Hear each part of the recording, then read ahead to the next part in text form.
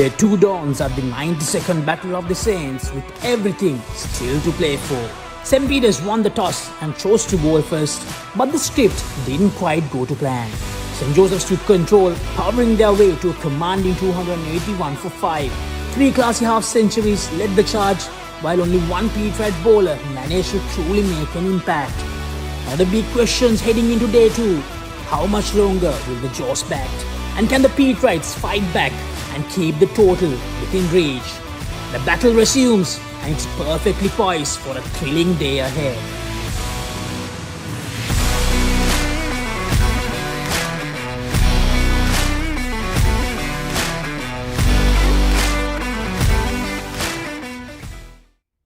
Well, it's the 92nd Battle of the Saints. It's St. Joseph's versus St. Peter's, and we are at Day 2 of this encounter.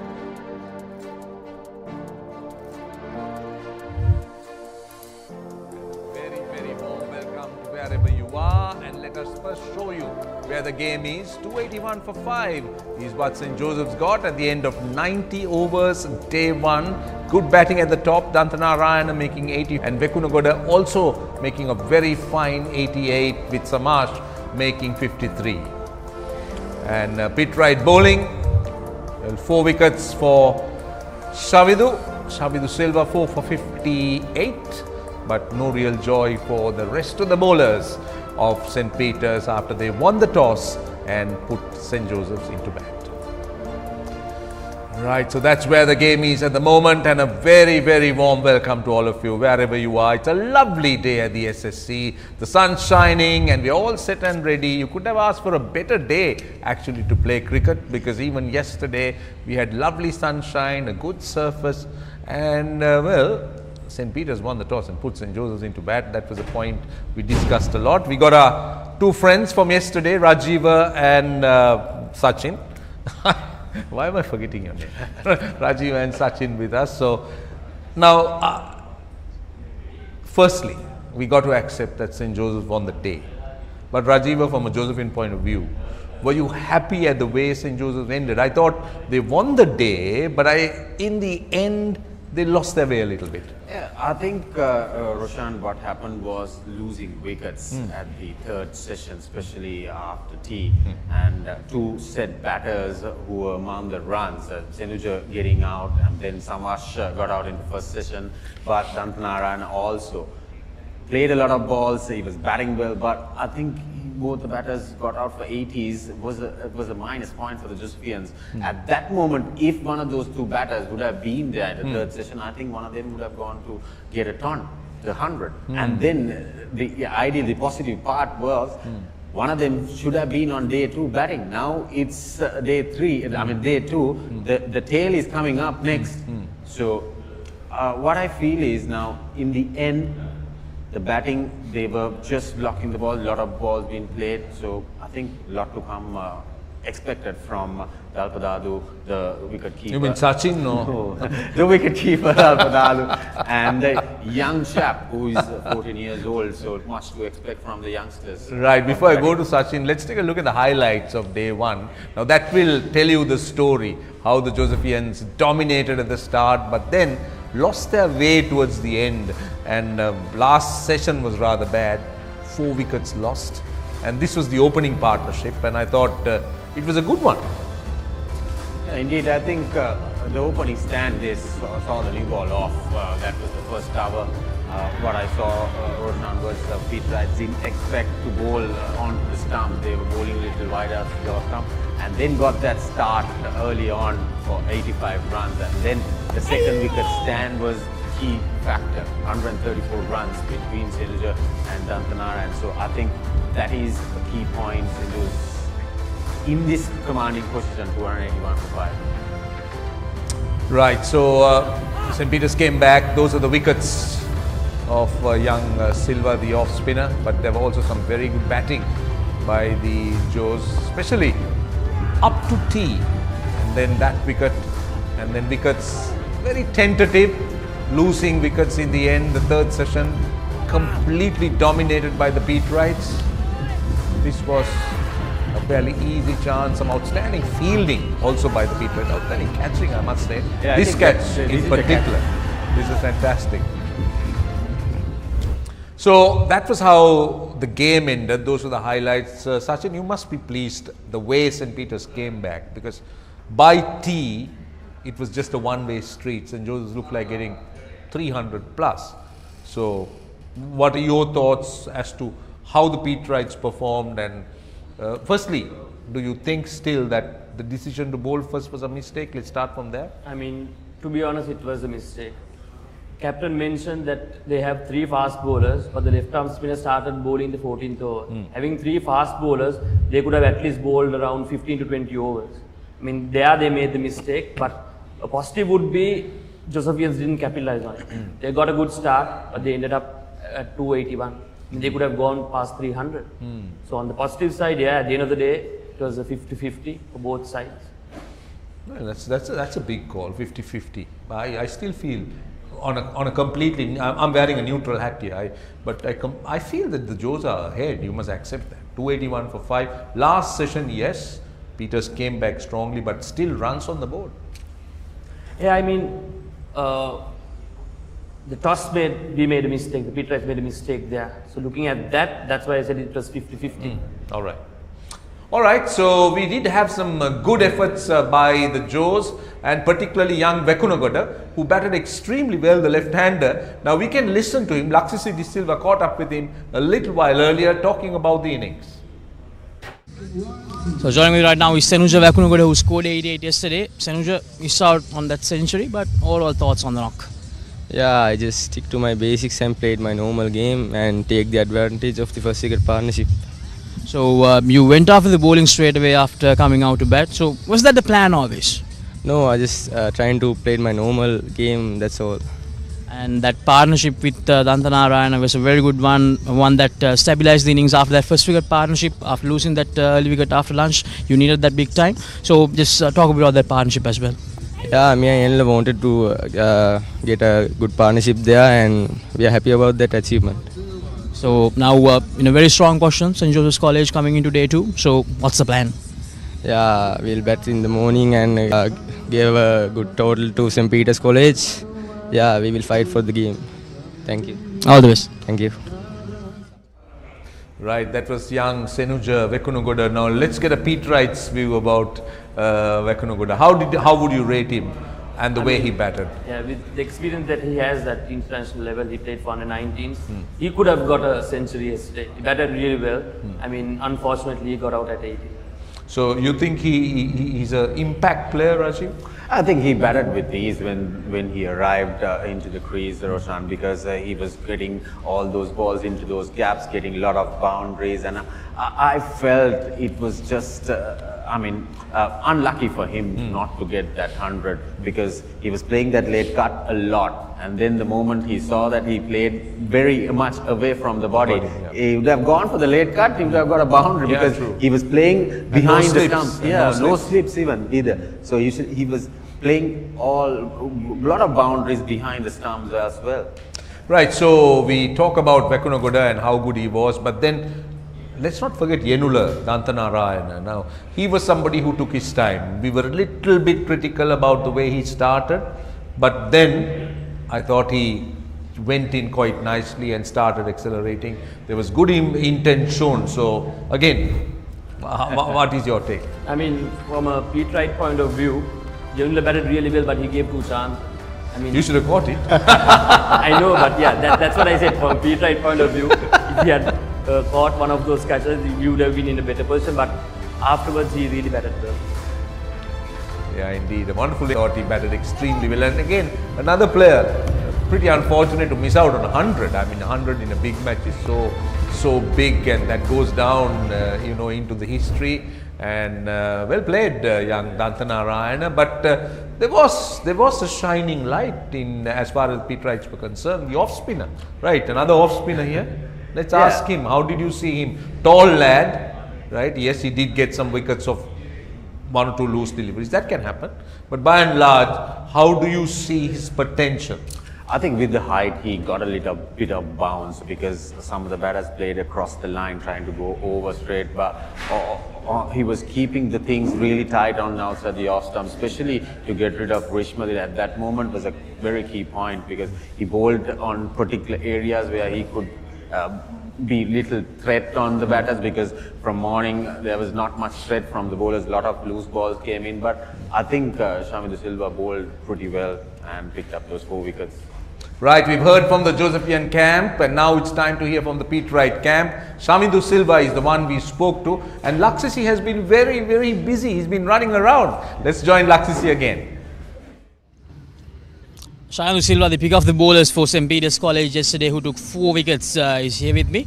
Shamindu, plans really didn't go your way in that first session. So what was the chat in the dressing room going into that lunch break? We've been trying to keep it positive. Even though the scores were in our favour, the thing is to follow the basics. So that was the main thing in the dressing room. Keep the basics, keep it simple. So they were 242 for 2, but you guys made sure that you made a good comeback in that last session. In the last hour or so, you managed to take 3 wickets. So tell us a bit about that comeback as well. Really happy about myself. Nothing much as I said. Try to follow the basics as much as possible. So really happy with the outcome. Yeah. So they have 291 runs on the board. So what's the plan coming into day 2? We'll try to keep it low in the morning. As again, following the basics. So looking to have a positive start in the day and hoping to do well for the rest of the game. Yeah. Thank you. All the best for day 2. Okay. Thank you. Right, the Pete Wright off spinner, tall off spinner. How useful it is to be tall as an off spinner? How much can the height help you? I think on a surface which is not getting much turn, that odd bounce, that is what is key. So that is why I mentioned earlier, Roshan, that with the bounce coming in, playing across, that might not hit on the middle of the bat. So I think he's, with his height, he's getting a lot of bounce on this surface and he kept it really tight. I'm really happy, but I was wondering, I was asking Sachin also during his chat, whether I think his brother is the one who has picked up more wickets. Is that right? He has not picked up wickets much, but I'm really surprised. Tall off spinner who is not being used much in the entire season, but he was a very good player. Yeah, and also just tell me about the field placing for him. I mean, there was a time that I thought St. Peter's went completely defensive, where you didn't even have a slip. Last 10 minutes before tea, no slip. The first over after tea, no slip. Right, so he's talking about height, he's talking about bounce. So with a short leg, maybe with a left-hander in silly point, the off spinner will always challenge the outside edge. You can look at that option. So why do you think St. Peter's took that approach? I mean, they were too defensive. I mean, why? Because it's a 3-day game, Sachin. I mean, all they needed was to get a wicket and get another one, and they very nearly had, because the wicketkeeper dropped a catch off the very first ball the new batter faced. So imagine those two and the set batter getting out, St. Peter's were right back. So I mean, it's the season, it's easy to send a message. They have been controlled by the coach. That's how I see. It's not easy to pass messages, and I don't think the senior players or the captain had much experience in placing the field. But I think, Roshan, no one would have been much happy with the field setup. There were a lot of edges went on, and most of the time when the left-arm spinner was bowling on two right-handers, they didn't have the slip, and then he got some bounce, some spin coming in, and we were in the comm box talking about it as well. now, yesterday outside the batting and bowling, there was one wow moment, and that was this catch. You need to take a look at it. It was outstanding, the way this outfield catch was taken. Just take a look. The bowler is Shamindu Silva, but this catch is fantastic. That is a true wow moment in the fielding for Pete Wright. That would have, Sachin, definitely lifted the Pete Wright spirit, and they would have loved to have had this very early yesterday in the day, so that they get all pumped up. But having it quite late in the day, still it's quite good. Brilliant catch. Talking about it, we lost a few catches in the first session. I'm trying to give you an opportunity to kind of, good things. Yeah. Why do you want to go back to what you missed? Let's talk about the brilliant It was catch. a wonderful catch. I mean, definitely. That's what I like to hear. They have lifted the spirit up. Petra is coming to bat today, they have definitely lifted the spirits up. I don't want anyone to think that two Josephians are putting you in the spot. Okay, I am completely neutral here, right? But I'm just asking you questions which is very valid, right? But that was an outstanding and a fantastic catch. Right, so 281 for 5 is what St. Joseph's got yesterday. Now we've all talking about that the Josephians fell behind in that last session. Now how good is a day 2 pitch looking like? So let's go across. Today we got someone special from, when I say someone special, someone different. Of course he's special. Former Josephian captain, Roscoe Tatil, who's taking a close look at the pitch. And how does the day 2 pitch look? It's another warm and sunny day here in Colombo. The conditions have been hot and humid, and I think it's going to remain the same for day 2 of this game as well. Let's take a closer look at the pitch for day 2. It looks very same, it hasn't changed much. There's still a good grass covering, but you get the feeling there's a little bit of dryness coming into this pitch. So there might be a slight turn as we saw last evening as well. I think the Josephians will look to get a decent first inning score, maybe not worry about batting 2 times. So they might look to get to 350 or even 400 as quickly as possible and then try to bowl the Peterites out twice. Spoken like a true Josephian. he's talking about what St. Joseph should do, but he's completely forgotten about St. Peter's. He's saying you don't have to bat twice, just bat once, and surface is dry. But first let's take a closer look at the pitch. We will get a closer look now. Roscoe had a closer look, but we couldn't really fathom how it looked like. I'm not so sure that we can see it even now, but we got an opportunity to just look at how it is. Now, Rajiv, you do a lot of pictures, so tell us what you see out of these pictures. How do you assess the SSC pitch? I think those cuff marks coming up, the bowling marks from the fast bowlers, especially Karyavasami, is a tall lad, bowled from both ends, and those marks are coming in. And then I see the dry areas coming in as well. So that will be interesting for the Josephian spinners. Don't forget they have 3 good spinners, left armer, offie, and a leg spinner who has been among the wickets. So I think on this surface, but still I feel Roshan is batting because the areas are little on the 5 yards, but the surface on the middle has a little bit of greenery. I think it will come out of that nicely throughout the day. Right. Now, if someone's asking a question about the way forward, I think the Josephian way forward is a little bit more clearer than a Peterite way forward. St. Joseph's would obviously have a plan, we can discuss that, but what should the Peterites do now? 281 for 5. Right, so still 180 overs left, which is a lot. Now he spoke about the dryness, Roscoe spoke about the dryness. This pitch is not going to get better. It's going to be dry with this sun, very strong sun, baking it. So what do you think, Sachin? I mean, Peterites would want to get the Josephians out as soon as possible, and battle, it will all depend according to the number of runs that they get, the run rate. If they get it as quickly as possible, definitely they could declare and give the Josephians the better game. St. Peter's win this game from here. Let's say you're captain. So what would be your strategy to try and win it? Try and salvage something and look forward to win this game. What definitely should you do? Positive intent. I mean, score runs as quickly as possible. I mean, I wouldn't see anything bad in this wicket. It will be a good SSC wicket, day 2 wicket. Maybe tomorrow it will slightly start to turn more than how it is right now. So get the runs as quickly as possible and get the Josephians to bat again. Bat again and then look to dismiss them. Yes. Right. So what do you think a 4th innings target chase would be on a surface like this? 150, 160 would be comfortable? Less than 200, definitely the Peterites would be comfortable. And according to the number of overs that they'll have, less than 200 would be a possible score. Now, Rajiv, if you look at the Josephian strength, now we all spoke about St. Joseph's having a lot of spin. So that's his version. Yes, you try and dismiss St. Joseph's, get a score, bowl them out again, and then go for the runs.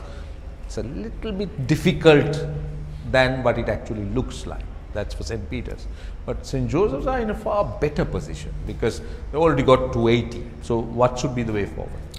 Well, I think first target should be 300 coming in, and then from the way now it is, Roshan, they shouldn't be batting for a long time. they should bat at least probably 1 hour or so, 15 overs, get a target in. Is there a target you maybe think some, it should be? because what they should be eyeing at, if they are trying to bowl out twice, they can't give 350. That means they need to dismiss St. Peter's for below 200 for them to bowl again. But I think that is not a sufficient target, because on this surface, getting out a team below 200 is not going to be easy, because it's a very good batting track. But tomorrow, it's a different story. For them to bat, not to bat again, at least they need to have a 150 lead definitely. 225, 230 at least you need some for them to dismiss St. Peter's. So I'm talking about 370, 380. Now, Sachin, yesterday we discussed this. I was surprised at the Pete Wright field placing. Now, this is a new day. Now, new session yesterday, they still had no slips. New day, would they look to attack, or would they have this declaration in mind? Would they worry about St. Joseph's wanting to get to maybe 375, 400 as he says? I mean, looking at it as what they did yesterday, I would think they'll be defensive as well. They wouldn't want the Josephians to get closer to 400. I mean, from my point of view, if I was the captain, I would have attacked. I'm making you captain now. Just tell us what you do. I would have attacked, got them out below at least 320, 330, get them out, and then start batting. Yeah, that I Because think the first that hour will help them out. So if they can do something within the first hour, I mean, and now when St. Joseph's batted yesterday, losing wickets, and especially the batters that were there, they kind of went to an extreme. They became very defensive from a position of strength. Right now, that was also a bit baffling. So, what would be your instructions to your batters from ball one? Would you say settle in for 5 overs and then look to score, or take them on from ball one? Well, I might say if you have a target of 370, 380 and then try and bowl again in the first session, I think the first maybe half an hour or so, just check on the surface, because definitely St. Peter's will have a seamer bowling in alongside with the spinner, because the left hand is there, they will bowl the off spinner as well. So I feel that first half an hour is crucial on a surface like this, which is a little bit of greenery. St. Joseph really go out and express themselves? I'm not worrying about the surface, because you're in front. My problem is, Roshani, is the 2 youngsters batting out there, which they don't have the experience out there in a big match. One is a 14-year-old coming in. He has been exceptionally well in the under 15 arena, and the wicketkeeper who scored somewhere close to 300 runs. So if you need to expect them scoring runs, they need to occupy the crease a little bit more, and then from there move on. But if they are going for a declaration, scoring 350, 360 within the 15 overs, they will need to start from ball number 1. Last thoughts, Sachin, quickly. I mean, if I was the Josephian captain, score the 300 and we give the Pete Wright. 300 only? I mean, Really? we have the trophy with us. Okay. They are the ones who coming behind it. So I mean, 300, declare and make a game out of it. Interesting thoughts. Very, very interesting thoughts. That was Sachin Dalpadadu, Rajiv Veerasinghe, former cricketers of St. Peter's and St. Joseph's respectively. So we are all set and ready. St. Joseph's sitting on 281 for 5. So we're very interested to see what the approach of not just St. Joseph's but also of St. Peter's. Well, the first session is going to determine how this game is going to move forward. Will it be another draw, or will there be a possibility of a result? We'll find out very soon. I think we're ready to start. So it's, I believe we can hand over and join our commentators, with St. Joseph's resuming on 281 for 5. Good morning to all our viewers on Sri Lanka's #1 sports channel, the Papare. St. Peter's College was put into bat. St. Joseph's College was put into bat, and they post 281 for 5 at the end of day 1. Top scores coming in from Senuja Wakanugoda and Yenula Dantanarayana, and a good half century from Avisha Samash as well. Unbeaten in the middle, Dalpadadu and Kavinda will have a big responsibility to push this total over 300. And joining me in the comm box is Virun. A very good morning to you. A very good morning to you, Reshwan. And we are here on day 2 of the Battle of the Saints, the 92nd Battle of the Saints. Let's take a look at the bowlers for St. Peter's. Pandita Ratna, just 1 wicket to his name, decent economy rate, but it was Shavindu, the pick of the bowlers, 4 wickets for him. He took those important wickets. We saw the first wicket going at 85 runs, and then the second wicket at 219, and then from there onwards it was at the 279 mark where the fifth wicket went. St. Joseph's College ending up with 281 for the loss of 5 at the end of yesterday's proceedings, Rashwan.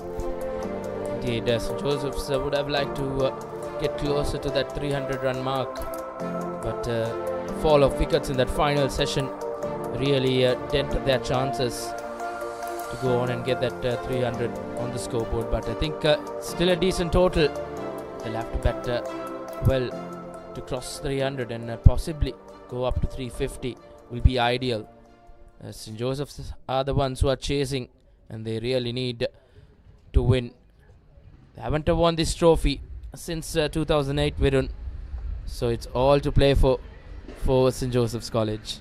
Absolutely, they've got everything to play for. St. Peter's, they have the trophy with them in Bambalapitiya safely. As a beat, right, I hope it stays there, but definitely Josephians, they will be looking to win this game. But they were the winners of the first 2 sessions yesterday, Sean, but it was a completely different story in the last session where St. Peter's took those 4 wickets, those crucial 4 wickets. And today, St. Peter's will be looking to get early wickets, while St. Joseph's, they'll be looking to mount on their already good total in the first innings. Indeed, a massive day coming, the moving day of this 92nd Battle of the Saints. St. Joseph's College will feel that they left some runs out there in the park yesterday. These 2 young batters from St. Joseph's College have a big responsibility. Young Karbinder, just 14 years old. This big occasion, can he arise? St. Peter's College as well had their moments. I think they really pulled things back well in that final session, Virun. They'll continue to do so. Try and start off well on day number 2. Absolutely. And St. Peter's, they'll be looking to change things up from yesterday's first session. They'll hope to be victorious today of the first and second sessions. But definitely both these schools all to play for today. It's the important day, Rashwan, where all the decisions will be crucial for both these teams. Indeed, the second year these 2 teams are playing the 3-day format. This will be really a day of patience, and who will come out on top. As young Karvinder is yet to get off the mark, faced 10 deliveries. He had to come and see things off in the latter part of the day last evening. Plenty to play for, as his partner from the other end, Dalpadadu, unbeaten on 19 of 63 deliveries. These 2 very, very capable of putting on some runs on the board. St. Joseph's College will really want them to come and join the party. And Shavindu Silva, he's been the pick of the bowlers for St. Peter's in day number 1. 4 for 58. Can he go on and get that fifer? Last Peterite ball to get a fifer was way back in 2016. Silva with 1 wicket away to get his name in the history books. And the last time there was a 5-wicket haul in this Battle of the Saints, it was the year that St. Peter's were victorious, Rashwan, as Silva. First ball and first runs of the day. Quick single taken, overthrown, just missed by the keeper that time. Indeed, just like that, the young 14-year-old Karvinder gets off the mark in the very first delivery. Not the best of throws from Tarin Sanket. Jason Fernando had to put in that desperate dive as well, and good running between wickets. Tarin Sanket usually very accurate in the field, but Looks like he was going for that direct hit in the process. The throw going wayward and Jason Fernando not being able to collect it. But Silva, let's talk about his bowling, Reshwan. What do you think about it? I think he's really bowled well. He had some off deliveries. Other than that, he's been right on the money. But he'll need to continue the good work. 4 for 60, his figures. So slightly on the expensive side, but he's got important 4 wickets and almost getting that 5th. And St. Peter's can feel that they have let down a chance quite early on day 2. Oh, no. What have you done there? That was definitely a hit on the bat. The slip and the keeper both looking for the ball. Wonder if that was a glove onto his arm.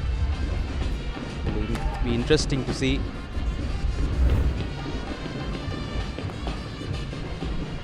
Some intent being shown by the youngster Kavinder.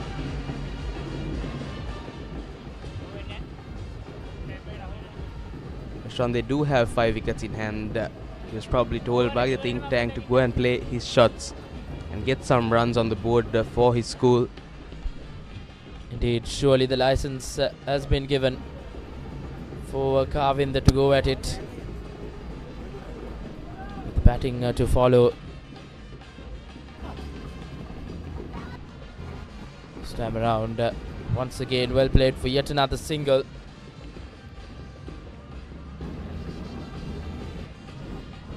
Talpadadu will face his first delivery. 2 left-handers in the middle for St. Joseph's College.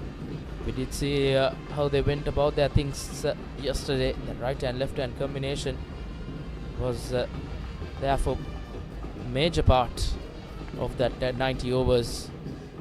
I think that really drained out the Peterites. Once again, picked up well for yet another single. 4 runs of that first over on day 2. It's St. Joseph's College 285 for 5 after 91. Welcome to the Under Armour Halo project. Halo is not simply another sneaker, but rather a fleet of innovative footwear crafted to maneuver the complex biomechanics of running, training, and, well, everything in between. Honor X9D. All angle ultra tough. IP69K water resistant. Honor X9D.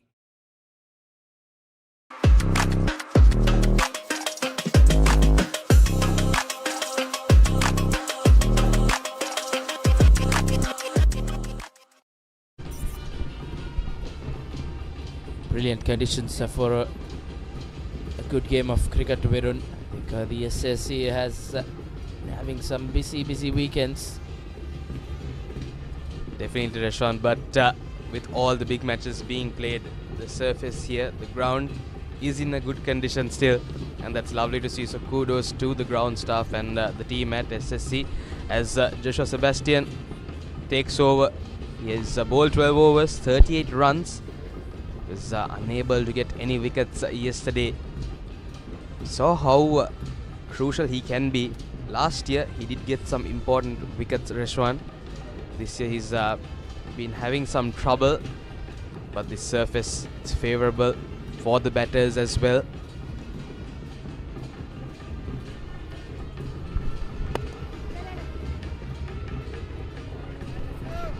So start off Sebastian. Good line and length.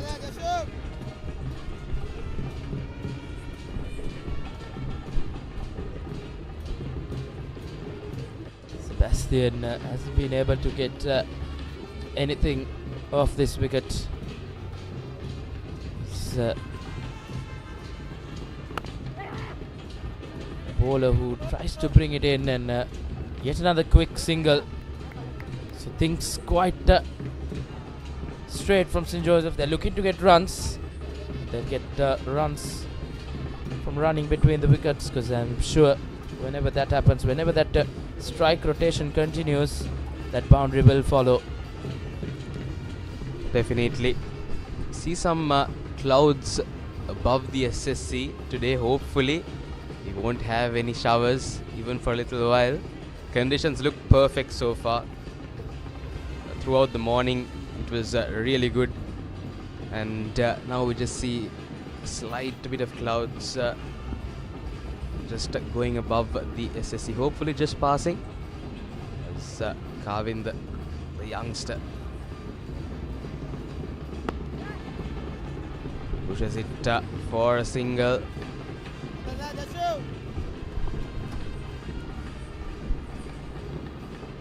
Peters will have to do something and stop this singles being taken. Josephine batter just looking to drop it around and run, and that's the situation right now at the SSC. Sun trying to creep out through the clouds. Driven well, but Joshua Sebastian puts a stop to that. Shani was talking about them dropping and running, the Josephians, and like you said, the boundaries will follow quite soon. Once you start seeing that ball, every loose ball will be dispatched by the Josephians. So the Peterites, they need to change up their plans now. Once again, flicked off the pads well for yet another single. Mind you, we're on Sri Lanka's #1 sports channel. 7 school big matches are shown live, and for the very first time, and I think quite a busy day for all our crew members, and it's all around the island. One big match in Galle, one in Mathura, one in Kurunegala, and the other one in Kandy, and one in Moratuwa as well being played, and one just a few kilometers away from here. The St. Benedict's versus Wesley big match being started today. So plenty of action on Sri Lanka's #1 sports channel, ThePapare, as we conclude the 92nd over. St. Joseph's College 288 for 5.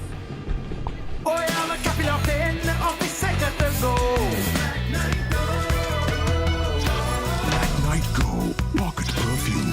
Youth එකට go එකක්. Honor X9D. All angle ultra tough. IP69K water resistant. Honor X9D. Welcome to the Under Armour Halo project. Halo is not simply another sneaker, but rather a fleet of innovative footwear crafted to maneuver the complex biomechanics of running, training, and, well, everything in between.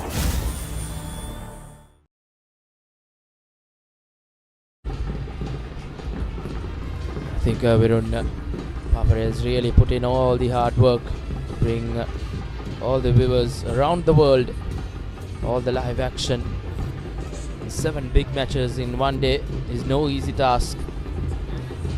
Couldn't agree more, Eshan. I think great work by the team. They've been doing the hard yards these few months, the big match season, the rugby season, and props to them and kudos to them for the effort they bring to the table. Oh, shout from the Peterites, that will be gone. Dalpadadu, he'll have to walk.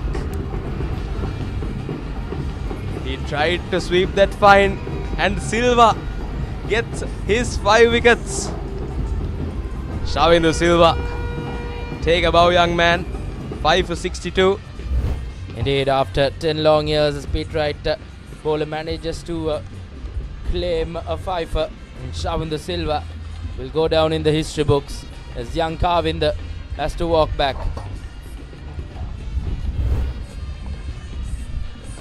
Rather, Dalpadadu has to walk back, the wicketkeeper batsman for St. Joseph's, just for 22.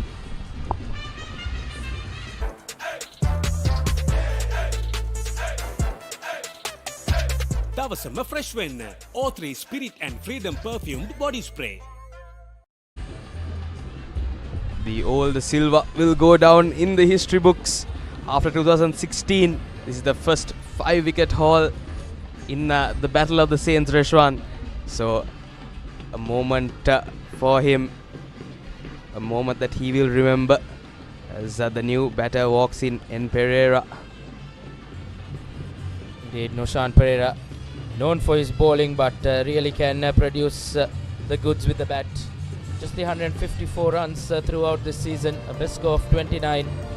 St. Joseph's College will really want him to come and add some runs to this total. He's been the pick of the bowlers for St. Joseph's College throughout the season, but it's all important. 92nd Battle of the Saints will need a valuable knocker from the senior statesman. Now St. Peter's, they've got to look to get as many wickets as they can. The new batter is in. They've got to create the pressure now. So right hand batter walks in. Not the best for an off spinner, but Silva, he's been troubling them, and he and St. Peter's will hope for quick wickets now. Oh, this time another shout. Pereira swinging at it. Take a look at that.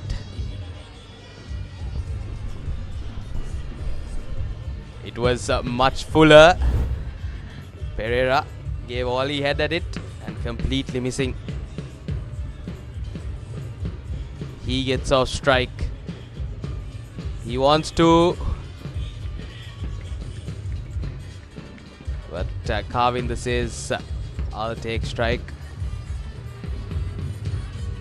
So Silva will be bowling to the left-hander now.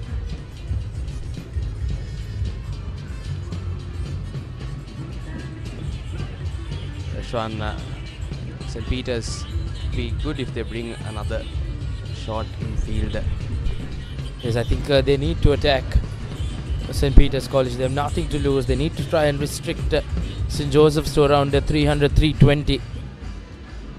They're 4 wickets away and not much of batting to speak of for St. Joseph's from here on.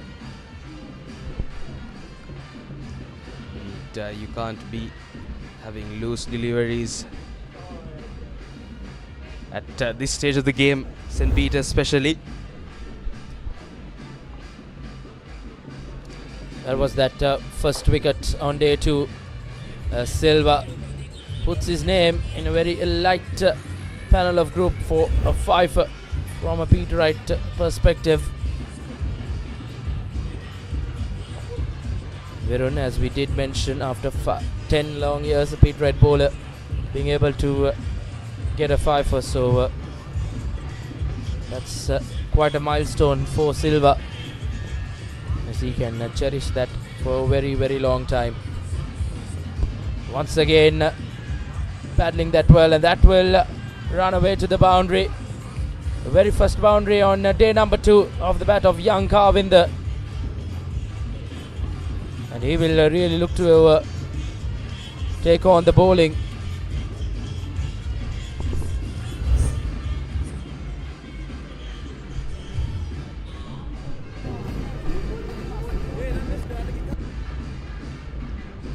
So let's take a look. Lovely shot there. Played it fine. Got to have a lot of experience to play that, but young Kavinder, he did really well to get that away.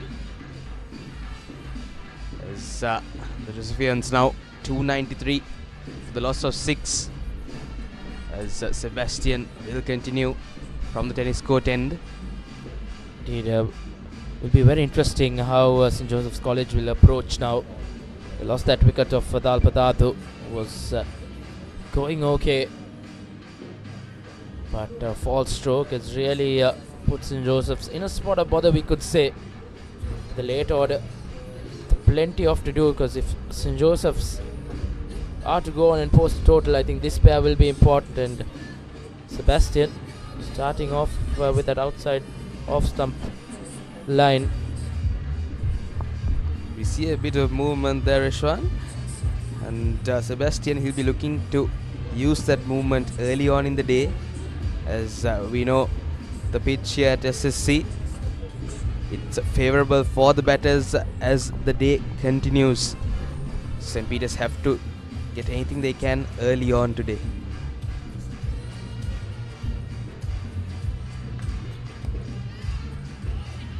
In an almost hesitation in the middle, and if that was a direct hit, I think that would have been curtains for young Kavinder. And Tharin Sanket on that occasion, a one-hand pickup, and that would have well and surely been yet another wicket. He would have been gone for all money. He was halfway down the pitch. He had all three stumps to aim at. Tharin Sanket, one of the better fielders in this pit right outfit as well, Virun.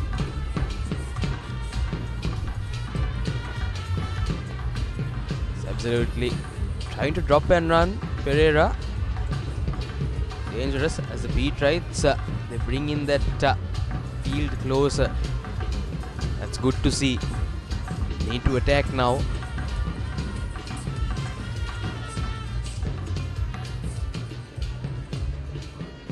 Sebastian is getting a bit of movement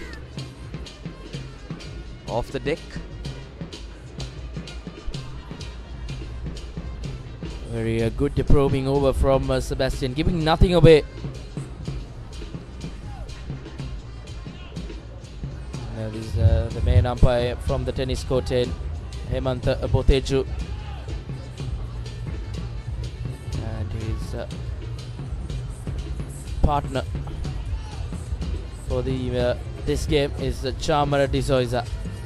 Two experienced umpires to officiate things in this 92nd Battle of the Saints as Sebastian continues to probe in that line. He needs to be there and thereabout, Virun, and I'm sure Nushan Pereira will look to go for that false stroke. St. Peter's, it's a matter of being patient out there, and I'm sure that will follow as Pereira needs to take charge here. A brilliant delivery to end the 94th over. 293 for 6 St. Joseph's College after 94.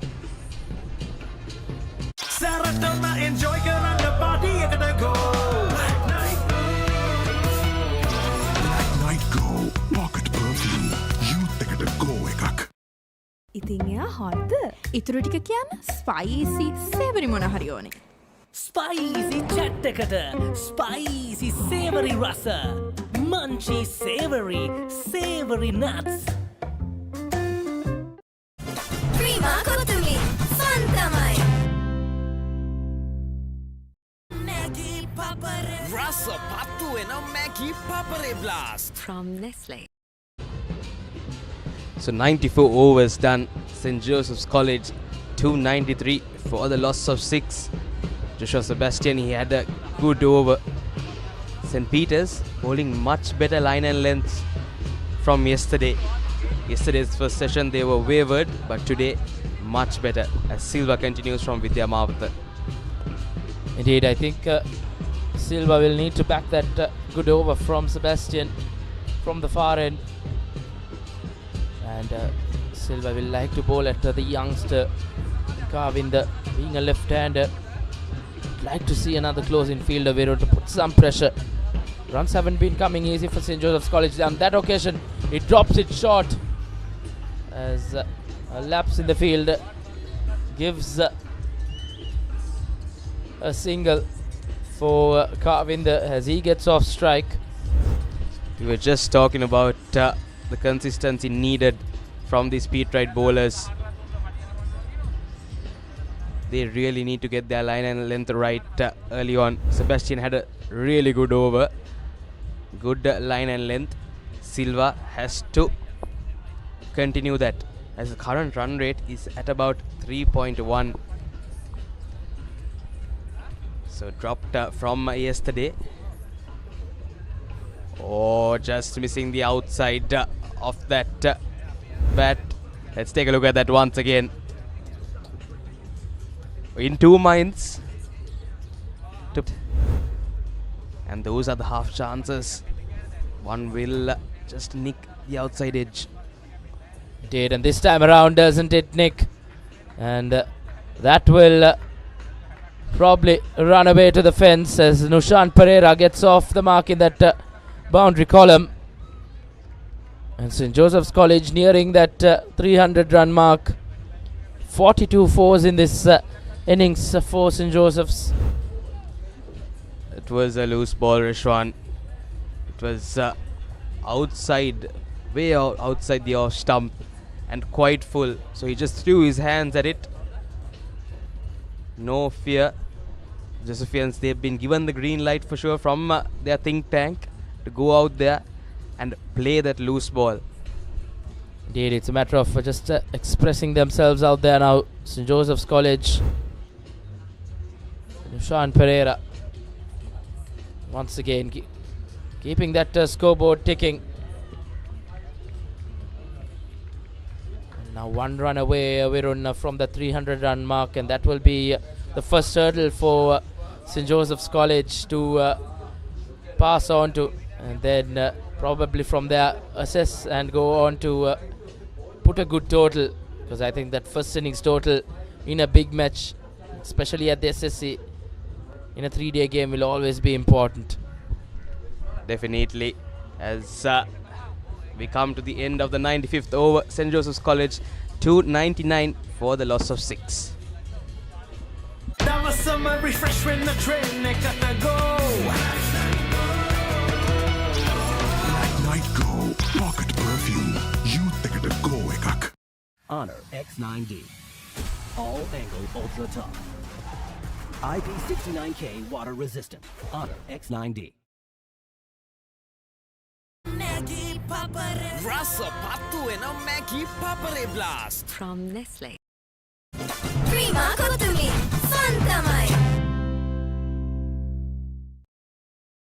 Pain can pause your active life. Get the all-new Woo Pain Relief Spray for fast, long-lasting.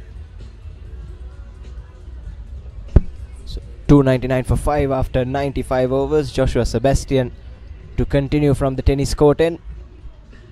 But I've been surprised with the intent of St. Joseph's College last hour yesterday and early morning today, Rajiva.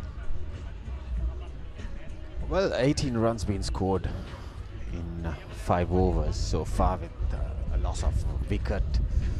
But I'm just curious on what moment that they're going to declare, or what moment, or rather what sort of a score that they intend to score in the first innings. But from the looks of it, there's no declaration coming up very soon.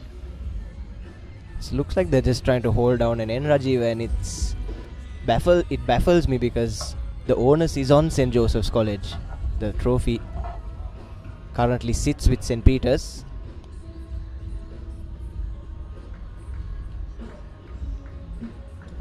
Well, with that single, 300 up on board, and with the loss of 6 wickets, I think they are in a very commanding position, but still many more runs to be scored. These two batters, youngster is out there. Nushan has a bit of experience coming in. He has been opening the innings with the white ball format for St. Joseph's College. So yeah, that's a big scoreboard here at the home of cricket in Sri Lanka, the SSC Grounds. Another way, I mean, getting 300 is a very, very good position where the team is at the moment. But I feel on a surface like this, it is not going to be enough, Nathan. Yes, St. Joseph's need to push on to that 350 mark at least, because you see the pitch, nothing much has changed overnight, and we saw how good it was for batting yesterday. So 350 minimum on the cards, I think, from a Josephian point of view, to really challenge the Peterites, put that scoreboard pressure on them. And the longer they take to do that, Rajiva, the less time they have to try and force a result in this game. They still have 4 wickets in the tank, and like you said, plenty of batting skill out there, batting ability out there with the likes of Nushan and the youngster Kavinder. So perfect time to push on and get to the 350 run mark, as that's flicked away off his pads by Nushan Pereira. Loose ball in from Sebastian, and he collects his second boundary. Yeah, that's a full toss on the pads and flicked away into that gap, asking for trouble when there is no protection on the square leg boundary, and those are the runs that is needed. I mean, you don't need to go blasting at the bowlers, just that work it through, make sure that positive intent is out there, and get 4 or 5 runs and over quite easily, because it's a very big ground and a lot of gaps around you. So work it through. 6 runs been added to this over so far, and you can see that run rate has dropped down to 3.18. It was 3.43, 3.5 at one stage. 96 done, 305 for 6.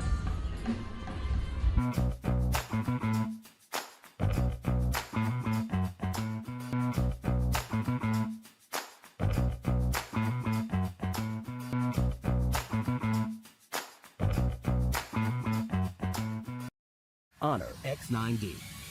All angle ultra tough. IP69K water resistant. Honor X9D.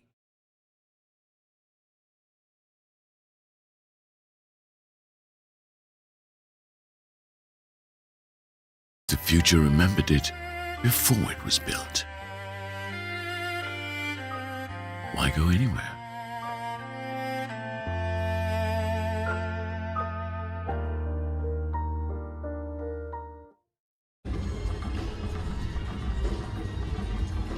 Silva to continue.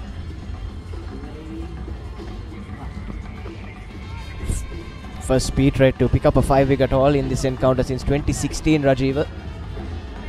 Well, it's a remarkable moment for this young off-spinner. With its highs, gets a lot of balls to bounce, and he's kept things under 3 runs and over on a surface like this, which...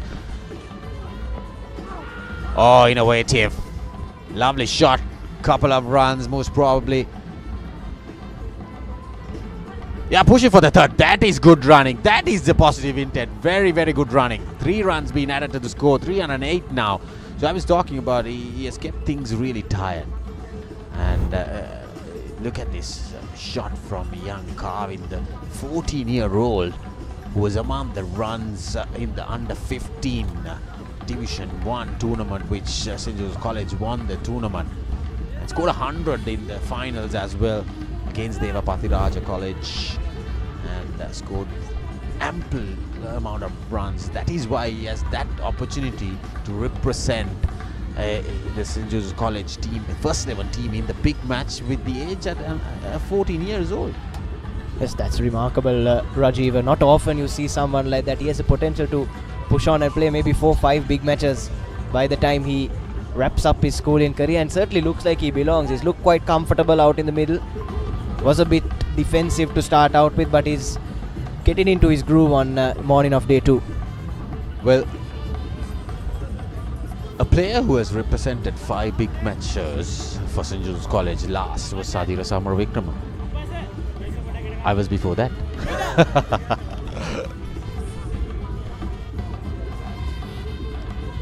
It's not very rarely that you see something like that, but Rajiv, just to pick your brains while we wait for play to continue, as an offie yourself, what do you think Silva has done differently? Because coming into this game, St. Peter's had another off spinner with close to 50 wickets in the season, but he's been rather ineffective, and it's his elder brother that's really been doing the heavy lifting for the Peterites. Had just 5 wickets for the entire season before coming into the big match. So what do you think he's done differently to grab his 5 and just keep the Josephian batting in check today? What he has done is he has kept things tight, just asking that questions from the batters, bowled very good areas, kept those lines and lengths on tact, and I feel that when he started taking wickets, he kept on getting hungry. So that's what happened. And I think he bowled very good areas when they needed someone to come, a savior for the Peterites. I think Silva has done a tremendous job from yesterday up to now. Tries to cut away, beaten on the inside edge. Very interesting end to the 97th over. It's 309 for 6. Welcome to the Under Armour Halo project. Halo is not simply another sneaker, but rather a fleet of innovative footwear crafted to maneuver the complex biomechanics of running, training, and, well, everything in between.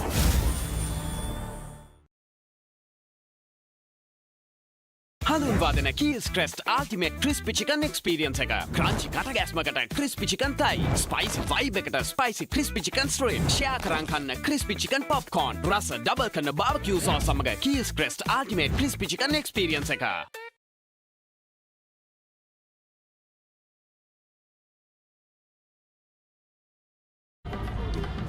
So Sebastian will continue from the tennis court, and so Silva, with his height, he got that ball to bounce. Ball couple of overs, the seamers, and then lovely shot, but straight to the field.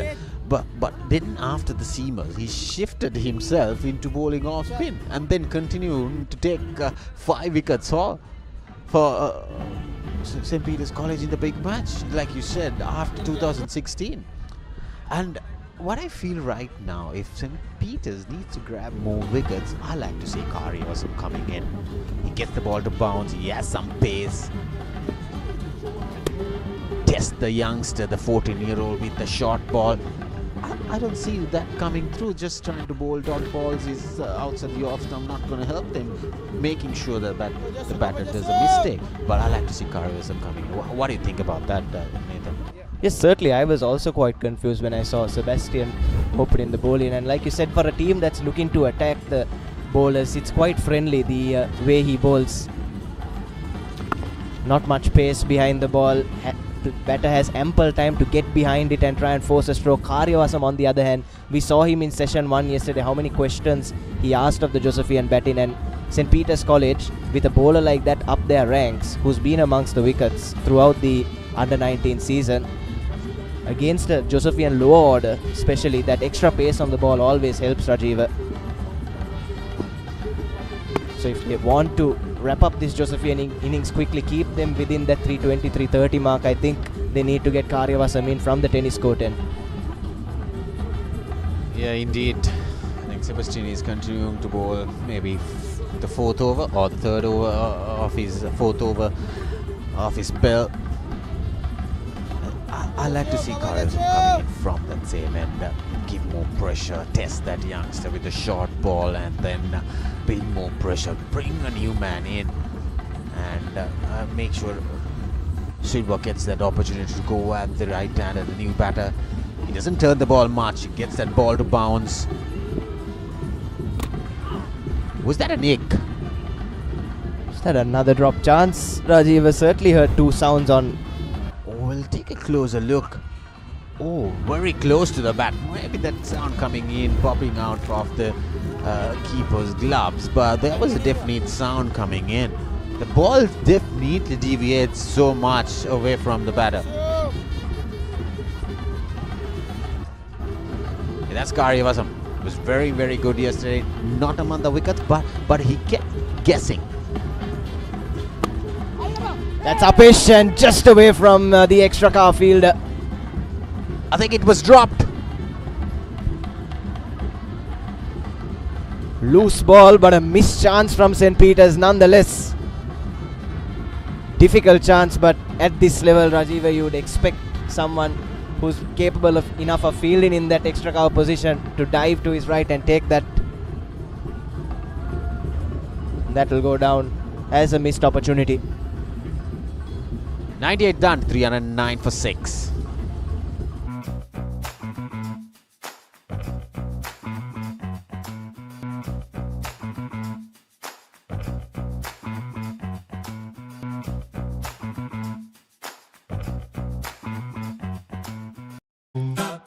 Layers ekka doubling, flavors blasting. Inside ekka bubbling, sweetness lasting. Ritz Berry Deckers, everyone is happying. Ritz Berry Deckers, everything is doubling. Introduce Full toss, quick single to start out the 99th over. Will be interesting to see a replay of the last ball of the previous over though, Rajiva. Yeah, I think there was fielding at the short extra. Savi Fernando. It was onto his left side. Oh, very good effort. I would rather say, yes, it's a catch, but it's a very good effort. If he had gone with his both hands, would have stuck. But that position he dived at, it is really hard to go with both hands. But cross the reverse hand would have been going with both hands. Might have a chance, but alive for Nushan. Just can't fault the effort there, but Nushan Pereira can continue.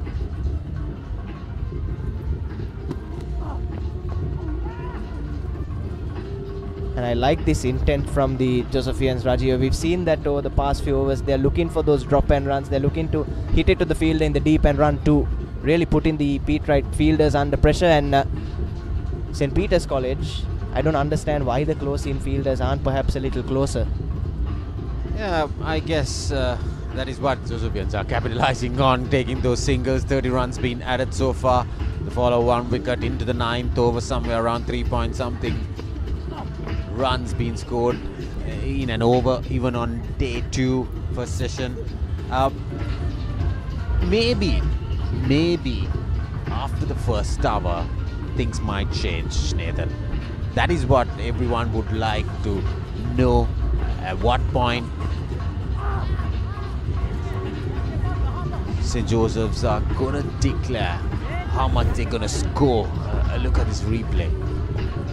Is beaten again on his inside edge. That was way too close to cut. We saw him try that shot in the previous over as well.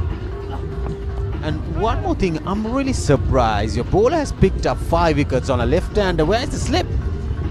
Yes, we'll come back to that. It's 311 for 6 after 99. Layers ecca doubling, flavors blasting. Inside ecca bubbling, sweetness lasting. Ritz Berry Deckers, everyone is happying.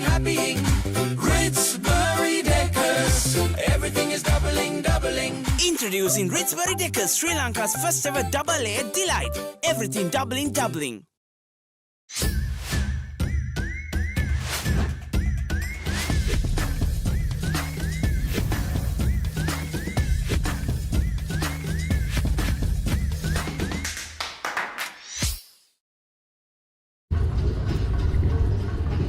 So 100th run, 100th over in process now.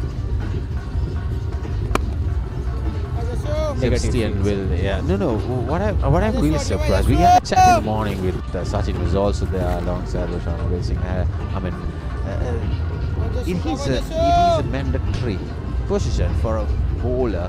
If you're bowling off spin, to have a slip pass for a left-hander. And I'm really surprised after picking up 5 wickets why he doesn't have the confidence to have a slip fielder. That is my question mark. Yes, that's been a theme of the St. Peter's College tactics as well. Even yesterday we saw long spells of spin bowling without a slip fielder. We saw a few edge through the cordon as well. And I'd argue a slip and a short leg too, Rajiv, against the 14-year-old, and a off spinner with his tail up, a tall offie as well. He can get that ball on the top of the bat.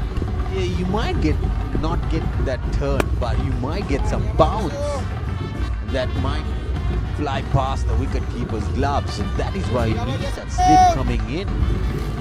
I mean, as a bowler, he should have the confidence, Nathan. So maybe they're just trying to keep things quiet, just bowl dot balls, which is not going to help. You pick wickets, go back into the pavilion, and then bring your batters in.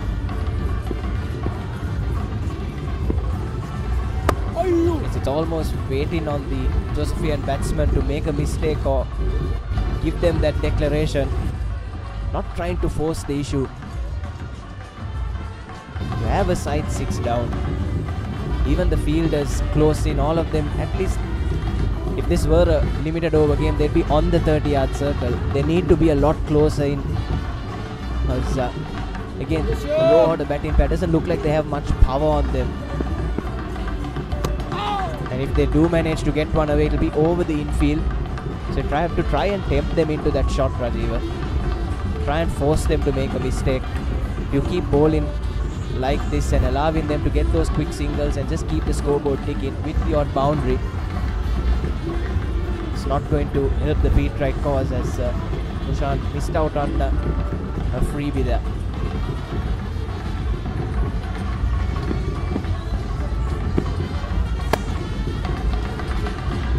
Straight to the field. 100 overs done.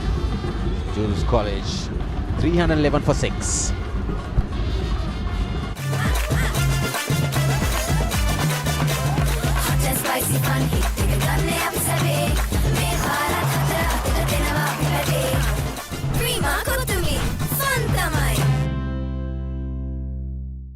ඒ තමයි කොට්මලේ factory කිරි butter cheese yoghurt ice cream එහෙම හදන විදිය. අපේ රටේ කිරිවලින් හදන පෝෂණය පිරි අපේම කොත්මලේ අපේ රටේ පෝෂණය.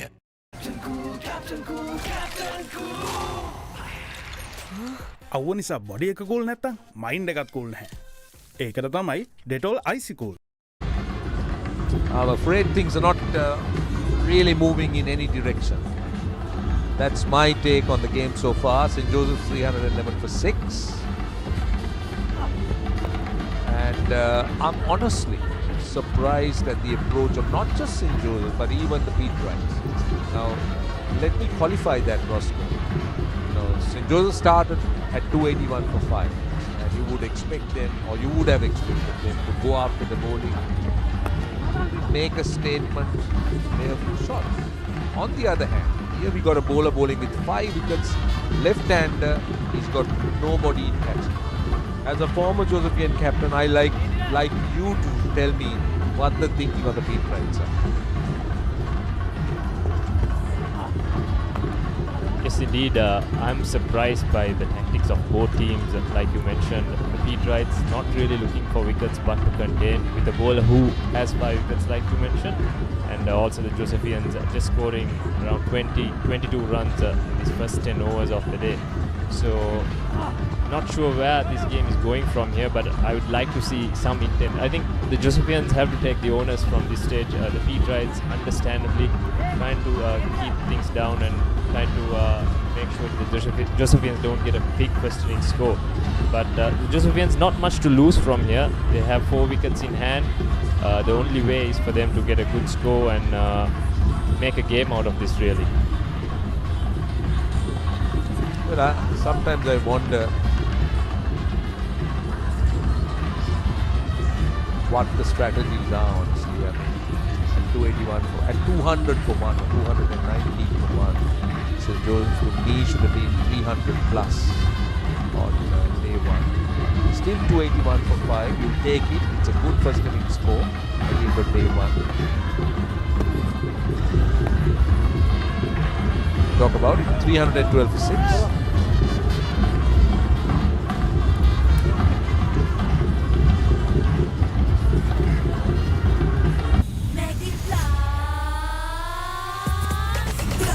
Make a flavor blast. Flavor blast, make it Papare blast. Pattu enna rasa kanna blast. Hoina item, make it Papare blast.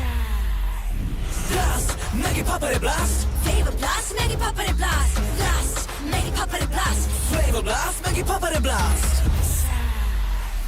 Blast, make it Papare. Rasa pattu enna make it Papare blast. From Nestle. හැමදේම පටන් ගන්නේ gut එකෙන්. හරිම decision එක වෙලාවට ගන්න හයියක් වෙන්නේ gut එක. හැම මොහොතකම ලයිෆ් එකේ ඉදිරියට යන්න හෙල්දි ගට් එකක් ඕනෙමයි. ප්‍රෝබයෝටික්ස් හා අත්‍යවශ්‍ය පෝෂක පදාර්ථ. 312 for 6. Now, from a Pete Wright point of view, we're just starting the day, right? So 281 for 5 6. 2 new batters, they got to restart. So ideally, rather than conceding the fact that all right, on top, they're going to declare, let's try and delay the declaration. I'm a bit surprised that that approach has been taken by the Pete Wrights. Yes, they are kind of waiting for things to happen at the moment. They know the Josephines probably will look for a declaration, or they're just trying to contain. That's what it looks like, at least. He's faced 40 balls for his 15. The other thing is, we do know that Sebastian looks more changed bowler, so that to me is an indication that he's bowling a defensive line. He's bowling defensively. He's looking to sort of bowl dots. And that's a rare attacking shot, gets a single. So I would have thought, unleash your best fast bowler, your frontline fast bowler, and then support him with the off spinner who's got 5. Get that field in, try and make a statement from a Pete Wright point of view. But unfortunately, neither the Joes nor the Petes have really looked to do that. Yes, that was a good looking stroke from Kavinder, but he did find square leg on that occasion. Nishant Perera is known to be more of a aggressive batter, but he's not got going yet.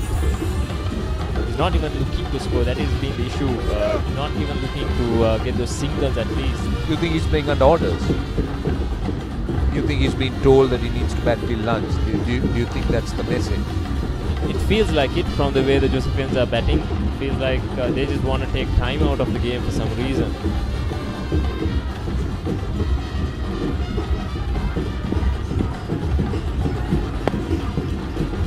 Yeah, we haven't seen attempts, the intent for boundaries, intent for aggression, intent to try and make a statement and let the Pete Wrights know that we're coming after you, we're going to take you on kind of statement is not there. So it's a very defensive and a very safe approach. St. Peters would mind it. They love the Joes to bat as long as they want. Oh, soft hands, delicately played, but only a single. 315 for 6. Yo, Chunky tamai wachane. Chunky and then manga herenne. Chunky wandiya ka mama yanne. Chunky lindeng edagena nala. Chunky club එකේ වැඩ දාලා. Chunky nange mage ආදරේ. Chunky කියන්නේ මටද ඔයා? Chunky shot එකක් කනවා මෙයා. මේ Chunky part මොකටද අයියෝ? Chunky chalk stay දෙන දෙයියෝ. So hunky, so crunchy, Chunky chalks. Love Chunky, live Chunky. Chunky chalks. හැමදේම පටන් ගන්නේ ගට් එකේ. හරිම ඩිසිෂන් එක වෙලාවට ගන්න හයියක් වෙන්නේ ගට් එක. හැම මොහොතකම ලයිෆ් එකේ ඉදිරියට යන්න හෙල්දි ගට් එකක් ඕනෙමයි. ප්‍රොබයෝටික්ස් හා අත්‍යවශ්‍ය පෝෂක පදාර්ථ සහිත New Dale Drinking Yogurt. ගට් එක රෙඩි කරන්න. It's a lovely morning at the SSC, 315 for 6. Neither team has really got the ascendancy going. St. Joseph's have added just 34 runs for the loss of 1 wicket. St. Peters haven't looked for wickets. They've been very happy to let the Joes play defensively. And the Pete Wright tactics, defensive tactics, just continues with the young man with 5 wickets, as we've, I think, emphasized enough here, Roscoe. A man who's got 5 wickets doesn't have a slip. Bowling to a low order batter, or the second half, Kavinder is 17 of 42. Yes, if you look at the strike rates of the Josephian batters as well, most of them struck under 50 runs per 100 balls. The only man who batted positively was Senujo Vekunagoda. He made 88 of just 112, the strike rate of 78. That's the intent the Josephians are should be looking for, rather I should say, at least at this stage of the game.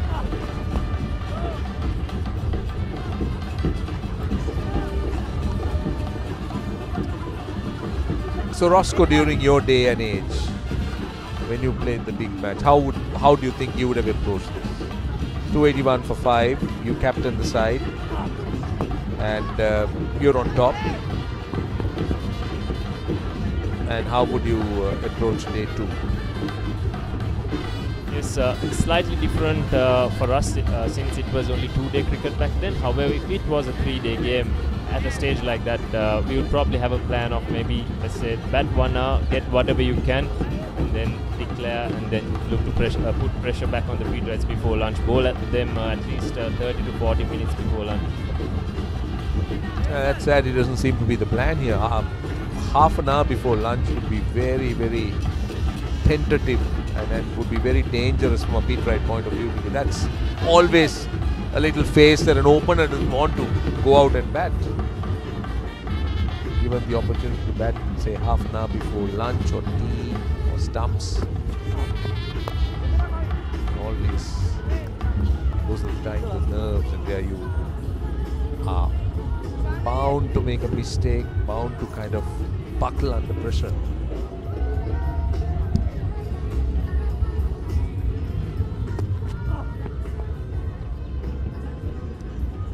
That ball just straightening down the line, playing for some turn, sliding off an outside edge. See, mid-off is saving one, mid-on is saving one. I would love to see the batter showing some intent. Tries, but finds the fielder. 316 for 6.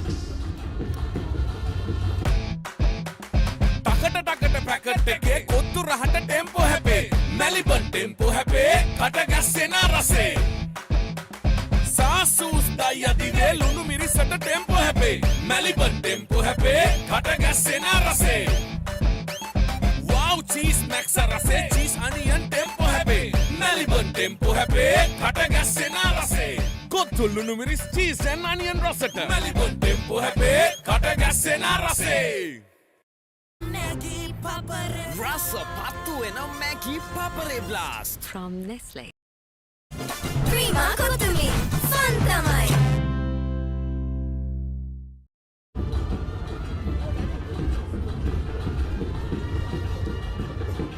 Seems to be a bowling change. It's the younger Silva who's been introduced into the attack. The two brothers playing together for St. Peter's in this game. One is Shavindu Silva, who has 5 wickets under his name.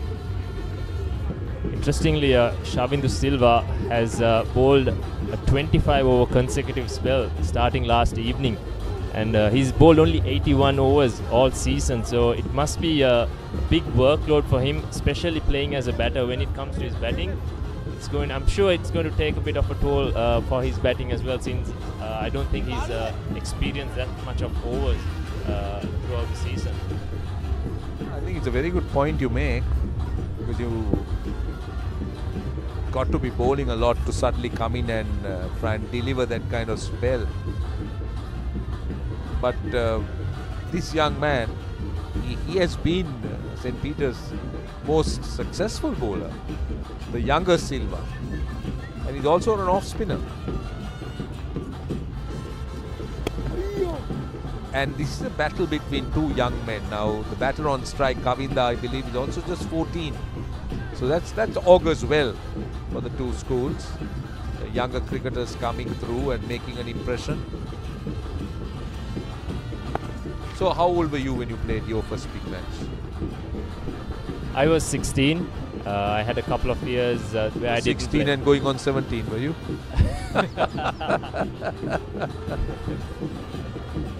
Yes, indeed. Great memories playing that first big match always.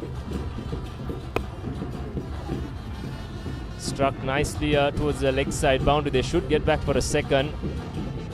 This is Kavinda, who moves into the 20s with those 2 runs. Also, interesting fact, the 2 Silva brothers have also 2 other Silva brothers who are playing junior P-Trade cricket as well. So it's four boys in the family playing cricket. So what are the chances of all 4 playing in the same game and maybe in a big match? How old is the senior Silva? Just heard from the back of the box saying that he's 19. One of the P-Trade players here helping us says 19, so this is his last year. So unfortunately you can't have 4 playing for St. Peter. That would be just too devastating.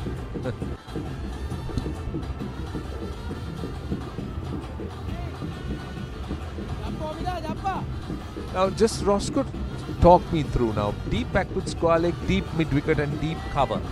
And St. Joseph's not scoring, looking to score runs. So what's the thinking of having three fielders on the boundary? It's been hard to explain tactics of both teams this morning.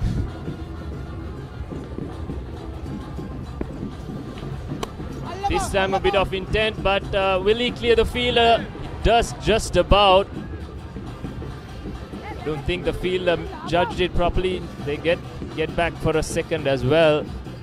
He initially started going backwards, but then realized it was a little bit further away over his head. Use of the feet from Nushan Perera, looking to clear mid-off. The fielder took a few steps back, then realized it was not enough. Probably sideways would have helped him to get closer to the ball. However, it's a bit of a lucky escape for Nushan Perera. Yeah, certainly there was a bit of luck. 320 for 6.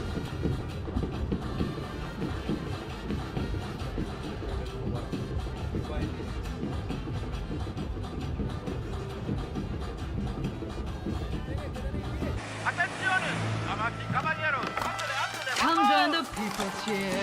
Are they finally here? A whole new era with the joy of rich cocoa. Whole life's a treat again. So good it's almost insane. With a chocolate star by the name of Roccoa. Say hola to Richberry Roccoa. Chocolates made from premium cocoa. Fillings and flavors for the full fiesta. Yes, the name is Roccoa.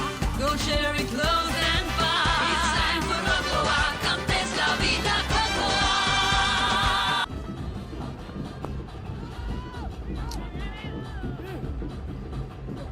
Right, now that's a bonus. That's a welcome boundary for St. Joseph's. Welcome runs, in fact.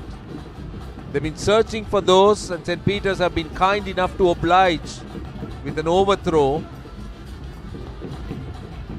So, suddenly some acceleration. Now, what's happening with the umpire? Was it running on the pitch?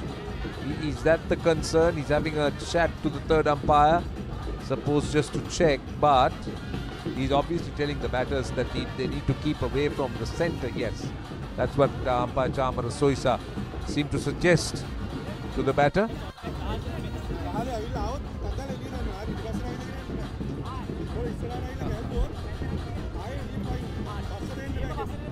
Indeed, a few words between Nushan Perera and the umpire. Play to resume again. Back to the ploy of more forward defensive shots, I think. Now, one other thing I need to ask you, because you played in the last decade, right? So, are these tactics determined by the on-field captain or the team captain? Nicely punched, nicely punched. That's 4.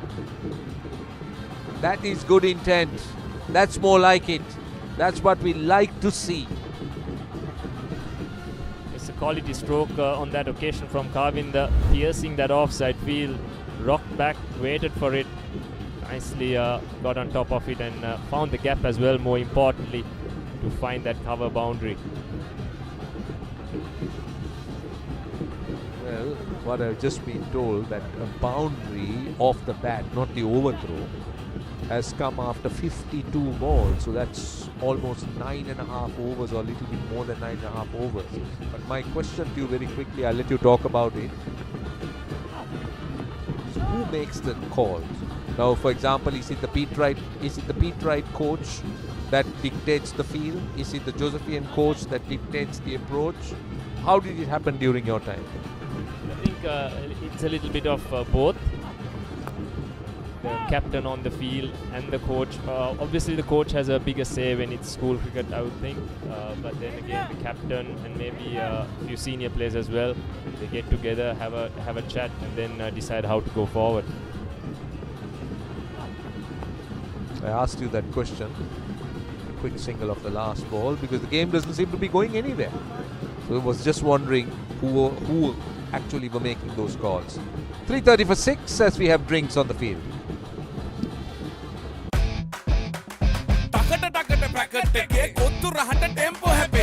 Melbourne tempo happy, Katagasena rase. Sasus daya dive lunu miri sata tempo happy. Melbourne tempo happy, Katagasena rase. Wow cheese maxa rase, cheese onion tempo happy. Melbourne tempo happy, Katagasena rase. Kottu lunu miri cheese and onion rosetta. Melbourne tempo happy, Katagasena rase. හැමදේම පටන් ගන්නේ gut එකෙන්. Nervous වෙලාවට අපිට push එකක් දෙන්නේ gut එක. හැම මොහොතකම ලයිෆ් එකේ ඉදිරියට යන්න හෙල්දි ගට් එකක් ඕනෙමයි. අත්‍යවශ්‍ය පෝෂක පදාර්ථ සහිත ඇන්කර් නිව්ඩේල් ෆ්ලේවර්ඩ් මිල්ක් ගට් එක රෙඩි කරන්න.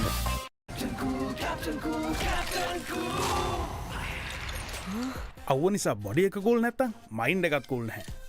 ඒකට තමයි ඩෙටෝල් අයිසි කූල්. එයාව හැල්ල බලන්න ක්ලාස් එකට go. Black Night Go Pocket Perfume Youth එකට go එකක්. අවුව නිසා බොඩි එක කූල් නැත්තම් මයින්ඩ් එකත් කූල් නැහැ. ඒකට තමයි ඩෙටෝල් අයිසි කූල්. අවුවත් එක්ක ඇති වෙන දාඩිය නිසා හැදෙන විෂ බීජ වලින් ආරක්ෂා කර ඔබේ ඇඟ 3 ගුණයකින් කූල් කරයි. එයාව හැල්ල බලන්න ක්ලාස් එකට go. Black Night Go. ඔයාව කැපිලා දෙන්න ඔෆිස් එකට go. Black Night Go. That was summer refresh when the train එකට go. Black Night Go. සරතම enjoy කරන්න party එකට go. Black Night Go. Black Night Go Pocket Perfume Youth එකට go එකක්. Dam doom ding belanam stick penna ya me apel belanam stick penna ya devi late belanam stick penna aturu mituru dama divoturu ona kenek antimedi munchie sticks racing stick penna Strawberry, vanilla, chocolate racing, munchie sticks. Stick wenna. හැමදේම පටන් ගන්නේ gut එකෙන්. දිනන ගැම්ම දෙන්නේ gut එක. හැම මොහොතකම life එකේ ඉදිරියට යන්න හෙල්දි ගට් එකක් ඕනෙමයි. TR20 probiotic සහිත ලංකාවේ එකම සෙට් යෝගට් එක Anchor නිව්ඩේල්. So 330 for 6 after 105 overs. And that's the batting card. Dantanaran yesterday he made 84. Wakunu got 88 and a half century for Samash as well. Chipped in with 22 apiece for Dalpadadu and Rishma Amrasingh as skipper. But look at the 14-year-old. He's on 30 not out with just 11 extras in their 105 overs. 330 for 6.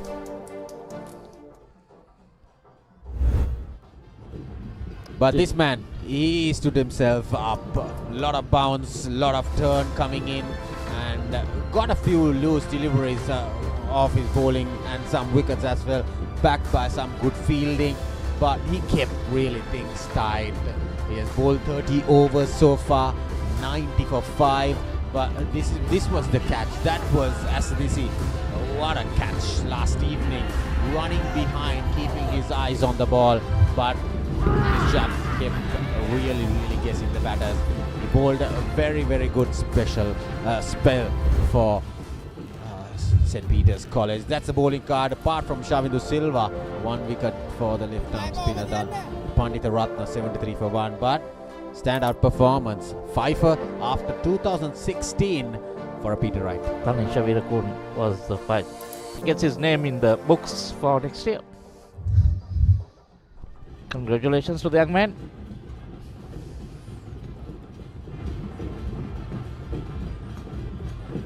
Was told previously the season had only 6 wickets to his tally, and now he's gone to 11.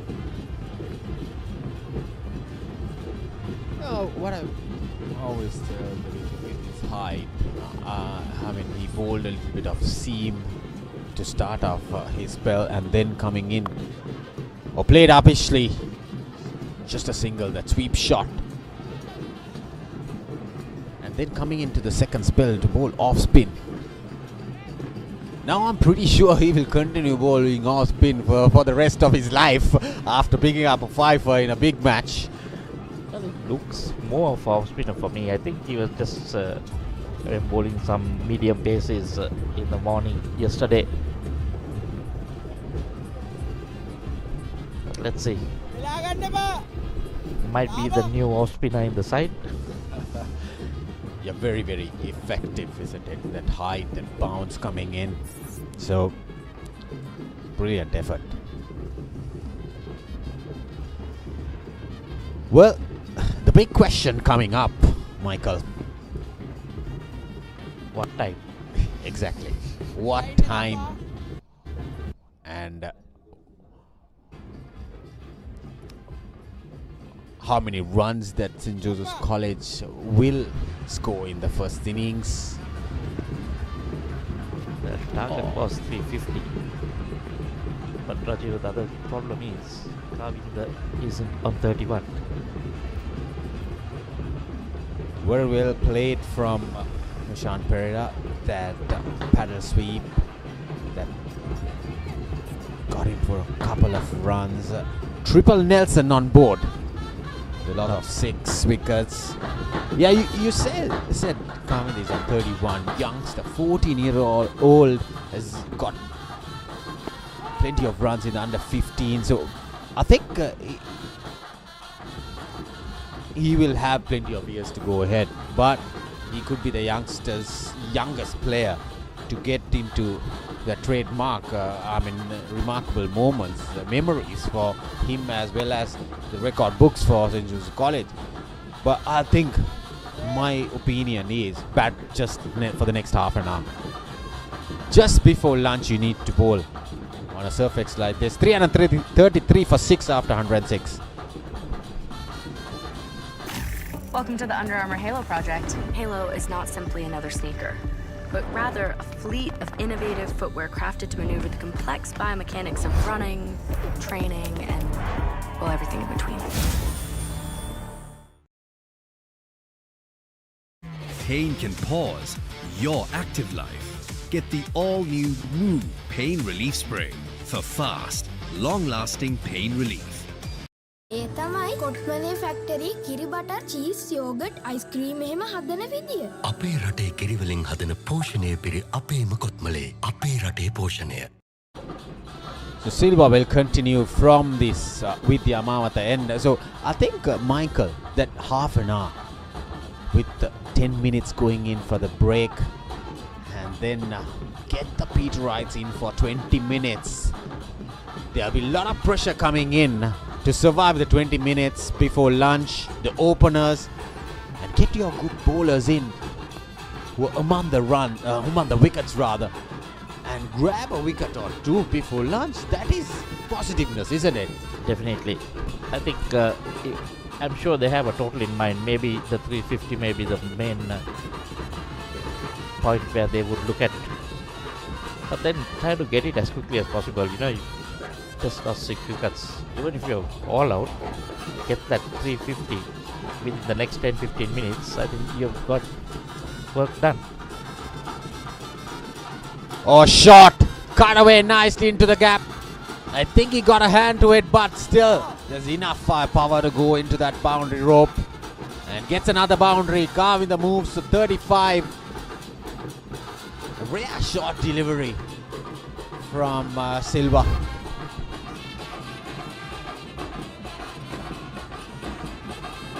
Has been the problem for the Peterites, Rajiv.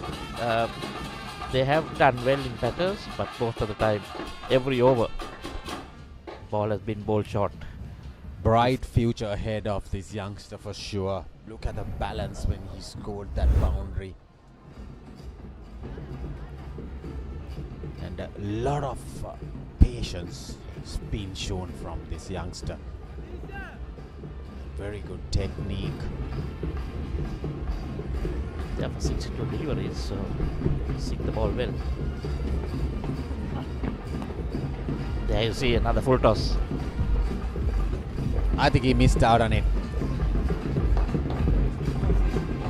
That was a very much a juicy full toss, but it's 107 done. 338 for 6.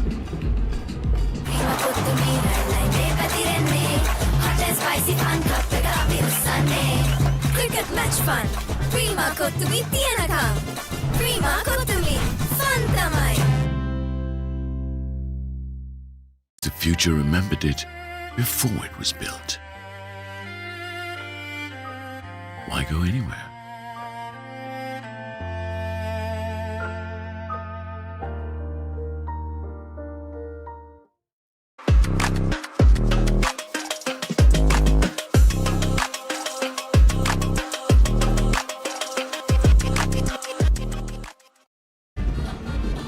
So the Silva brothers will continue to bowl from both ends for the Peterites.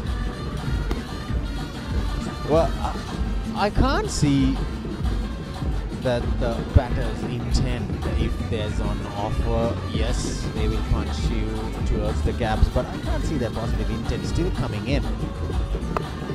A lovely sweep shot. Protection and square leg. From the looks of it, doesn't seem like they're in a hurry to declare at half an hour before lunch. I mean, I'm speechless, Michael, because this being on a top position at the moment, why do you want to bat till lunch? Maybe just pile on whatever they can. I'm with you. 20 minutes or half an hour to the Peterites. Well, down the track, makes a mess of it and gets a boundary. I think that is what is needed right now. Coming down the track, going for a big hit, and Nushan gets a boundary. There was some spin on that delivery. Yes, but he got to the pitch of it, Rajiv, and went over that infield. And look at that. Overran himself. Yes. Overran himself, and then it doesn't look nice when that happens. Unfortunately, that's for the fielder. fast bowler, Kari Vasam. I think the message may have come out in the water break to try and push a bit more. So 10 runs coming off from the batter after the water break in these 2 overs. So 1 boundary each. Oh yes. Oh, lovely. Very good shot. Intentions are clear from Nushan. He's taking on the off spinner, coming down the track and hoisting it over mid-off. So now you can set another target. Let's say 11:30. Bat till 11:30 and then you declare. So you get your runs, get your 50s and close the shop at 11:30. 350 is almost there. Yeah, I think 11:30 is what they should be targeting at. What if the runs they get around that time? And make the declaration. 20 minutes, the batters might struggle, get a wicket or 2. 108 done. 347 for 6.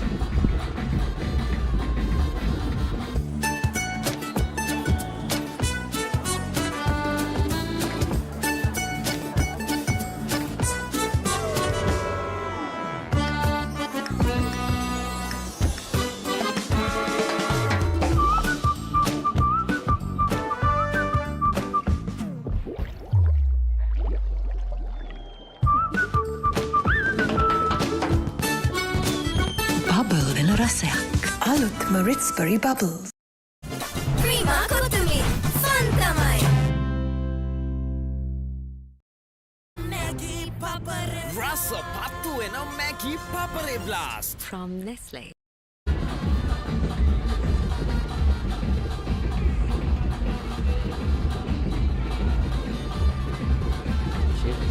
Pavitra coming on. 24 was 1 for 73.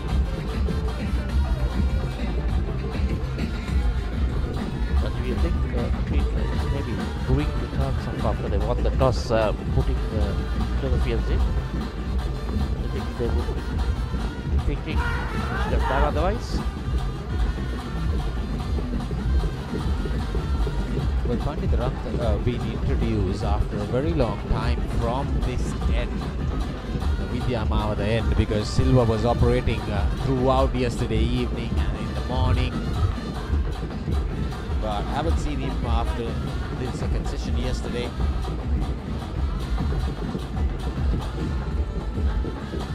Bulk of the bowling has been done by the spinners Pandit Ratna and Silva. So he is bowling very fresh today. And it was opted to bring by the captain, the skipper, the left arm spinner, because Nishan Pereira is taking the off spinner on. I think the message is clear. Maybe get as much as possible by 11:30. Yeah. We wanted 20 minutes. I think we're going to get. I would definitely fancy 20 minutes. 350 Get your is best coming. spinners, yes. 350 is coming. 12 for Kavinder. 11:30. Chapter close.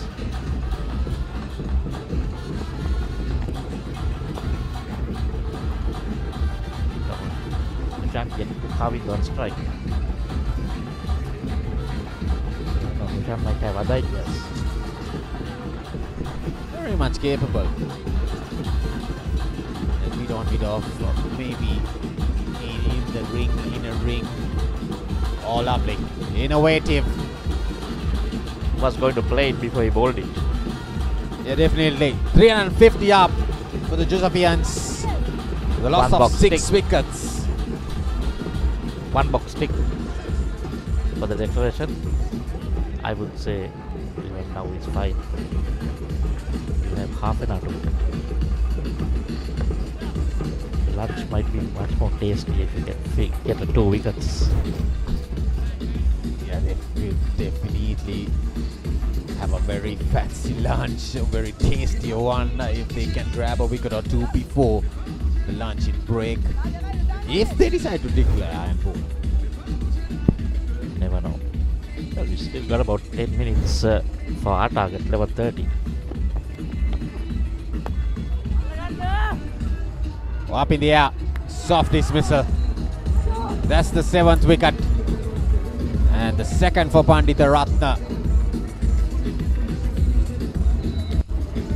Declaration not coming. Let's see the batsman walking out. Probably the message coming in that let Kavinder go for it. He's 50. Yes, look at this. Coming down the track. Not on the pitch of the ball. Going for a big whack on the leg side. Getting that leading edge. Flying towards mid-off. Easy catch. And that's a 7th wicket falling for the Josephians. So no Nishan. declaration.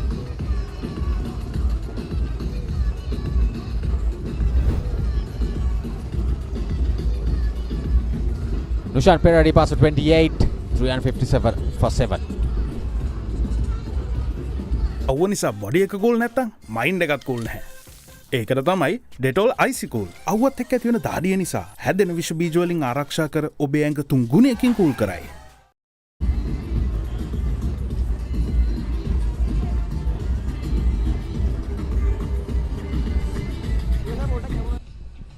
So the new batter walking in is Akash. I'm really interested in seeing him bowl. Whenever he can come in, I would prefer. Vigneshwaran Akash. He can better his best score. Oh, definitely. From what I heard, that he can hit the ball. Let's see whether he can hit the ball. Looking around. The back right at bottom. 109 overs done, 350 for 7. Why real energy? For passion. A competitive spirit. For life on the move. To work hard and play hard too. Real energy is for the night owls, the hard workers. It's for those who do and want to keep doing. Right. Real energy. ඒ තමයි කොට්මලේ factory කිරි butter cheese yoghurt ice cream එහෙම හදන විදිය. අපේ රටේ කිරිවලින් හදන පෝෂණය පිරි අපේම කොත්මලේ අපේ රටේ පෝෂණය. 350 for 7. And St. Joseph's continuing to bat on, which is a little bit baffling for me at this stage.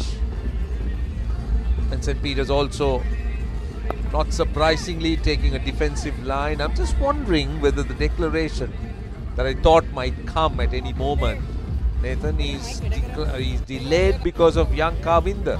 who is closing in on a half century, but he's still a good 10 to 11 runs away, in fact 12 runs away.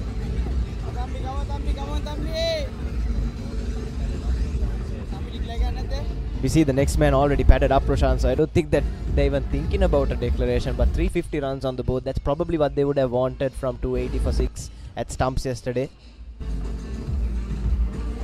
I think that declaration should have come at the fall of the last wicket. Milestones, yes, are important, but then you put the team above anything else.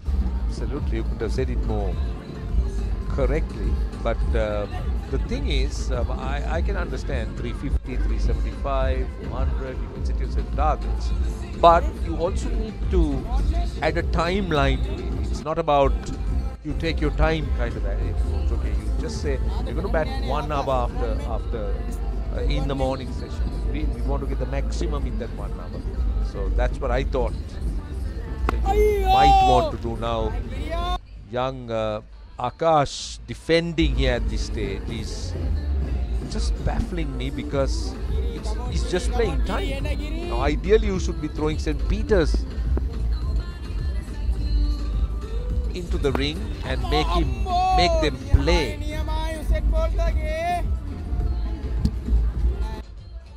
Yes, this was the last wicket. I thought they were up in the ante just a tad bit, and we thought that declaration would come. Roshan Pereira, there's nothing wrong in that, isn't it, Roshan? Going for the big shot, trying to get those runs quickly. But doesn't look like any of his other batters are following suit. Kavinda has looked good for 39, yes, but he's faced more than 70 deliveries and he is a fresher. Will take his time to settle, but that's not the need of the hour for the team.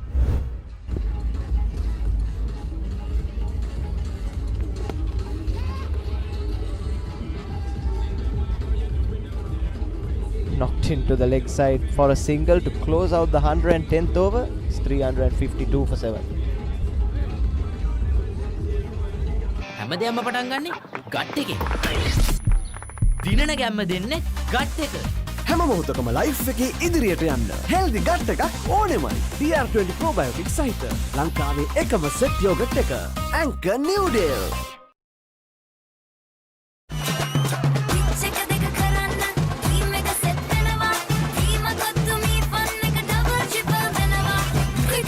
Fun. Prima Kottumi Tianakam. Prima Kottumi. Fun tamai. Honor X9D. All angle ultra tough. IP69K water resistant. Honor X9D. 352 for 7. So Nathan, now it's what? 35 minutes to lunch.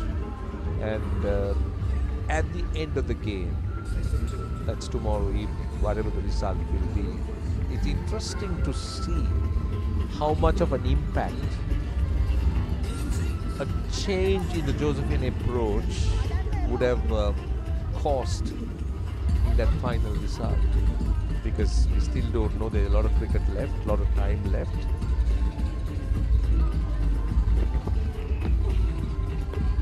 I'm just hoping that neither team would regret the opportunity when the last ball is bowled on day 3.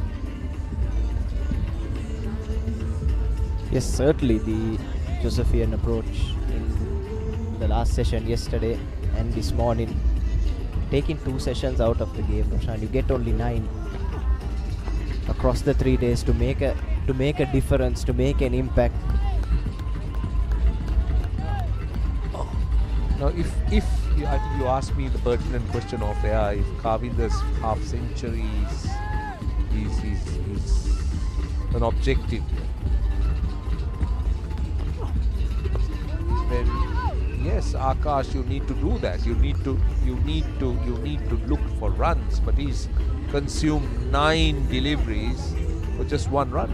Yes, and that 1 run was knocking it into the leg side of the last ball of the previous over, Roshan. If you're targeting a milestone against the clock, you want your batsman to take charge, and Akash has just chipped it to extra cover.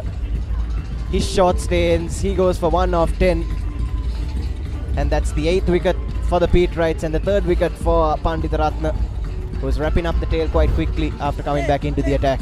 I think St. Joseph seem to have declared. And why did they take this time to declare? They should have declared immediately after that 7th wicket fell.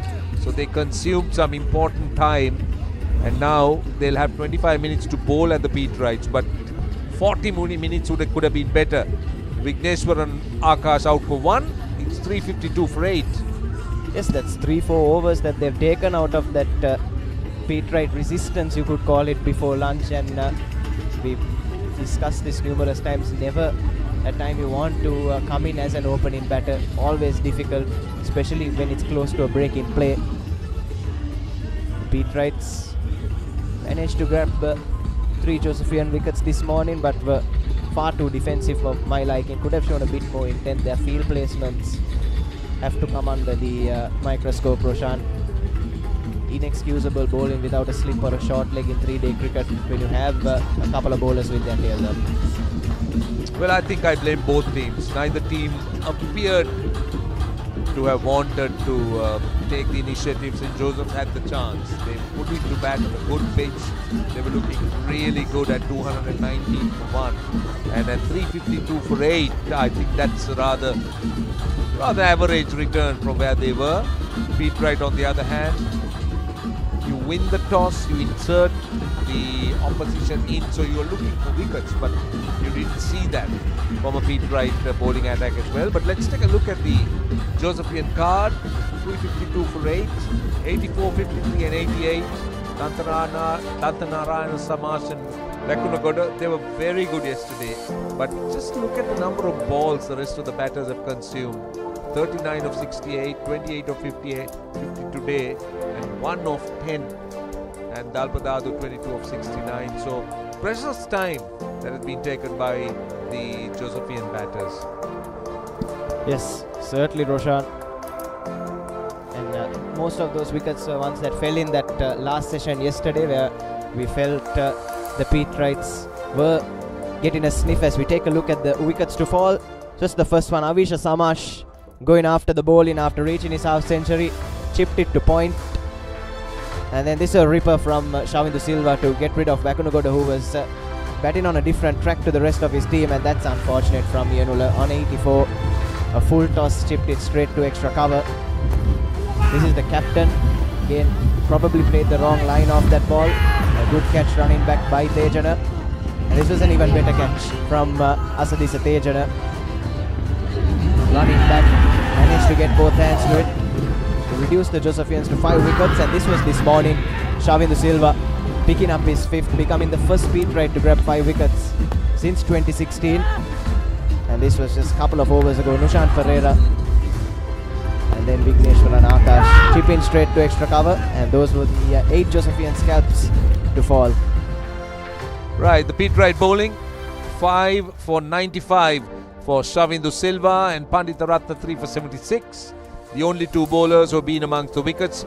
4 others have tried hard with no returns at all, with Sanket going for 15 runs in the solitary over he bowled. It's surprising that the younger Silva wasn't among the wickets, considering how well he's been bowling this season. 11 extras in that Peterite innings, and we'll head into a short commercial break with the Peterite reply on the other side.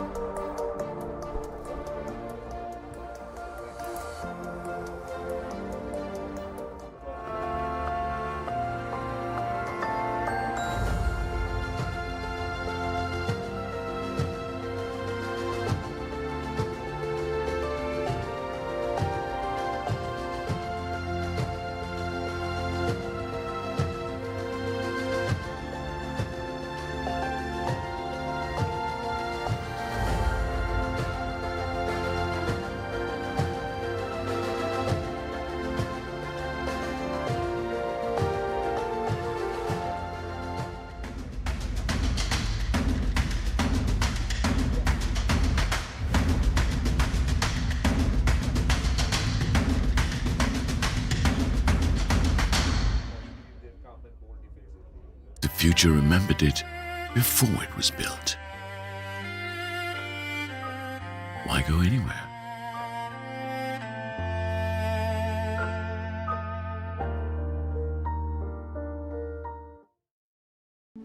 ඇස්සරල බැලුවම තෙරක් නොපෙනෙන නිල් පාට.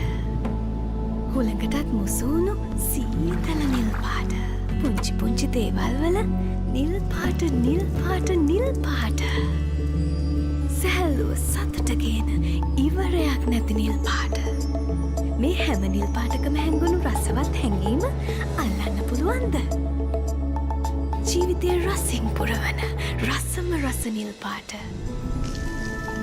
රිත්ස්බරි chocolate නිල් පාට හැඟීමක රස. Honor X9D. All angle ultra tough. IP69K water resistant. Honor X9D.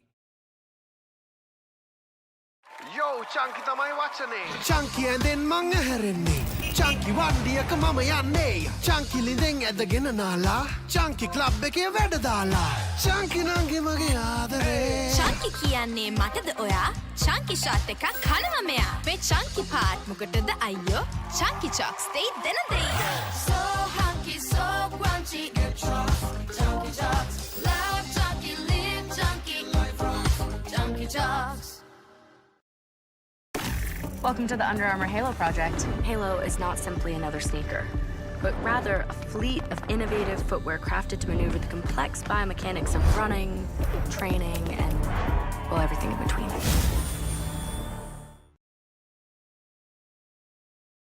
Honor X9D. All angle ultra tough. IP69K water resistant. Honor X9D.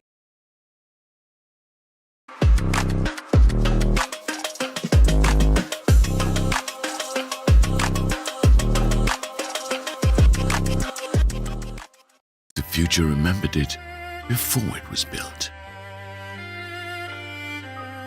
Why?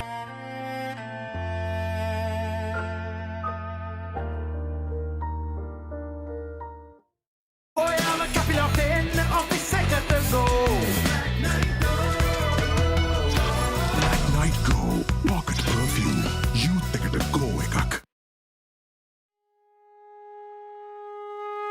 Why take chances with construction delays, speculation, or uncertainty when you can invest in the real thing? Marina Square offers premium finishes, ocean views, and above all, a payment plan that extends till 2027. Know exactly what you buy and pay with ease. Call 076 305 0000. Marina Square, Uptown Colombo. A luxury project fast approaching completion. Backed by Access Engineering.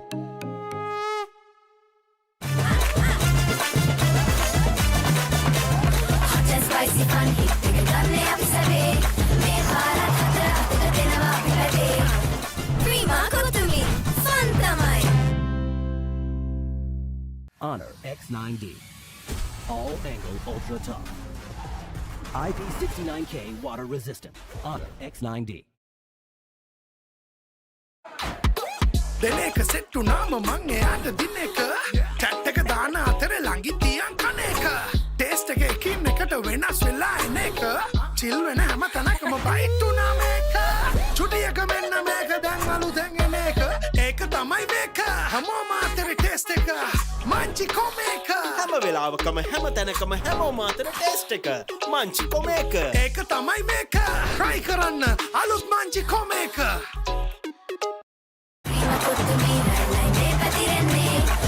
Spicy fun cup එක අපි උස්සන්නේ cricket match fun Prima කොතුමි තියනකම් Prima කොතුමි fun තමයි ඉතින් එයා හොද්ද ඉතුරු ටික කියන්න ස්පයිසි සේවරි මොන හරි ඕනේ ස්පයිසි චැට් එකට ස්පයිසි සේවරි රස Munchee සේවරි nuts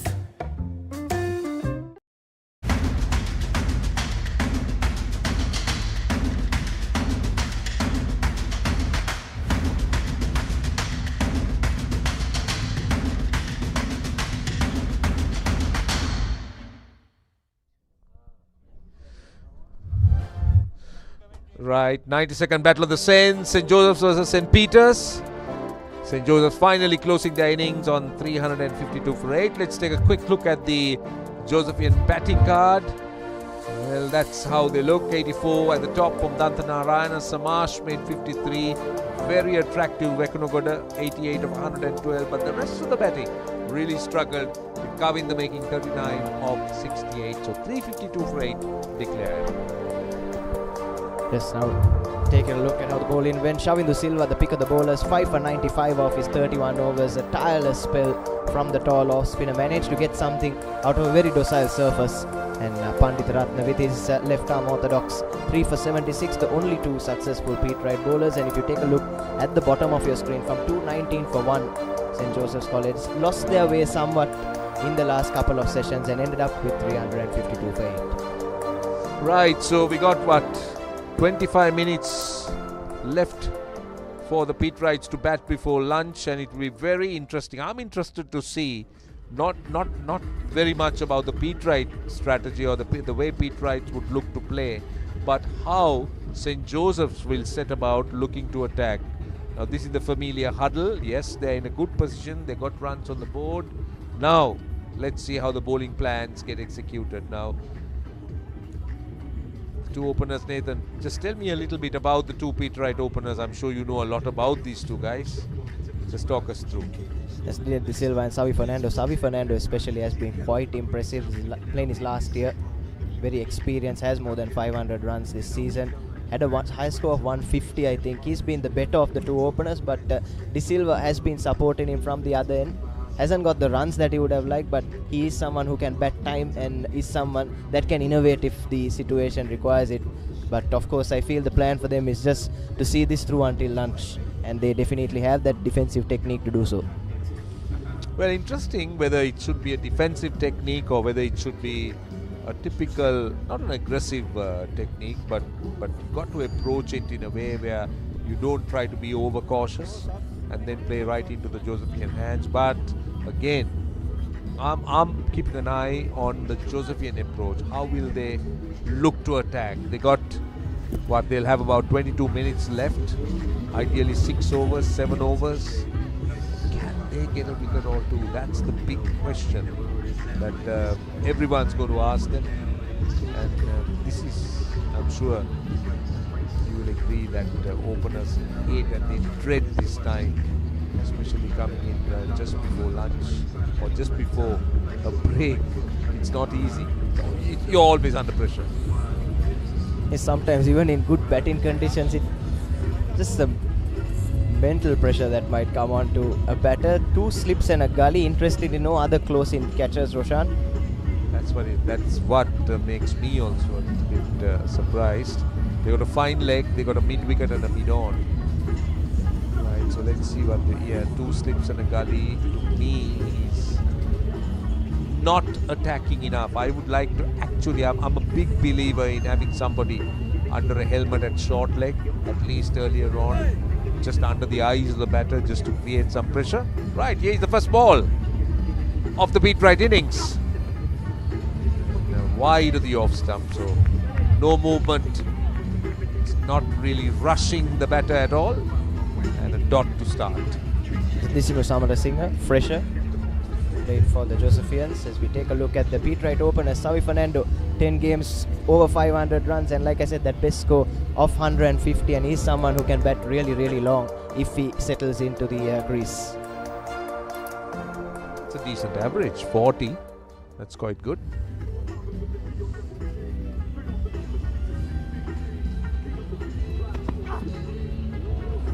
It's a better line, but no movement at all, nothing off the surface. It's just going straight through.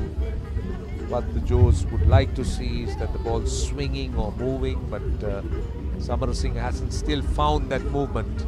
Samarasinghe to me looks more like a hit the deck bowler, isn't it? Roshan doesn't look like he's extracting a lot through the air, and in these sort of conditions not going to really trouble the batters. Dinesh De Silva, just 216 runs in his 10 innings this season, but certainly can hold up one end for his other batters to go about their way. That's way too wide outside off, Roshan. Well, Samarasinghe is just letting the batters have a good sighter, going well wide outside the off stump. So this is why I said that the Josephian tactics will be very interesting to see. To start with 2 slips and a gully, nobody close in under the helmet at least. Okay, all right. maybe young Samarasinghe is not express, he's not going to get a lot of pace and bounce, but we're talking about 20 minutes of batting. So we try and create some pressure with that attacking field. Real wide, too wide. That is definitely too wide. He has still not made the batter played a single delivery, which is not good. Now these are his numbers. Just 13 wickets in 8 games and he's bowled 102 overs. And he's just 15, Roshan, so still a fresher, very inexperienced pace bowling unit. And that was something coming into this game that a lot of people spoke about. It's the Josephian fast bowling attack. Spinners have done well for them. Makes the batsman play for the first time. That's a lot better from Samarasinghe. And looks like that's 4 overthrows. Pete Wrights get their first runs on the board, but I like that a lot from Samarasinghe, Roshan. The difference was that he bowled a tighter line and he had the ball swinging back or seaming back into the right hander. Surprised him. Just look at where it starts. Yeah, just a hint back into the right hander. It was clearly missing the leg stump and it just kept going. And so it was bouncing and missing the leg stump. Nobody backing up at all. What was mid-wicket doing? That's gone for 4. That's poor cricket by St. Joseph's. But St. Peter's are off the mark. It's not off the mark off the bat yet. That came off the thigh pad of Savi Fernando. But 4 runs is 4 runs. Much better from Samarasinghe to close out the over. It's 4 without loss after 1.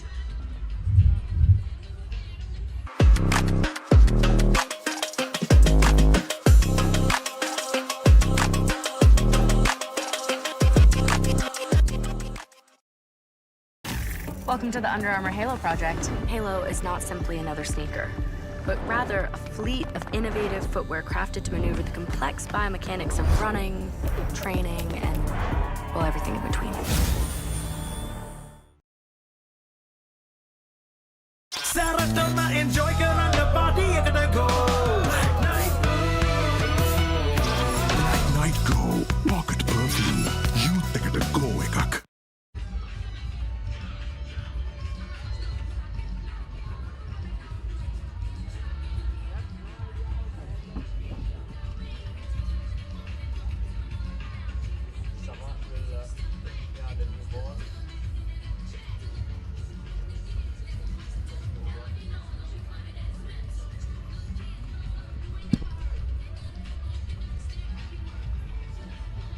Samash will share the new ball. There's a good testing first over from the other end. He's got to follow up that from the tennis court's end. As I welcome Brijesh to the comm box. Good morning, Roscoe, and to all the viewers. St. Peter's batting now. I think what they'll try and do is to try and stick it out without losing any wickets. That will be the plan. St. Joseph's ideally should have declared at around 11 o'clock, Roscoe.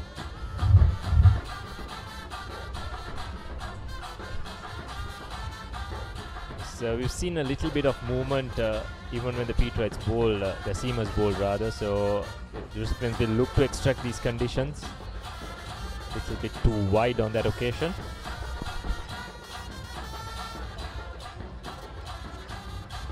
St. Peter's looking to see out this session. We have another 15 minutes, which is 5 overs. They'll be trying hard to stick it out there.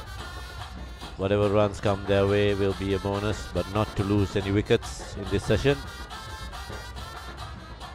As you see, that ball pitched outside the off stump, left alone. So it's very clear that the Pete Wrights are not going to chase after anything. They'll take their time about it. St. Joseph's are in a place where they can't lose the match after scoring 300 plus, so there will be a lot of pressure on St. Peter's to bat this and the next session out without losing a lot of wickets. good testing lines on that occasion from Samash, who's had a good game so far. Stroked a very nice half century early on in the game. And not often you see opening batsmen who also open the bowling, so it's quite nice to see.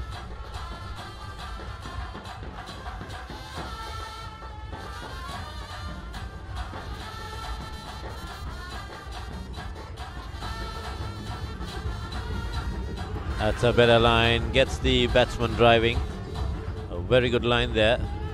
The ball swinging away, Shamash bowling some outswingers. Slowly dragging it closer to the batsman, and the last one was a little bit outside the off stump, and the batsman chased at it. As you see, starts on off stump and leaves him, and the batsman nowhere close to the ball. For his good luck, didn't nick it. Yes, the length was the key on that occasion from Samash. Slightly fuller, drawing the fall stroke from the batter.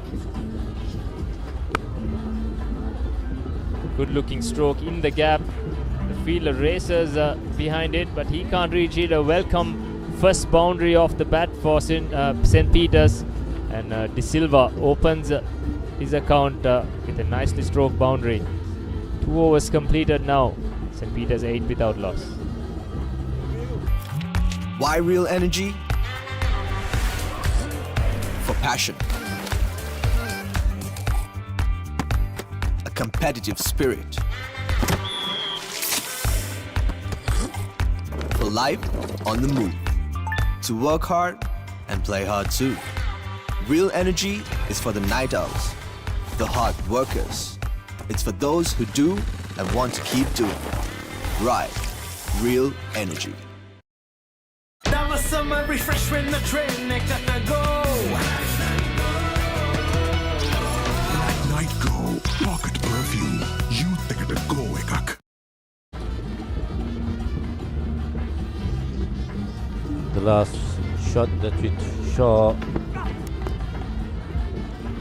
It's a good defensive shot, a good run. Going through for a quick single. St. Peter's on 9 for no loss.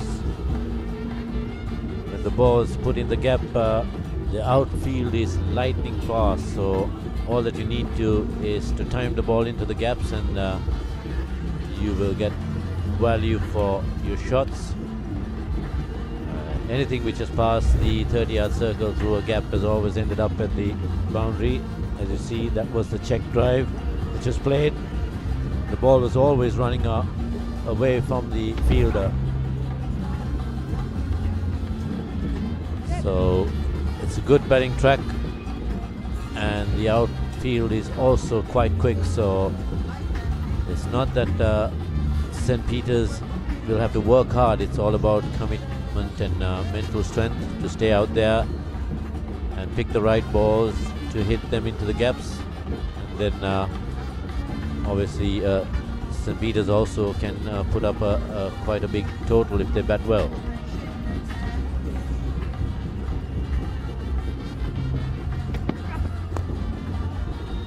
Good looking stroke once again. Only a single on this occasion. Silva moves on to 5. Stroked a beautiful boundary in that previous over as well. 10 minutes to go for lunch. Always a tricky moment for the batters who are out there. I wonder if the Josephians will be tempted to use an over of spin before lunch just to see what the surface does. It was slightly dry and it's a new ball as well. You never know what could happen. Yeah, I think they might opt with the leg spinner, the wrist spinner.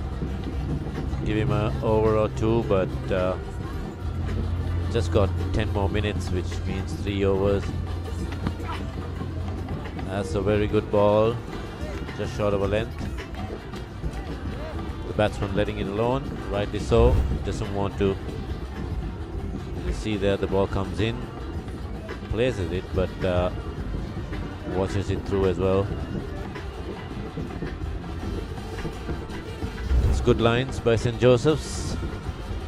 Yeah, they might use an over with the leg spinner and see how it goes. Akash, Sri Lanka under 19. cricketer. They'll try and give him an over, I think, if I'm not mistaken.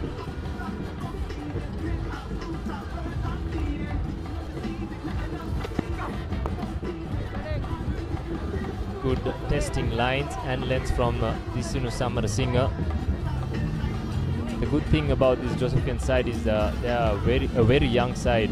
I know it's an under-19 team, but most of these guys have a few more big matches left in them. Disinu Samarasinghe himself is just a 15-year-old. Saw a couple of others who are of same age as well. I was told that only the captain will be missing from this 11 for next season as well. So promising. This is a chance, and there you go. That's the opening breakthrough. Samarasinghe. What a dream start for him as a 15-year-old. Good lines from the Josephian bowlers when the catches are there to be taken. Not an easy one. The batsman flirted around the off stump, tried to play it in, and went to second slip. Very well watched, very good catch. And St. Joseph's have struck exactly what they wanted. A couple of wickets. They've got one now, so they'll push the envelope and try and get another one before the lunch break. That's Savi Fernando gone for one. St. Peter's 10 for 1. Black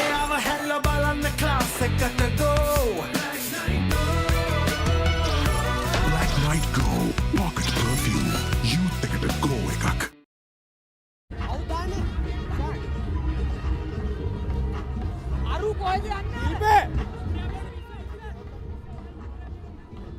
St. Peter's early blow in their first innings. Savi Fernando edging one off Disinu Samarasinghe, and a nicely held catch in the slips by the captain leading from the front, Rishma, setting the standard for the day.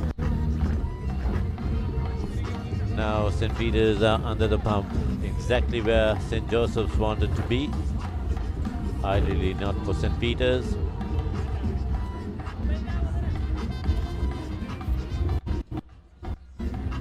As we see a bowling change.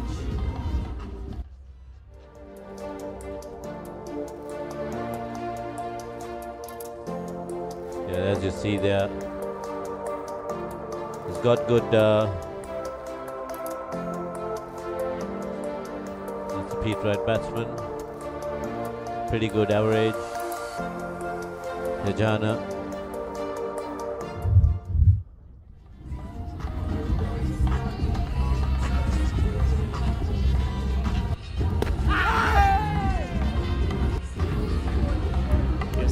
Just as we spoke about an over of spin before lunch, here it is Nishan Pereira, seasoned campaigner for St. Joseph, plenty of wickets under his belt as well.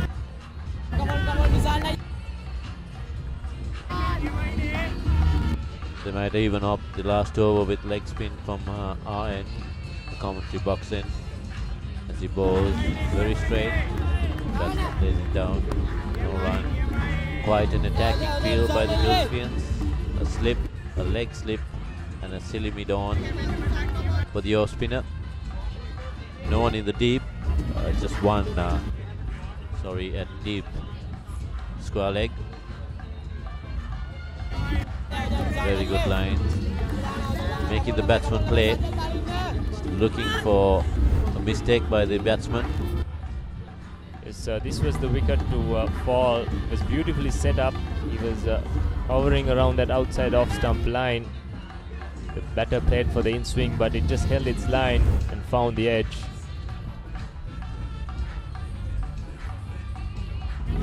Nishan Pereira, nice and steady, not much turn that we could see off. He has 69 wickets in this season, an average of just 15 and a strike rate of 34 balls per wicket. So brilliant stats. If he can produce anything similar to that in this big match, it's going to be very interesting. Next one again, very accurate with his line and length, not giving the batsman any room, making him play.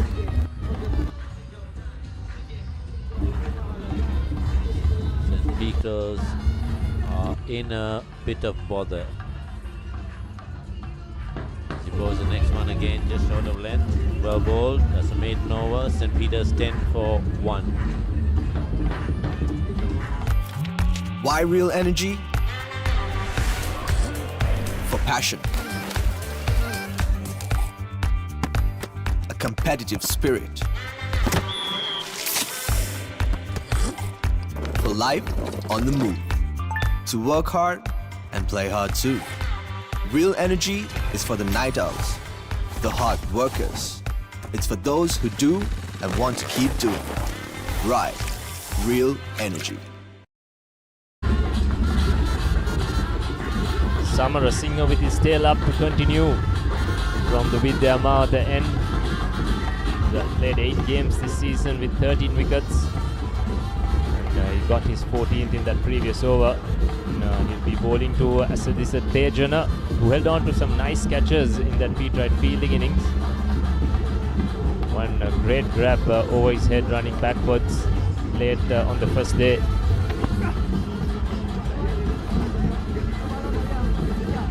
Samarasinghe has been bowling good channels in his first couple of overs. Good adjustment to the left hand as well, slightly wide but decent ball to start with.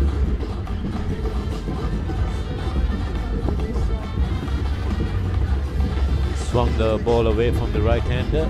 Now he's doing the same with the left-hander.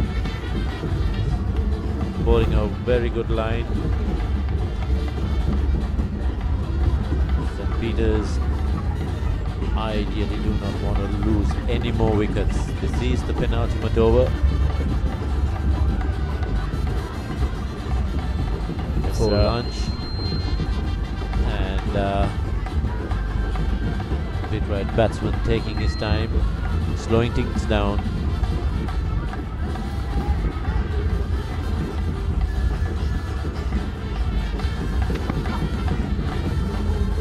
That's a waiver delivery. Umpire in fact calls it a wide as well. Samarasinghe probably won't mind that at this stage, bowling an extra ball just before the break. It should be the last over before lunch. Tejana on the other hand would have liked the umpire to not call it a wide probably. I like what Rishma Amarasinghe is doing. He's having 3 slips and a gully, and he's leading that slip cordon as well, adjusting them.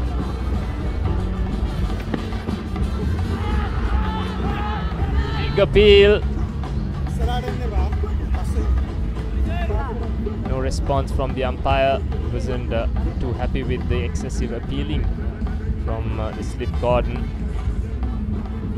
Probably looks like he's going to have a word with the captain, Rishma Amarasinghe that is.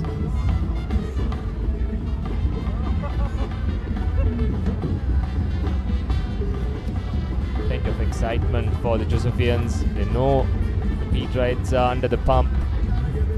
Plenty of pressure, these 4 balls just before a break. Asadisa. St. Joseph's not only putting pressure on the Peterites but on the umpires as well. Everyone went up. I think he would have hit the floor, batsman, and the whole team went up appealing.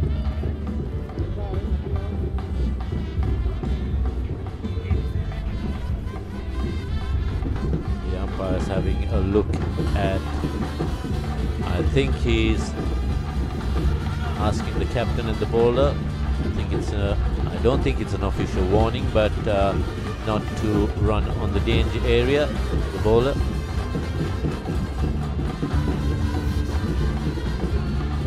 That will be a concern.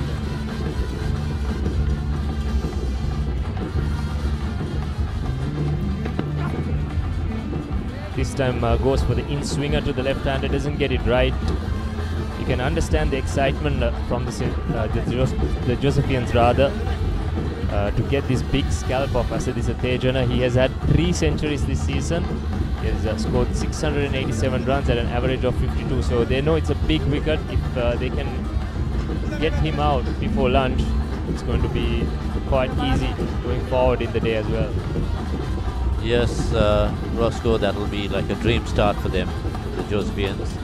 On the other hand, Tejana would be looking to stay there. See this over out. Next one as he plays through extra cover handsomely. Didn't connect well. The ball's running still down to the boundary line, and the fielder draws it in. They go in for 2. Lazy running. Should have run 3. Sorry, they've gone through for 3. Good running there. Sorry. And 1 more delivery to go. As you see, the fielder pulls it in. I was watching that while the fielder, the batsman crossed through for 3. They were looking for the 4th, but decided against it. Rightfully so. 1 more ball to go. I think this will be the last over. St. Peter's 14 for 1.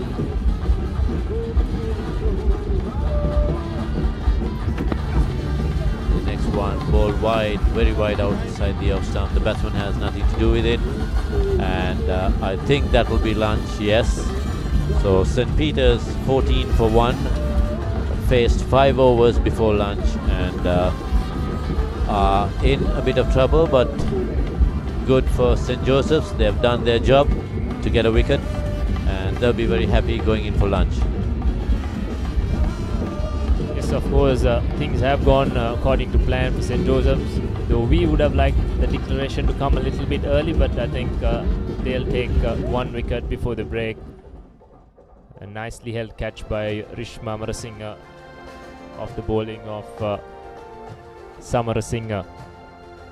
So it's lunchtime here on day 2 at the 92nd Battle of the Saints. It's been some entertaining cricket to watch here this morning.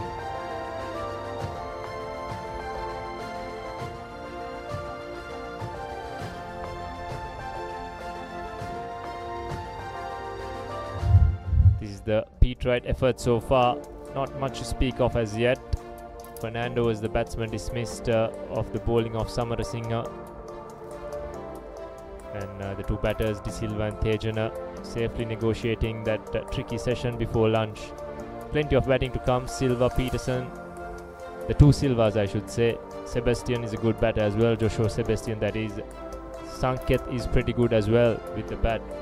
I'm sure they have a lot of work to do as the day goes on for the Peterites. Yeah, they have they bat deep, but they will have to apply themselves to chase down this 300 plus runs. That's the bowling card for St. Joseph's. Samarasinghe, the only one to take a wicket. Just bowled 3 overs, bowled really well and got a valuable wicket. Samash bowling 1 over for 4 runs, and Pera just a single over, but bowled very straight for a maiden. Coming up, we'll take a look at the highlights of the session. Roscoe, you can talk us through it. Yes, the Josephians resumed on 281 for 5. This was that early scalp of Pamod Dalpadadu, the wicket-keeper for St. Joseph's, and it was also the 5th wicket for Shavindu Silva. Chetina Kavinda played a useful hand for St. Joseph's, only a 14-year-old himself, and he stitched a useful partnership with Dushan Pereira. Used to hit a few nice boundaries, especially Kavinda. Dushan Pereira as well, clearing the infield on a couple of occasions, looking to go 1 too many times, and then that was the 3rd catch for us as well. Nashwar Nakash looking to go big just before the declaration came, and the Josephians ended on a very handy first inning score.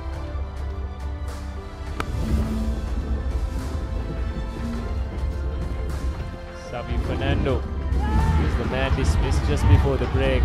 Nicely held by Rishma Samarasinghe as the Peterites ended the lunch, went into the lunch break rather on 14 for 1. And this is how the match stands after the Peterites won the toss and elected to field first.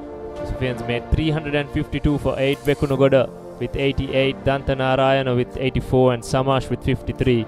Silva was the standout bowler with 5 wickets, while Pandita Ratna also picked up 3 wickets with his left arm spin. And going into lunch on day 2, the Peterites on 14 for 1. And we will soon be back with you after about 30 minutes from here on for the post-lunch session. Yes, this is how the match stands, and we also will now go to the studio with Roshana Bessinger joining with you with a couple of guests.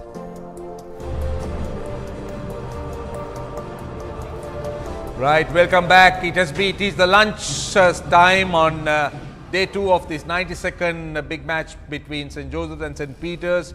Now the big question is, has the game moved forward? 85 runs and 5 wickets is what has been the return in terms of the session performance. And well, St. Joseph's made 352 for 8. Let's show you quickly. 352 for 8. Really didn't move much. Silva had 5 for 85. Panditharatna 3 for 78. Nothing really to talk about in terms of batting today. That was all yesterday, with Vakunogada making 88, Dantanarayan 84, and also Samash making 53. St. Peter's going in at a very difficult time, just before lunch, about 25 minutes, 14 for 1. So St. Joseph will be pleased about it.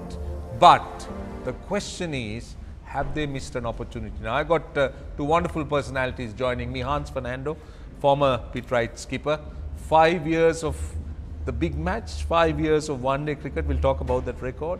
And of course, Nicole Lenege, who is one of the members of that side that won a big match for at least the last win for St. Joseph's. So let me come to you.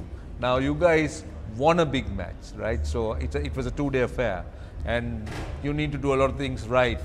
You need to get wickets, you need to be positive. So from that angle, how do you see this big match? Well, I think we had quite a good start, especially yesterday after, I think, around 80 runs in the first session. We accelerated in the second, but we slowed down a bit too much in the third session. So ideally, if we had about 320 runs towards the end of the day, maybe we could have declared overnight, because that I think that was what the plan was. We fell short by around 40 runs, hence we chose to bat a bit more today. So you think it's a mistake? I think so, yeah. We could have declared overnight, I guess, if we had about 330, 340 on the board. I'm not so sure what a Peterite might say, but let me first ask you, Hans, just tell us, you know, these 5 years of playing a big match and playing one-day cricket, that has to be special. Just talk us through that experience and that achievement. It is very special, and I'm very proud about it. To be, I'm actually, there were 2 players with me. There's another player who has played, Roshan Anthony. So I'm very proud of what I have achieved. So many fond memories, and yeah. And so just tell us about this game. Now, what baffled me was, like you said, Nicole, St. Joseph didn't show any initiative at all. You know, they were taking it too easy. And then St. Peter's, I thought, was bowling for a declaration, because they were absolutely defensive from ball 1, not attacking, defensive, sort of a changed bowler bowling from one end. The off spinner who got wickets, not given the field. So let's forget about St. Peter's and St. Joseph's. But why is school cricket played like this? First of all, I think world cricket is moving forward with fearless cricket, positive cricket, and even not with the Joe Pete. I think when you take the big matches which was played in the last few weeks, from the start, it was just a negative mindset where it looks as if like they just wanted to play for a draw and not for a win. Why? Now we're talking about 3-day cricket. No, I'm just trying to ask you a question. You're an ex-captain. You played in a winning team. So, people watching would like to know this. Because we can harp about St. Peter's and St. Joseph's till the cows come home. They all know it. But let's try, now that I've got both of you here, let's try to understand why have schools taken this defensive approach. Okay, let me make the question easy. Is it coach centric? Is it the coach who's calling the shot? Is it the coach that's playing it safe, that doesn't really allow the team to go out and express themselves and look to be more positive? Because coming to you, St. Joseph's in a fantastic position, 219 for 1. So I don't want to harp too much about it, but I like to get to the root cause. So any one of you can sort of take over the baton and run with me. Yeah, I think it's just that they want to play safe, where they think that, when they are safe, then they can get into the game and try to put pressure on the other side. But I think pressure is put on the field, and your mindset, your approach towards the game will make the other side, think, okay, they are trying to get on top of us. But when you are in such a position, and if you are also in that negative mindset, I think the field inside is also very comfortable to go with that flow. So I think that's why even St. Peter's today, they didn't, they was just bowling for that declaration, because they knew that St. Joseph is not going to accelerate. They also just want to bat and be safe and then play a safe game. So what do you think St. Joseph should do now? Because now what has happened has happened. Yeah. So you cannot put the clock back. But so I feel that post lunch we should also not be too defensive. I know we have a big score on the board, but if we attack in this next session and maybe get about 4 or 5 wickets, I guess the game might open up.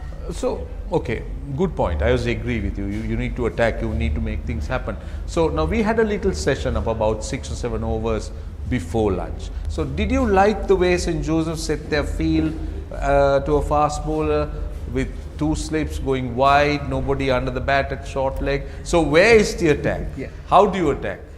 True, I actually had a bit of a chat prior to... they would have loved it. Yeah, exactly. So I think we would have, ideally, both of us would have double bluffed the batsman by having one under here and down at deep square leg, and maybe bowled in a good length where we could have just worked it. But I think it's too much of a defensive field where it's good for nothing. So let's make a Pete Wright a Josephian captain now. Yeah. Right. So if you were the Josephian captain, 40 minutes or no, 20 not 40, minutes, 20 25 minutes, yeah. What do you think you would have done? I would have had the extra cover open. Right. I would have had Good one point. down deep square leg, Right. one with the helmet on, and make the batsman think. Where is he And you would going have to had go? an extra slip. Yes, definitely. So that it's all about playing with the batsman's mindset. And with the field which Josephians had set, I think the batsman knew where it was coming up. But when you give him doubt, that's where you create opportunity. So I didn't see that with the Josephians. They also just wanted to go with that, just bowl line and length, make the batsman do that mistake. But on good wickets like this, I think it's a bit about playing with the batsman's head as well, so that you don't give him an indication where you're going to actually bowl. So, and especially when there's 20 minutes for lunch, where the batsman comes they want to survive that 20 minutes to go for lunch. I think Joe's, they got 1 wicket, but I think if that field set and if that pressure was put on the batsman, they could have gone with another extra 1 wicket. So you last played in 2009? 2006, right. So that's 20 years ago. So has the game kind of evolved so much towards a defensive mindset from where you guys were? Yes, definitely.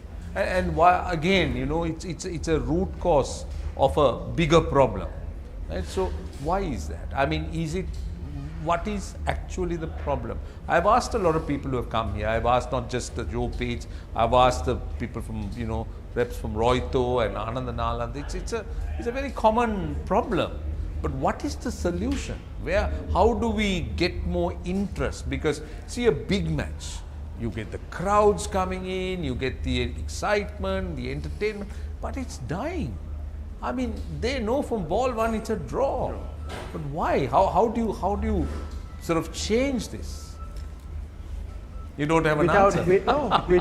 I think without risk you don't get reward. Absolutely. So I think when you come to the big match, even the coaches should realize that it's not about playing safe. It's about it's a big match, and if you win it, it's a different story.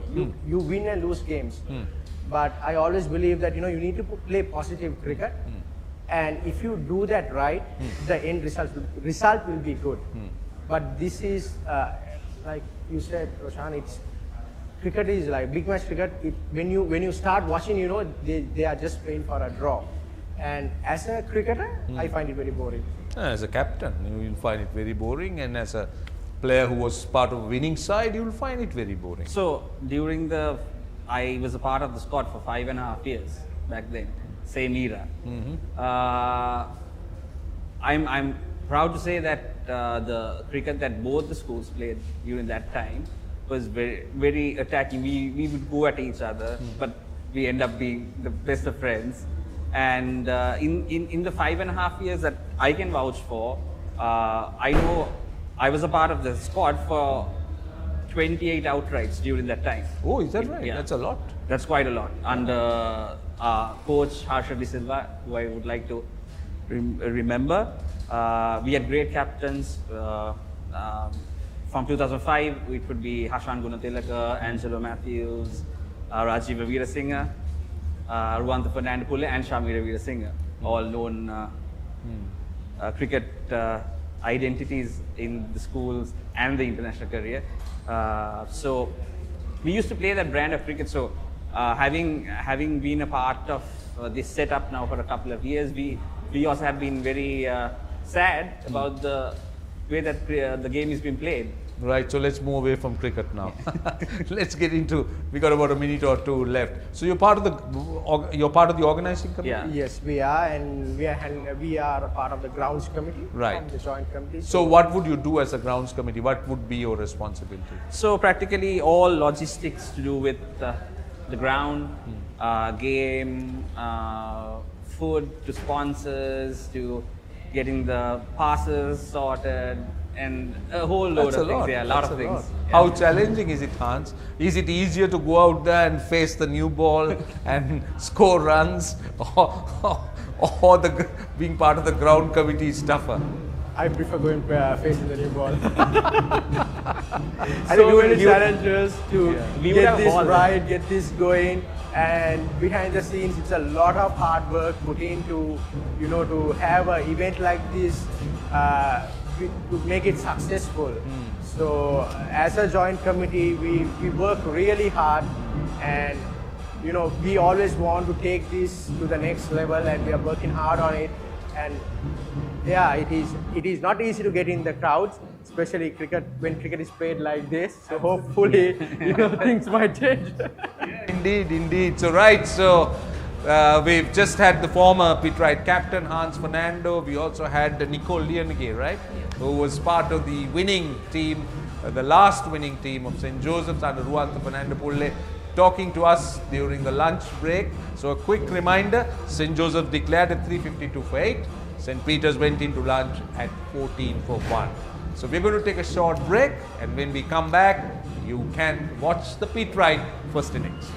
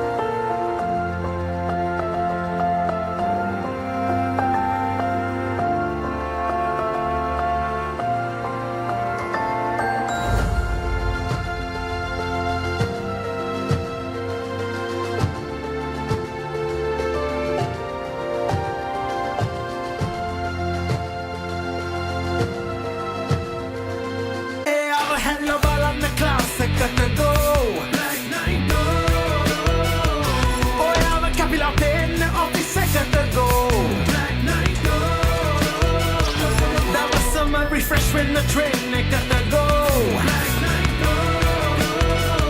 Saradama enjoy get on the body gotta go. Black night go. Black night go.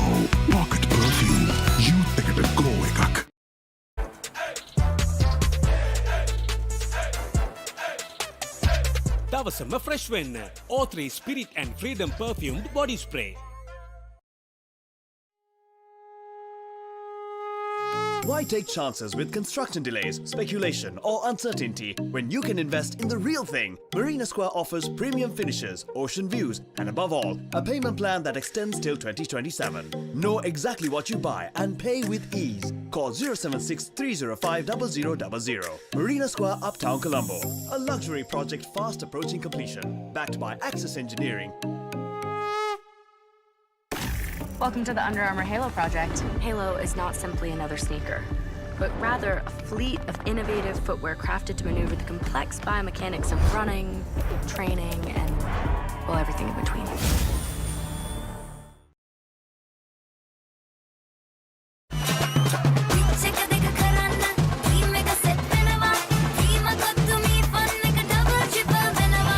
Cricket match fun. Prima kottumi tiyanakam. Prima kottumi fun tamai.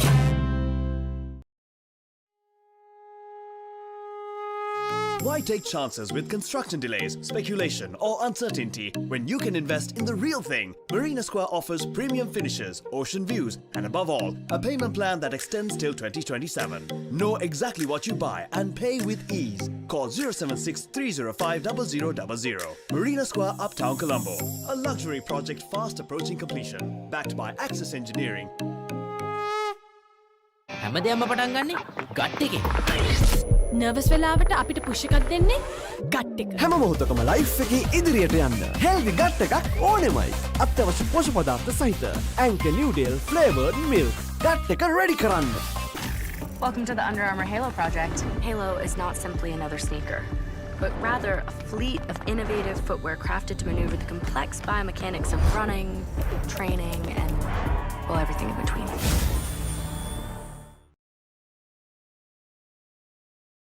ඉතින් එයා හොද්ද?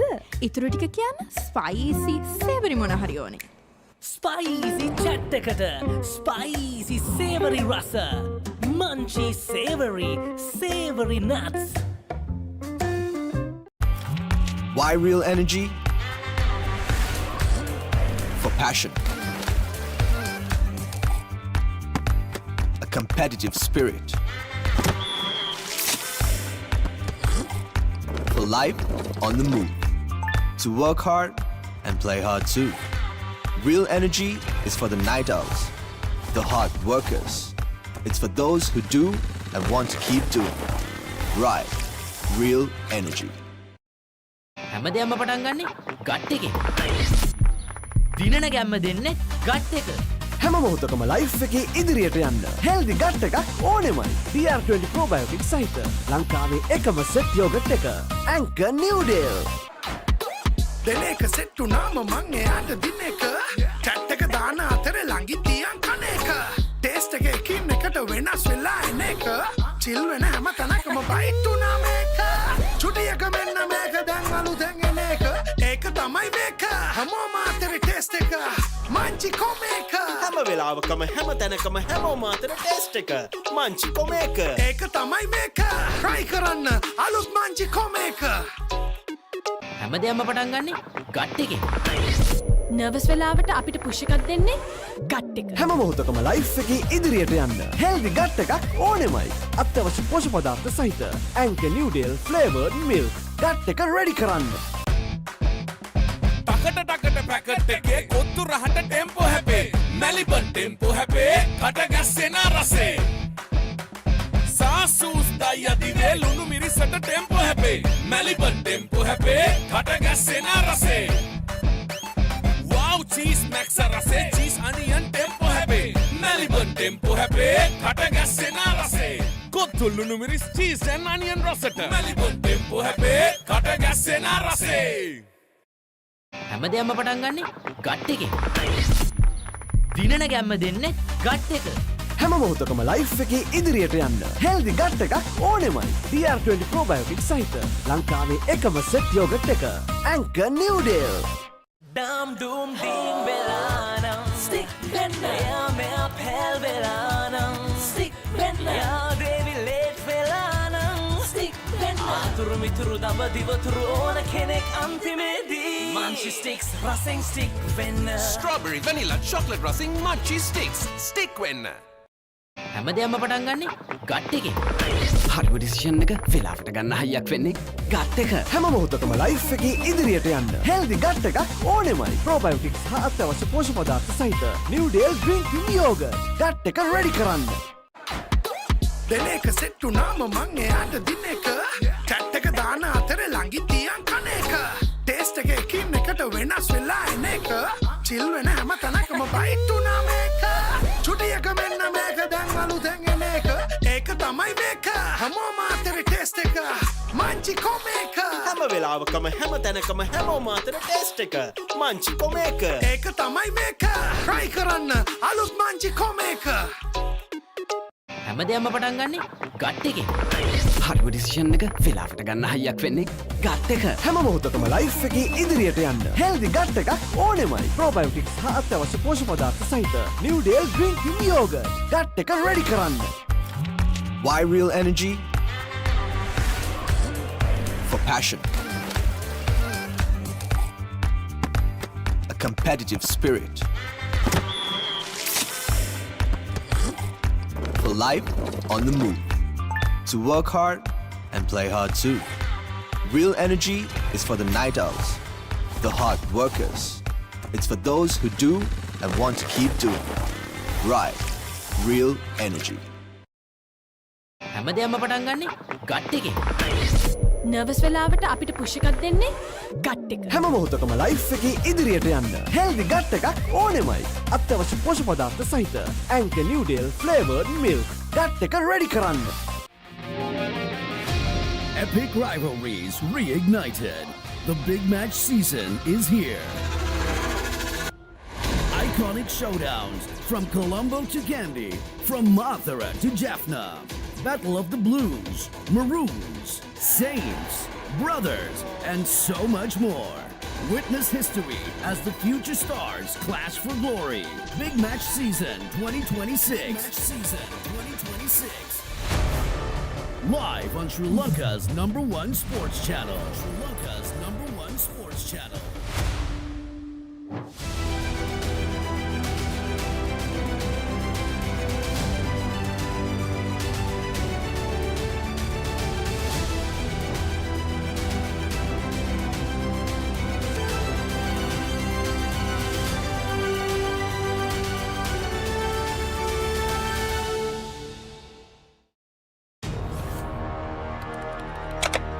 Elevate your game with the Papare, Sri Lanka's ultimate sports destination.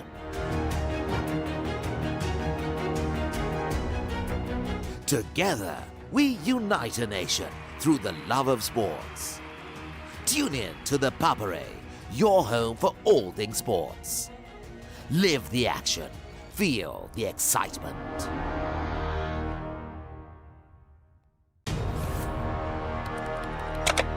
Elevate your game with the Papare, Sri Lanka's ultimate sports destination.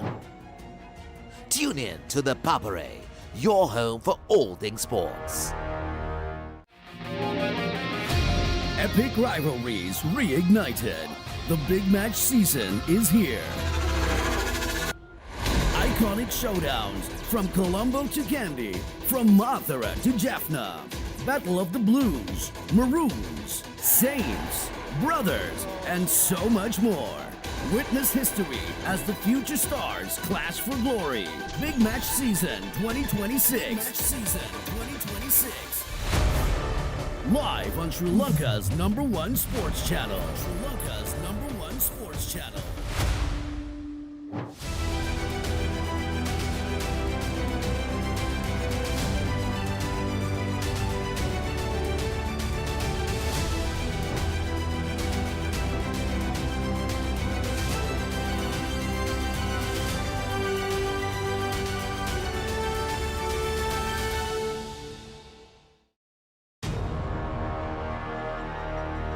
Elevate your game with the Papare, Sri Lanka's ultimate sports destination.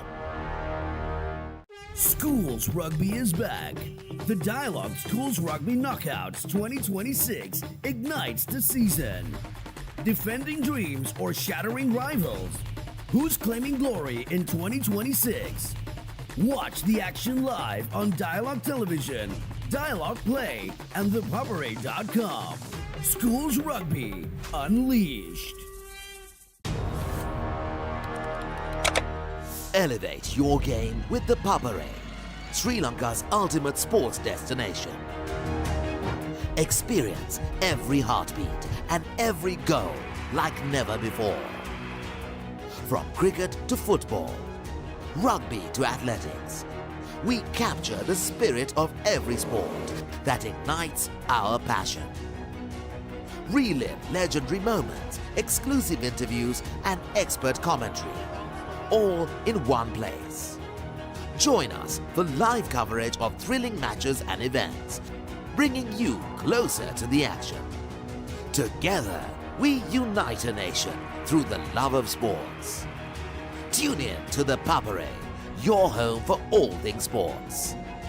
Live the action, feel the excitement.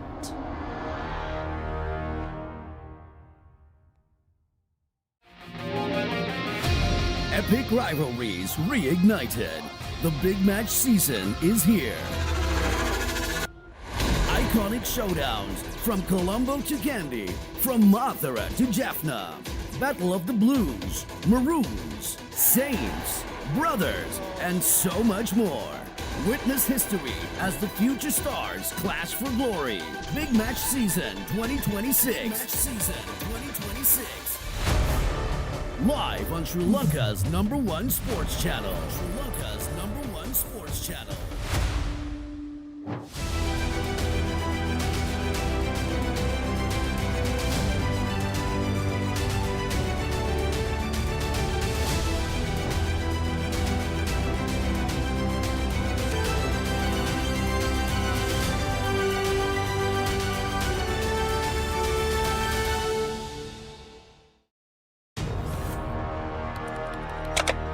Elevate your game with the Papare, Sri Lanka's ultimate sports destination.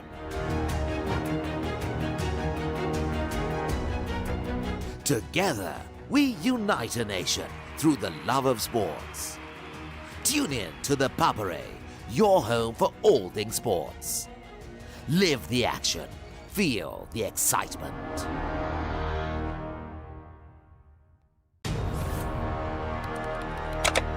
Elevate your game with the Papare, Sri Lanka's ultimate sports destination. Tune in to the Papare, your home for all things sports. Epic rivalries reignited.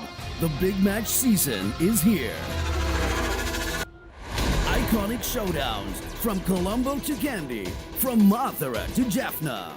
Battle of the Blues, Maroons, Saints, Brothers, and so much more.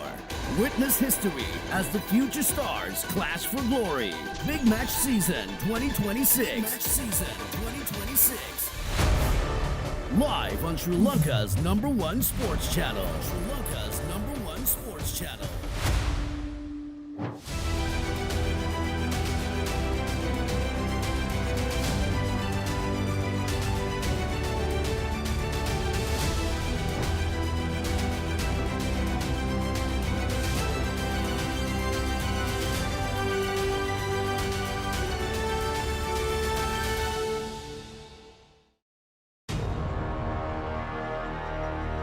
Elevate your game with the Papare, Sri Lanka's ultimate sports destination.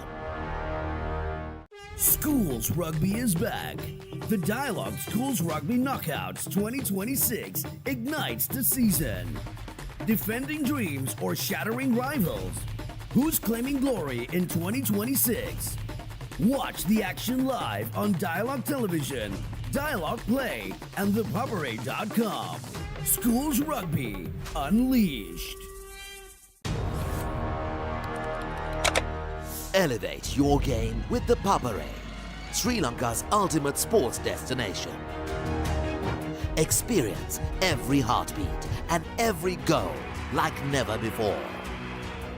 From cricket to football, rugby to athletics, we capture the spirit of every sport that ignites our passion. Relive legendary moments, exclusive interviews, and expert commentary, all in one place. Join us for live coverage of thrilling matches and events, bringing you closer to the action. Together, we unite a nation through the love of sports. Tune in to the Papare, your home for all things sports. Live the action, feel the excitement.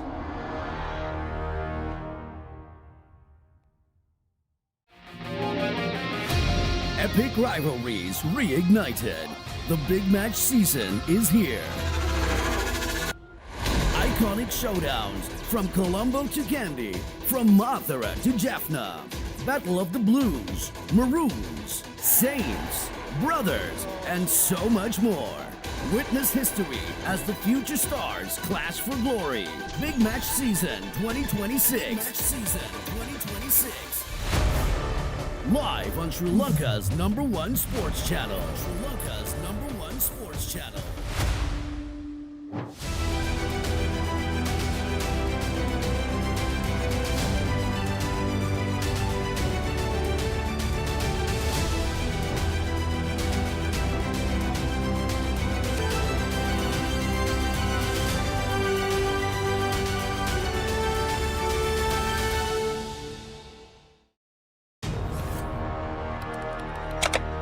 Elevate your game with the Papare, Sri Lanka's ultimate sports destination.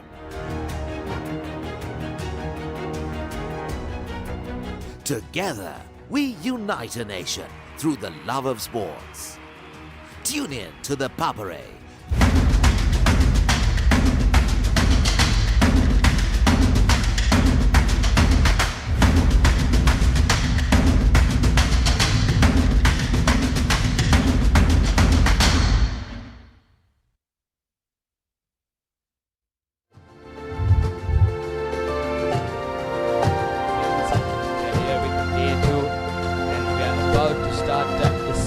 Session of the day. Joining me in commentary is Michael. A very good afternoon to you. Very good afternoon, Virun. Very good afternoon to everyone. Yes, and let's take a look at the batting card for St. Peter's. Early wicket for them. Their opener, Savi Fernando, dismissed by Samar Singha. So St. Peter's in a bit of a tricky situation. Just 5 overs gone, 14 runs for the loss of 1 wicket. Nothing to really worry about. Samar Singh, like you said, 1 for 6. Samash just pulled the 1 over, 4 runs, and Nushan Perra 1 over, which was a maiden. We'll see a lot of Nushan Perra in this session and maybe the next session with the spinners coming on. But like you said, St. Joseph's at the moment in the driving seat. Absolutely, and they look to be in that driving seat throughout this session. If they do manage to get about 5 wickets in this session, they'll be really happy, and going for that decision will be easier for them. As we take a look at the summary so far, St. Joseph's College in their first innings, 352 for 8 declared, with Vikunagoda 88 good innings from him. It was really good to watch him play. Danta Narayana 84 of 193. He played that anchor role for both batsmen. I think that's what they needed. And you see those 1, 2 and 3, the top scores, Samash getting a 50. Normally 53 of 93, you wouldn't see that. 53 of about 60 deliveries, yes, that's how he plays, but he was also playing a bit of cautious cricket. They didn't want to give wickets. Silva taking 5 for 95. He got his name in the book for next year. Yes, he'll be a happy man after 10 years getting a 5 wicket haul in this encounter, the Battle of the Saints. So definitely a historic moment for him, something he will remember for years to come. Yeah, that's his first 5 wicket haul, is what I was told in this year. So yes, he'll remember that. Definitely, and he did bowl some medium pace yesterday in the first session, and then he switched to his orthodox off spin, which brought him those 5 wickets. So he is basically known as off spinner, is it? And Yeah. I know that he bats also somewhere in the top. Yes, he is. We've been told that he is an off spinner on our stats as well. So maybe he was trying something. St. Peter's, they don't have many fast bowlers. Maybe they're trying to get something to come off the deck. But as of now, Tejana and De Silva on strike with 3 runs. Tejana. So just 5 balls that he has faced, 3 runs coming off it. And on the non-strikers position, De Silva, 5 runs. He's faced 50, 1-4 to his name. Well, that's why the surprising part was when they won the toss, they decided to bowl first. Knowing that they had just one fast bowler, and then Sebastian was the other, was going to do the bulk of the bowling. Samash will open. That goes down the leg. Just a shout from the back. But like you said, we were also quite surprised. Me being a beat right myself, we thought with the stronger batting side that we have, maybe equally matched with Joseph's, the batting sides, we're wondering why they did choose to start off with bowling after winning the toss. I think all to do with the green on the pitch. Oh, it's a lovely shot. Flicked off the pads. Tejana. Boundary to start off. Well, this is good. This is good batting. They need to play some positive cricket. Put the bowlers offline. It's getting a bit of movement coming into the left hand, going away from the right hand. But you definitely need to punish those looser deliveries. You've got to pounce on it, be right on top of it. But like you said, the grass just putting St. Peter's off yesterday. But the grass is not green on the other side for the Pete Wrights. Exactly. You see a bit of a field change, bringing in a square leg. Yeah, because someone getting that ball to move in. Any flick might go in there. There we see again, strikes on the pad. Yes, very likely showing that it was missing. Oh, what a dangerous shot to play. You can't play across the line in this stage of the game. Yes, definitely. You can see those stumps. I think that was a very good decision. Look at where the keeper is. He's also moving down the leg, trying to cover the line. That's a good decision by the umpire. Good decision, but Pete Wrights, they need to be careful. Well, with him bowling that ball coming in, he needs to put it outside off and then get it to swing. That's much better. There we see, but playing from the crease, get the batsman to drive, get that inside edge. So like you said, that ball much better this time. That's the correct line and length he needs to bowl to that left-hander. So Samash, he's corrected his line and length. Current run rate at about 3.35. This will be good to see now the bowling to the right hand. Definitely the ball is going to move away. I would actually like to see that extra cover coming to the third slip position. Keep the extra cover open. Ask him to go for that drive. There we go. Is that it? Yes, that's it. Gone. Number 2. De Silva has to walk. Well. Just like you were saying, get him to drive the ball. And he drove. And the little bit of movement. Oh, that's lovely. It was fuller, much fuller. Was tempted to drive, but that last bit of movement. And De Silva, he walks off scoring just 5 runs. So 19 for 2 in the 6th.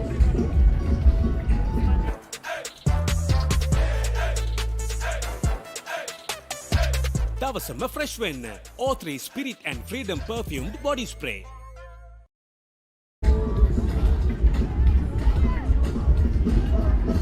So St. Peter's College now 19 for 2. Not in a good position. Tricky for them now, but recipients, they are really in control now. Let's take a look as the new batter walks in. It's the 5-wicket taker, Shavidu Silva. He's played 10 games, 350s to his name, with a best score of 77 and an average of 25. Well, ideally, if you can add to those 50s or the 100 column, make that best score something to remember. He's got the fifer and he can do it for his team here, but it's not going to be easy. Ball is moving a bit.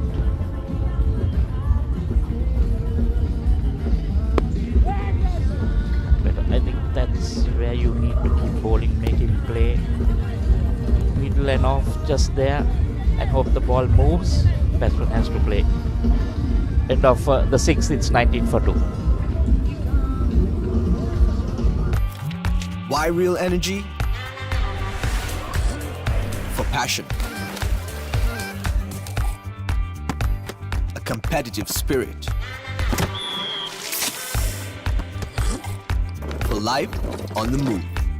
To work hard and play hard too. Real energy is for the night owls, the hard workers. It's for those who do and want to keep doing. Right, real energy.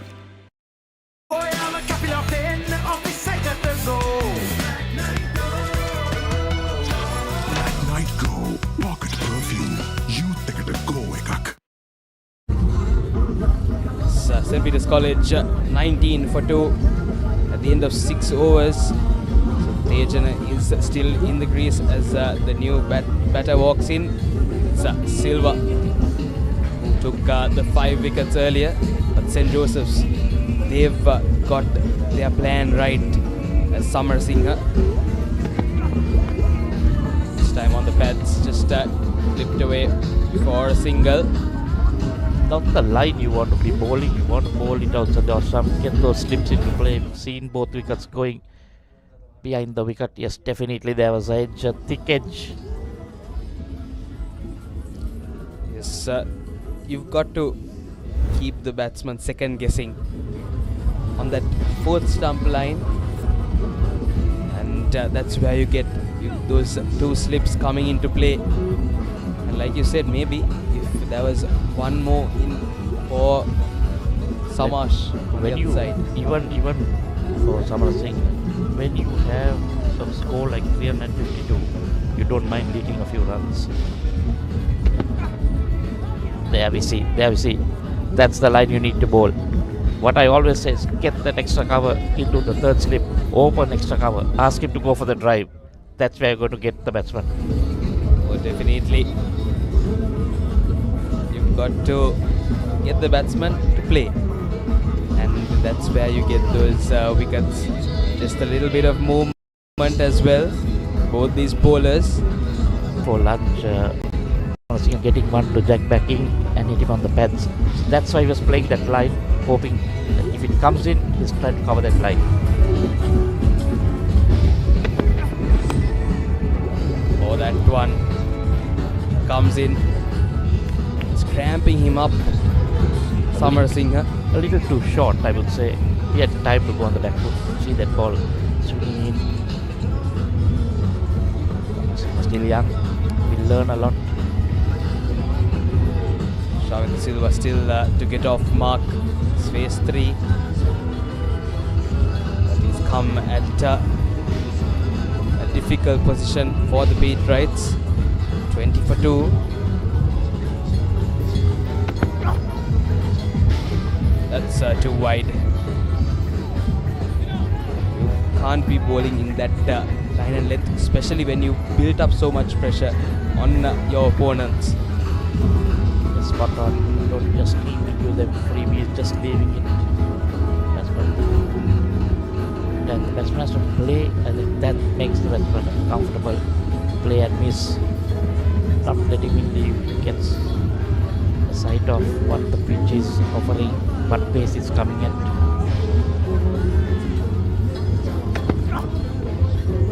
Much better. That's right. Something like that.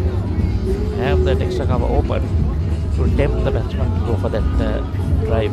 Once every batsman wants runs on the board, will be looking for runs. Yes, absolutely. I think if you do open that extra cover area and you bowl in that correct line and length, just a little fuller, and when you have the ball going away from you, that's where the wickets are available. Oh, there we go. There you see. Again flirting with it outside the off stump. End of the 7th, it's 20 for 2.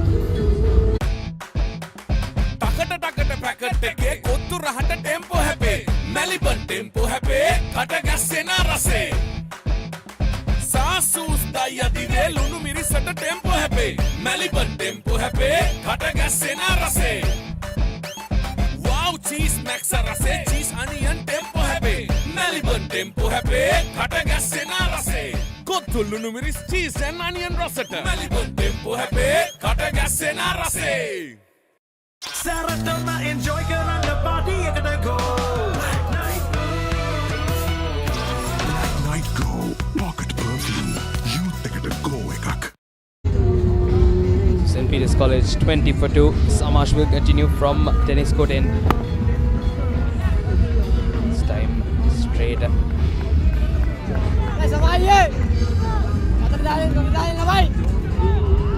Got the leg side field, I would say, covered with the mid wicket and a square leg. But there again now is having that just that one slip and a gully. The ball is going to come in. I would like to see whether they can bowl that surprise delivery that moves away from the left hand.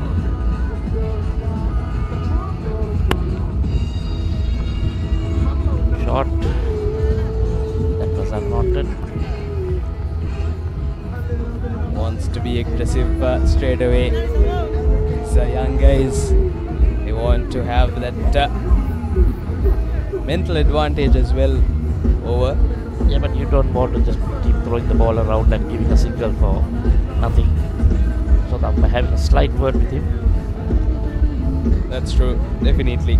That's not trying to look for any runs there. So again, shot. That's a good shot. Pulled. It bounces into the fence. Tejana, he's looked to pounce on that looser delivery. This time shorter, and he picked the length quickly. Yeah, that's good. They're looking for the boundaries and the big loose. Ball with that pace, that length is a no-go. Absolutely. It's more of a medium pace that he's bowling, so you've got to have that line and length perfect. That's better. That is better. Got to get him swinging at it. This time Samash. It was way outside the off stump and it was moving away. Off the deck, he got a lot of movement that time, Samash. That's where you keep bowling, make sure they, and then surprise the rest of the shot. That's fine.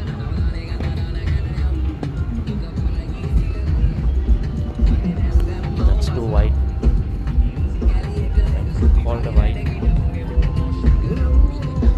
Too much. Like I said earlier, while you're building up this much pressure on the beat right batsman, you've got to stay tight. These kind of deliveries, those short deliveries, they let off that pressure and the beat rights get comfortable as they go on, as they face more balls. So Samash and Samar Singha, they've got to go hand in hand with each other. Come in round the wicket now, this should be better.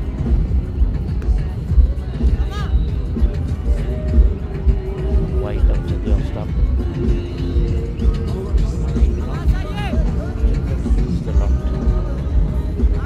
That's why you see a bit of waywardness. Not a bowlable bowl like 15-20 overs in innings. Overs at the start. The spinners taking on.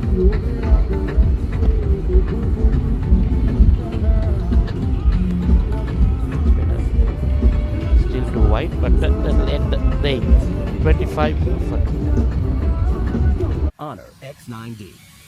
All angle ultra tough. IP69K water resistant. Honor X9D.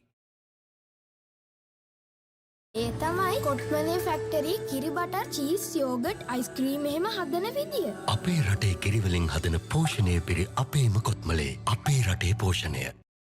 Pain can pause your active life. Get the all-new Move Pain Relief Spray for fast, long-lasting pain relief. St. Peter's College now 25 for the loss of 2 after 8. We were talking about the bowlers. So St. Peter's and St. Joseph's, depending on one fast bowler, and then most of them are spinners.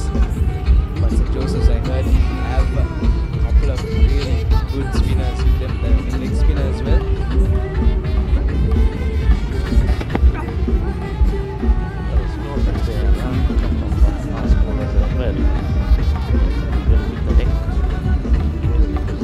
Pretty young fast bowlers, so they have time. See them as well. That ball just going down the leg. Once again, on the best of lines from Samarsingha. Going from the Vidya Mountain.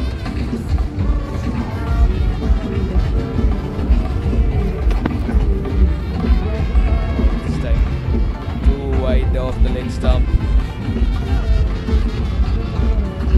It's getting that movement, but it's being pitched in the wrong area.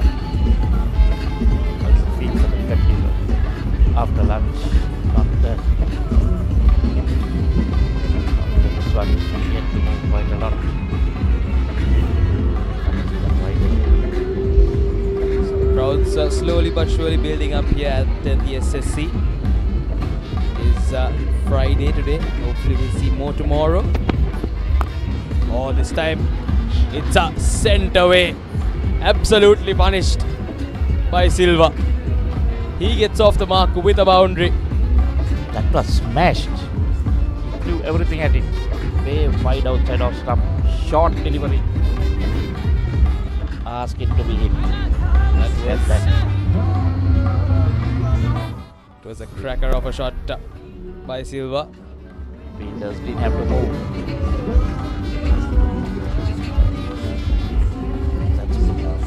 Peters, anything loose, they're going to bounce on it, and this is good. See that they are trying to take the attack on. They were now losing the wind, going too wide down the leg. The first two deliveries now straight right outside.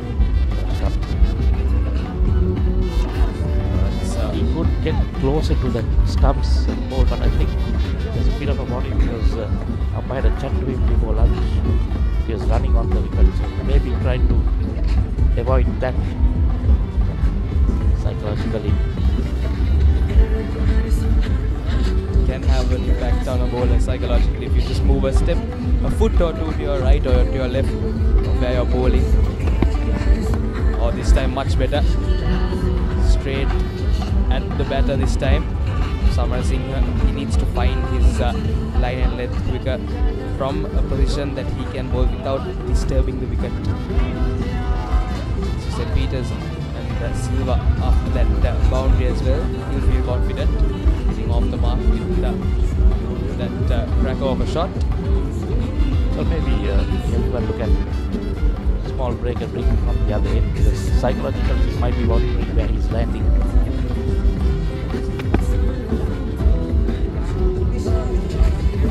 It's much better this time. The left by Silva. Maybe just a bit closer to the stumps. That would be perfect line from Samarsingha. Ball from closer to the umpire. But the problem is he has the confidence running on the track. I don't think he wants to do that too often. I'm pretty sure the umpire did have a word with him regarding that. Final ball of this over. Or Fuller this time. And at the end of the 9th over, St. Peter's College 30 for the loss of 2. හැමදේම පටන් ගන්නේ gut එකෙන්. දිනන ගැම්ම දෙන්නේ gut එක. හැම මොහොතකම life එකේ ඉදිරියට යන්න හෙල්දි ගට් එකක් ඕනෙමයි. DR20 probiotic සහිත ලංකාවේ එකම සෙට් යෝගට් එක. Anchor New Deal. Dum dum ding belanam stick bender ya mea pel belanam stick bender ya devi late belanam stick bender aturu mituru damba divaturu ona kenek antimedi munchy sticks racing stick bender Strawberry, vanilla, chocolate racing munchy sticks. Stick winner.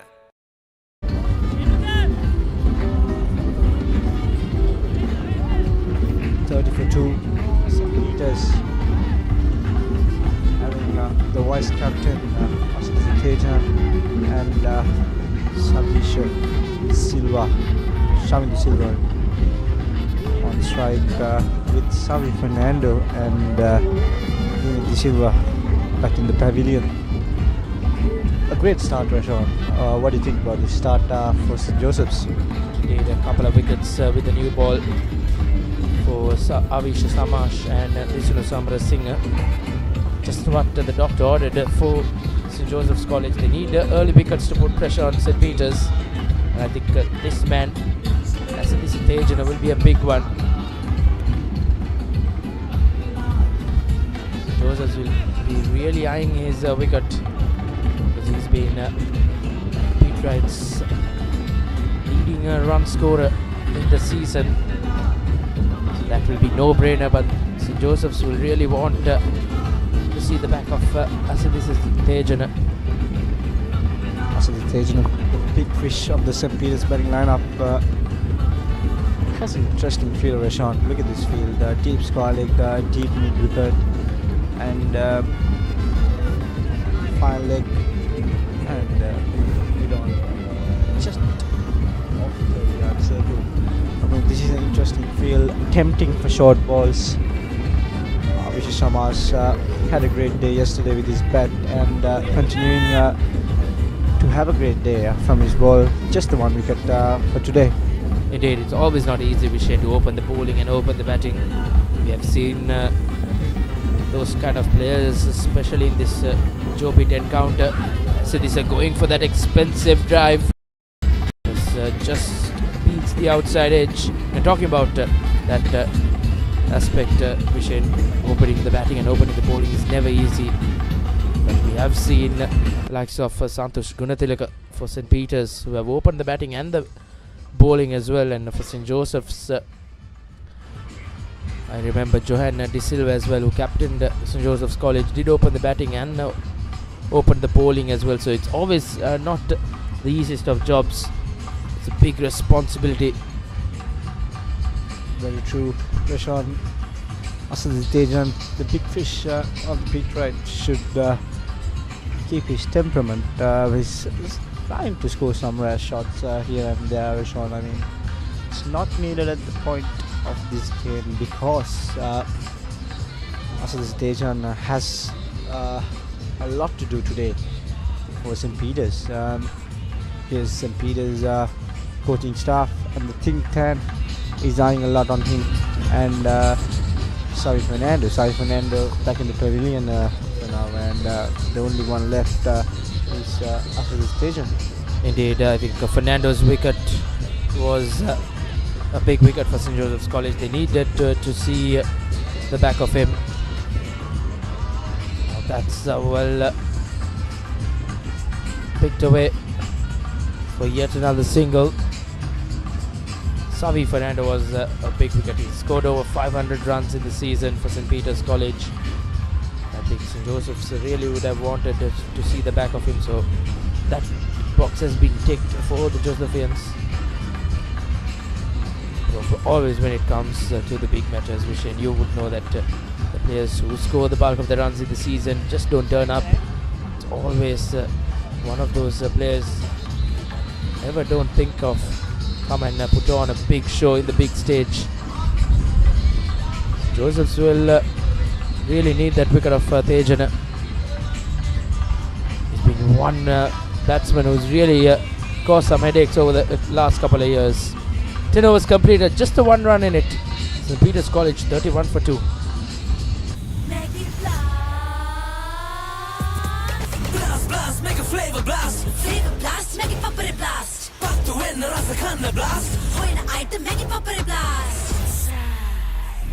Blast, make it Papare blast. Flavor blast, make it Papare blast. Blast, make it Papare blast. Flavor blast, make it Papare blast.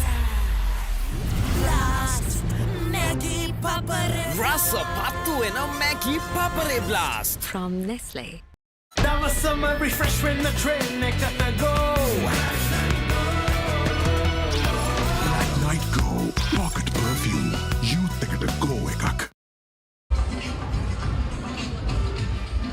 Dushan Pereira body to the attack. Right arm more spinner. Heavily experienced bowler who bowled very well last year as well.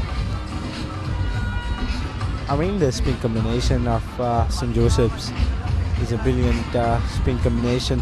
Vigneshwaran, Akash, Dushan Pereira and Vishapiri as well.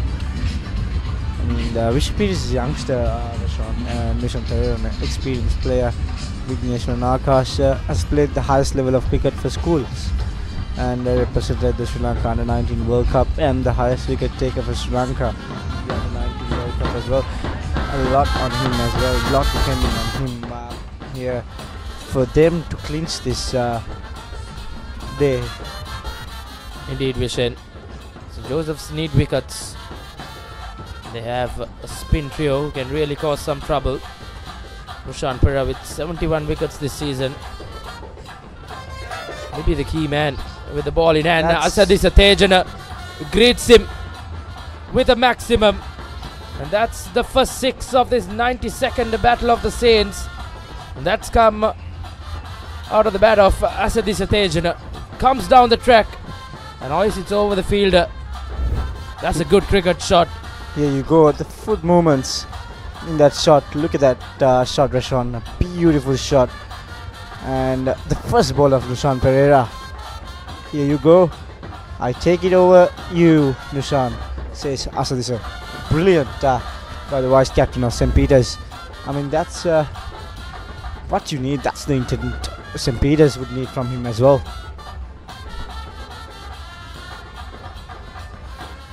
Asadisa Tejan should continue this to save St. Peter's from this disaster. Shanti Silva batting well, staying quiet in one end.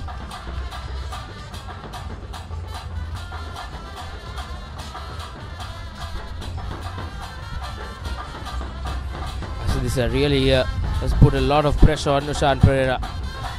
That was a brave Vishen. That match up, the right arm off spinner coming down the track, the left-hander. Brilliant from Asadisa. Just releasing that pressure. St. Peter's College still 12 by 314 runs. Surely their first hurdle will be to get that score above 202, that they can avoid that follow on. Dushan Pereira bowling tight, even that 6 over his head was a good shot by Asadisa Tejana. I mean, Dushan Pereira has a lot of experience coming from him, and Shamini Silva, right hand batsman, has a threat that coming in. Indeed, Silva is done well with the ball. Straight away on the middle to do the job in the batting department as well. Decent comeback from Dushan Pereira after being hit for a 6. At the end of 11, St. Peter's College 38 for 2. And it's been a very spirited affair from the Josephian batters after being put into bat. The highest team totals for St. Joseph's over the years. St. Joseph's this year, 2026, they managed to get their third highest total, 352 for 8 declared here at the SSC. The highest ever total coming in the year 1952, 382. So I think that batting performance will be one to remember for St. Joseph's College. But the all-important one will be, can this total be one that St. Joseph's can walk away with the win, but plenty of time remaining in the game. While you talk about that, Rashawn, well, why aren't you in the stands today? Duty is in the comm box as Avish Samash starts off with a wayward delivery. Rashawn is normally in the stands with the Josephians, surrounded by him, where you can't even see him. You have to go there and you have to search for him. Well played by Asdisa Tejana again. I think Asdisa Tejana will be one of those wickets St. Joseph's will really have to get him early, because if he sets in, he'll be on for a big one. Interesting fields for him, Rashawn. I would love this field, giving some pressure, letting him play that shot over mid-wicket, take the mid-wicket fielder into the 30-yard circle.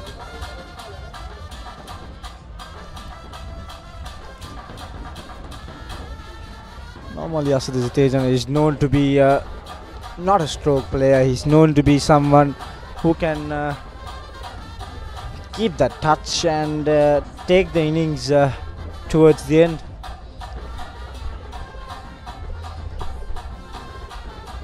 Indeed. And Avish Samash really testing him with that bouncer. The field surely being set to try and trap Asdisa. But Avish Samash mixing things up well.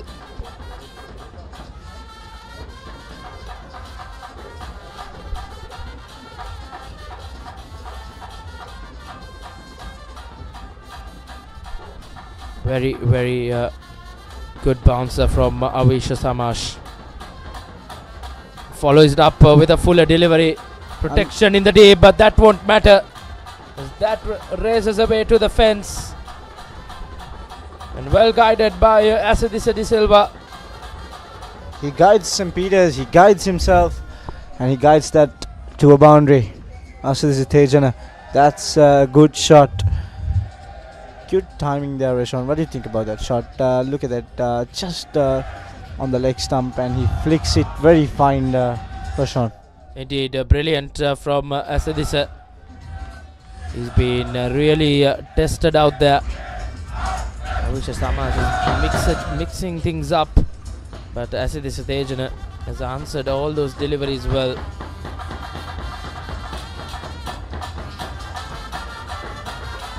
This time a shout, but nothing from umpire Botheju. Unwanted by Asdisa here. Got a boundary. Just leave that ball, Asdisa. You have to know. Indeed, probably the confidence creeping in for Asdisa De Silva. That's a close replay there. Two experienced umpires, Rashawn Chamal D'Souza and Hemant Botheju. Two vastly experienced umpires, and that's the end of the 11th over. St. Peter's 43 for 2. හැමදේම පටන් ගන්නේ gut එකෙන්. හරිම decision එක වෙලාවට ගන්න හයියක් වෙන්නේ gut එක. හැම මොහොතකම ලයිෆ් එකේ ඉදිරියට යන්න. හෙල්දි ගට් එකක් ඕනෙමයි. ප්‍රොබයෝටික්ස් හා අත්‍යවශ්‍ය පෝෂක පදාර්ථ සහිත New Dale Green Tea Yogurt. ගට් එක රෙඩි කරන්න. Rasa patu and a Maggie Papare Blast from Nestle. Honor X9D. All angle ultra tough. IP69K water resistant. Honor X9D.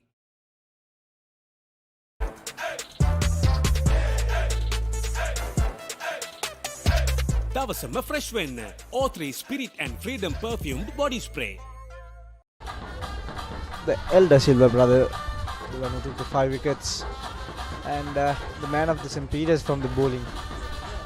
Rashawn, what do you think about that bowling from him? He bowled some overs of pace, and then he changed into spin, and now he has the job to bat. Indeed, he'll be a very happy man because he's got a 5 of St. Peter's College after 10 long years. It was a close call, but safely home. Wasn't that close, Rashawn? It was safe inside us in the stadium, but run that first run hard. That's what we can get from there. And Nushan Pereira has made a field where SSC Tejana cannot loft it over his head. That middle of fielder on long off, a bit straight. That's good bowling by Nushan Pereira. Indeed, Nushan Pereira will look to threaten SSC, but he's really played him out well here. As far in this innings, he's faced Nushan Pereira for 3 deliveries. He's managed to get runs off all 3 deliveries, so SSC Tejana will be in a good mood against the right arm off spin of Nushan Pereira, who has claimed 71 wickets this season.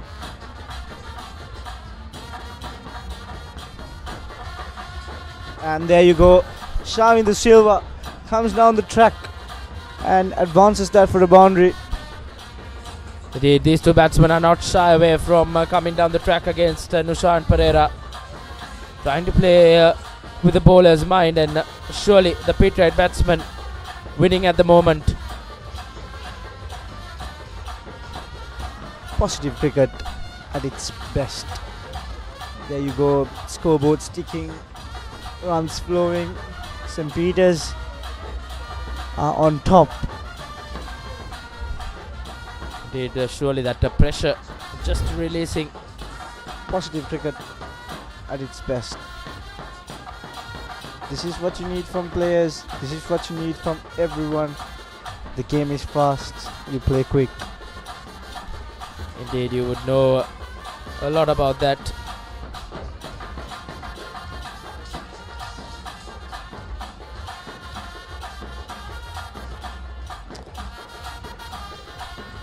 Indeed,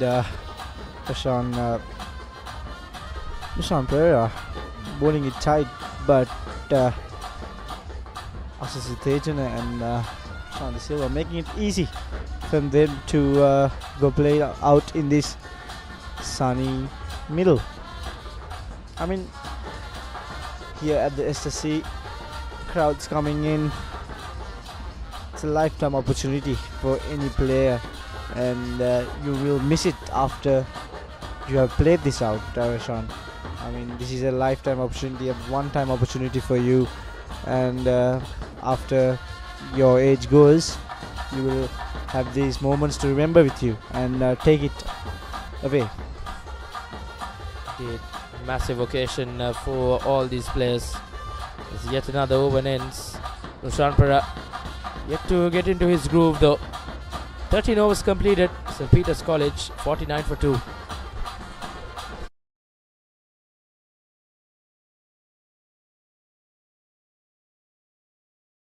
The future remembered it before it was built.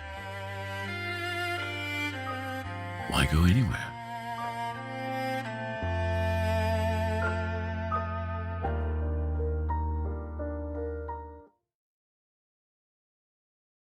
Honor X9D. All angle ultra tough. IP69K water resistant. Honor X9D.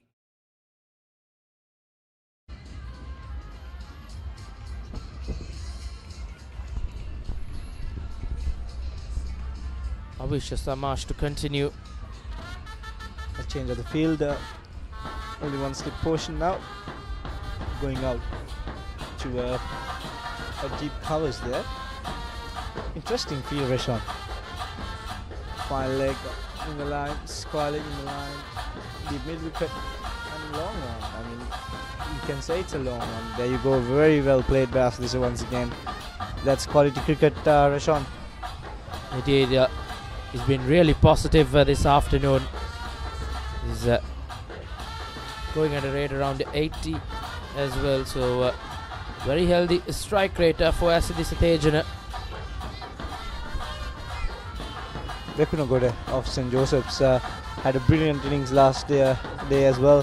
Played brilliant, Roshan. I mean, he had a good innings. He played those singles, he played those boundaries, odd boundaries every over he played.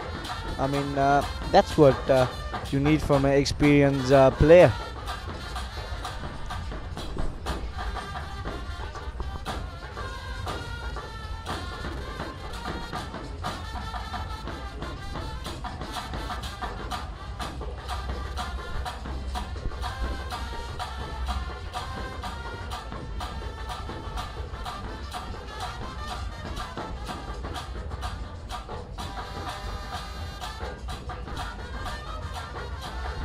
Tejana once again on strike. A quick single by Shamdi Silva. These two batters have really rotated the strike well, Vishen. Avisha Samash continues to test Asadisa with that short delivery.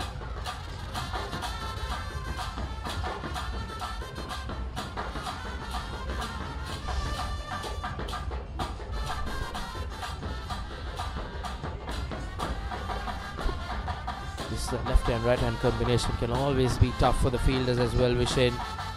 Rishma Amar Singh is going deep squally from both sides. The skipper of St. Joseph's. Indeed, inviting Silva to go aerial.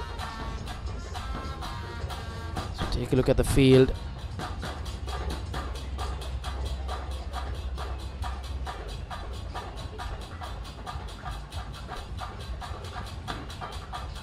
Watched off from Silva. One for the over, says umpire Boteju. Last couple of deliveries in this over. It'll be interesting to see how Avisha Samash will mix things up. He's been really bowling hard. Always not easy in this heat. He's giving it his all. And once again, hopes to go with that shorter delivery. Avisha Samash is a bowler with quick bounce but not extra pace. I mean, he's bowling in good lengths. Why not you bowl some balls and let the batsman drive it as well?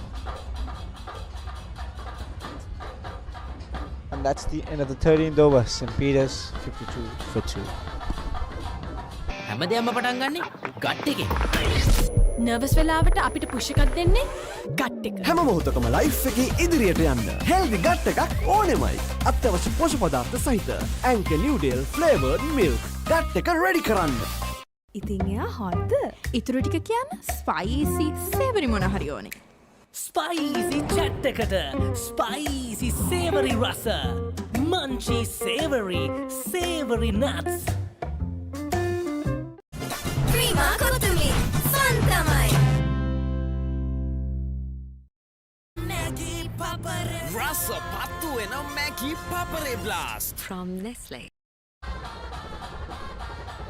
St. Peter's College 52 for 2 after 14 overs, exactly 300 runs behind the first innings total of St. Joseph's College.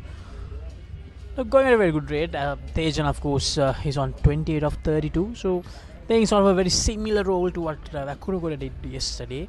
And here we go, the bowling change that a lot of people were expecting to see. Vignesh Ranaka, Sri Lanka under-19 cap, played in that under-19 World Cup as well, the leg spinner.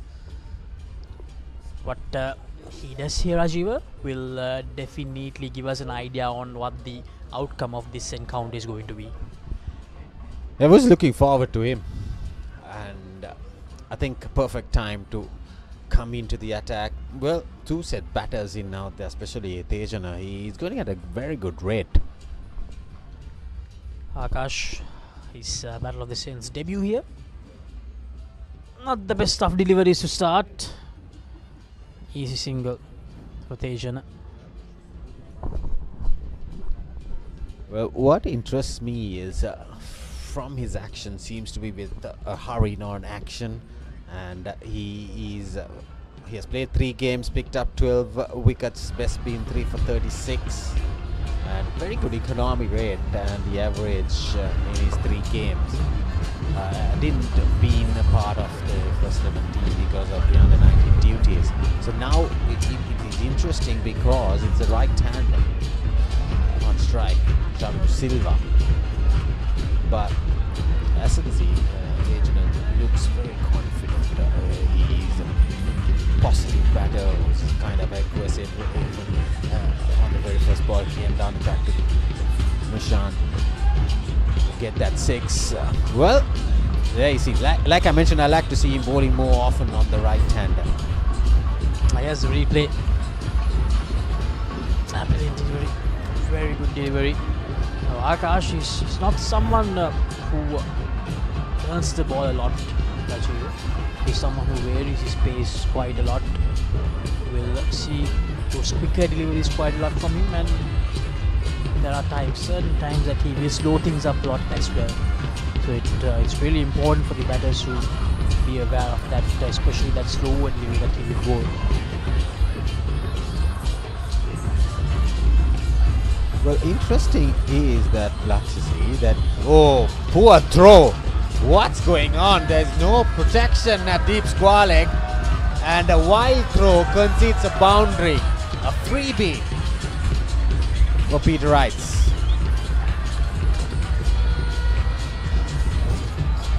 You can't afford to do that, Rajiv. The bowler is trying to insert some pressure, so the fielders, they need to make sure that they back the bowlers up. Yeah, I think there was no attempt of a run either, but that wild throw, Samash, the culprit there, giving away 4 runs.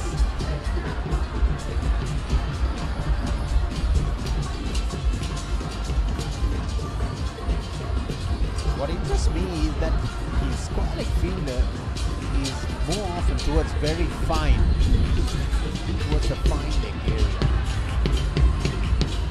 For the left-hander, he has a very fine-ish deep square leg.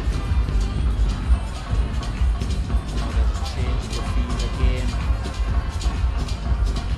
Yeah, there's a deep fine leg and a long on. Ample space on the leg side apart from that short mid-wicket fielder. So he can't afford to bowl short. Last delivery of his first over. Straight away, brilliantly done by Tejana. The fielder has a lot to do and he's unable to cut that off a boundary. I need to do a lot better. Not good fielding from St. Joseph's College in this over. 10 runs conceded, 15 done. St. Peter's 62 for 2.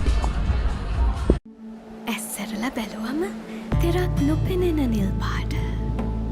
හුළඟටත් මුසුණු සීතල නිල් පාට. පුංචි පුංචි දේවල් වල නිල් පාට නිල් පාට නිල් පාට. සැහැල්ලුව සතුට ගේන ඉවරයක් නැති නිල් පාට. මේ හැම නිල් පාටකම හැංගුණු රසවත් හැඟීම අල්ලන්න පුළුවන්ද? ජීවිතය රසින් පුරවන රසම රස නිල් පාට. Ritz-Berry chocolate, nil පාට හැඟීමක රස. Maggie Papare. Rasa patu ena Maggie Papare blast from Nestle. Samash, he will continue 6 overs, 1 for 23. Economy almost around 4. Samash bowled a lot of bounces in that previous over, Rajiv. Yeah, a lot better this time. A lot fuller. Probably need to make sure that he thinks about his length.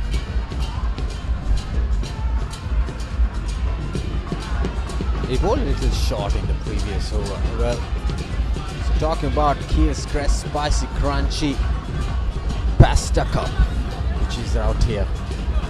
We had a taste yesterday. It was very much nice and tasty alongside with this King's Crest tomato sauce, the 400 gram bottle made with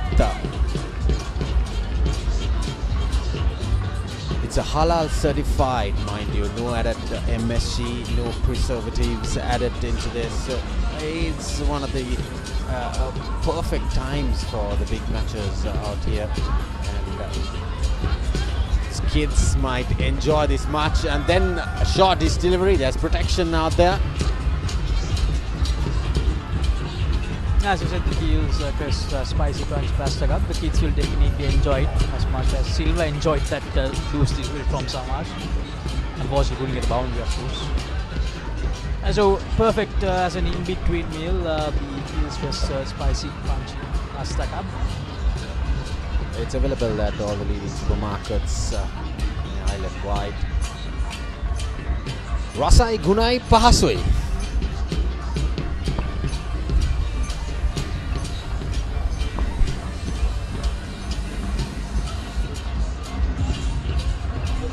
Last over last year was quite way, but I think again that shot delivery, I think it's called wide by the Lenka umpire Chamara. So is the last over. I have a strong feeling that about that field setup, especially on the leg spinner. There's a very fine leg field, a very fine. Look at this shot delivery, way over the heads of the batter. I can't understand this tactic ball in the short delivery. Trying to cramp up the batter with 3 fielders on the leg side, front a square fielder, and then deep square leg, a fine leg fielder. So that is the option they are trying to trap these two batters. So I find it very difficult to understand with the pace of Samash. He's not express. Whether they are desperate for a wicket with the short ball, I think maybe they need to bowl a little outside the off stump just as that, and then try and attack, bowl one side of the wicket rather than just bowling that short delivery, which is more. I mean, the batters are anticipating the short ball because the field is out there. So nowadays, the coaching manual says just pull it down rather than going straight at your fielder or go over the fielders or over the ropes. They're just being a bit too predictable here, St. Joseph's College, unfortunately. Yes, we do understand what they're trying to do, but they're just pulling too many bouncers, and most of those bouncers just not well directed at all. Just like this one, that will be another wide delivery way over the head of the batter. This is not good. This is not good from St. Joseph's College. Yeah, the tactic is not working. It's just a tennis ball bounce without pace coming in, and I think, yeah, poor delivery. This is not the perfect tactic to buy a wicket. I probably should try to do that a lot more, Samash, rather than bowling bouncers. 16 done, 66 for 2 St. Peters.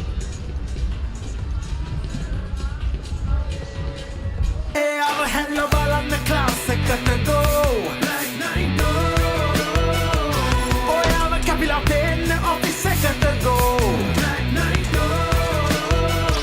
That was some refresh when the train got to go. Black night go. Saratana enjoy get on the body got to go. Black night go.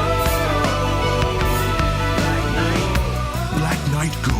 Pocket perfume. You take it a go ekak.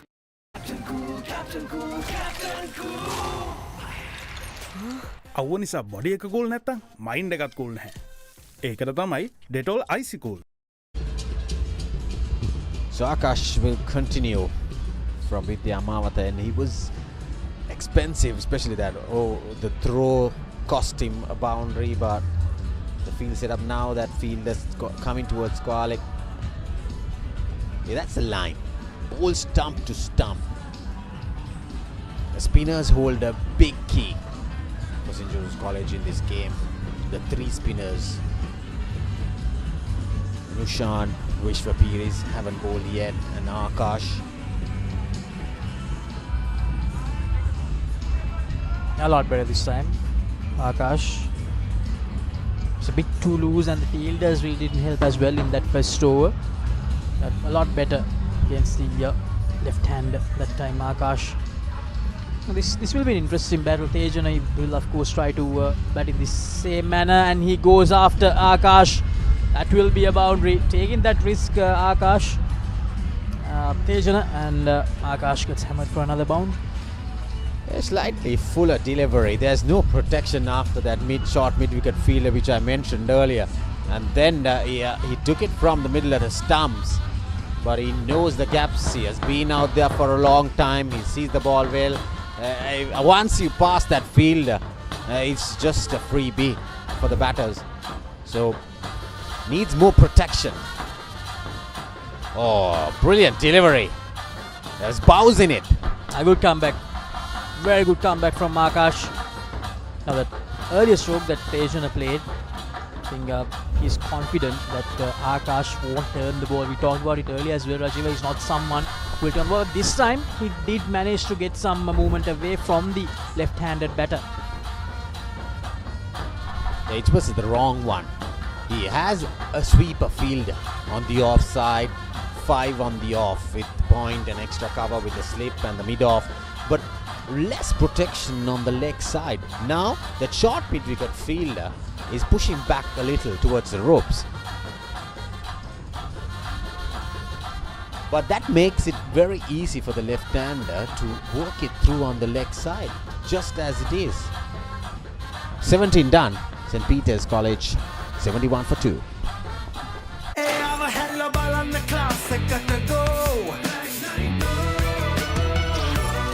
Night Go, pocket perfume. Youth එකට glow එකක්.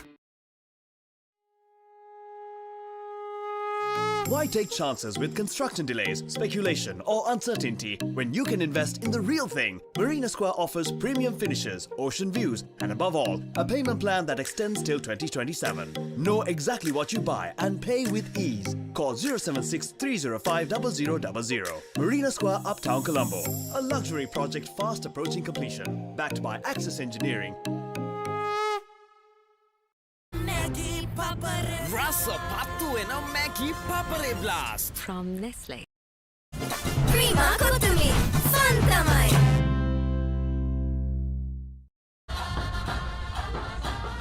So 17 done, 71 for 2 St. Peter's College. Pair back into the attack. So that's the end of Avishu Samash. His spell comes to an end. A spell that they really could have done a lot more with. He bowled too many bounces, became a bit too predictable. Just became one-dimensional in his last spell, unfortunately, Avishu Samash. Sunushan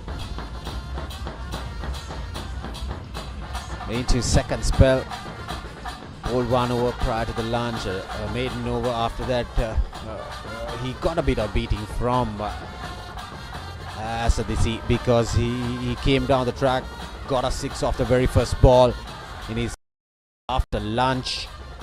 So he also another picky, more than 69 wickets, more than 50 wickets. So he's one of the main bowlers of St. Joseph's lineup. Oh, something rare. No ball.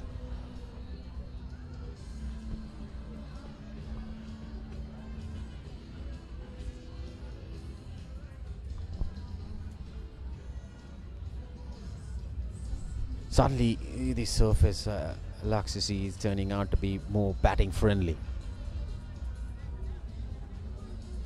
Now that time giving the ball some more air, Nushan.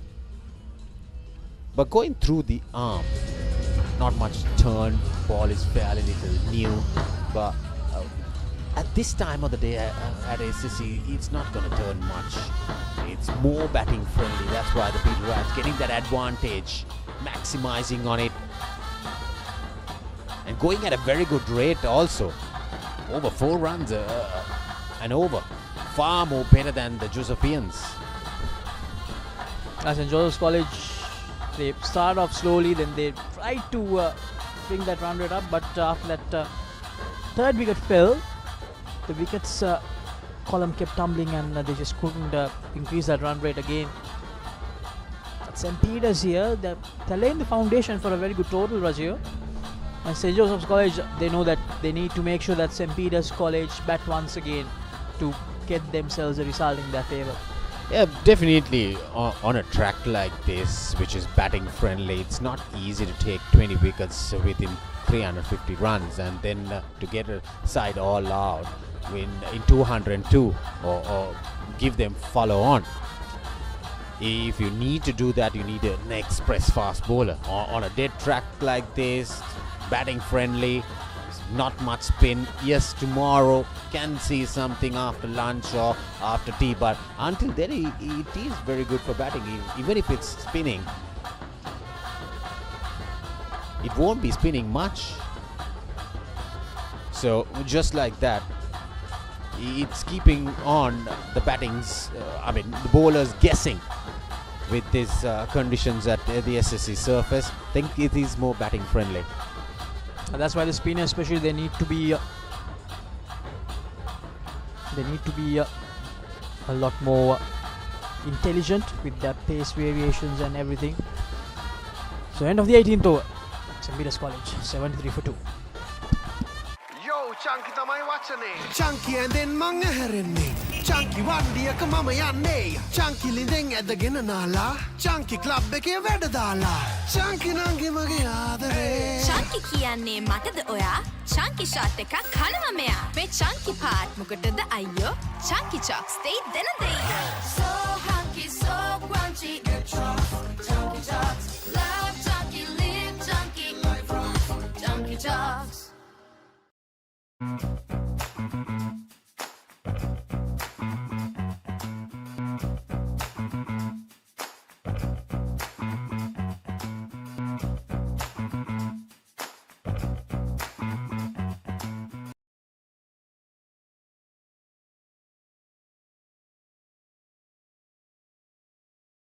හඳුන්වාදන Keys Crest Ultimate Crispy Chicken Experience එක. Crunchy කටගැස්මකට Crispy Chicken Thai. Spicy vibe එකට Spicy Crispy Chicken Strip. Share කරන් කන්න Crispy Chicken Popcorn. රස double කරන barbecue sauce සමග Keys Crest Ultimate Crispy Chicken Experience එක.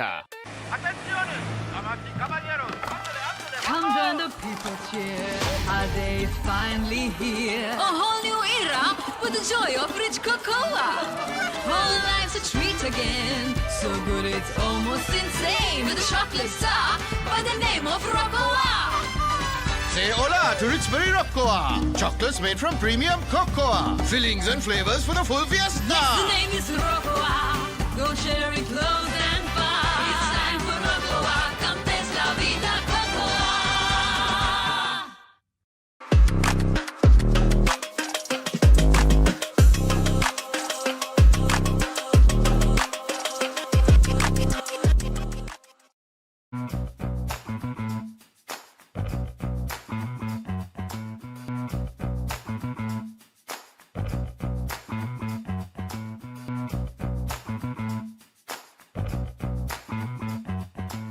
The future remembered it before it was built.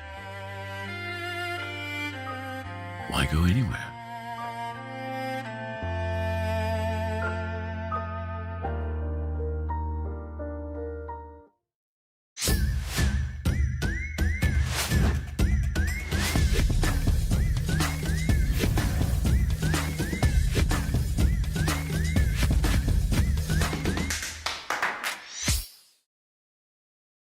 Honor X9D.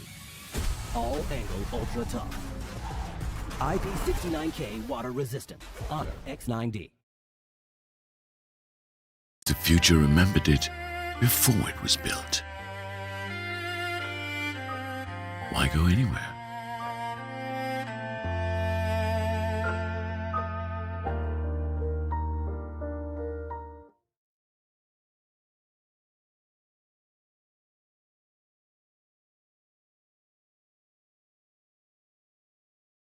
Honor X9D. All angle ultra tough. IP69K water resistant. Honor X9D.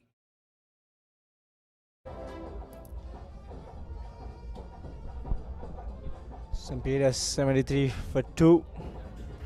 Also the Tejana, the man in form, the man for St. Peter's, and the big fish for St. Joseph's, Roscoe. Yes, for sure. As I said, De Silva has batted beautifully so far. 40 of just 46 balls, and he's got good support from Shavindu Silva as well, who's having a great game in this 92nd Battle of the Saints. It's been a very good partnership as well.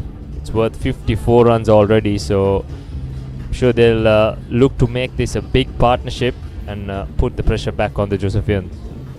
Two quick wickets, quick suggestions in the first session, and Asad Tejan batting really well for Vikreshwan and Akash, the man of St. Joseph's, the man who has played the highest level of school cricket and represented the Sri Lanka Under-19 World Cup.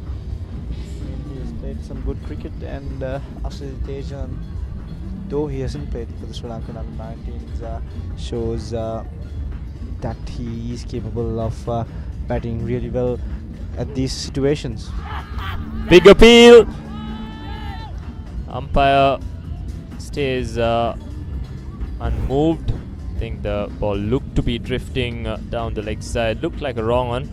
Yeah, it's missing leg.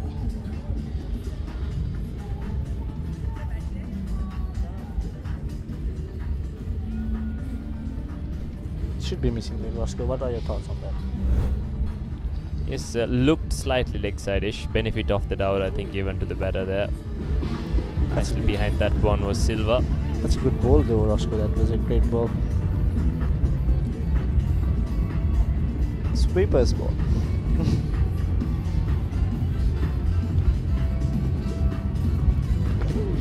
Some sweeper's cricket as well.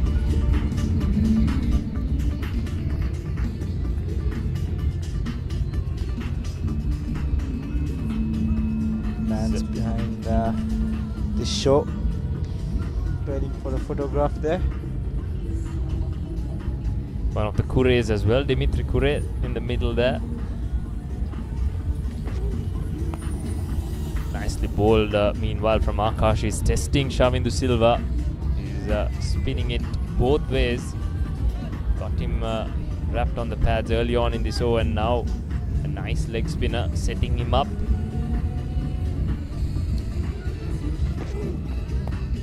He's batting really well, Shavindu Silva, and that's the end of the 18th over. St. Peter's 74 for 2.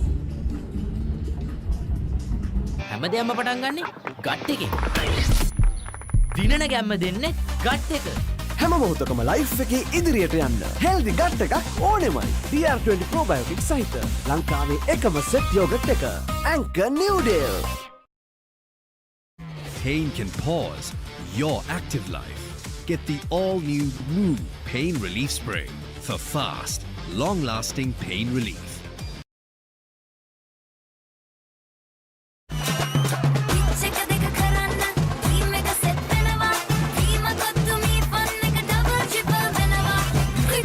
Fun. Prima Kotumi Tianakam. Prima Kotumi. Fun tamai.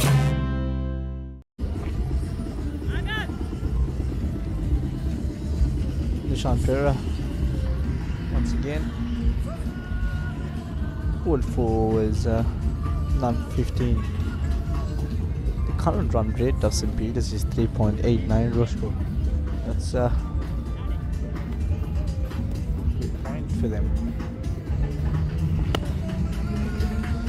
Tejan is playing those shots and playing it so elegantly there in the middle. He tries the big fish for sure, the big fish for the Josephians. You take him out and the Pete Trites are going to fall in trouble. That's why they are not bringing in the left arm spinner, Roscoe, because they need the left-hander to get out. That's why they're trying and attacking with Nishan Pereira from one side and trying to get the main scalp out of the scorebooks.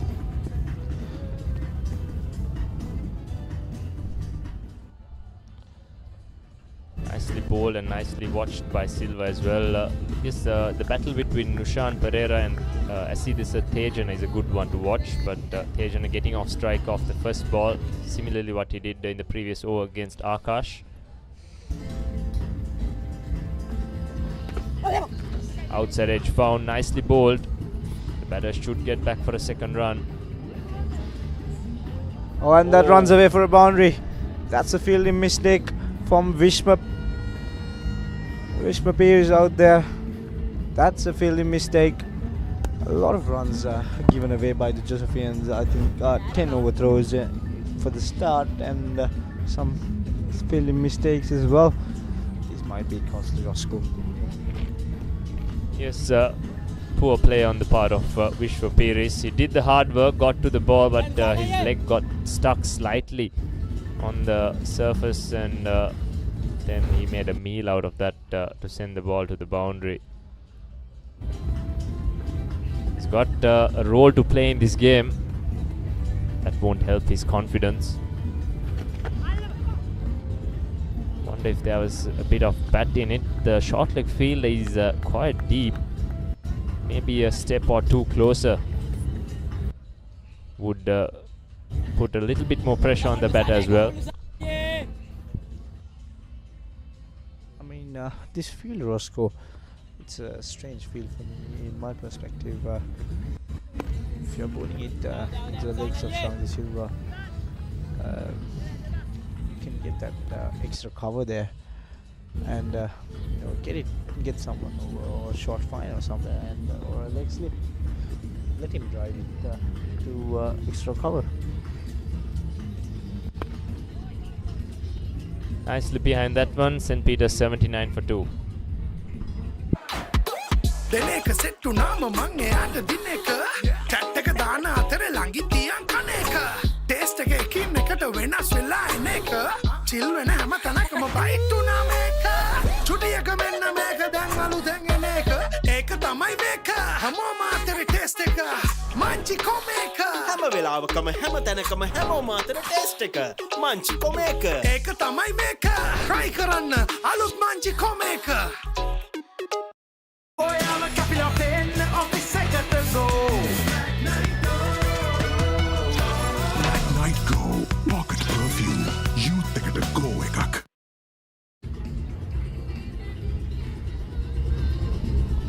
Vigneshwaran Akash to continue. He's been slightly expensive in his first 3 overs. That is also due to a couple of fielding errors from the Josephian fielders. Also, Stejana playing it beautifully. He's playing it accordingly and sticking to the plan of the St. Peter's plan.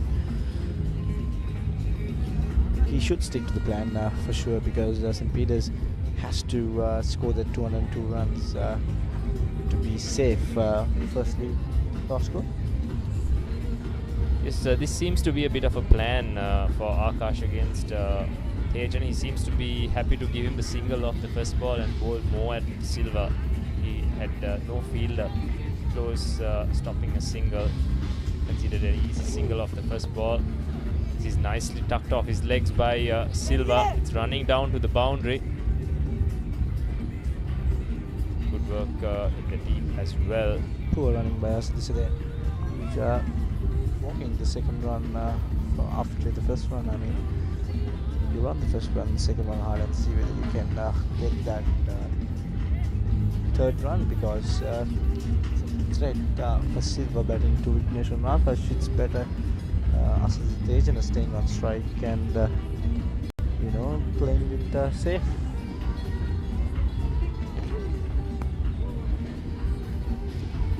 Finally clean the wickets. Roscoe. It's definitely overall the Pete Wright intent has been good, but yes, the conversion of twos into threes and singles into twos throughout this game hasn't been that great from both teams. Tentative on just outside off stump. I think he's expecting that wrong on more often than not from Akash. He's kept Silva guessing the last couple of balls. I'm sure he's going to slip one in. Try to wrap him on the pads or onto the stumps. That's a bit of length and a line from Vigneshwaran Akash. No help from the wicket for him as well. Roscoe, it's a dead wicket. I mean, this is the typical SSC wicket you would see. Vigneshwaran Akash to bowl his last ball of the over. And plays well. Shamil Silva, it's St. Peter's 82 for 2. End of the 20th over. හැමදේම පටන් ගන්නේ gut එකෙන්. Nervous වෙලාවට අපිට push එකක් දෙන්නේ gut එක. හැම මොහොතකම ලයිෆ් එකේ ඉදිරියට යන්න හෙල්දි ගට් එකක් ඕනෙමයි. අත්‍යවශ්‍ය පෝෂක පදාර්ථ සහිත ඇන්කර් නිව්ඩේල් ෆ්ලේවර්ඩ් මිල්ක් ගට් එක රෙඩි කරන්න. check a deck කරන්න team එක set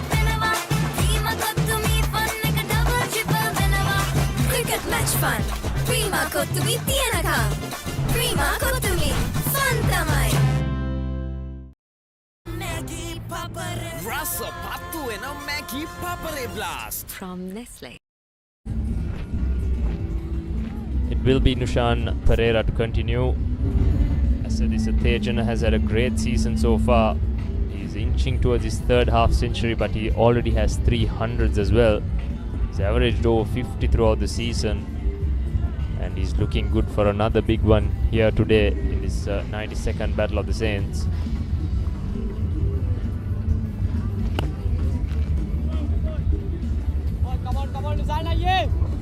This is the contest I'm looking forward to. I'd like to see that mid-off fielder come up, maybe invite Tejana to go big rather than concede that easy single for him.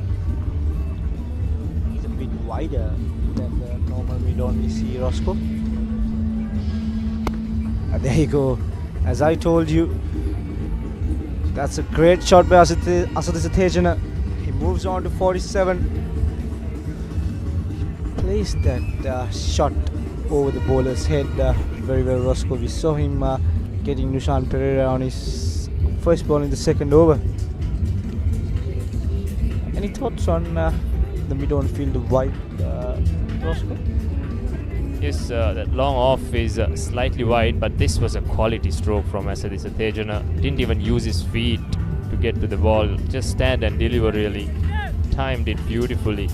He's hit some really nice strokes, and that 6 that you spoke about is so far the only 6 of the whole game as well. Tejana moves on to 47. 3 runs away from a well-deserved half century. Always a special feeling to get to that milestone in a big match. Moves on to 48 with that single. Sean Silva quiet from one side, and he's trying to bat deep with Asadisa. Yes, Asadisa was special yesterday as well. We saw him hold on to some very good catches late in the day. One great back and holding on to dismiss one of the Josephian middle order batters. This time Silva looks to go big. I think he was looking to go over the top, but he got too close to it, so he didn't really get elevation on that ball.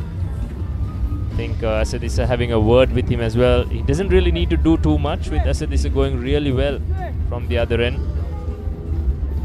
Nushan Pereira won't mind that.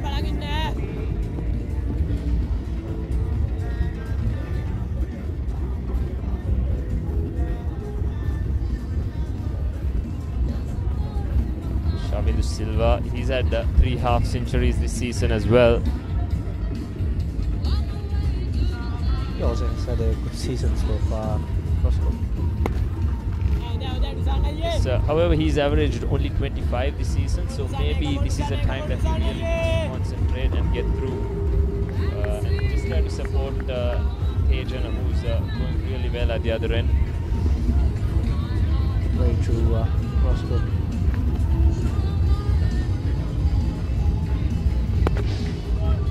That's the end of the 21st over.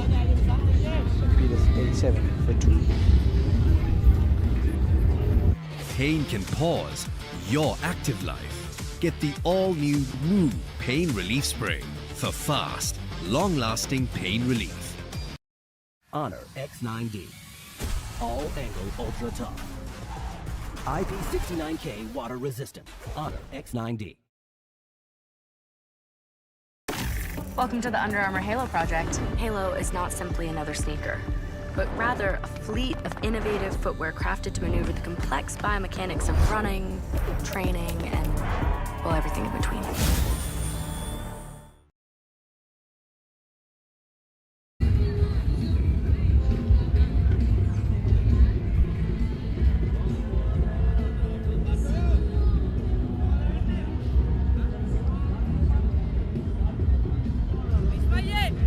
Akash to continue. He's switched sides now. He's looking to go. In fact, beg your pardon, it's not Akash. I think Vishwa has been introduced into the attack. the youngster. Yes, the left arm spinner off the side. He has 50 wickets against his name as well. So this is going to be the game really. If one of these spinners can't really break through, it's going to be a long day for St. Joseph. So Vishwapiri will now hold Tejana. It's going to be a good battle. I'm sure Tejana will look to put the pressure back on the left arm spinner. It's only 16 years of age, Roscoe.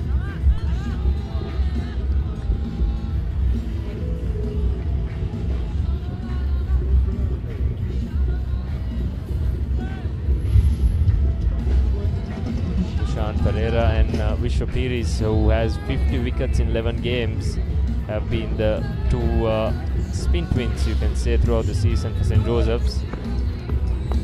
Starts off with a full delivery, nicely punched down to long on by Tejana, who moves on to 49 now.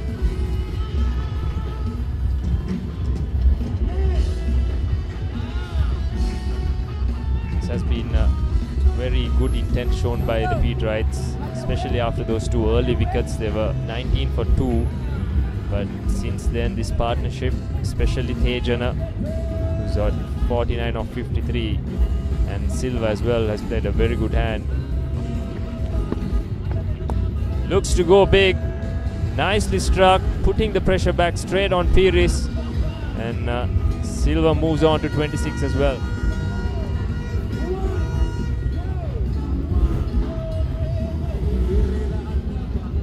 Foot movements by Shaun De Silva. He's playing that shots coming over, playing over the bowler's head. The youngster is under pressure just after the second ball.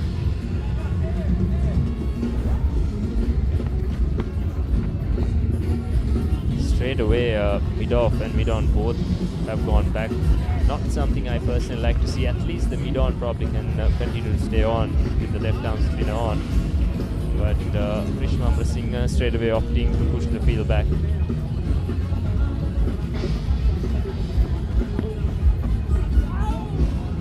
Nicely bowled, beaten slightly in the flight, but well negotiated in the end. Silva has hit some nice boundaries, but he's not really rotated strike enough in between. That's something he can work on. Very true, Roscoe. This is Tejana. The other side on 49. Just 1 run behind that half century. A special player is racing at a special time. When there were 19 for 2 and St. Peter's 92 for 2 at the moment. And that's the end of the 22nd over. St. Peter's 2 for 2.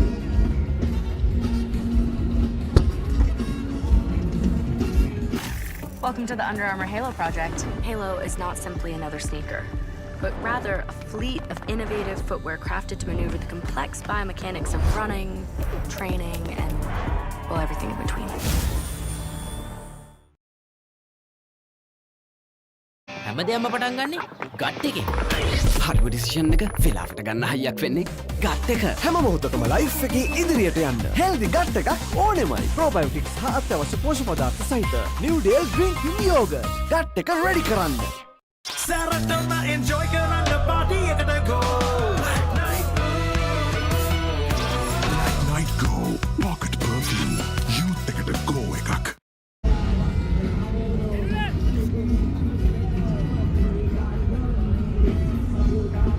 So after 23 done, 92 for 2 with Tejana on the verge of that half century.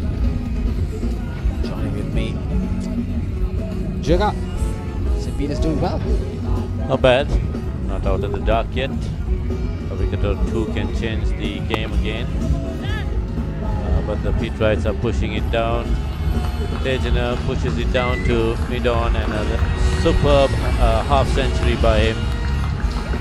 50 runs of 54 deliveries, 6 fours and a 6, striking at 93. As the supporters come out trying to get a selfie. It's always a nice time. Even Tejan is posing well, for this it. is how he got his half century. That's 6 and then 6 boundaries. Very, very positive approach into the innings. Almost a runner ball, Jeta. So I think that is what St. Peter's wanted. Someone to step in when the team was struggling from 19 for 2 at one stage. And I think Tejan Asadisi, he was very busy in the field. Now he's doing that bat talk here at SSC. Exactly.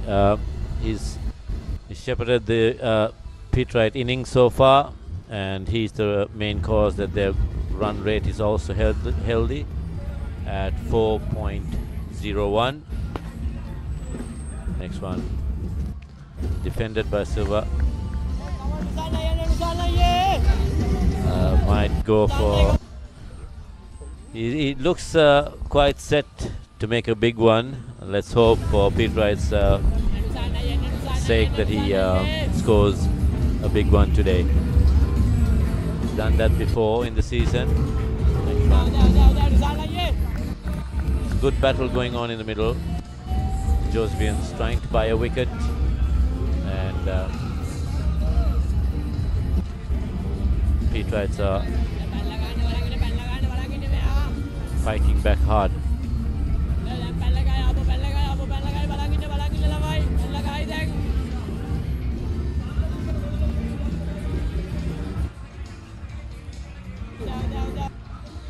So Jaga, now Peter's doing well.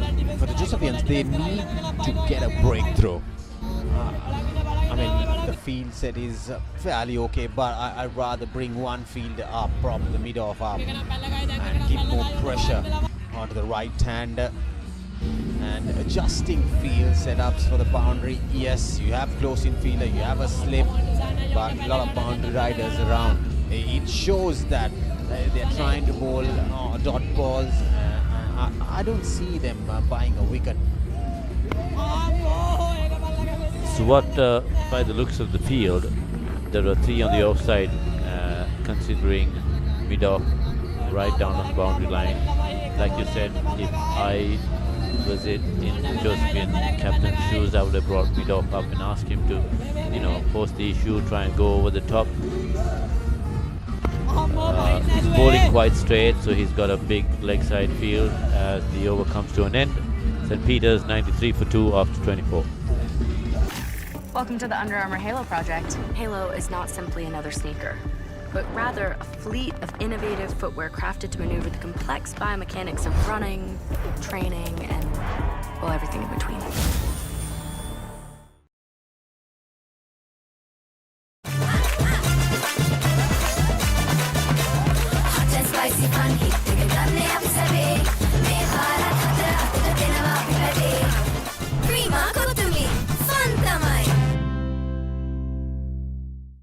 ඔව නිසා body එක cool නැත්තම් mind එකත් cool නැහැ. ඒකට තමයි Dettol IC cool. අවුවත් එක්ක ඇති වෙන දාඩිය නිසා හැදෙන විෂ බීජ වලින් ආරක්ෂා කර ඔබේ ඇඟ 3 ගුණයකින් කූල් කරයි. So Vishwa Piris will continue from their mouth, and so another spinner in the Josephian camp who has picked up that 50 wicket mark has gone past it. Young talent.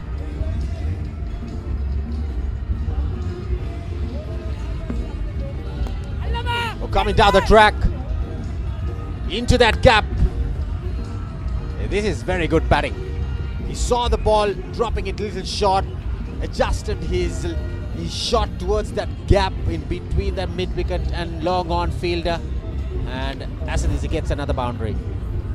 As you see, he was not up to the pitch of the ball, but still went along with the shot, dragged it more towards the onside, so he misses mid-on. For his good luck, it just misses the fielder. Into the gap though, benefit of the doubt to the batsman, well played. Tries another one in the air. Unfortunately, this is what we were talking about before. Should have had the mid-off up in the circle. Exactly what you were saying. Obviously, you need to have one of the fielders inside, not in the boundary loop, inside. There's no third yet, but bring him a little further up. make sure the batter does a false mistake. And then that's how you buy a wicket on a surface like this. Yes, one fielder. We saw that SSC coming down the track on the leg side. There's protection on the leg side, deep mid wicket, deep square leg and a long on. But bring your mid off up. Yeah, especially when you're trying to get wickets, that's the way to go about it. You've got 350 plus runs on the board. All that you need is one wicket which can buy you another wicket. So then the pressure mounts. These two guys are getting set. The more they bat, the more difficult it's going to be for St. Joseph's to get them out. Because at the moment, the field is spread out and they're knocking it around and punishing the loose balls, whichever they get. You need to be a little tactful buying a wicket on a surface like this. Vary your length, vary your spin, and use the crease a lot. I know spinners like both of us would do such things. Exactly, you got to, try and get a wicket. That's the end of the over. 200 for 2 off 25. Welcome to the Under Armour Halo project. Halo is not simply another sneaker, but rather a fleet of innovative footwear crafted to maneuver the complex biomechanics of running, training, and, well, everything in between.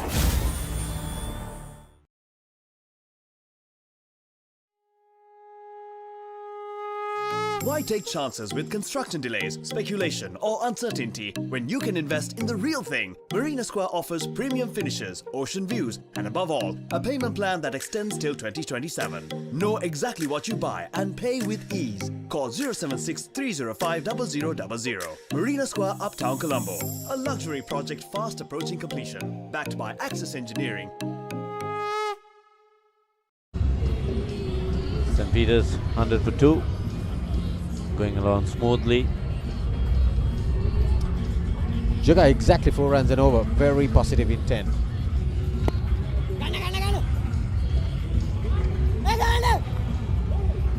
And the way they are working through the gaps, the singles, it makes quite easy for the batters when the strike is rotating, isn't it? So that is what we should be doing. On a surface like this, I think Josephians slightly below par with the run rate.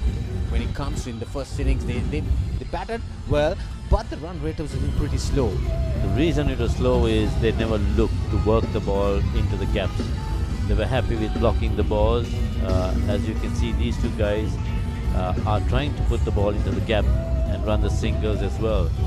And then they step out, use the crease and play the spinners. So both of these two guys are batting really well, and that's the partnership. This was the partnership between these two, using the crease well, stepping out to the ball. 82 runs so far, and they've been working the ball right around, and they've looked very comfortable. As you see, both the guys are using their feet, making spin look very easy. Mind you, the Josephine spinners are not, shouldn't take them lightly, because quite a few of them have got quite a lot of wickets this season underneath their belt. So these two have batted really well from being 19 for 2, I think. Put on 82 runs now. They're always looking to maneuver the ball into the gaps and pinch a single.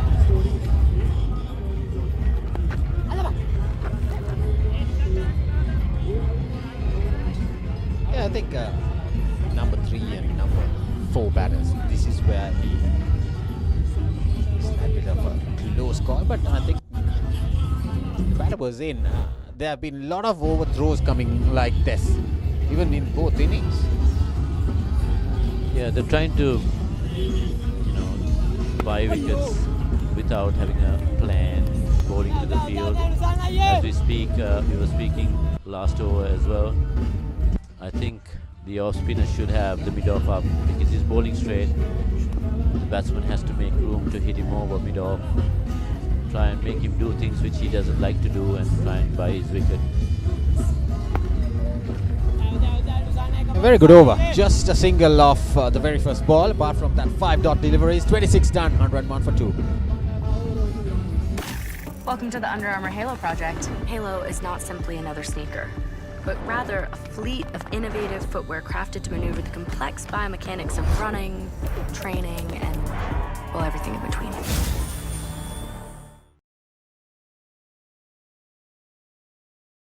ඔව නිසා body එක cool නැත්තම් mind එකත් cool නැහැ.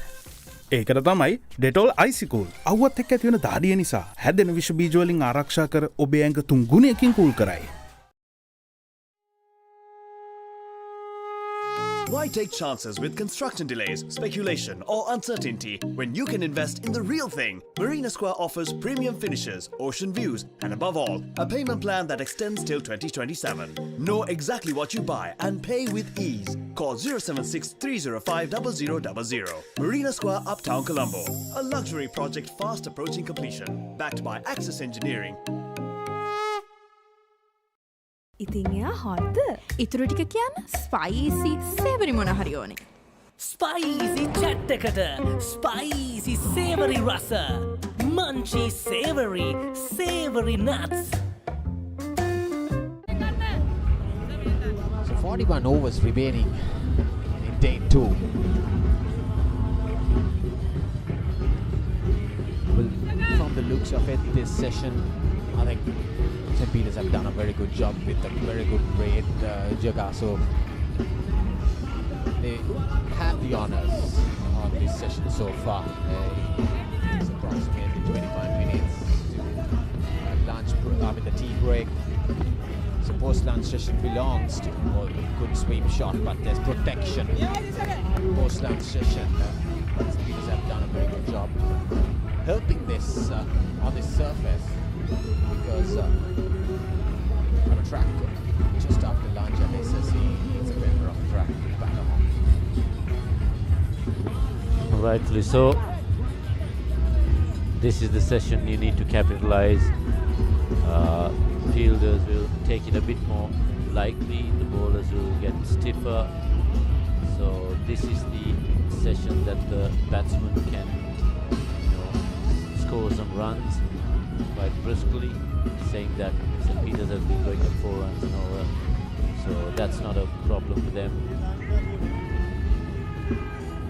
Well, change of tactics now. Now Vishwa Peer is bowling round the wicket. He has a slip, an extra cover, and a long off, and he's bowling on towards the leg stump.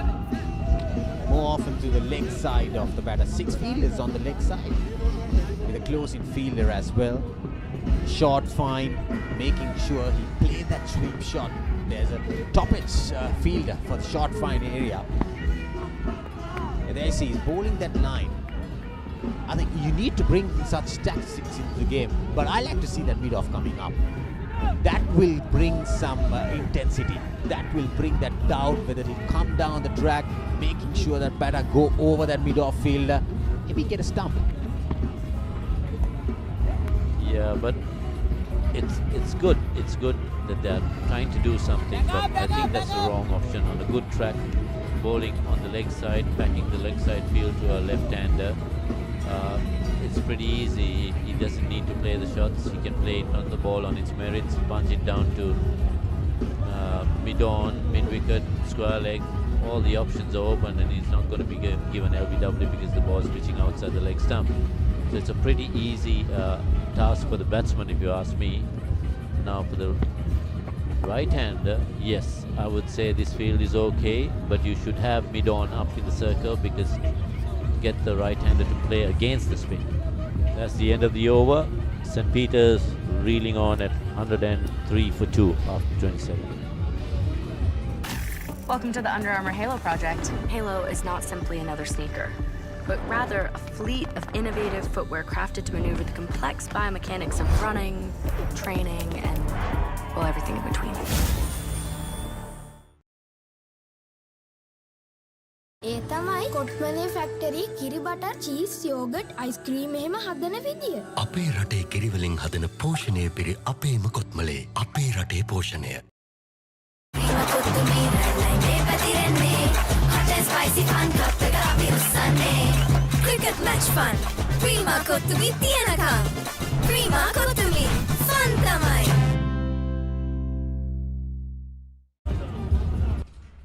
Yeah, as we come back, St. Joseph's needs to try and win this game after getting a good total on the board. So the only way that they can win the match is to get the 20 wickets.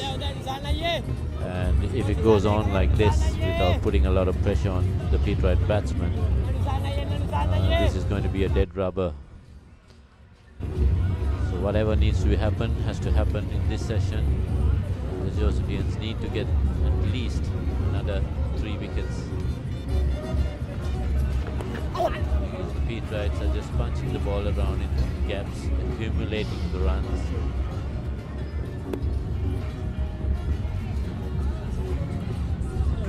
From the bowling attack, I don't see any threat coming in unless you adjust your field a little bit.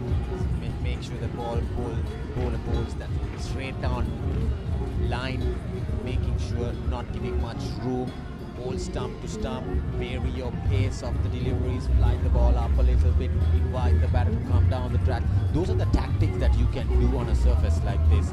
You can't predict the ball to spin because the wicket seems to be good for batting. It's coming on nicely onto the bat, and it's a free flow for the batters so far. And the faster you bowl, the ball is not going to spin. Both teams are culprits to this. They should try and give the ball a bit of yaw. When the ball was given a bit of yaw, it turned. So it's not that the ball is not turning on this wicket. It is turning, but you need to give it a bit of yaw to do that. Oh, that's a drop catch. Hit hard back at the bowler. Was it a chance? Yes, it was. Tenuja came down the track, whacked it hard at the bowler. Oh, this is the moment, Jega. This is the moment that we were talking about. Giving a bit air, making sure it comes down the track. Make sure the batter does a false mistake, and then you split it out. It's the worst possible thing which could happen to St. Joseph. Set the right field, bowl the right areas, and when the catch comes along, it goes a begging.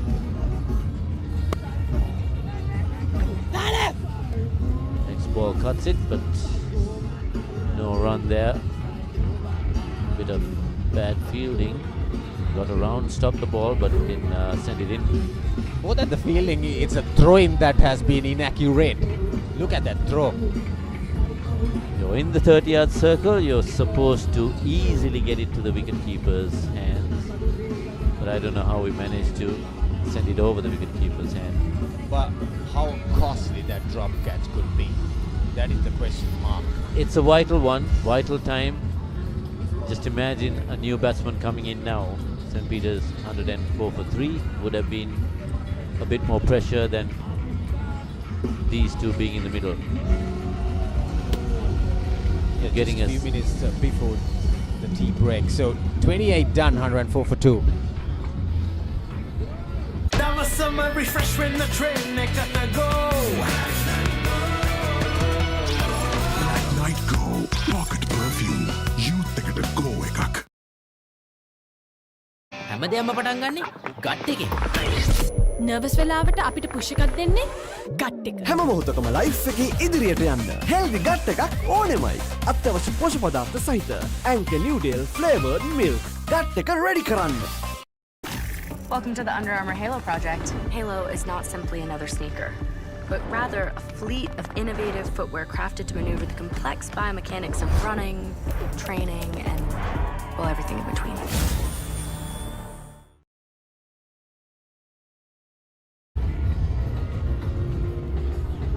Here is to continue from the Vidyama at the end. Costly miss in that previous over for the Josephians. This time Silva goes big. High and handsome over mid-wicket fielder. He's starting to look good as well. He's starting to put the pressure back on the Josephian bowlers as well. Confident stroke this time. Plants his foot down the ground and smashes it to that mid-wicket boundary. There was no field in that area.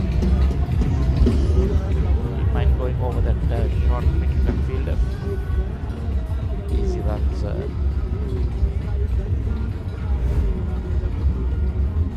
Been batting really well, Roscoe. Tejana really attacking anything loose. Yes, seems to be he's struggling with a little bit of cramp. I think he had this issue last evening as well when he was bowling. Yeah, I think it has got to him. He's bowled a lot of overs. He's not done that throughout the season, but on a warm day yesterday he bowled almost, I think it was over 30 overs that he ended up with. This was that boundary that he hit in the last ball, but he felt that stretch after that shot, straight away holding on to his right hamstring. Hope it's only a cramp and not a severe injury for him. Yes, that will be a worry.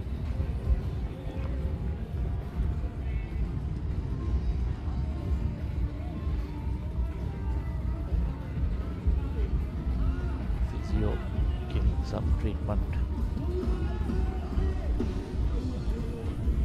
Looked like he got a cramp after that shot, but that's only just cramping up. Partnership going on here. Yes, I think it's probably a timely break for the Josephians as well to regroup a little bit, have a chat, probably have a couple of stern words as well about the way they've fielded, especially in this game so far, and just need to regroup and get things going again. While on the other hand, Peterites 108 for 2, they are in a very good position. They just hope that Silva can continue.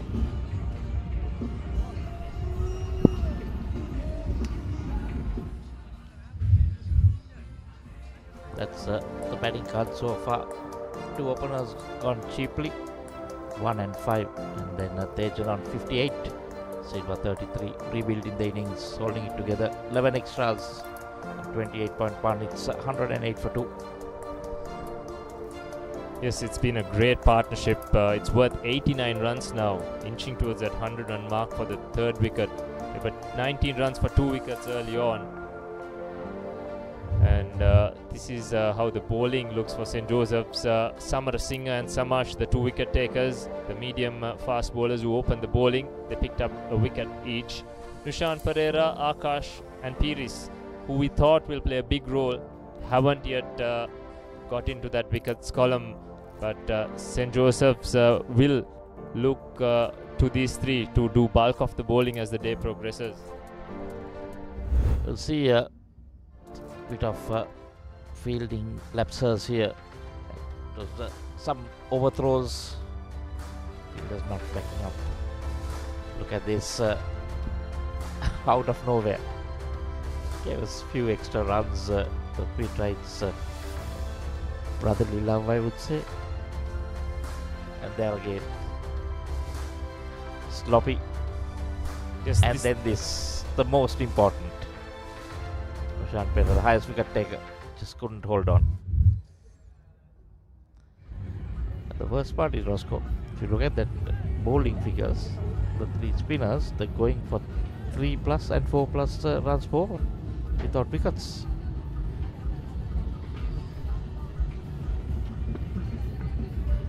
Yes, the least the captain would expect is to be economical for your spinners if the pitch is not helping. There you go, see again, Vishwapir is throwing that one way too wide, and the umpire rightly so calls that a wide.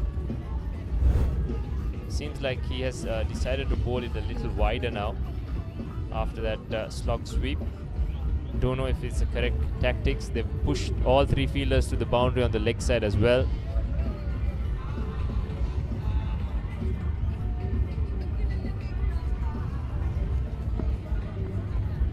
There you go, Silva looks to be a little bit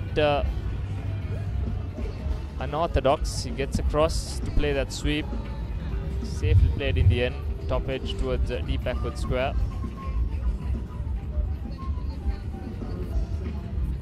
It looks like the spinners are feeling the heat, a bit rattled, not being able to get some wickets.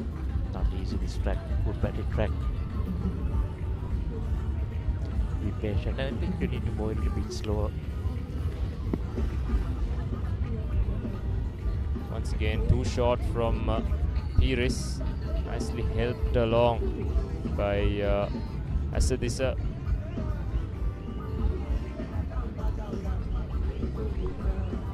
So you go a lot of wide of the crease and then hold it wide outside. Either the off stump to the right hander or the leg stump.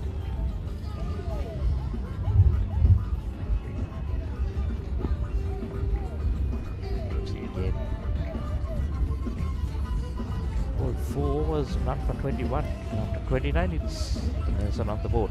And 11 for 2. Welcome to the Under Armour Halo project. Halo is not simply another sneaker, but rather a fleet of innovative footwear crafted to maneuver the complex biomechanics of running, training, and, well, everything in between.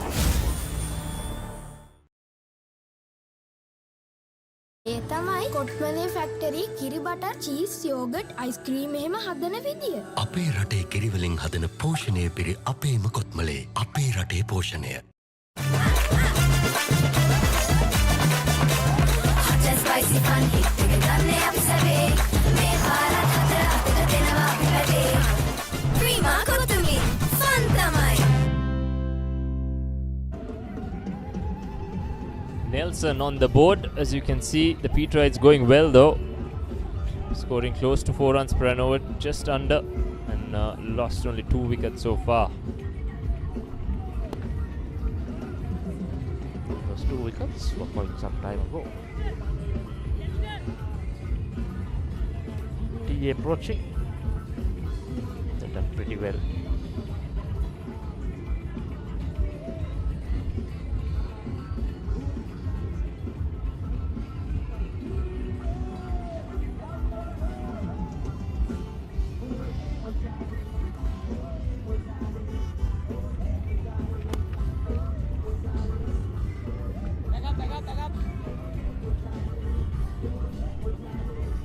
Nicely done by Tejana. Moves into the 60s. Silva on 34. What a game he's had. 5 wickets with the ball. Unbeaten 34 now. Great all-round performance. He's kept St. Peter's in this game. And I've really enjoyed watching these two bat. Especially from where St. Peter's were. They could have easily gone into a shell. But these two have put the attack back to St. Joseph's. And now St. Joseph's are actually under pressure.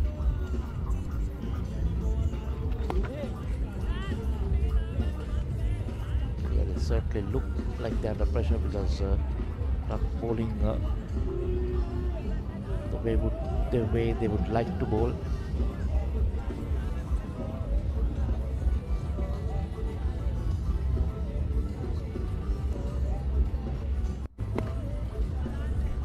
Still a long way to go in this game as well. As you can see, the Peterites still 240 runs behind. They've still got a lot of batting to do to get close to this Josephian score. So St. Joseph's need to be hopeful, and they really need to make something happen. Play a little bit with the field, maybe bring a field or two up, make the batsman do something he's not comfortable with. Missed out there. Silva knew that was an easy scoring opportunity. No short fine leg either, so plenty of runs for taking if he got any bat on it. So for that main figure, 202 might be their first target, to see that they get to that.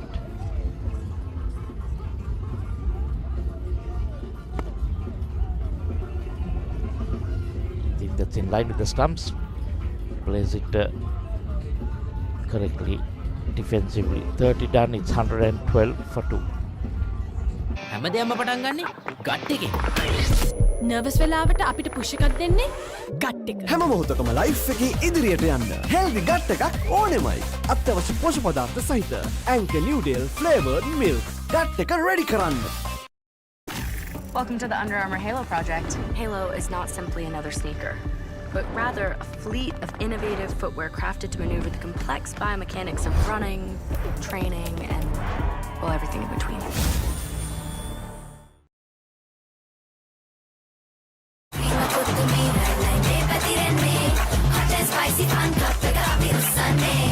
Cricket match fun.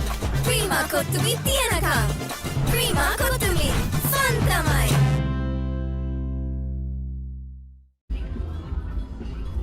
bit of a forced change for the Josephian skipper Ishma Amarasinghe. None of his main spinners in Akash or Piris have really gone well, so he has turned back to Samarasinghe, the young quick, but without a slip fielder either. Seems like the tactic is to bowl short. Looking at this field, he's got a deep mid-wicket, deep square leg and a deep fine leg against Asadisa. I'm not sure if it's going to be the same field, same ploy rather, against Silva. There you go, this is Samarasinghe. He picked up the first wicket to fall just before lunch. The Josephian tails were up then, but this is a completely different scenario that he's coming into bowl to. Field spread, batters well set, not much happening with the ball, so he really needs to be disciplined. But looking at this field again, not too sure what the Josephians are trying to do. If you want to go short, might as well pack the leg side a little bit more. Currently he's got a ring of fielders on the offside and 3 men for that pull shot. Nicely played. Concede easy runs here. No one close in on the leg side, like you said, Roscoe. Managing to tickle it away. Silva quite a tall lad. Won't be easy getting it up to his head. Just before tea. Delay it a bit more, get the fast ball on. They'll need that break. Yes, I don't mind the ploy of going short. It's just that this field doesn't really support it. You don't need a mid-off if you're going to bowl short at the batsman. He's got an extra cover, mid-off, and a couple of others in the cover region as well.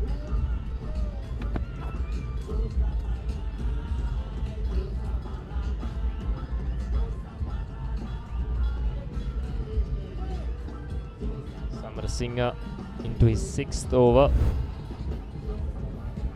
Looking to dig it in once again. Easily played by Asadisa, watching it go through to the wicket keeper. Now one fielder goes back to the cover boundary as well. So he's going to bowl short on both sides of the wicket.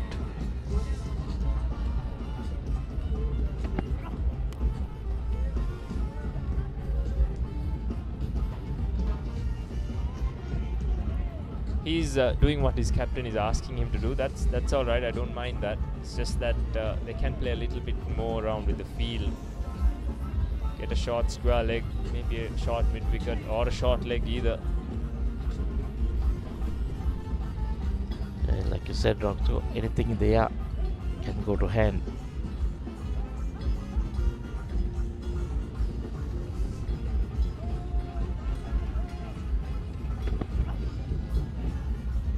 That's a good bouncer. Plenty of heart shown by this youngster Samarasinghe. Getting that ball nice and high. Silva played it well as well. Kept his hands down. Got in line with it. Saw the bat also coming, but then saw it was too high and pulled his gloves down. Yeah, I think this is better. The captain decides, okay, let's bring one of those fielders from the offside. Catching on the leg side now. That's a better ploy.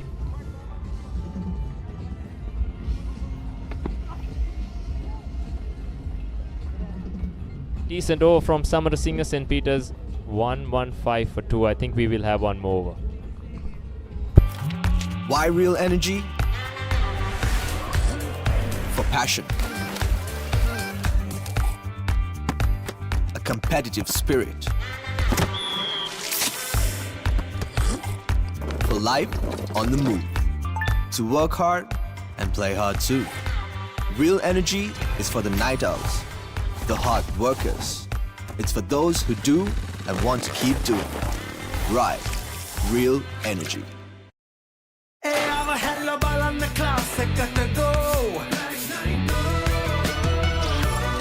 Night Go Pocket Perfume. Youth එකට go එකක්. 115 for 2. We are in before the tea break, and Akash has been given the ball. A little bit of a change. Replacing Nushan Pereira. Adriana has been very impressive. 62 of just 74 balls. Silva has supported him very nicely. He's 35 as well.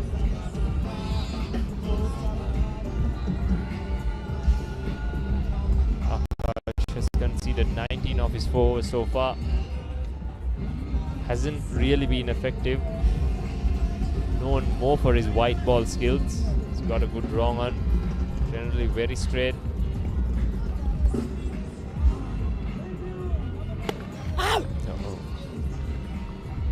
Taking the stumps. 101 runs scored in this session, Roscoe. Pretty good. Just losing that 1 wicket.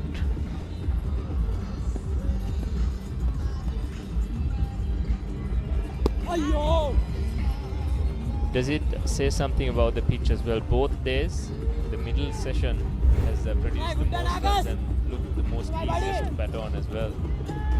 Generally that happens. Generally SSC wickets second day is much more easier to bat on. Trying to fire that one in. Back up! Full toss. Still think he's bowling too fast for a leg spinner. Needs to slow it down. Come on, Akash, buddy! 3-day game, needs to try and buy his wickets.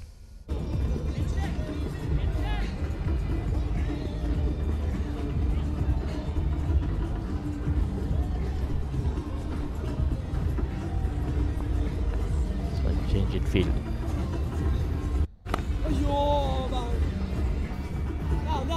He's grown up playing a lot of white ball cricket. I think that's probably why he's bowling at this pace. But if his coaches can just speak to him while playing red ball cricket rather, to throw a couple of balls up there, I think he can continue to be good, because bowling leg spin fast is not easy as well. That's better. I think that pace was much better from Akash. You can just throw it up like you said, and get the batsman using his feet. Get more wickets coming around the wicket. Should be the last ball before the break. Bit of a change. He's getting that short leg fielder close in. In fact, he's going to leg slip now. I'd like to get one catching in front as well, just to the last ball. You know it's going to be T, so they're not going to play a big shot.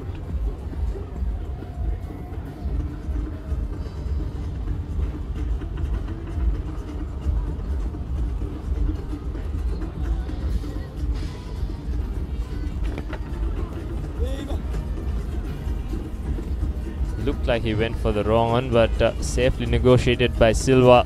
It's been a brilliant session for St. Peters. I think they just moved the fielder from there to leg slip and the ball went in that region. About 103 runs in this session, losing just 1 wicket.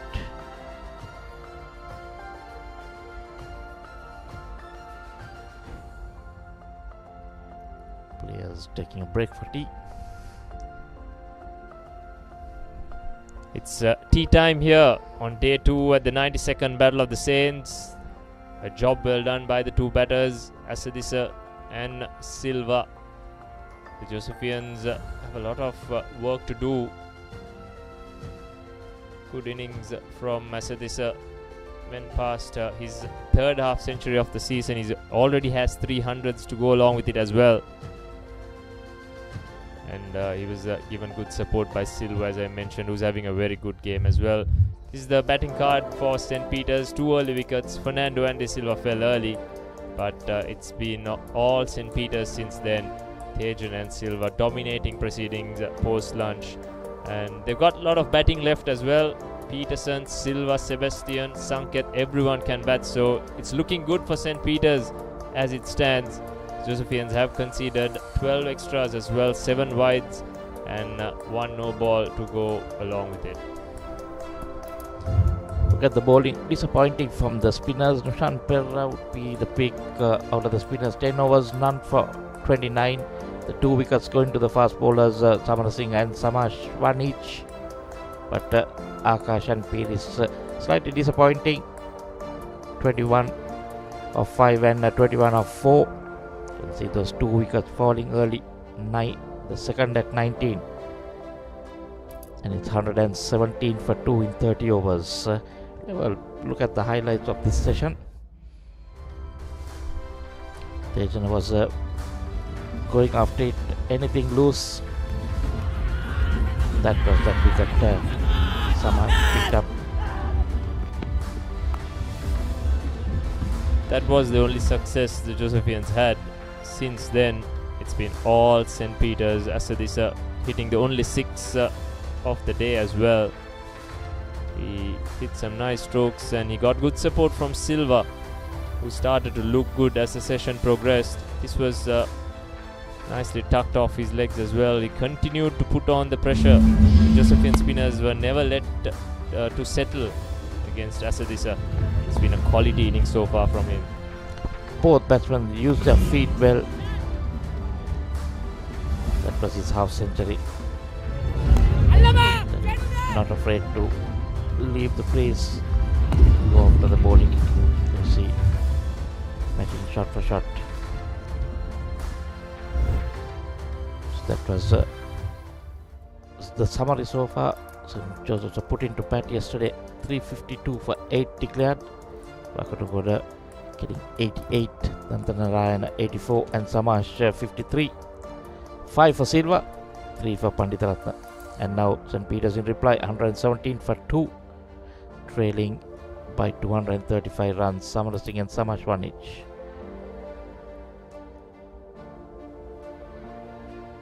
This is how the sessions have gone. Day 3, first session and second session to St. Joseph's, and then from there onwards sessions one is shared and then the other one going to St. Peter's. Yeah, so that's it from us. We'll come back to you after the tea break. Go for some short breaks.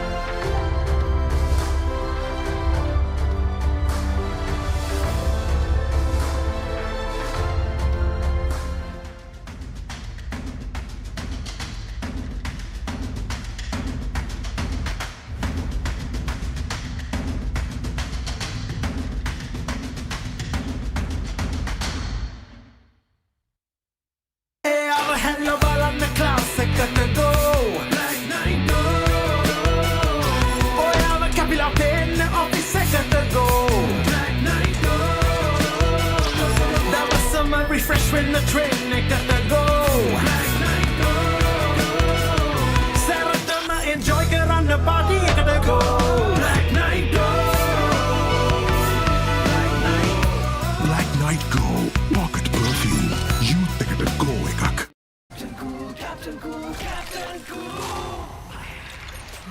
අවුව නිසා body එක cool නැත්තම් mind එකත් cool නැහැ.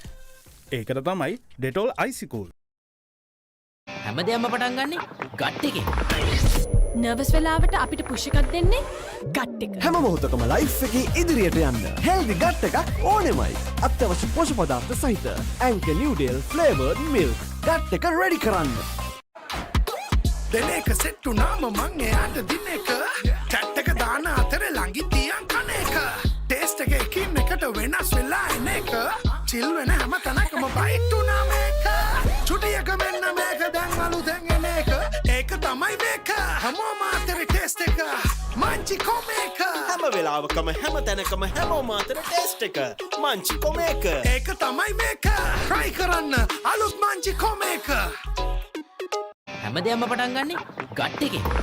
හරිම decision එක වෙලාවට ගන්න හයියක් වෙන්නේ ගට් එක. හැම මොහොතකම ලයිෆ් එකේ ඉදිරියට යන්න හෙල්දි ගට් එකක් ඕනෙමයි. ප්‍රෝබයෝටික්ස් හා අත්‍යවශ්‍ය පෝෂක පදාර්ථ සහිත නිව්ඩේල් ඩ්‍රින්කින් යෝගර්ට් ගට් එක රෙඩි කරන්න.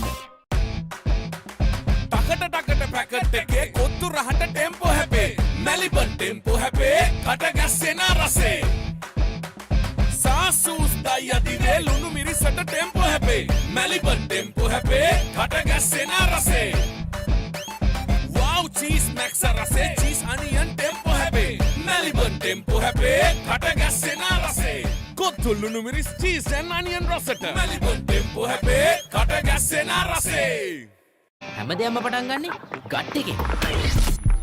දිනන ගැම්ම දෙන්නේ ගට් එක. හැම මොහොතකම ලයිෆ් එකේ ඉදිරියට යන්න හෙල්දි ගට් එකක් ඕනෙමයි. DR20 probiotic සහිත ලංකාවේ එකම සෙට් යෝගට් එක. Anchor New Deal. ඉතින් එයා හොද්ද? ඉතුරු ටික කියන්න ස්පයිසි සේවරි මොන හරි ඕනේ. ස්පයිසි චැට් එකට ස්පයිසි සේවරි රස Munchee සේවරි nuts. Why real energy? For passion. A competitive spirit. For life on the move. To work hard and play hard too. Real energy is for the night owls, the hard workers. It's for those who do and want to keep doing. Right. Real energy.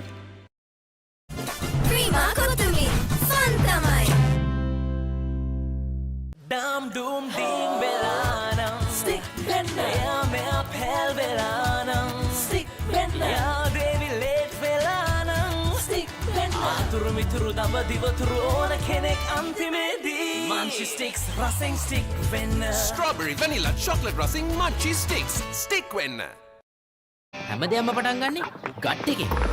හරිම decision එක වෙලාවට ගන්න හයියක් වෙන්නේ gut එක. හැම මොහොතකම life එකේ ඉදිරියට යන්න හෙල්දි ගට් එකක් ඕනෙමයි. ප්‍රොබයෝටික්ස් හා අත්‍යවශ්‍ය පෝෂ්‍ය පදාර්ථ සහිත New Deal drinking yogurt. ගට් එක රෙඩි කරන්න. ටකට ටකට පැකට් එකේ කොත්තු රහට ටෙම්පෝ හැපේ මැලිබන් ටෙම්පෝ හැපේ කට ගැස්සෙන රසේ සාසූස් දයි අදිවේ ලුණු මිරිසට ටෙම්පෝ හැපේ මැලිබන් ටෙම්පෝ හැපේ කට ගැස්සෙන රසේ Wow cheese max රසේ cheese onion ටෙම්පෝ හැපේ මැලිබන් ටෙම්පෝ හැපේ කට ගැස්සෙන රසේ කොත්තු ලුණු මිරිස් cheese and onion රසට මැලිබන් ටෙම්පෝ හැපේ කට ගැස්සෙන රසේ හැමදේම පටන් ගන්නේ ගට් එකෙන්. දිනන ගැම්ම දෙන්නේ ගට් එක. හැම මොහොතකම ලයිෆ් එකේ ඉදිරියට යන්න හෙල්දි ගට් එකක් ඕනෙමයි. DR20 probiotic සහිත ලංකාවේ එකම සෙට් යෝගට් එක. Anchor New Deal. දෙන එක සෙට් උනාම මං එයාට දින එක චැට් එක දාන අතර ළඟින් තියන් කන එක ටේස්ට් එක එකින් එකට වෙනස් වෙලා එන එක චිල් වෙන හැම තැනකම බයිට් උනා මේක චුටියක මෙන්න මේක දැන් අලුතෙන් එන එක ඒක තමයි මේක හැමෝම අතර ටේස්ට් එක මංචි කොමේක හැම වෙලාවකම හැම තැනකම හැමෝම අතර ටේස්ට් එක මංචි කොමේක ඒක තමයි මේක try කරන්න අලුත් Munchee කොමේක Why real energy? For passion.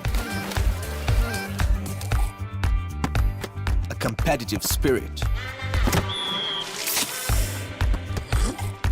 For life on the move. To work hard and play hard too. Real energy is for the night owls, the hard workers. It's for those who do and want to keep doing. Right. Real energy.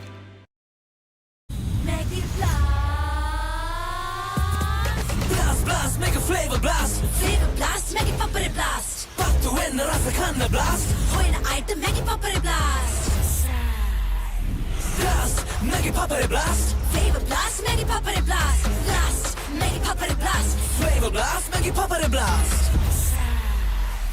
Blast, make it Papare blast. Rasa pattu ena Maggie Papare blast. From Nestle. Prima Kotumi, fun tamai. ඉතින් එයා හොද්ද? ඉතුරු ටික කියන්න spicy සේවරි මොන හරි ඕනේ. Spicy chat එකට spicy සේවරි රස Munchee සේවරි nuts. Honor X9D. All angle ultra top. IP69K water resistant. Honor X9D.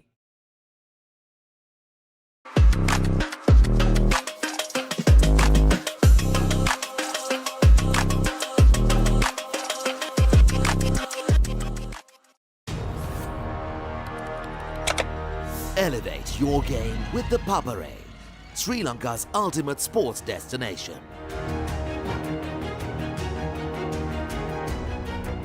Together, we unite a nation through the love of sports. Tune in to the Papare, your home for all things sports. Live the action, feel the excitement.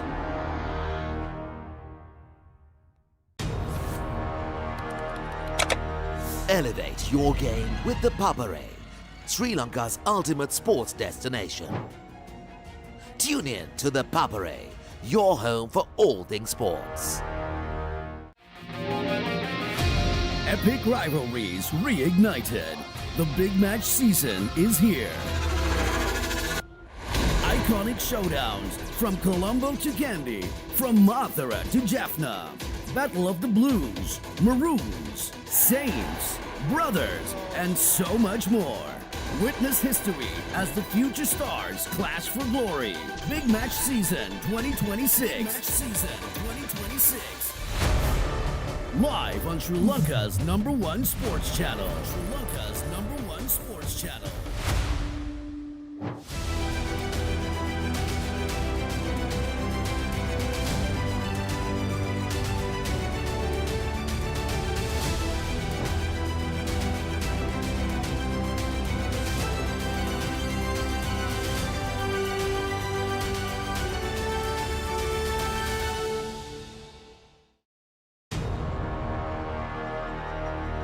Elevate your game with the Papare, Sri Lanka's ultimate sports destination. Schools Rugby is back.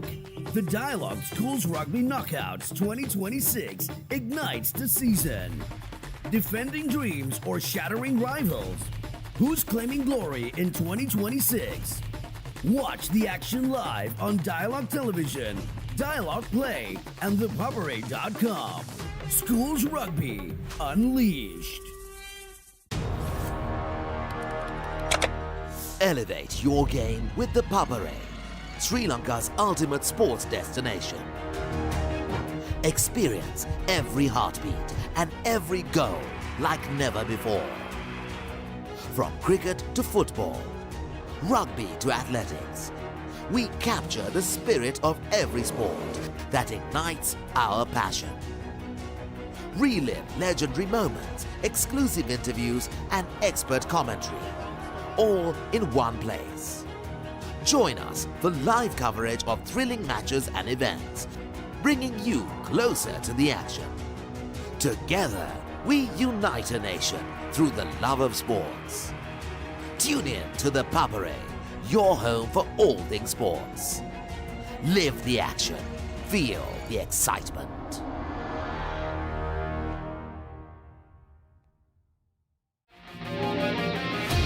Epic rivalries reignited. The big match season is here. Iconic showdowns from Colombo to Kandy, from Mathura to Jaffna. Battle of the Blues, Maroons, Saints, Brothers, and so much more. Witness history as the future stars clash for glory. Big Match Season 2026. Big Match Season 2026. Live on Sri Lanka's #1 sports channel. Sri Lanka's #1 sports channel.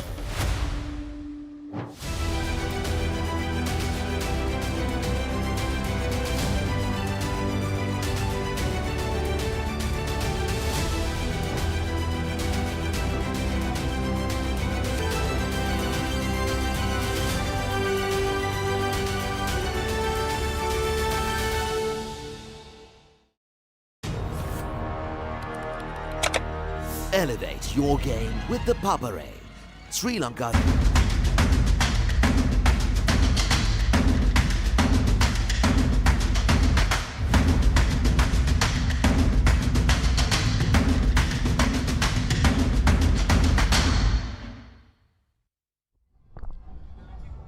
Good evening and welcome to the Single Sports Club. We're live here from the 92nd Battle of the Saints.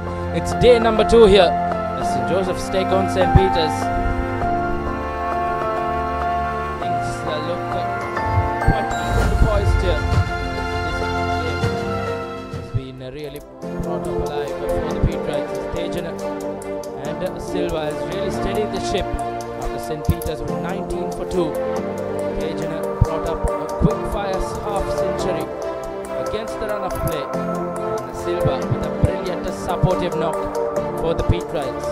As they are currently 117 for 2. The Josephian bowlers, not much to speak of from the spin trio, Nishan Perera, Akash and Vishwa Peris. They have all gone wicketless and they have been slightly on the expensive side as well.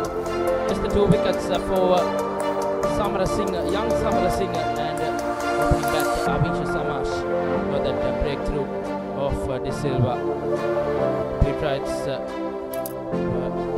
won 19 for 2 and they would have taken it any day going into tea.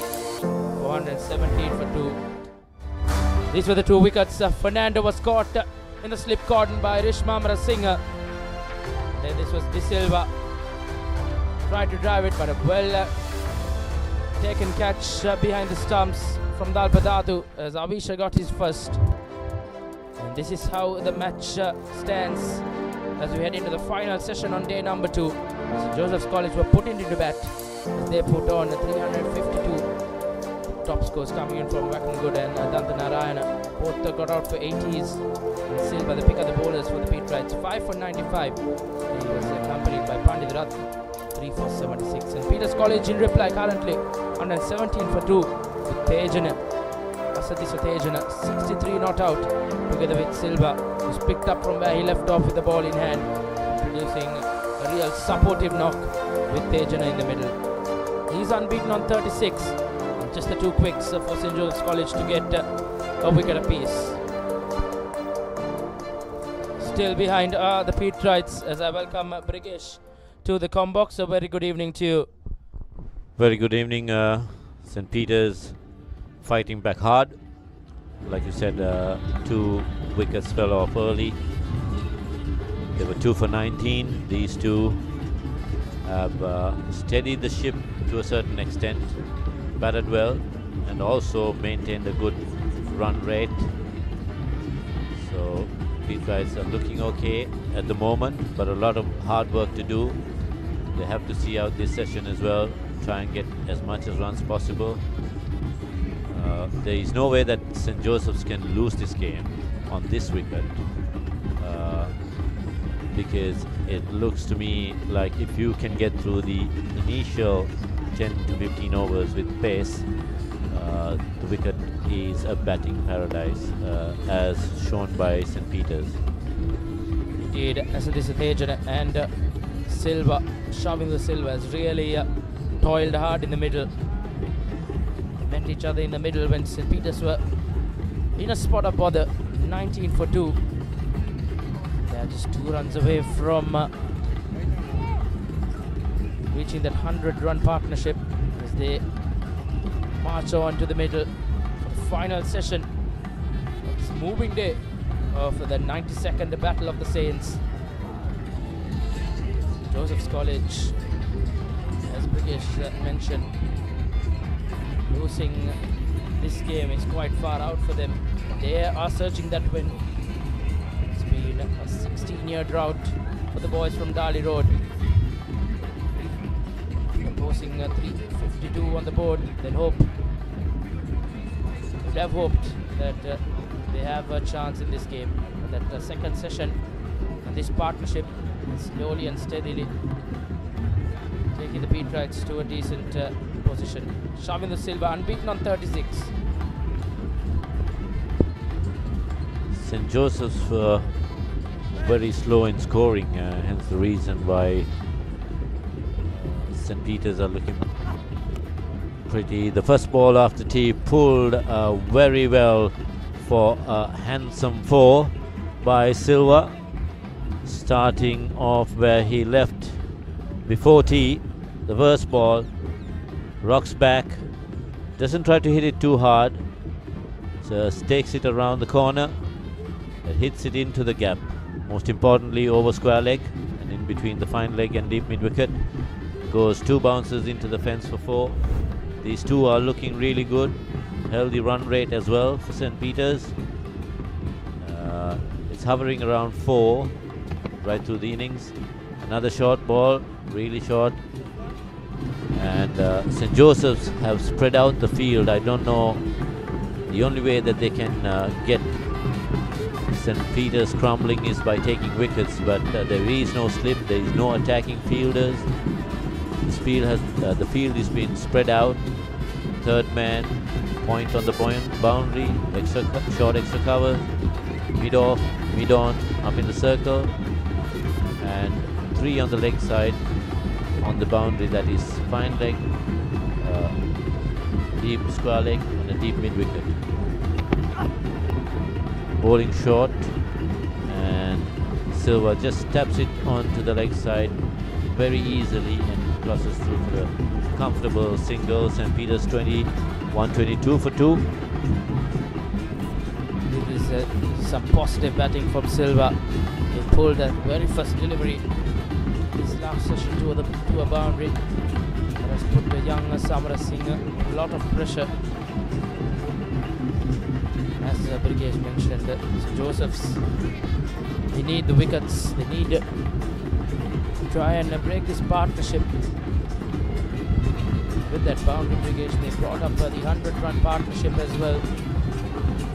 19 for 2 when Silva joined Pejana in the middle.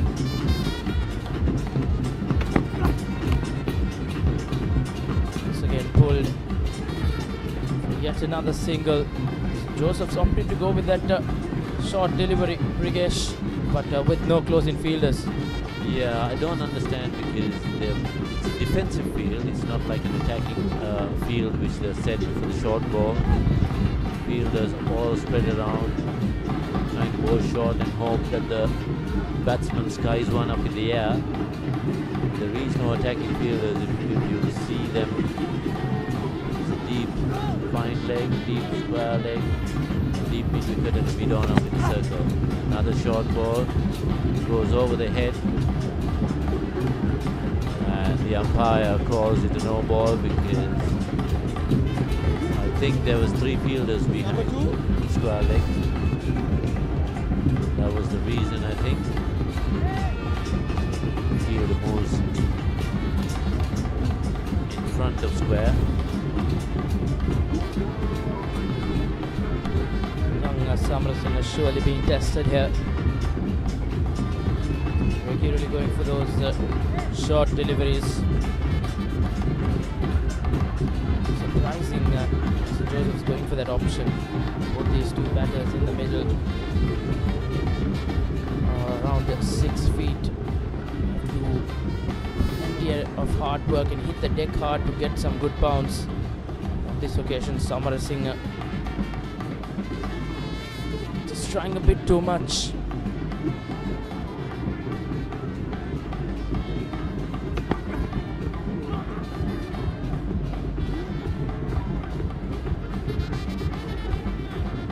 Good comeback delivery from Samarasinghe. Need to be there and thereabout to try and get this breakthrough.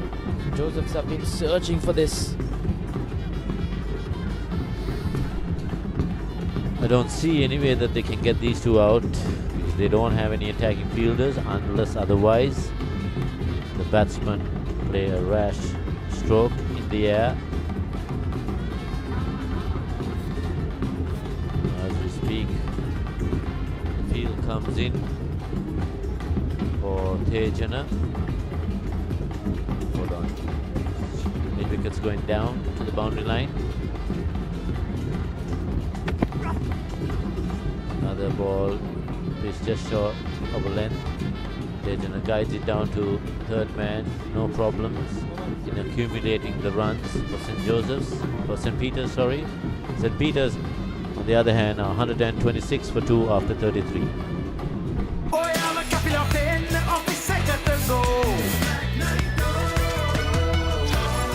Night Go Pocket Perfume. Youth එකට go එකක්. ඒ තමයි කොට්මලේ factory කිරි butter cheese yoghurt ice cream එහෙම හදන විදිය. අපේ රටේ කිරිවලින් හදන පෝෂණය පිරි අපේම කොත්මලේ අපේ රටේ පෝෂණය. spicy fun hit එක ගන්න අපි සැවේ මේ පාරත් හතර අතට දෙනවා අපි පැදේ ප්‍රීමා කොතුමි ෆන් තමයි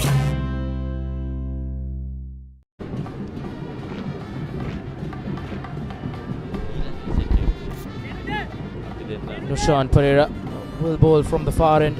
He's gone wicketless for his 10 overs. That will be very concerning signs for the Josephians. He's picked 71 wickets in the season.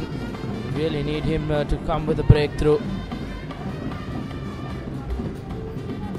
So this Thejana has really dominated the spin bowling of St. Joseph's College. Nushan Pereira none for 29 in his 10 overs.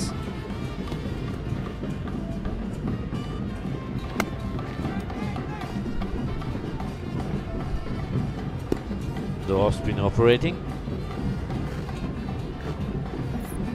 Quite a spread out field. It's got a slip in. Short catching mid off. And a deep mid off behind him. Tejana cuts. Goes straight to the fielder. Joseph will have to be sharp in the field. He did see a tough chance gone down begging. Was it the same bowler who dropped him? Yeah. It's a costly miss, that one. Straight in and out. Can't blame anyone else but himself. Did all the hard work. But put it down. Next ball out. He goes out and hits it way over the fence. Cleared the boundary line with ease, Tejana. That's been a signature of the Pete Wright batting so far. Use their feet well, steps out, gets underneath the ball, gets the elevation and times it well, and then watches it sail over the boundary for 6. He's been using his feet well against Nushan Pereira and taking the pressure onto him. Pereira still hasn't been able to adjust into these conditions. As this is continuing in his way.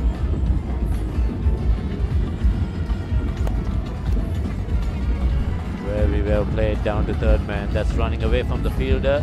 Fielder might get to it. Good save. And the batsmen go through for a comfortable 3. A good shot. Not trying to hit it too hard, placing it into the gap. Tejana, as you see, a good effort by the fieldsman, pulls it in and then saves a single for his team. St. Peter's moving to 134 at a run rate of 4.01. Are flowing freely for St. Peter's. Ball goes straight. Spread at field. Just a single catching person and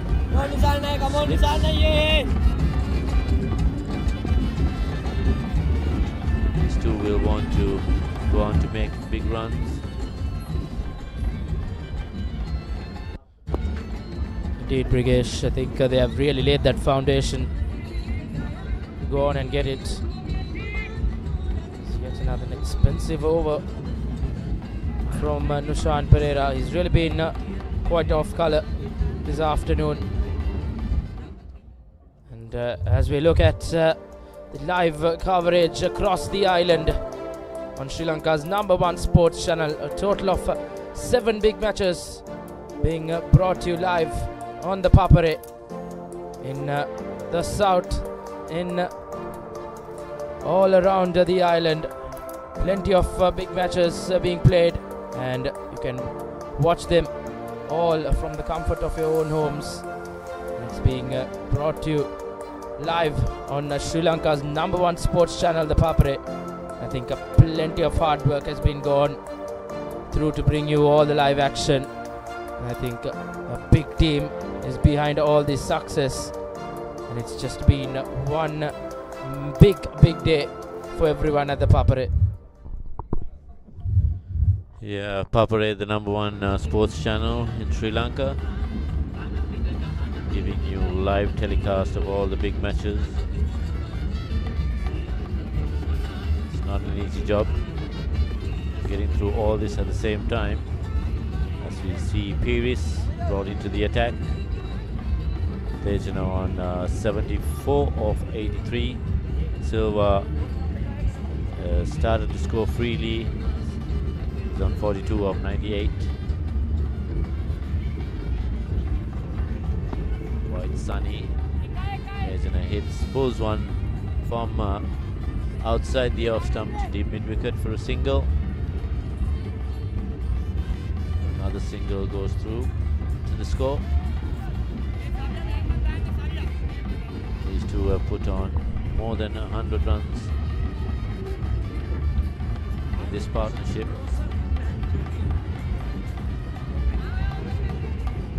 I think St. Joseph's need to rethink their strategy and try to get a wicket or two to put St. Peter's under pressure once again. They did it in the morning session.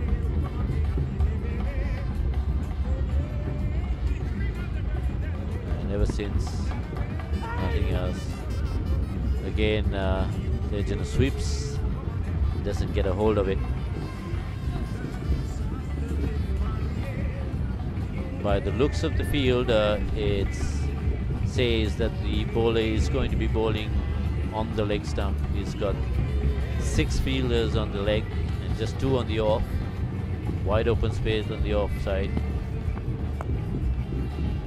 Again, pitched up, drives to mid-on. Easy single. The score moves on to 38.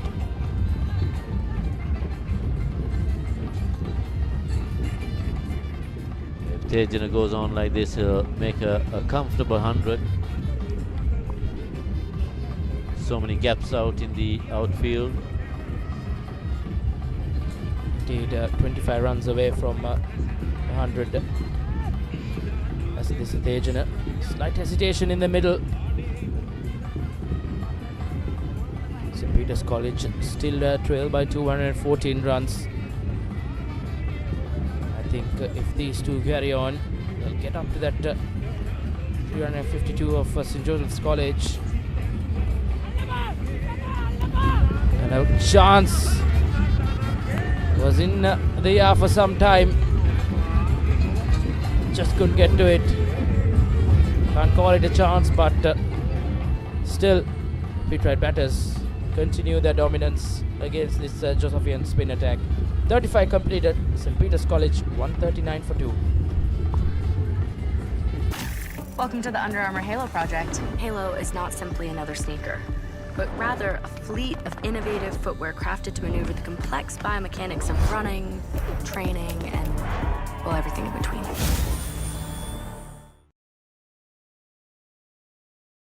The future remembered it before it was built. Why go anywhere?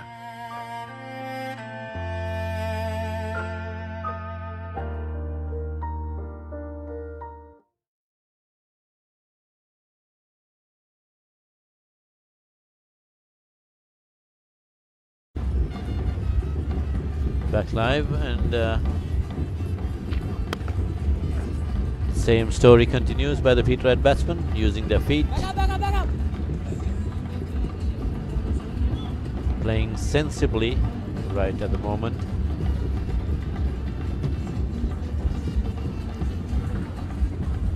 Tejana taking his guard.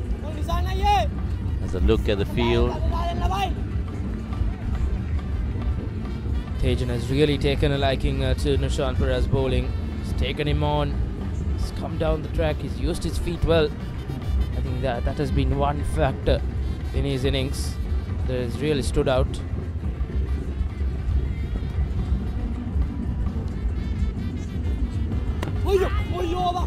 That nearly got through him. The quicker one, the arm ball. Tejana going back to the ball just short of a length. Tries to cut, gets an inside edge. That was really close.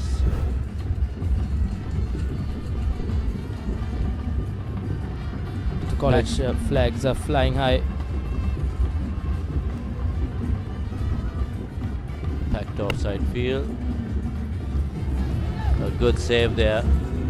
Good fielding. Oh my good lord. The worst possible thing which could happen to St. Joseph's. The fielder stops, a brilliant stop. Gathers the ball, hits the stumps down. Batsman was not running. Unnecessary throw, you can say. But once it hits the wickets, it went and hit the helmet, which was behind the wicket keeper, and that causes a penalty of 5 runs. So that 5 runs has been added on to Silva.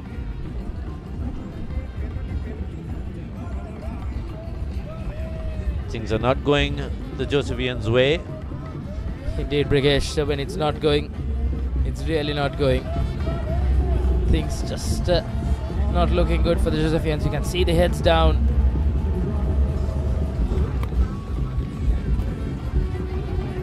You can create that moment to try and bring the spirits back to the Josephians.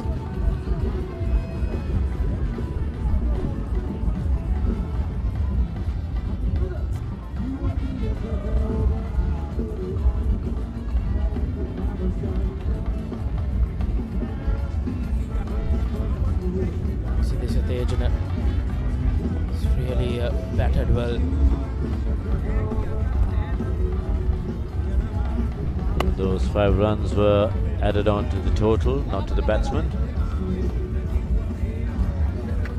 Another single down to long off. Tejana on 76, Silva on 45. This has been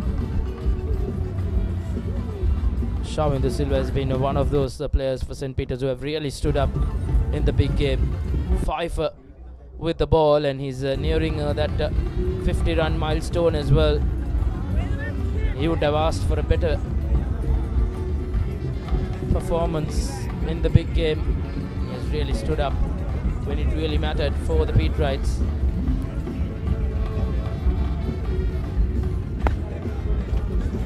Sees off that final delivery well. St. Peter's College, after 36 overs, still trailed by 211 runs. Why real energy? For passion. A competitive spirit. For life on the move. To work hard and play hard too. Real energy is for the night owls, the hard workers. It's for those who do and want to keep doing. Right, real energy. හැමදේම පටන් ගන්නේ gut එකෙන්. දිනන ගැම්ම දෙන්නේ gut එක. හැම මොහොතකම life එකේ ඉදිරියට යන්න හෙල්දි ගට් එකක් ඕනෙමයි. DR20 probiotic සහිත ලංකාවේ එකම සෙට් යෝගට් එක. Anchor New Deal.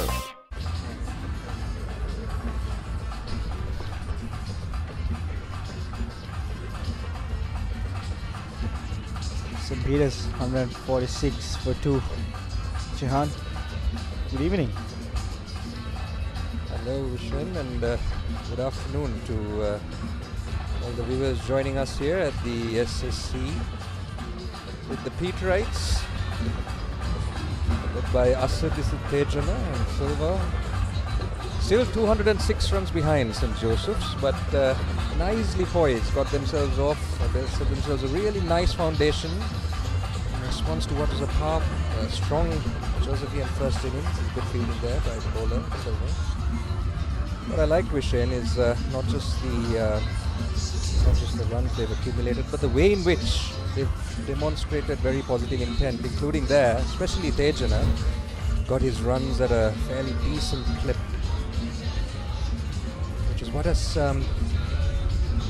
really ease the nerves for St. Peter's. It's never easy to have 350 runs at the opposition amasses that kind of total in the first essay. This has been a nice, strong response. Yes, Jahan, indeed.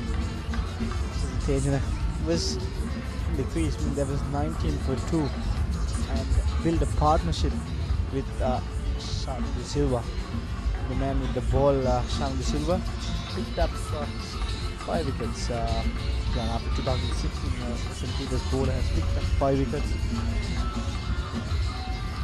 Indeed, and on his way to set up a rare double, 45. No doubt a good overall performance.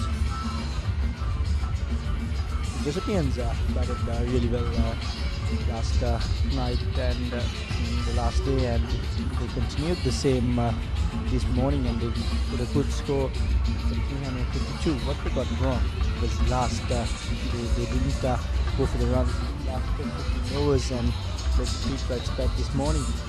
That's what they did last year, if I'm not mistaken.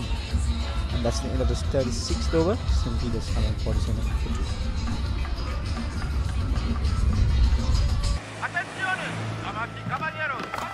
Come join the people cheer. Are they finally here? A whole new era with the joy of rich cocoa. Whole life's a treat again. So good it's almost insane. With a chocolate star by the name of Roccoa. Say hola to Richbury Roccoa. Chocolates made from premium cocoa. Fillings and flavors for the full fiesta. Yes, the name is Roccoa. Go cherry clothes and fun. It's time for Roccoa. Come taste la vida cocoa. Saratona enjoy kerana party ekada go. Night Go Pocket Perfume. Youth ekata go ekak. Yes, from Akash, the right arm leg spinner for the recipients. Sri Lankan under 19 player, World Cup representative, a man who can perform at the higher level, who had been consistent wicket taker for the Sri Lankan under 19s, but today Asadisa Tejana and Sam De Silva has managed him properly, has batted him well. He's bowled 5 overs, 22 runs. What do you think about that, Joe? Yes, we've seen him in action with the under-19s with Neshwaran.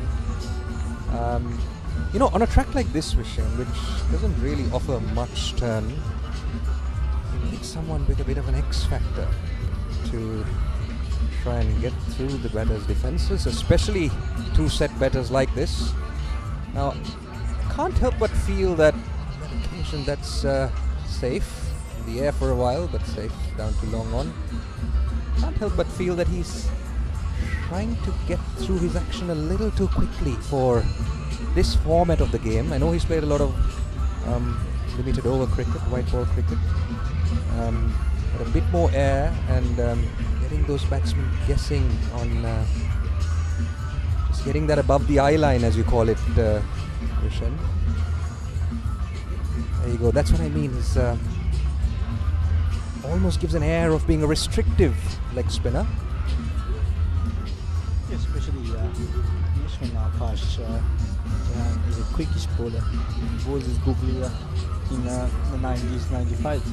And Sam De Silva has got some options, has got some ways of playing him and keeping safe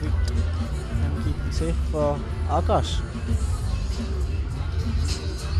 I thought the previous delivery was closer to the pace that he probably should be operating more at. There you go again. Accurate bowler. Likes to keep it stump to stump.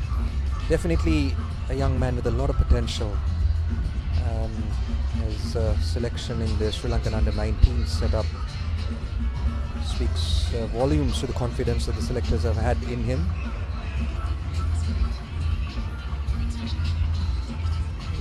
On the left side. That's the end of the 37th over. St. Peter's 149 for 2. Layers ekka doubling, doubling, flavors blasting, blasting. Inside ekka bubbling, bubbling, sweetness lasting, lasting. Ritz Berry Deckers, everyone is happying, happying. Ritz Berry Deckers, everything is doubling, doubling. Introducing Ritz Berry Deckers, Sri Lanka's first ever double A delight. Everything doubling, doubling.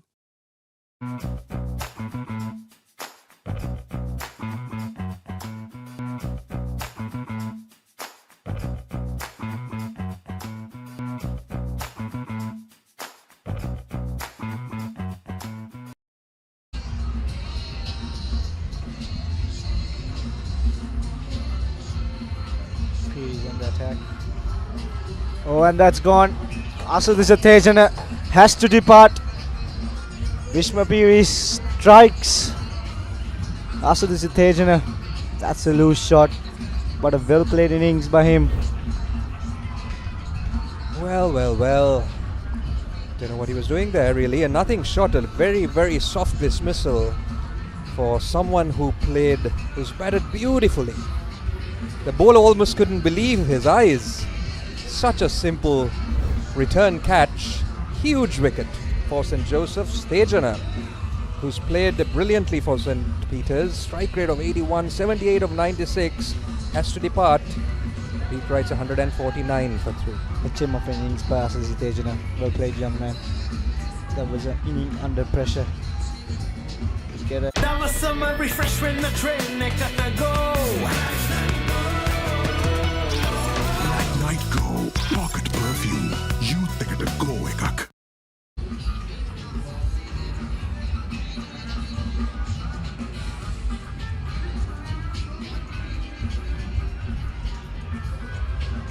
Jason Fernando, the new batter for St. Peter's, the Sri Lankan under-17 skipper. I'm sorry if I'm mistaken there, but he played for Sri Lanka under-17, and he's played 8 games, 10 innings and 331 runs with an average of 36.8, 450s and a best score of 82. Still in the age of 17. He's a future star for St. Peter's. He's playing brilliantly in school level. I had a close game last match they played before the big match against Mahinda. He scored 165 on that 3-day encounter. I think that's not put here, but he is a player who is amongst the runs for St. Peter's. He's a player who hits the ball hard, plays positive cricket. Jahan. Yes, very stylish player. He's obviously made the Sri Lankan schools ranks as well. And to your point, he's in good form. And he will need to be, despite the great start they've had. There's still quite a few runs adrift, almost just over 200 runs adrift from the Josephian total. And as that drifts down, an appeal more in hope than in conviction by the bowler. There you go, that's the dismissal. It just got held up really. I don't know if the ball got held up or the batsman himself was just in two minds. Ended up just prodding that back for an easy return catch. Pires was elated and so were the Josephians. Vishen, the Peterites have run in at defensively played. The Peterites have scored at very nearly 4 runs and over for almost the entire duration of this innings. And Tejana has had a big role to play in keeping that momentum going. Now we know Fernando's more than capable of doing that, but he does need to get his eye in here. So the Josephians will be keen to cash in on this passage of play and try to sneak one more in and put some pressure on the middle and lower order of St. Peter's.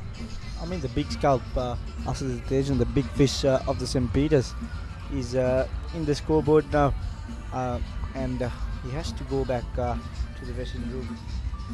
So I think Savi Fernando and Asasa Tejan were the highest run scorers for St. Peter's. Both of them has ticked the scorebooks and gone to the dressing room. But Jason Fernando, Joshua Sebastian, and Peterson. More batting to come, more batting in the depth for St. Peter's. Tarin Sanket. I think St. Peter's has just to get 54 runs to get over 202 runs and be safe, Jehan. It's the end of the 38th over. St. Peter's 149 for 3. ඇස්සරලා බැලුවම තෙරක් නොපෙනෙන නිල් පාට. හුළඟටත් මුසුණු සීතල නිල් පාට. පුංචි පුංචි දේවල් වල නිල් පාට නිල් පාට නිල් පාට. සැහැල්ලුව සතුට ගේන ඉවරයක් නැති නිල් පාට. මේ හැම නිල් පාටකම හැංගුණු රසවත් හැඟීම අල්ලන්න පුළුවන්ද? ජීවිතේ රසින් පුරවන රසම රස නිල් පාට. Ritz-Berry chocolate, නිල් පාට හැඟීමක රස.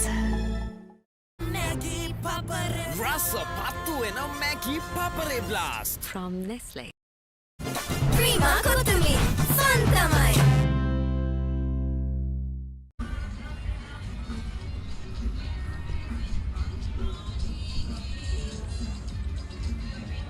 Vigneshwaran Akash, the man for St. Joseph's, the man they're depending to take wickets on. 1 or 2 wickets here will put the St. Peter's Think 10 under pressure. And indeed. Akash, there you go, giving that a little bit more air. These are beautiful batting conditions, are they not, Vishen? I'm sure conditions that any batsman would like to exploit. Flat wicket. Little bit of lateral movement in the morning, but not once that settles down. It's really a feather bed, isn't it? Yes, indeed. Especially here at the SSC. It's a place where you have so much of runs, Jihan. I mean, you see at the moment they have scored more than 500 runs in the day. St. Peter's makes their 150 for the loss of 3 wickets.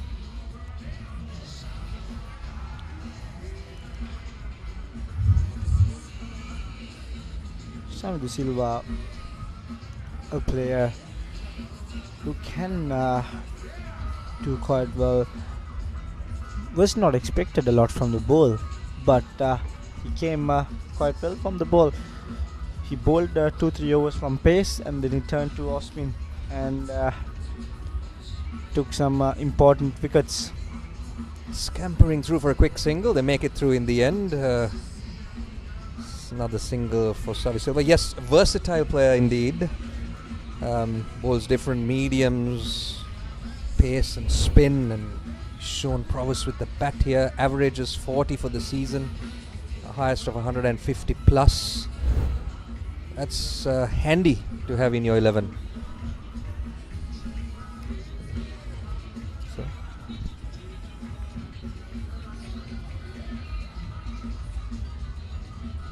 My bad. That's. You were talking about Savi Fernando. Indeed. Silva's in fact got just over 300 runs with 3 half centuries. And well, I think the statement still stands, Vishen. Handy player to have, versatile cricketer. Yeah. 2 brothers playing Jam.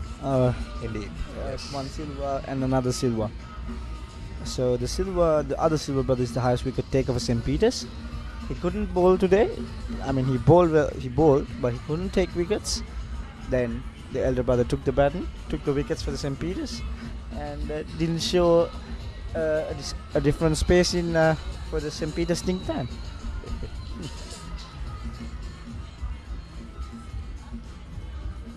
Yes, the Silva brothers and a long legacy of brothers who played and featured in the Josephine Peterite. We'll come back to that as we end the 7th, as we end the 40th over with the Peters 152 for 3.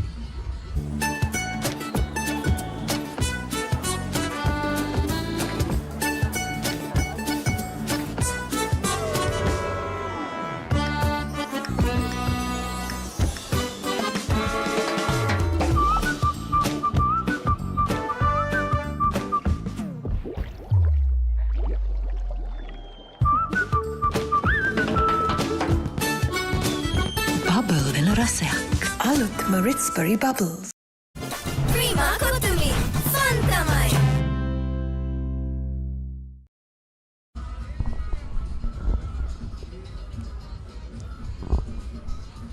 Quick single again. Well, Shavindu Silva picked up 5 wickets among the runs. Batting brilliantly out here.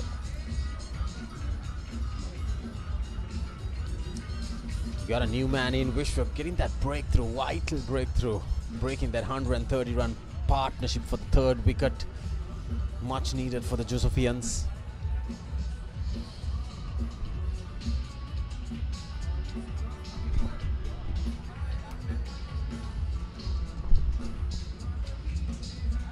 So I got a guest in studio with the Combox with me, Delshan Fernando, Senior Sales Manager of Marina Square, the Uptown.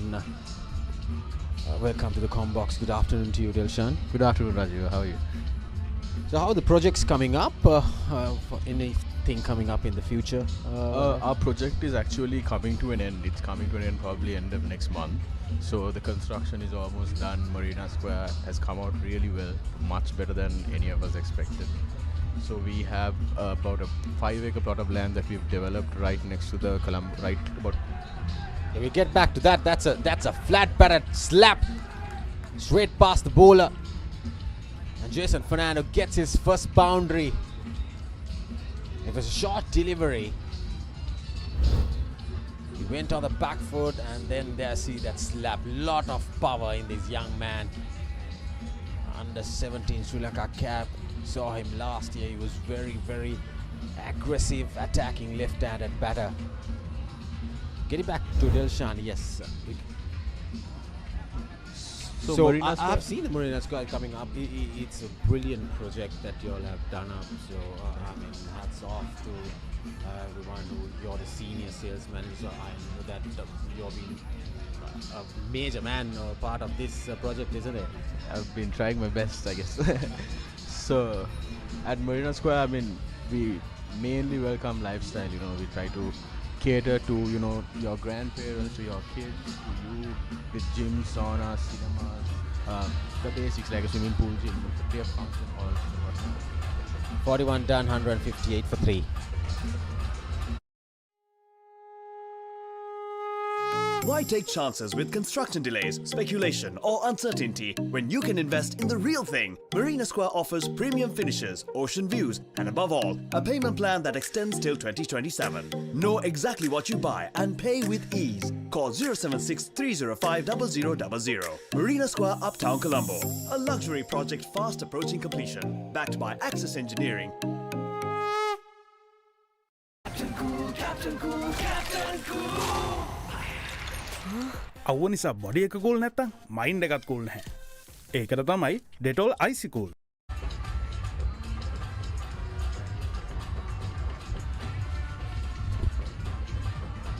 So Akash will continue.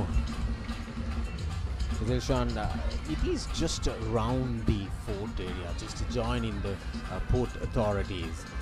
Correct. So it's just, do you know where the Ceylon Tobacco head office is near the Colombo Harbour? It's just right next to that. So as a distance, if you take, it's about 2 kilometers from the Colombo port city.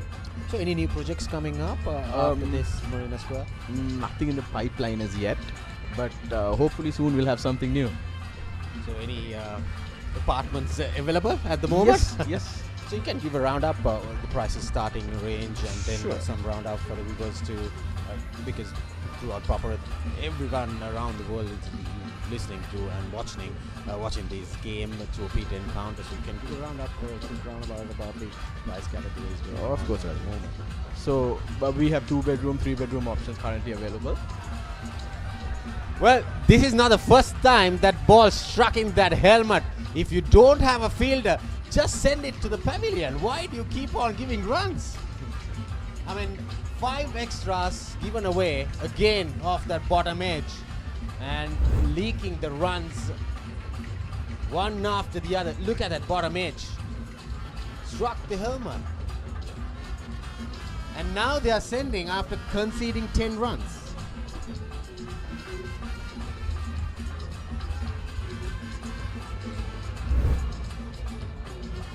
Well, nothing is going on Josephian's way.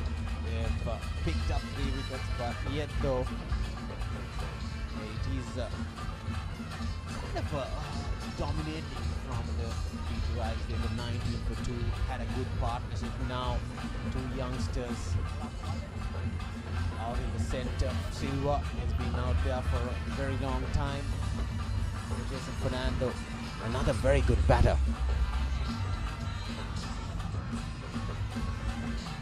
So what's the lowest category of an apartment? Yeah, so we have 2 bedrooms starting at about 66 million, which is about 904 square feet, fairly large unit. And we have 3 bedrooms starting at about 80 million at Marina Square. So we have 3 bedrooms from like 1,074 to about 1,300 square feet. And we also have 4 bedroom penthouses, about 170 million upwards. So what are the other facilities around the apartment? So it's a mixed development to start with. We have about 180,000 square feet of rentable commercial space within the premises. In addition, we have a wide range of common amenities for the homeowners to use. So we have, your swimming pool, gym, squash court, table tennis lounge, snooker lounge, function halls, some foosball tables, snooker, table tennis. We have even a pickleball court, a half a basketball court. We have the largest range of common amenities offered in Colombo at the moment. There you go, a lot of information coming in from Dilshan there, the senior sales manager of Marina Square. So 42 overs done, St. Peter's 164 for 3. හැමදේම පටන් ගන්නේ gut එකෙන්. හරිම decision එක වෙලාවට ගන්න හයියක් වෙන්නේ gut එක. හැම මොහොතකම ලයිෆ් එකේ ඉදිරියට යන්න. හෙල්දි ගට් එකක් ඕනෙමයි. ප්‍රොබයෝටික්ස් හා අත්‍යවශ්‍ය පෝෂක පදාර්ථ සහිත New Dale Drink Yogurt. ගට් එක රෙඩි කරන්න. Dam doom ding belanam stick bender ya mea pel belanam stick bender ya devi late belanam stick bender aturu mituru damba divaturu ona kenek antimedi Munchie sticks, rustling stick winner. Strawberry, vanilla, chocolate rustling Munchie sticks. Stick winner. Prima Kotumi, Fantamai. Maggie Papare. Rasa patu and a Maggie Papare blast. From Nestle. So 42 was done, 164 for 3. And it's almost 1 after tea. I think St. Peter's maintaining that close to that 4 runs and over. 3.9. Nushan Pera has been introduced to the attack with the Amma at the end. He's wicketless so far. But interesting game. Haven't seen him picking up those wickets. So talking about something interesting, the crispy chicken. The Keel's Crest crispy chicken, retail packs available in thighs and strips and popcorn. Special barbecue sauce sachets as well from that. And so no added MSG. It's made using hygienically grown chicken meat and halal certified as well. So you can have this with this Naimire sauce, which is the perfect combo for this crispy chicken. And watch this game. Any amount of crispy chicken is available at anywhere around the world in these supermarkets in the country.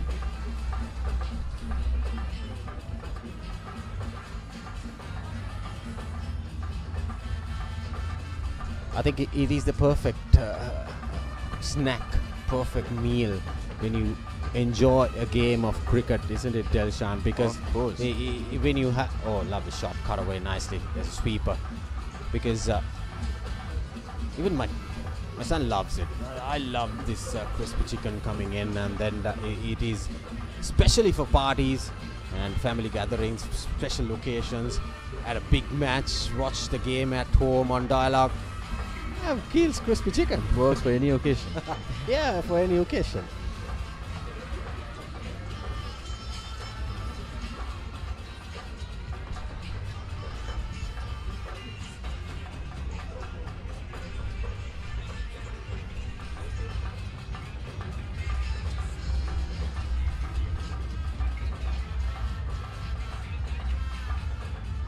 Yeah, another dot ball. So thank you, Dilshan, for joining us on the Combox, and then furthermore the future projects coming up. So I wish you all the best, and from Senior Sales Manager, I wish you all success, and then hope to see more projects coming up from Marina Square. Thank you very much for joining us. Of course. Thank you very much, Raju, for having me. 43 done, 165 for 3. දෙන එක set වුණාම මං එයාට දින එක chat එක දාන අතර ළඟින් තියන් කන එක ටේස්ට් එක එකින් එකට වෙනස් වෙලා එන එක චිල් වෙන හැම තැනකම බයිට් වුණා මේක චුටියක මෙන්න මේක දැන් අලුතෙන් එන එක ඒක තමයි මේක හැමෝම අතර ටේස්ට් එක මංචි කොමේක හැම වෙලාවකම හැම තැනකම හැමෝම අතර ටේස්ට් එක මංචි කොමේක ඒක තමයි මේක try කරන්න අලුත් Munchee කොමේක.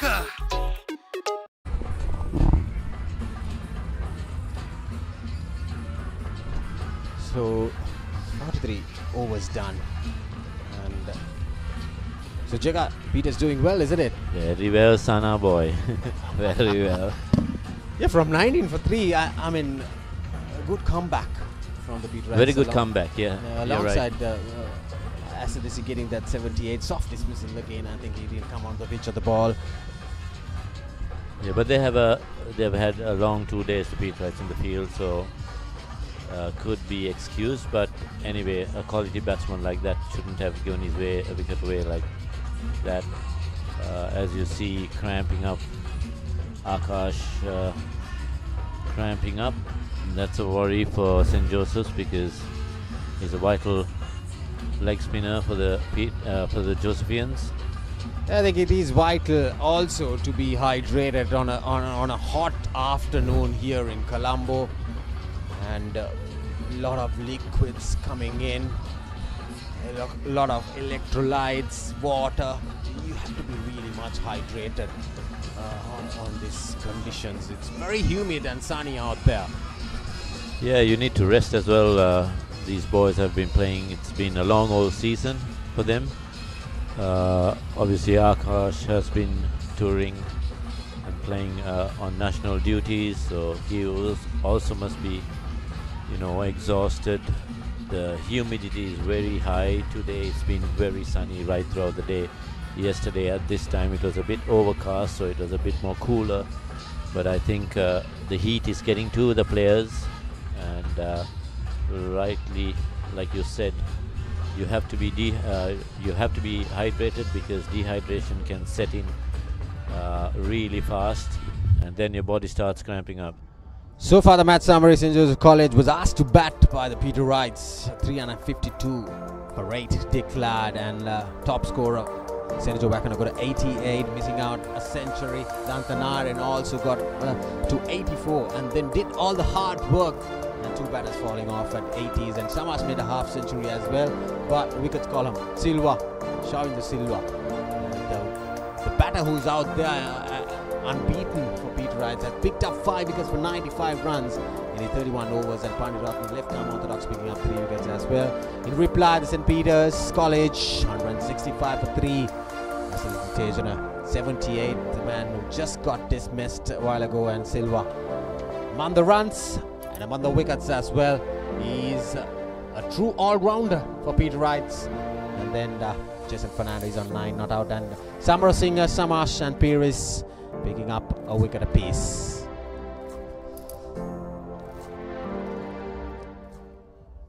So the first wicket to fall for the Peter Wrights was before lunch, and that was a very good sharp catch by the skipper. Samara Singh picking up that wicket, and Samash just after the lunch break, that second wicket. And this was the last man to dismiss. That 130 run stand for the third wicket. Vishwa Pires getting that breakthrough to get rid of SSC Chejana. So we see Akash walking off the field. That is not good signs. Is it cramp or is it something else? That is what is worrying me. I think by the looks of it, it's cramps. He's struggling off the field, helped by 2 of his colleagues. I think he'll need a little bit of hydrations and it should be okay, but it's a big blow for the Josephians. Wrist spinner is always a wicket-taking bowler, so they'll probably miss him. His over will be completed by one of his teammates, still deciding on who's going to bowl. It's the left-arm leg spinner who's taken the responsibility of finishing Akash's over. Yeah, I think Papare will be introduced into the attack from the tennis court in, and that is not good signs. Indeed, on a surface which is totally dead for the spinners right now, the wrist spinner could have done something. Anyways, Brigesh, leg spinners need time, isn't it? To get their rhythm, their line and length. It's not easy to run in and just grab a wicket on the first ball. But should have had a good run, but unlucky. Hi. Camp there. Mana? Ada Yeah, monada special? Josephins will Ada man tennang ඔයාලගේ miss special him. savory mix එකක්. The leg Munchy spinner is always a wicket-taking bowler. savory mix. And right now, the Josephians are struggling to get a wicket. As we speak, the next ball floated up in the air. Fernando walks down the track, carts it over the bowler's head for a 4. So he moves on to 13. As you see, Petrites have been using their feet really well. Hits the ball really hard, Fernando. Well, I think he deals with it nicely. Tossed up delivery and coming down the track and hitting past the bowler. That's the aggression. Oh, lovely placement. Brilliant. Lovely shot. This time goes wide of the fielder. Places the ball really well, using his feet once again. That's not bad. I would encourage the bowler to do the same. Just keep bowling, give him the flight, make him use his feet, make him play the shots. Came down the ball, let the ball come to him and places it into the gap. Mid-off was quite straight, so well played, young man. Fernando. Next ball again down the leg side, running down to deep fine leg.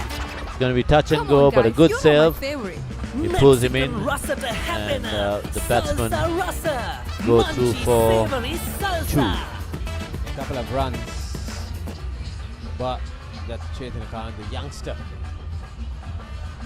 in the park for the Josephians. Good bit of save. Yeah, good bit of feeling. Save couple of runs indeed, for sure. But now he's bowling round the wicket and straying a little leg side.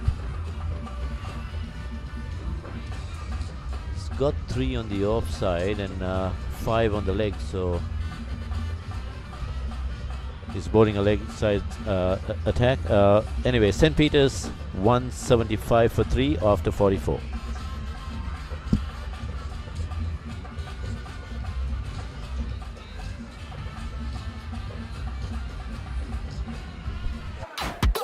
දෙනක සෙට්ටු නාම මං එයාට දින එක chat එක දාන අතර ළඟින් තියන් කන එක ටේස්ට් එක එකින් එකට වෙනස් වෙලා එන එක චිල් වෙන හැම තැනකම බයිට් උනා මේක චුටියක මෙන්න මේක දැන් අලුතෙන් එන එක ඒක තමයි මේක හැමෝම අතර ටේස්ට් එක මංචි කොමේක හැම වෙලාවකම හැම තැනකම හැමෝම අතර ටේස්ට් එක මංචි කොමේක ඒක තමයි මේක try කරන්න අලුත් Munchee කොමේක. Nishant Pereira will continue. It's wicketless so far, the highest wicket take of Josephian camp.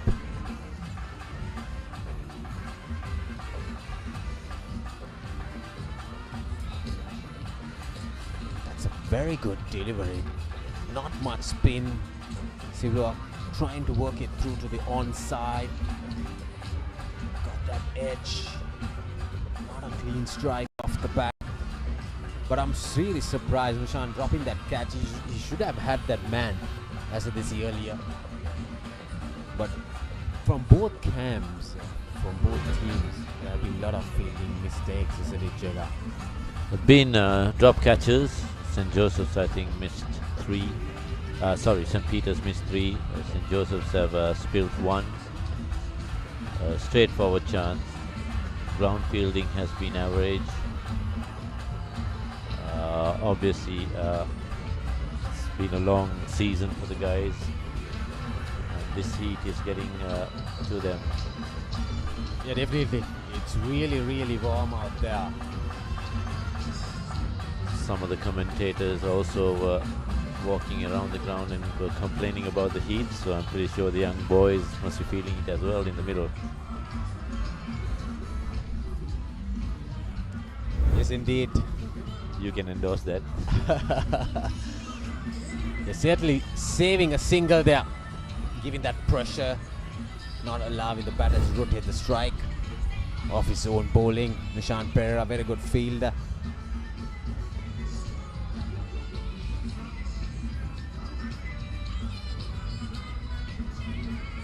One might think when St. Joseph's College got to 350, get them all out. But look at the return from the Peterites. It's been outstanding. We are into the first water break after the tea break.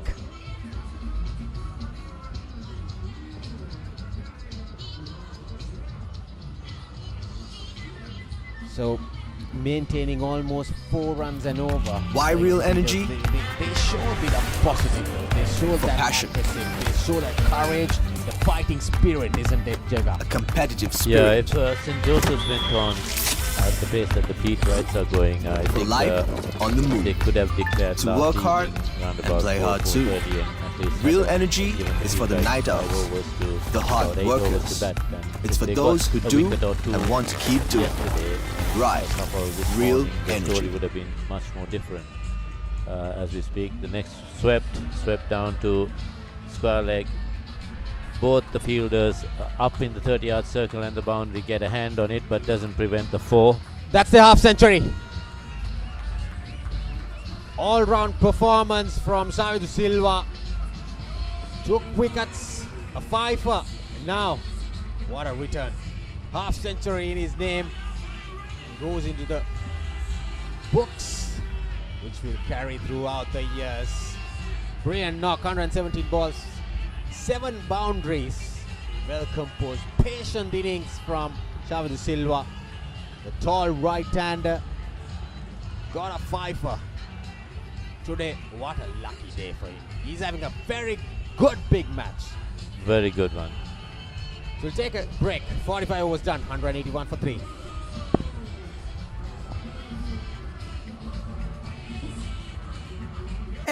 hello ball on the class eකට go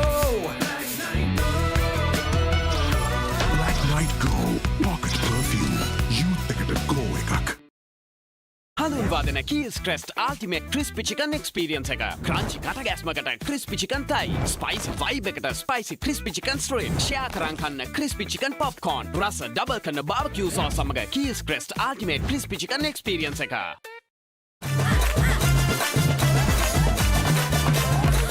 Spicy fun hit එක ගන්න අපසවේ මේ පාරක් හතර අතට දෙනවා පිටේ ක්‍රීමා කොතුමි fun තමයි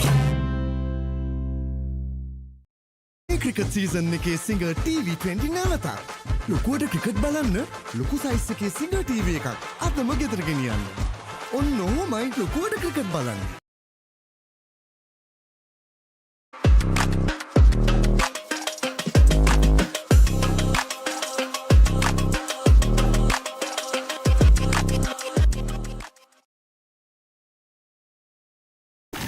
Welcome to the Under Armour Halo project. Halo is not simply another sneaker, but rather a fleet of innovative footwear crafted to maneuver the complex biomechanics of running, training, and, well, everything in between.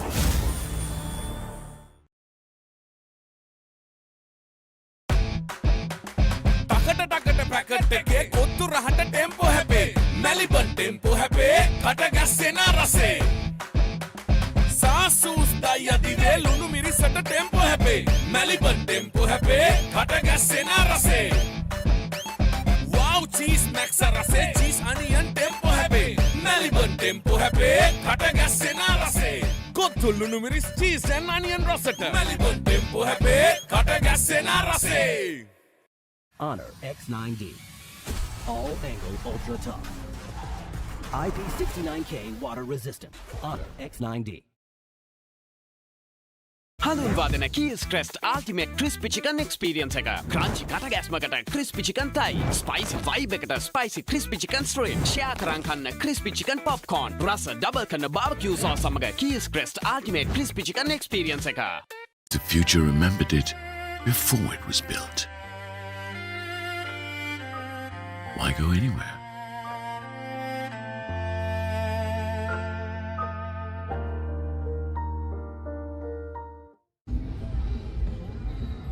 St. Peter's 181 for 3. It's been a brilliant effort from the boys from Bambalapitiya. Silva just reaching his half century as well. Shavindu Silva, that is. He's played some delightful strokes. Started off with that boundary through the offside, used his feet brilliantly against spin.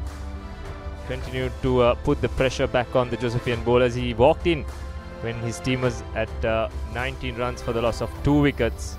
And that's how he reached a well-deserved half century.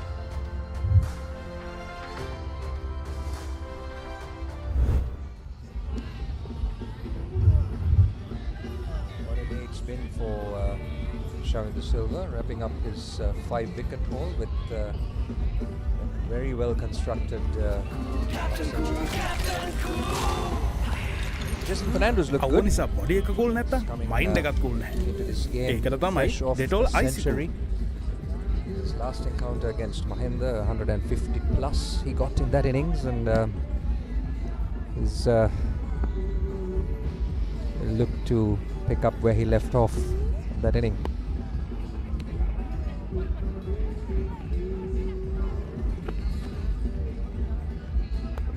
Just a single on that occasion.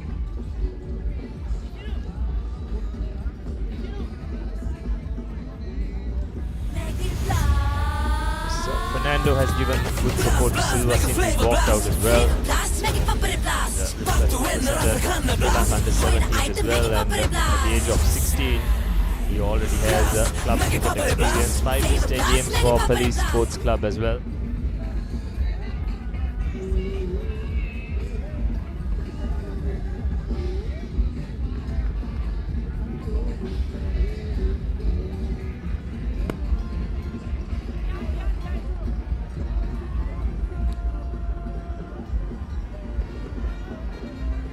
Batting conditions out here in the SSC, Roscoe, and I think what's been good about this speed right reply, it's a fairly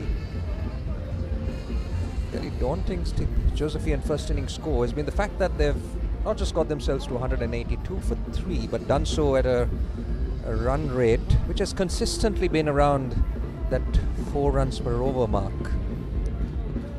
That sort of momentum does make a difference. Someone who's in a cornerstone of that inning has been Silva. It's been a very good reply.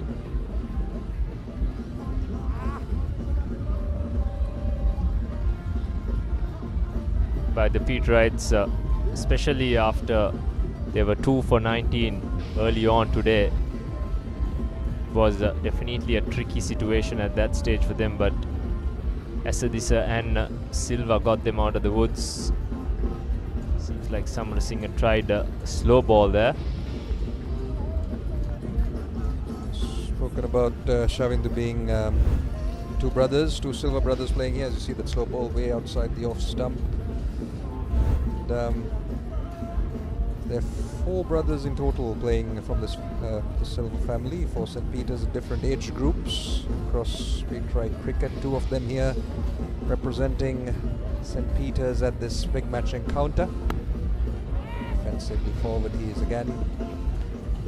And, speaking of brothers playing in the big match, Roscoe, there have been quite a famous few names in that list. Last, where we had 3 famous brothers, the Patiranas, playing for St. Joseph's. I had the privilege of playing with Anuka Patiran, Asel and Nuan. Of course, 5 Josephians under the DS Vijayaratna banner. Lalit, Manik, Rohan, Dilip and Harin. Some interesting names there, and the Silva brothers have just started off here, and hopefully leave a legacy in times to come. That's the end of the 46th over. St. Peter's 182 for 3.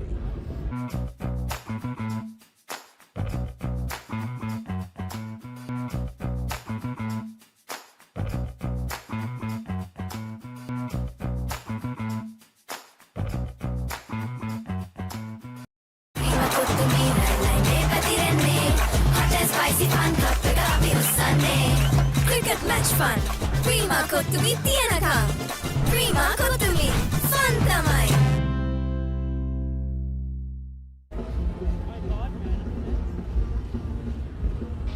Seems like it's going to be pace from both ends. For St. Joseph's, they've rather run out of options at the moment. Their spinners haven't really lived up to expectation. Akash going down with cramp as well, not helping the cause. They need to come up with a plan here. They've tried the short ball tactic for a while, didn't really come off. Seems like they're just going through the motions at the moment.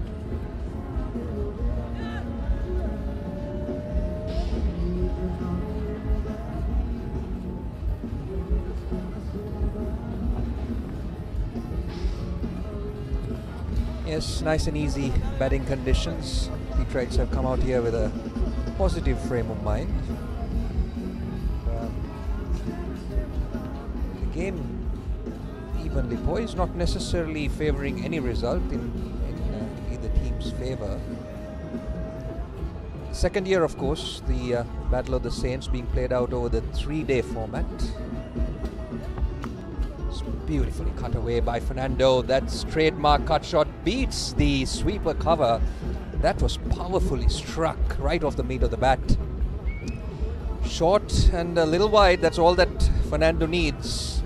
That's one of his strong areas of back foot. Well, that's how powerful it was struck.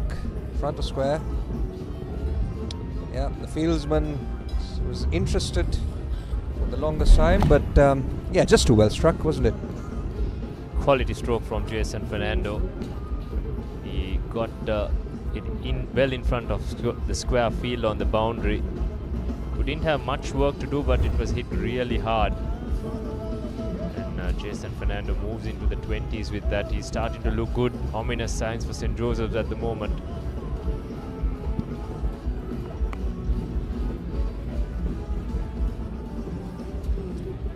As I was saying, Roscoe, the second game in the 3-day format. Of course, the Josephian Peterite encounter over the years has not produced too many results. Most of the games ending in draws. Of course, 12 wins for St. Joseph's, 10 for St. Peter's. No result in the last decade. It's another single for Fernando. The SSC, incidentally, is a relatively new venue for this big match. Just the 4 games played here, all 4 of them also ending in draws. Not easy conditions to get 20 wickets, even over the longer format. Beautiful batting conditions. Once you get your eye in, it's very difficult to dislodge, as has been proven to be the case with both the Josephine and Peterite top order. So the Josephine prefects having a good time, supporting their college.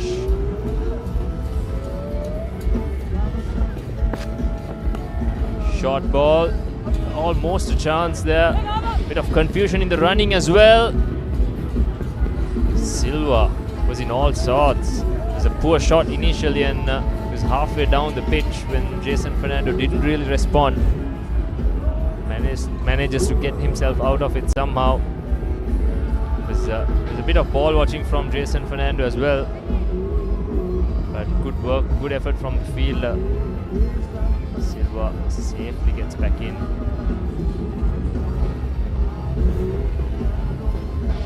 strange shot, really. Fieldsman was right out there for it. Silva was lucky to get away. Just lapse in concentration all round. No damage done in the end. It's the end of the over.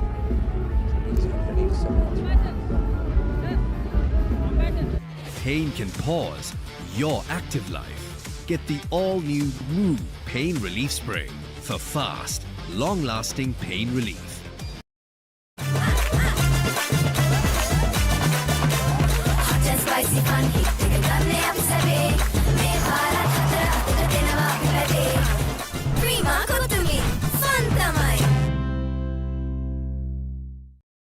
Dam doom ding belana stick penna ya me apel belana stick penna.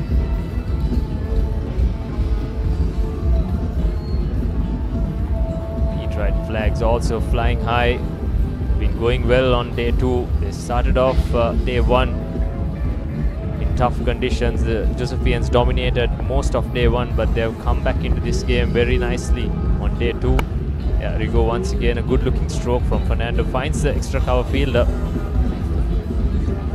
Just going back to the point that you made about SSC being a good surface and hard to produce a result, I think we saw the same scenario in the Anand and Nalanda, St. Thomas's, Royal big matches as well. So I wonder if the authorities will look at a restriction on the first innings like it was in the when it was a 2-day encounter where 60 overs were only allowed in the first innings. Maybe. Yeah, I used to love that format also. It was introduced way back in 2000. As you see, that signal wide. As it was introduced in the year 2000, I actually was part of the team that played that first game with the restrictions, the 60 over restrictions for the first innings. I thought that brought in a whole new dimension to the game. A lot more tactics coming into play, a lot more strategy. And even though most of the games still end up in draws, we saw the game stay alive. Oh, beautifully bowled. Is there something on that? Bowler and the keeper were very interested. The umpire less so. And having a casual waft.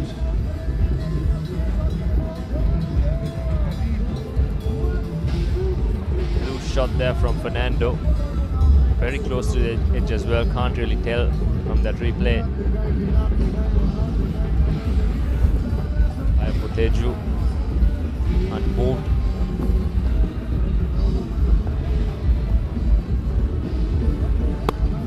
This time easy pickings for Jason Fernando. A tired delivery from Samarasinha, easily put away to the straight boundary.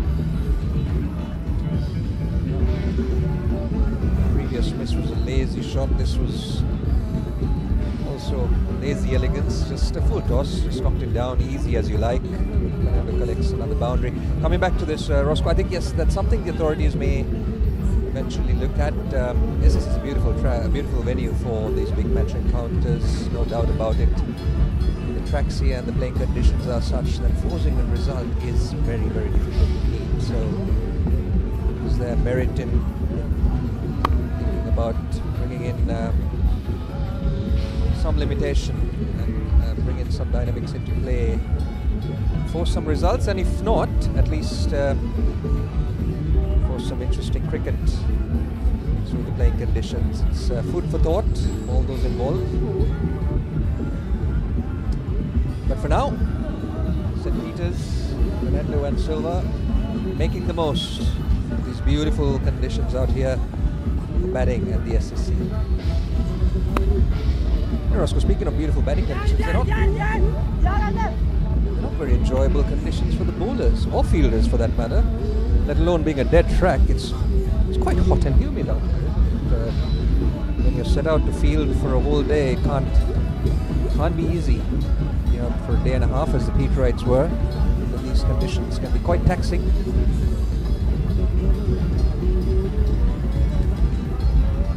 Most certainly we've seen a couple of players go down to cramps. Shavindu Silva himself yesterday evening while bowling, and while bowling today as well. ball attempted. Complete another over. St. Peter's 192 for 3. Dam doom ding belanam stick penna ya mea pel belanam stick penna ya devi late belanam stick penna aturu mituru dama divaturu ona kenek antimedi munchie sticks racing stick penna Strawberry vanilla chocolate racing munchie sticks stick wenna Maggie Papare Rasa pattu ena Maggie Papare blast From Nestle. Prima Kotumi Fantamai Honor X9D. All angle ultra tough. IP69K water resistant. Honor X9D. 192 for 3. 48 overs completed in the innings and 71 overs completed in the day. So 19 overs to go. The game is well set for the Peterites. Going at a good rate.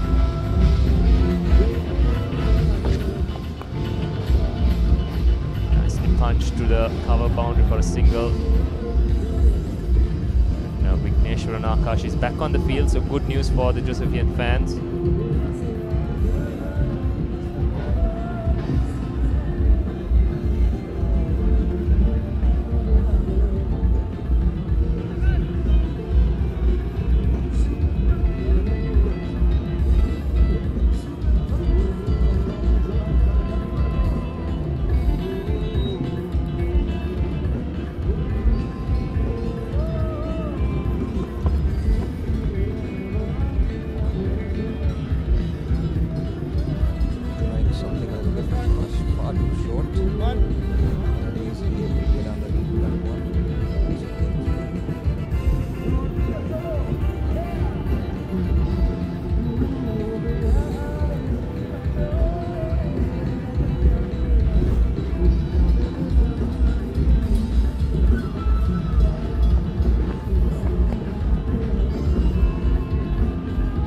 Really nothing much happening for the bowlers.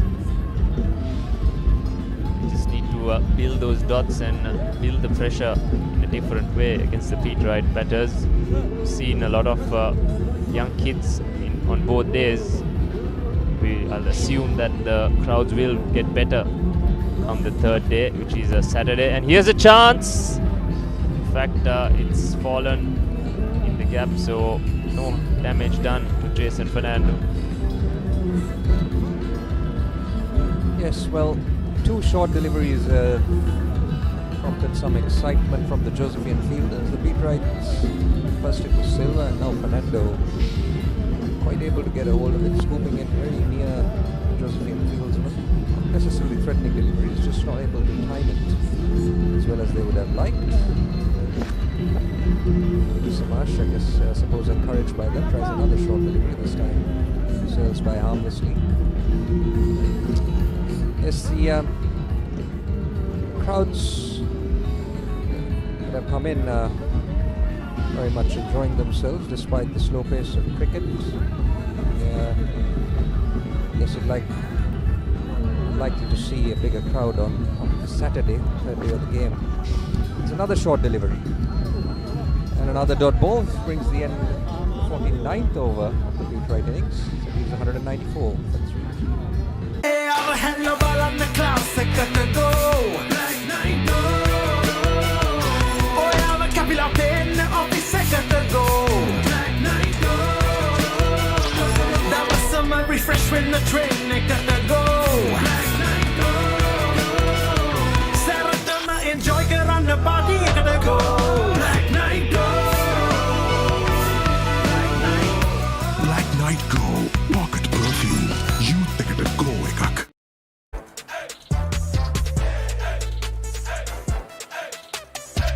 දවසම fresh වෙන්න O3 Spirit and Freedom perfumed body spray.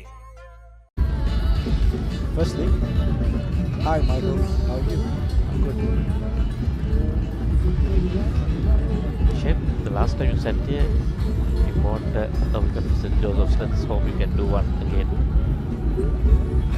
Not been bowling like that, right out the doorstep, all the wide. I don't think I sit here again. Wicket to go. Let's see. Trent needs to go. Been pressurized on the right side of myself because no pressure at all. last time you guessed stuff, got it correct. This time you guessed stuff, got it correct. The only thing you could guess was the wickets tumbling off the Pete Wright batting unit today. And why that there was some runs now. Michael, I'm not sure what's the tactical plan of St. Joseph's here because take one. At least the first thing is doing yeah, they still have a lead. Still Peters played by 156, so quite a lot can happen, but then just yeah, I know the pitch is really good for batting. It's their game. That's the target plan. More short. Fielders waiting in the area. Square leg deep, then a fine leg. Unless the biggest batsmen they are short. Yeah, no way of getting out bowling in this manner. I mean, you have 156 runs. Go for the wickets, put the Pete Wrights on pressure, and then simply just think tank. You have to think a lot. At the moment, it just happening easily. I'm just looking on 30 of 49, 31 of 50 basically now. So he's taken his time, but let's see his deliveries, but that job they need to do. Hit with the ball, now doing it with the bat. Run back 24 runs score versus Peters in that region for most of the innings. 4 runs saved themselves from a follow-on. Well, yeah, looking at this wicket, I don't think that a big issue. Yes, but with the loss of 2 for 19 runs, master class from Asan and Sandu Silva. I mean, it's a great innings, great knock under pressure. Michael, I mean, it's one of the greatest knocks there's from some Pete Wright batsmen after Dilla Damsara scoring that big century. Yeah, definitely. Batting under pressure. Getting those runs. We'll come back to this 50 overs target. 198 for 3.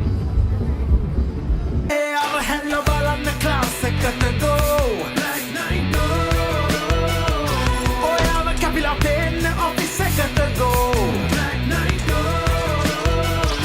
That was some refreshment the train got to go. Black night go. Saratama enjoy get on the party got to go. Black night go.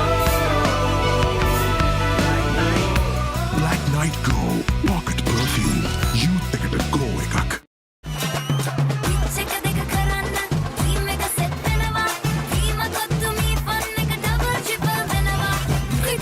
Fun. Prima Kotumi Tianakam. Prima Kotumi. Fun tamai. Jason Fernando on strike. We'll get back to that point, Michael, of that great knocks played in the last couple of years by Pete Wright batsmen, especially that knock of Dilla Damsara. A great knock under pressure where just means had a good play.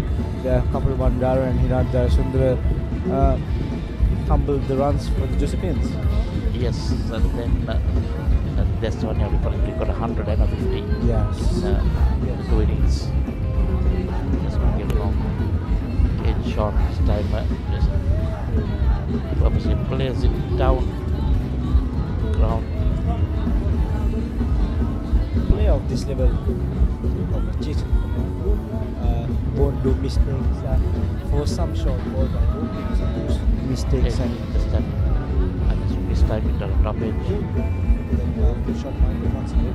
Look at where it's pitching on this half of the other side, the half of the bowler bed.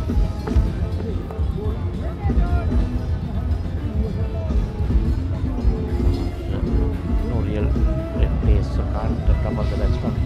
I'm hoping that they'll go for that pull late in the air.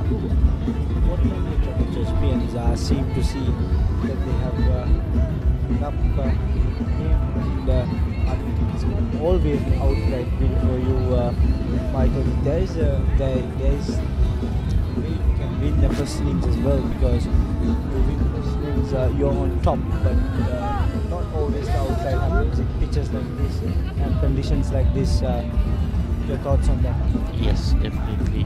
You very good cricket all the time. Let's have another full day tomorrow. Anything can happen. Just try and at the moment they don't seem like doing anything because this bowling short pitch deliveries. It's a great time for the big rights to accelerate as well, Michael, and come tomorrow morning with about 230-40 runs, and then you have about 130 runs to get. In the Chespians' perspective, get 1 or 2 wickets, you pressure them, and get 1 or 2 wickets early morning as well. With the dew. The thing is, it will depend on how you apply the pressure. See tracks like this, come back to that 51 done, it's 200 up, 200 for 3. අවුව නිසා body එක cool නැත්තම් mind එකත් cool නැහැ. ඒකට තමයි Dettol IC cool. අවුවත් එක්ක ඇති වෙන දාඩිය නිසා හැදෙන විෂ බීජ වලින් ආරක්ෂා කර ඔබේ ඇඟ 3 ගුණයකින් කූල් කරයි.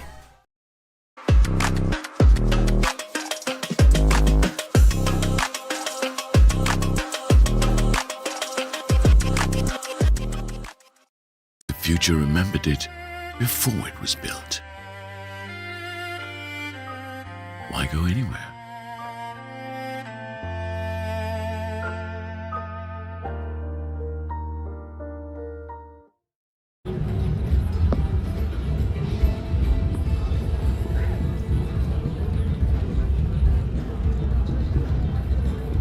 Samarasingh continuing. Well played again by Shanti Silva. Again going short. Experience in bring Vigneshwar and Akash and take a couple of wickets. A silly point. Bring a slip fielder, bring a leg slip or any type of fielder where it's close to the batsman and give a pressure. And take one batsman out, a new batsman comes in, and then again you can help. I think Akash went in for some treatment, maybe not wanting to risk him too much. Might come on a bit later, but I thought your two main spinners, Nurjan, and let them bowl a bit more. Someone like Vigneshwar and Akash has played the highest level of cricket for schools. Represented the Sri Lanka Under-19 World Cup, has a lot of experience coming back. Michael, bring him in and take a couple of wickets. I think Vishen is more suitable the way I see it for the white ball game. Bowls quite quick, fastest leg spin. Two-day game on tracks like this, it's not going to help. Someone like Vikunagoda also can bowl and take a part-time bowler and see whether he can take a wicket or not as well, Michael.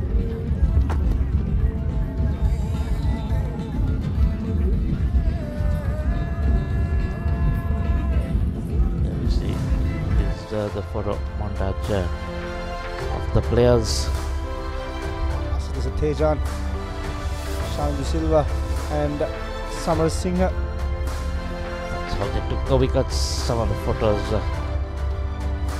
Good photography by the Papare team. Beautiful work. Yeah, a round of applause to the Papare team for bringing you live from the SSC and bringing you a lot of big matches throughout Sri Lanka today. A huge applause to them as well. And Yes. great work by the team of Papare. Bringing to you a lot of big matches right around the country. the best sports hub in Sri Lanka. Papare.com. Hard work by the crew here, not only cricket but the rugby, school rugby also. I mean, it's not an easy job to bring live from different places, but they have done it accordingly. They have done it properly and correctly, and bringing the best ever online for the people to watch. Yes, definitely. Lots of hard work, lots of cameras used.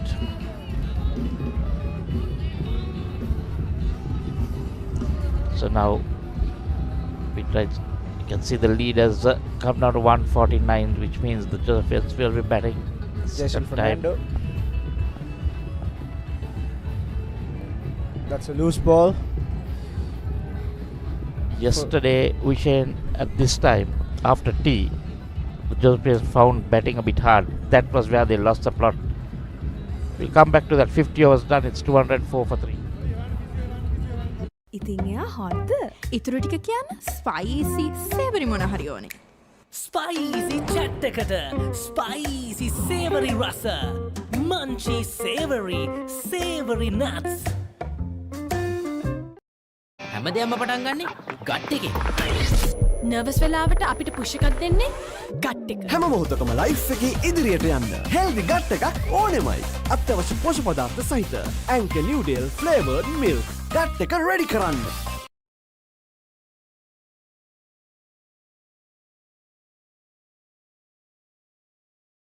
The future remembered it before it was built. Why go anywhere?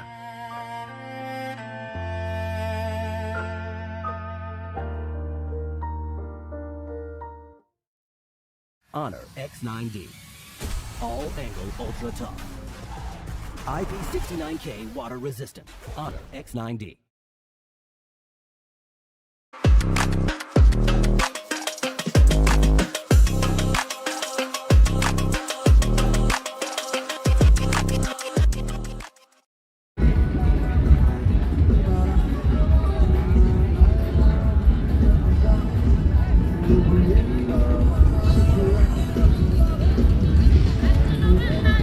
Jason Fernando, a very experienced player, playing first-class games at the age of 16. Played a final batted to Dilshan Madhushankar at the age of 16. That's a moment for him to remember. Playing 5 first-class, 5 list day games at the age of 16. Jason Fernando. Yeah. Played for Police Sports Club. And played the final as well. That's an achievement, a good achievement at his age. Yeah, that's a good experience for him. Using all that here. Samash continuing. As you mentioned yesterday, after this, about at this time, Josephines found it hard to bat. Because at this moment you're trying to kick and wickets. So that's what I'm saying. Bring your spinners, bring those fielders in and grab 1 or 2 wickets. Let the Petrites go for the runs. Or else there is always an easy single option for them. Yes. Just easy batting. Batting the nets.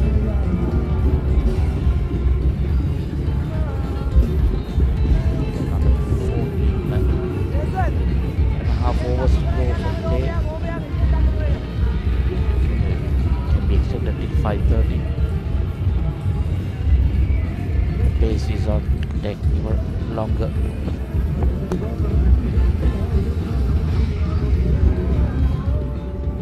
Still the field set for that short delivery played in the air. So fine leg, a deep square leg, a deep mid wicket, and the mid on. All waiting for that miscued shot.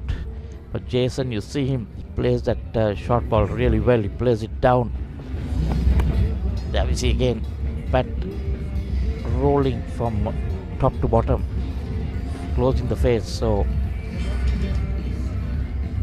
don't think that ploy is working for Jason because the way he plays the pull, he has it in control. Shine Silva. Top for the bowlers in the pit right unit and scoring some important runs. Especially bowling pace in the first 2-3 overs and then turning into off spin because his younger brother couldn't pick up some wickets and then took the baton, didn't drop the baton, won the race for the Pete Rights, and a lot to talk at their house to these 2 nights. Yes, he will be very happy. We get back to that 53 done. It's 208. දෙනක සෙට්ටු නාම මං එයාට දිනක ටැට් එක දාන අතර ළඟින් තියන් කන එක ටේස්ට් එක එකින් එකට වෙනස් වෙලා එන එක චිල් වෙන හැම තැනකම බයිට් උනා මේක චුටියක මෙන්න මේක දැන් අලුතෙන් එන එක ඒක තමයි මේක හැමෝම අතර ටේස්ට් එක මංචි කොමේක හැම වෙලාවකම හැම තැනකම හැමෝම අතර ටේස්ට් එක මංචි කොමේක ඒක තමයි මේක try කරන්න අලුත් Munchee කොමේක Rasa patu ena Maggi Papare Blast from Nestle.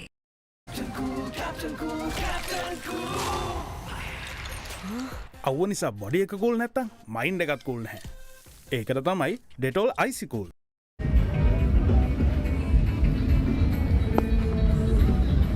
Something again. Spell, long spell here. What do you think is the thought process of the St. Joseph's thing? Well, I think they just want the day to end. But then all the spinners will end it faster than taking time here. But you ended with 250, 260 today. Then there's about 90 to 100 to get tomorrow, Michael. Now you're anyways outright the follow on, but can get the first innings. Yeah, but that doesn't matter. I don't think the first innings win is going to make any difference here. Since what you play is for the outright. Just that getting the basics right, I think what they can do now is maybe bring in a part-time bowler. See whether something can happen. I mean, like someone like Simon who I'm actually not even I think having the young guy also bowls a bit of spin. This runs absolutely well, Jason Fernando. I mean, well for 2s and 3s. Brilliant fielded there by the fielder there. Saved a couple of runs for the team. Jason Fernando moves on to 40 and Shamil Silva on 60. Batting really well and looking to attack on most occasions.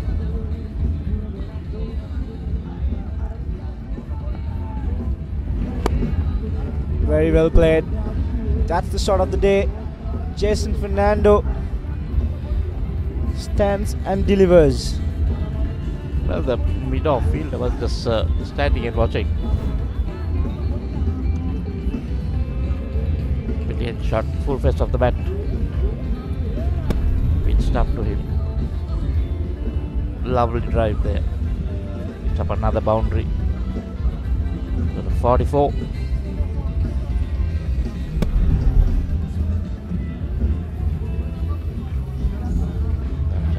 Fielder.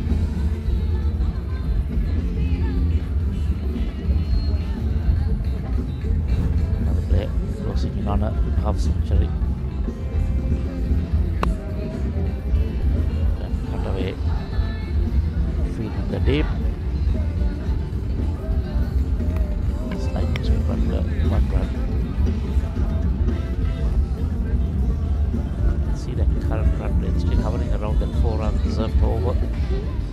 That's been good. Good batting by the top order. But goes to openers. Ball was moving a bit.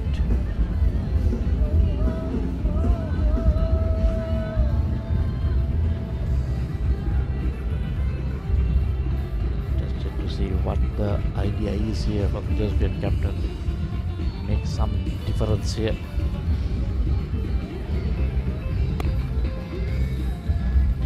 Slow ball to end the 54th over. It's 214 for the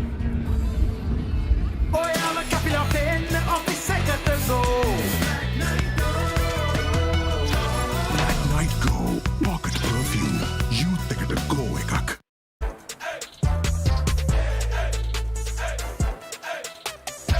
දවසම fresh වෙන්න O3 Spirit and Freedom Perfumed Body Spray. අවුව නිසා body එක cool නැත්තම් mind එකත් cool නැහැ. ඒකට තමයි Dettol IC cool. අවුවත් එක්ක ඇති වෙන දාඩිය නිසා හැදෙන විෂ බීජ වලින් ආරක්ෂා කර ඔබේ ඇඟ 3 ගුණයකින් කූල් කරයි.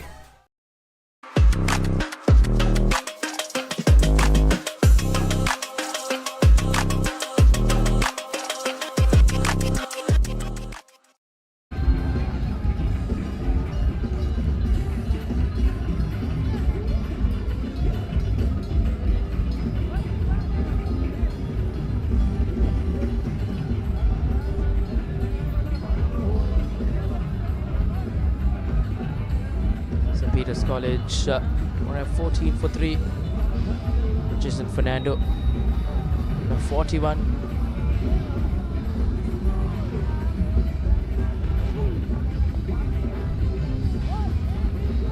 As Jehan Jayasura joins me in the comm box. A very good evening to you, Jehan.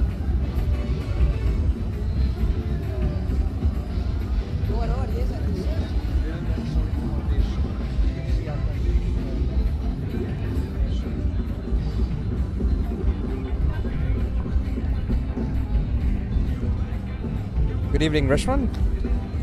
Speedright's built on a solid foundation, and it's good to see also Akash Vigneswaran back in the attack after a slight niggle earlier in the afternoon. Indeed, he's yet to get off the wickets column. He's had a tough outing here, and that's really good delivery. He needs to be there and thereabout. That's what this young man is capable of doing, and on a flat track where most bowlers, most orthodox spinners have found it tough going, Akash is a bowler who has the potential to trouble the batsman. He hasn't done it as often as he would have liked, but that delivery right there speaks to what he can extract even off fairly flat surface. So that's driven confidently by Silva for another single. He's continuing to build on this innings, and what I like, Rashwan, is he looks like he's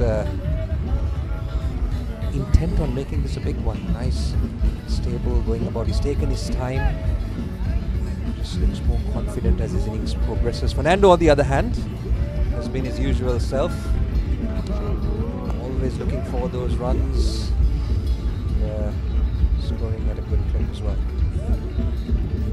Indeed, this partnership has really been important for St. Peter's College. Still trailed by 136. That's guided away beautifully. There's Jason Fernando now, one hit away. Rather, he's got to that 50-run mark.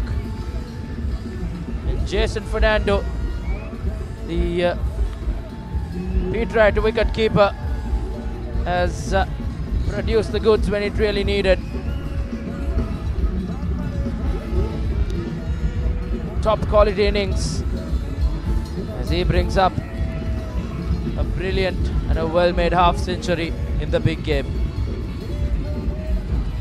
Yes, indeed, top-notch innings by Fernando. Came into this game in a lot of form. Got a century in the previous one. He hasn't put a step wrong, has he? Great innings so far, and continues to build on that foundation for St. Peters as Vigneswaran finishes another over.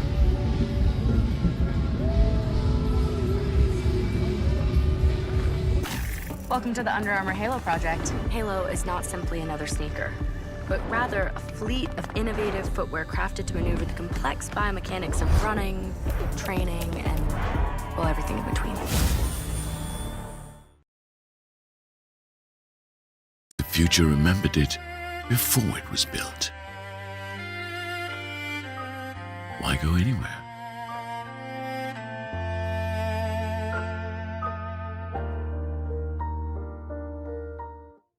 Honor X9D. All angle ultra tough. IP69K water resistant. Honor X9D.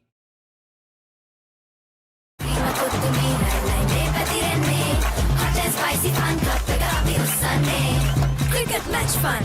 Prima Kottumi Tianakam. Prima Kottumi. Fun tamai. Well, it was the Josephian top order who scored the bulk of the runs for St. Joseph's in that first innings. In the speed right reply, it's been the middle order who has really stood up.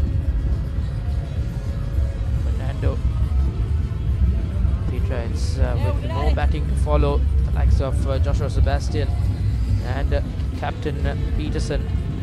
Rushan Perez has been the real talk for St. Joseph's, has gone wicketless in his 14 overs, picked up 71 wickets in the season, Jahan. I think that has been the main concern for St. Joseph's. He's getting a warning from umpire Botejo as well. Yes, much was expected of Pereira coming into this big match. Conditions, he hasn't found them to be in his favour. Very flat track, has not been able to really extract any turn. Himself has, as a result, really been in top rhythm today. 48 runs for no wicket.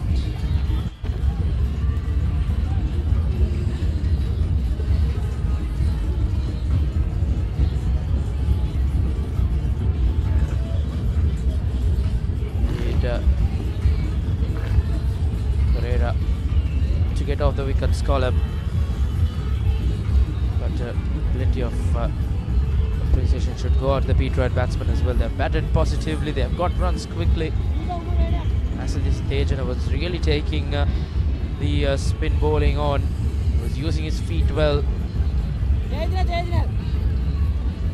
think the way Silva has picked things off after that 5 has been brilliant, Jehan. 62 not out in the middle. You're quite right. The Josephian spinners never really were loved to settle into a rhythm. It was Tejana taking them on, and then it's Jason Fernando, the Sri Lanka youth cap, just flowing drives, just so strong on the offside, any width, and he's onto it. Just beautiful to watch as a left-hander, elegant as ever, and some neat shots both in front of the wicket and also neat clubs and late cuts. Just a brilliant all-round player. He's brought out the full repertoire here at the SSC, and well, we were talking about Pereira have not being penetrative all day. He's just struck, and that's a big wicket. That's the wicket of Silva, who was batting so well, and we were talking about how solid he was looking, and this occasion Nushan Pereira able to induce the false stroke. Silva finally running out of patience. Batted for 148 deliveries and batted so well on this occasion. There you go. Now, almost a tired shot, wasn't it, Rizwan? Coming down the track, not quite getting to the pitch, only managing to get an outside edge. Good sharp work by the first slip to wrap that up. Shavidu Silva gone for 60. Pain can pause your active life. Get the all-new Woo Pain Relief Spray for fast, long-lasting pain relief.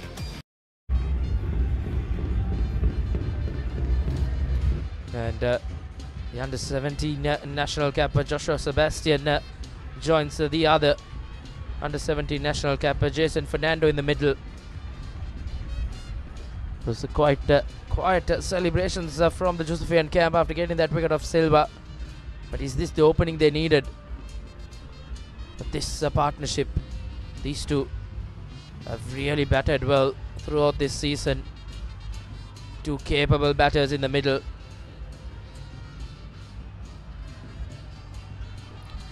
Joshua Sebastian is known to get on with the run scoring, and there he goes. He's had a very good season, averaging 50. Hasn't had too many opportunities with the bat, but when he has, he's made them count. And also, interestingly, he's got them at very nearly a run a ball, strike rate of above 90. That will be will surely be high on confidence, Sebastian. Jason Fernando taking on the bowling. Sebastian will want to continue the good work to try and push this total.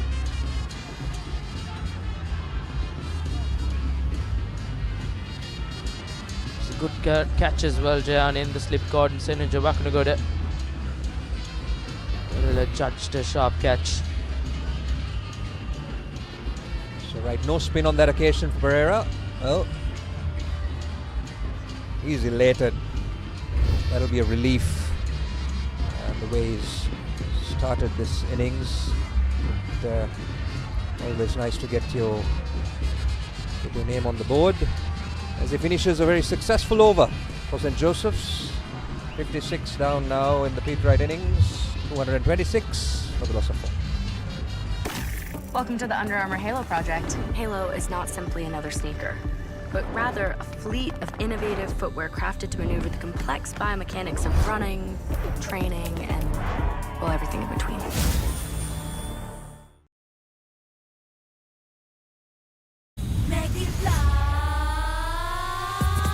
Blast, blast, make a flavor blast. Flavor blast, make it Papare blast. Pattu enna rasa kanna blast. Hoina item, make it Papare blast.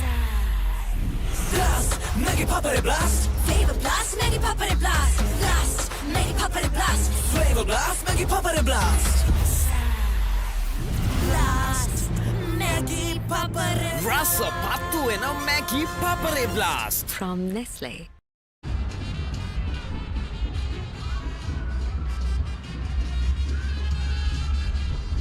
Spin of Vignesh and Akash to continue from the Vidyama of the end. Girls College have got an opening. Can they capitalize on it? Get another couple of wickets. They are not far away from stumps on day 2.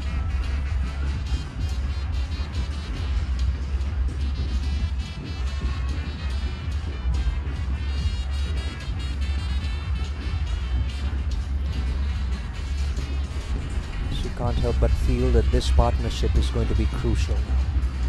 Indeed, the Keels crested jumbo peanuts comes in 3 flavors: salted, chili, and honey roasted.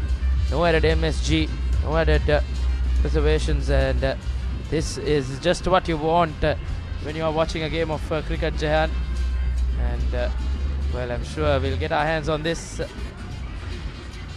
after this over, surely, as the Pete Wrights just looking to continue their good work. Don't see much pressure even for the new batsman from the Josephians. Joshua, this is going to be an interesting passage of play. Joshua Sebastian's just come in. We know he likes to get on with it. Neshwar and Akash is an attacking option for St. Joseph's. It's important to put doubt in the batsman's mind, especially as they walk in the first time. Oh. Sebastian is able to get off the mark now. Can't help but feel that there's an opportunity to maybe exert a little bit additional pressure on the new batter. It's always a relief to just get off strike, especially against a leg spinner.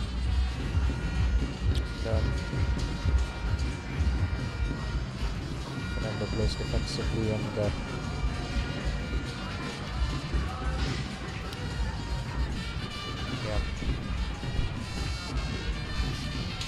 interesting to see how the Josephian skipper really maneuvers his troops at this point, at this juncture in the game.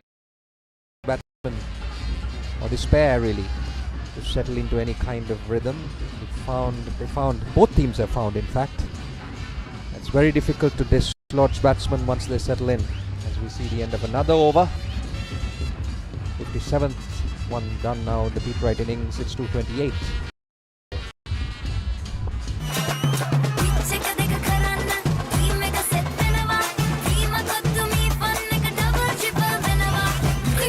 Fun. Prima Kottumi Tiyanakam. Prima Kottumi. Fun tamai. ඒ තමයි කොට්මලේ factory කිරි butter cheese yoghurt ice cream එහෙම හදන විදිය. අපේ රටේ කිරිවලින් හදන පෝෂණය පිරි අපේම කොත්මලේ අපේ රටේ පෝෂණය. හැමදේම පටන් ගන්නේ ගට් එකේ. හරිම ඩිසිෂන් එක වෙලාවට ගන්න හයියක් වෙන්නේ ගට් එක. හැම මොහොතකම ලයිෆ් එකේ ඉදිරියට යන්න හෙල්දි ගට් එකක් ඕනෙමයි. ප්‍රෝබයෝටික්ස් හා අත්‍යවශ්‍ය පෝෂ්‍ය පදාර්ථ සහිත නිව් ඩේල් ඩ්‍රින්කින් යෝගට් ගට් එක රෙඩි කරන්න. At the brink of first stumps on day 2. Was not the day expected for St. Joseph's College. Jan posted 350 on the board and declared, but I think the speed right response has been brilliant. They've really taken the game away from St. Joseph's. It's never easy when you send the opposition in, staring down a total of 350 runs. It's not easy, but I've liked how the Pete Wrights have approached this innings, been positive throughout, and continue in that same vein now. This time Joshua Sebastian, we did say he likes to get on with it. Nishan Pereira challenging him with a vacant field square on the offside. Not a lot of turns. I don't know how valid that tactic might be. And you see this tactic employed when there's turn on offer. None on that occasion. Sebastian easy picking. This is wide open space on the offside. Alex found 4 runs.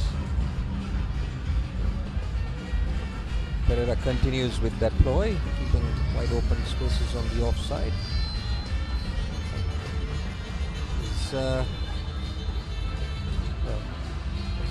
discussion with decides now to bowl around the wicket. Interesting. The angle taking the ball further away from the right hand. Sebastian chooses to nudge that on the onside to collect an easy single. Poor bowling from Pereira. All his fielders on the ropes in the leg side. All that delivering that leg side stump. Easy pickings for Sebastian, and I think Josephs are really helping him as well. Yeah, the last thing you want to do when a new batter is out there is to allow them to get off strike, allow them to get their eye in and get those easy singles and twos, especially on a track like this. It's in those first few deliveries that the most pressure needs to be exerted, and try to induce a mistake. Didn't see the Josephians do that on that occasion. It's Joshua Sebastian. These batters from St. Peter's are too good to let up on that opportunity. We've seen that with Fernando. Got off to a good start and has just kept going. That has been broadly the case for the Pete Wright batting order. They're consistently able to maintain that run rate just above 4 runs. Indeed, scoring at a very good rate are the Pete Wrights in their reply. 58 overs completed here. St. Peter's College, 234 for 4. Welcome to the Under Armour Halo project. Halo is not simply another sneaker, but rather a fleet of innovative footwear crafted to maneuver the complex biomechanics of running, training, and, well, everything in between.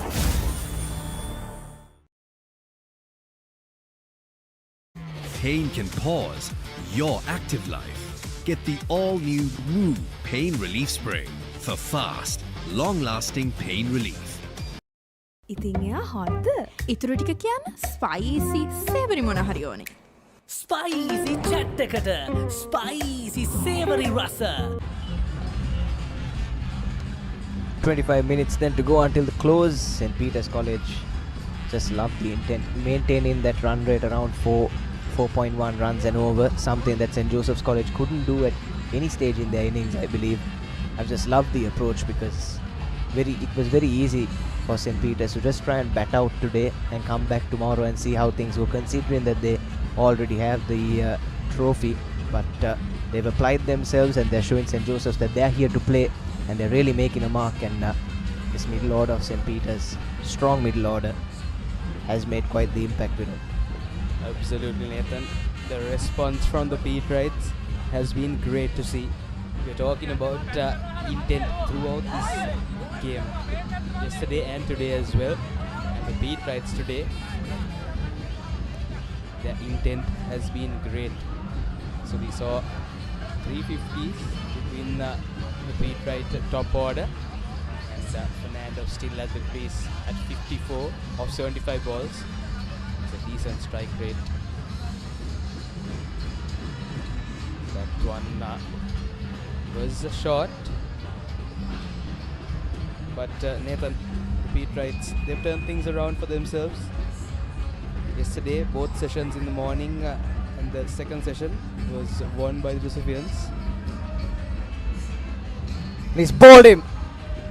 Akash goes straight through the gate.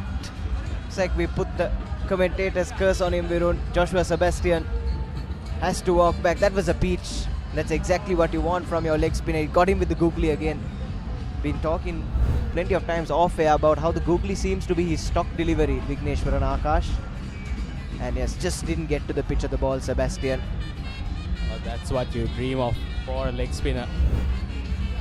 And Joshua Sebastian, he walks for 6. St. Peter's College 235 for the loss of 5. Honor X9D. All angle ultra tough. IP69K water resistant. Honor X9D.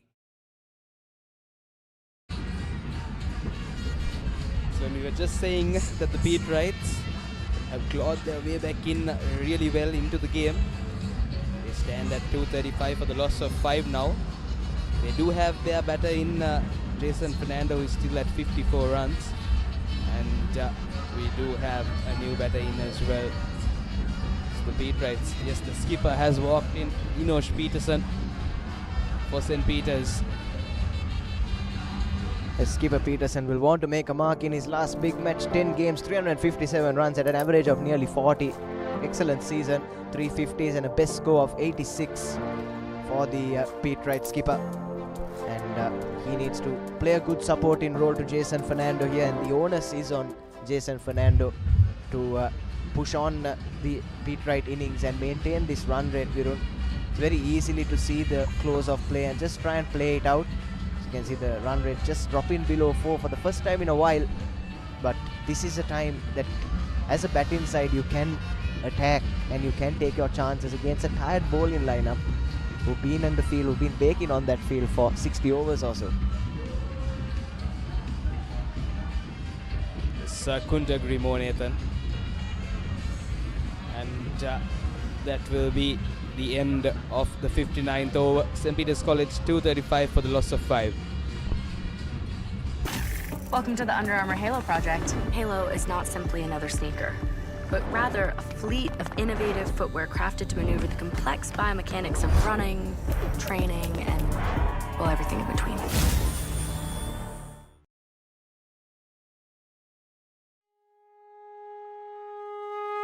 Why take chances with construction delays, speculation, or uncertainty when you can invest in the real thing? Marina Square offers premium finishes, ocean views, and above all, a payment plan that extends till 2027. Know exactly what you buy and pay with ease. Call 076 305 0000.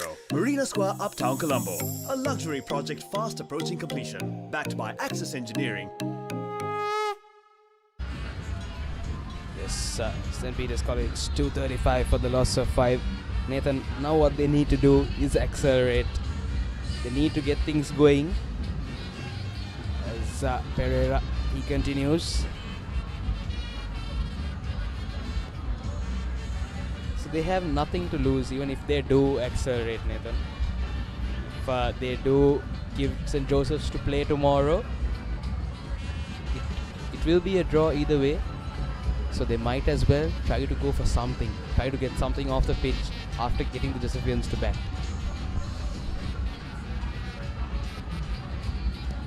Yes, that's what we were thinking about as well, isn't it, Virun? When 352 was posted, you need to first of all get over that 200 run mark to avoid the follow-on, and I think that was the only real threat of St. Peter's coughing up this trophy, as you see the replay of that last wicket.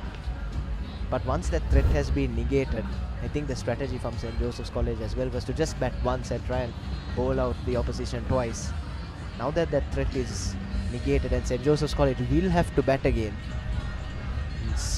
the onus is on St. Peter's, like you said, to accelerate, try and get as many runs as possible and give themselves as many overs as possible to try and take 10 more Josephian wickets come tomorrow. It will be slightly easier on the pitch deteriorating a bit more. Yes, we'll see some cracks opening up tomorrow. We don't usually see it much at the SSC, but definitely here and there. After 3 days of cricket, you will see something. Yes, Papare continues his tight line, but on the back foot, the skipper takes it, still to get off mark. But Fernando is comfortable at 55. He is the one who needs to get things going.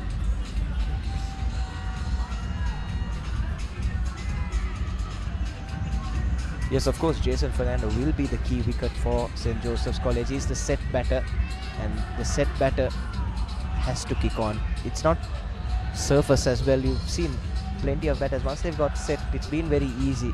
So many, even in the Josephian innings, we saw a few half centuries. All of them really accelerated once they breached that 30-40 run mark.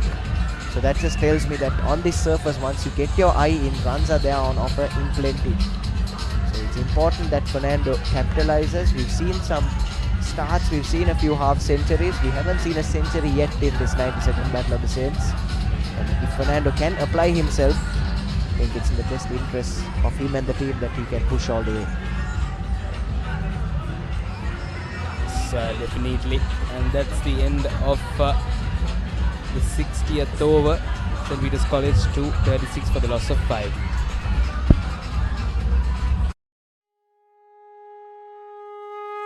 Why take chances with construction delays, speculation or uncertainty when you can invest in the real thing? Marina Square offers premium finishes, ocean views and above all, a payment plan that extends till 2027. Know exactly what you buy and pay with ease. Call 076 305 0000. Marina Square, Uptown Colombo. A luxury project fast approaching completion. Backed by Access Engineering. ඉතින් එයා හොද්ද ඉතුරු ටික කියන්න spicy සේවරි මොන හරි ඕනේ spicy chat එකට spicy සේවරි රස මන්චි සේවරි nuts. Akash to continue. He's bowled some really good deliveries. The leg spinner has some national youth team experience as well. Went off cramp, but luckily he's back on the park and made an impact for the wicket of Sebastian. And I've been impressed with him. Yes, sir, absolutely. I think he's bowled really well. The leg spinner. He's not been dispatched too often.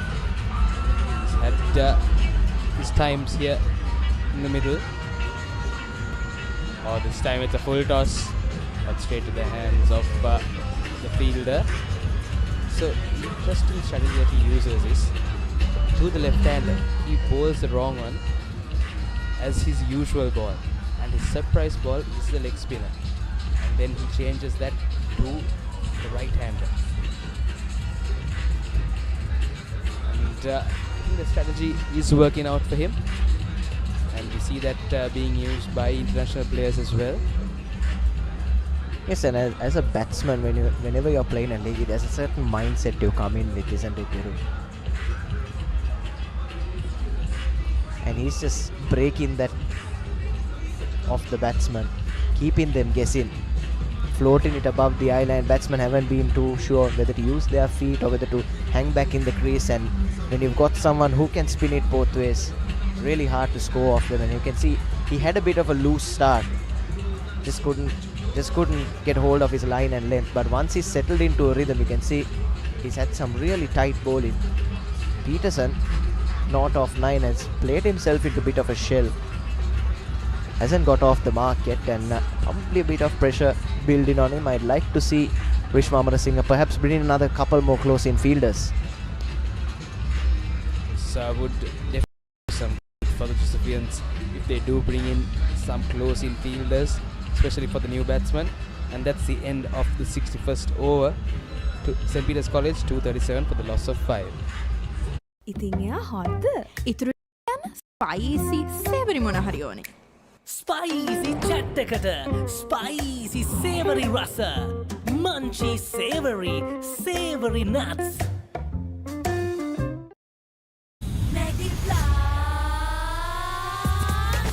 Blast, make a flavor blast. Flavor blast, make it Papare blast. Pattu enna rasa kanna blast. Hoina item, make it Papare blast. Blast, make it Papare blast. Flavor blast, make it Papare blast. Blast, make it Papare blast. Flavor blast, make it Papare blast. Blast, make it Papare blast. Rasa pattu enna Maggie Papare blast. From Nestle. So St. Peter's now 237 for the loss of 5. 61 overs gone. Fernando on strike. As Pereira continues. He steps out. But got a hand on that Pereira. It's unfortunate there for Jason Fernando. We've seen him attempt that stroke. Done a lot of scoring off it this time. Just a bit too close to the bowler. Pereira, sharp dive across. Never easy off your own bowling. Got a hand to it.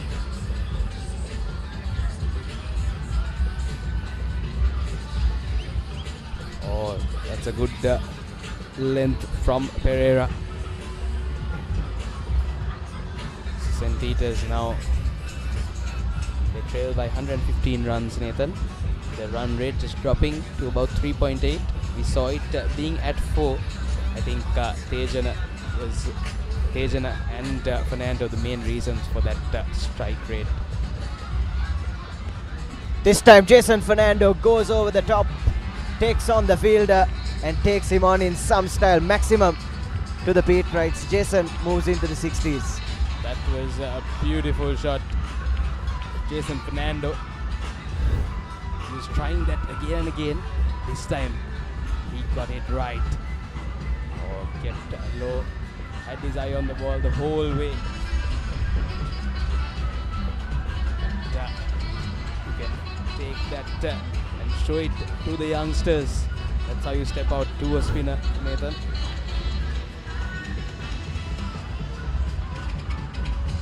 This time overcompensates Pereira and Fernando can knock it to mid-off for a single.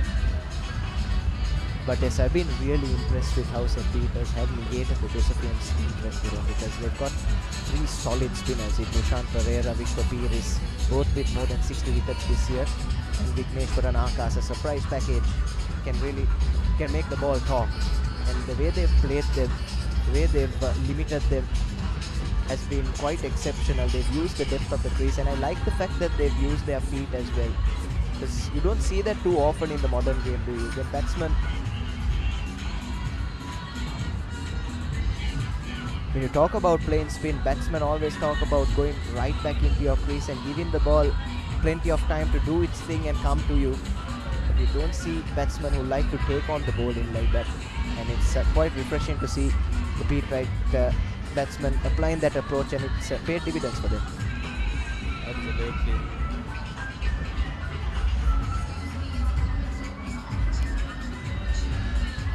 Yeah. That will be the end of 62nd over. St. Peter's College 244 for the loss of 5. Welcome to the Under Armour Halo project. Halo is not simply another sneaker, but rather a fleet of innovative footwear crafted to maneuver the complex biomechanics of running, training, and, well, everything in between.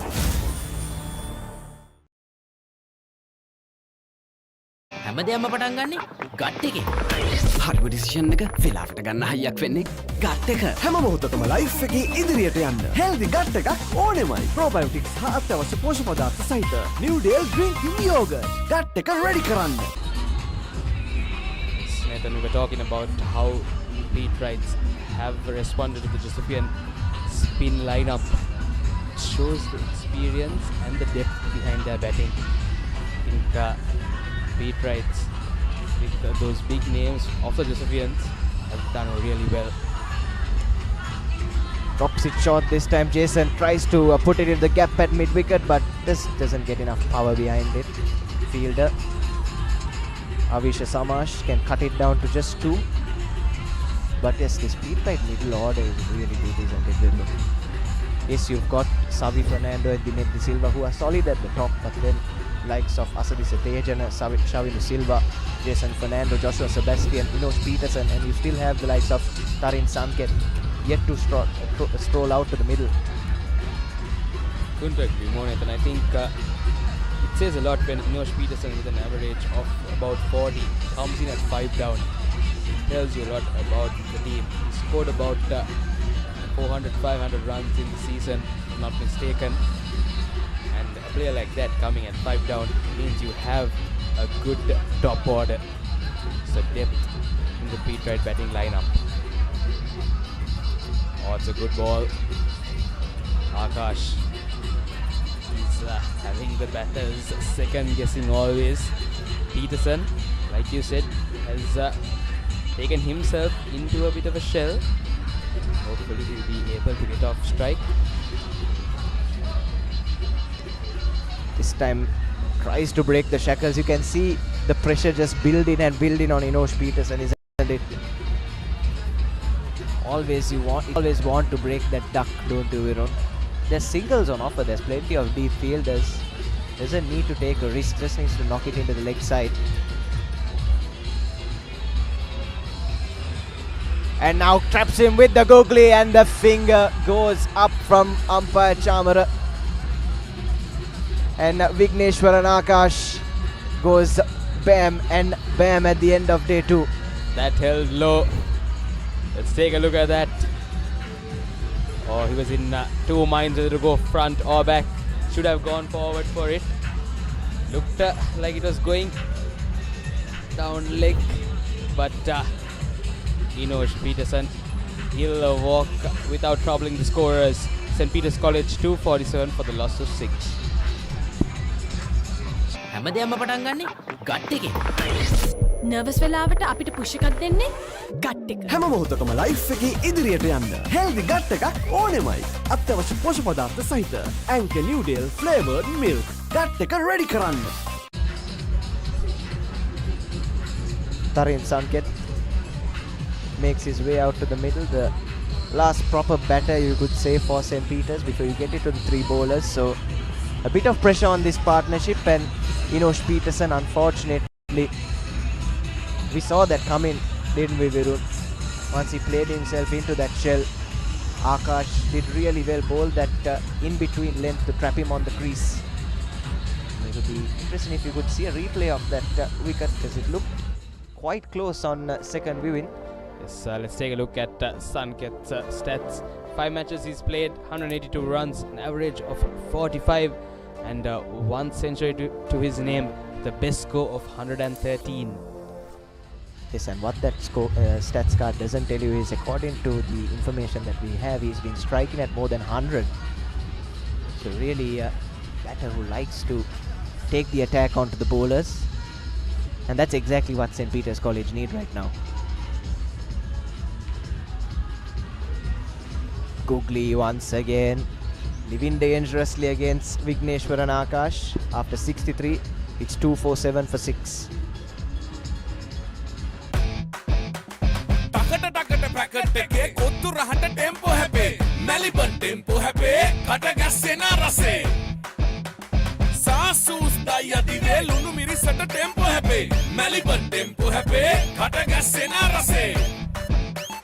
Wow, cheese max rase, cheese onion tempo happy. Melbourne tempo happy, kata gasena rase. Kothulu numeris cheese and onion rosetta. Melbourne tempo happy, kata gasena rase.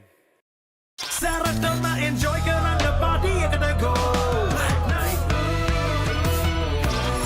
Night Go Pocket Perfume. Youth ekata go ekak. So St. Peter's College 247 for the loss of 6 after the end of 63 overs. The new batter in is Tarin Sanket.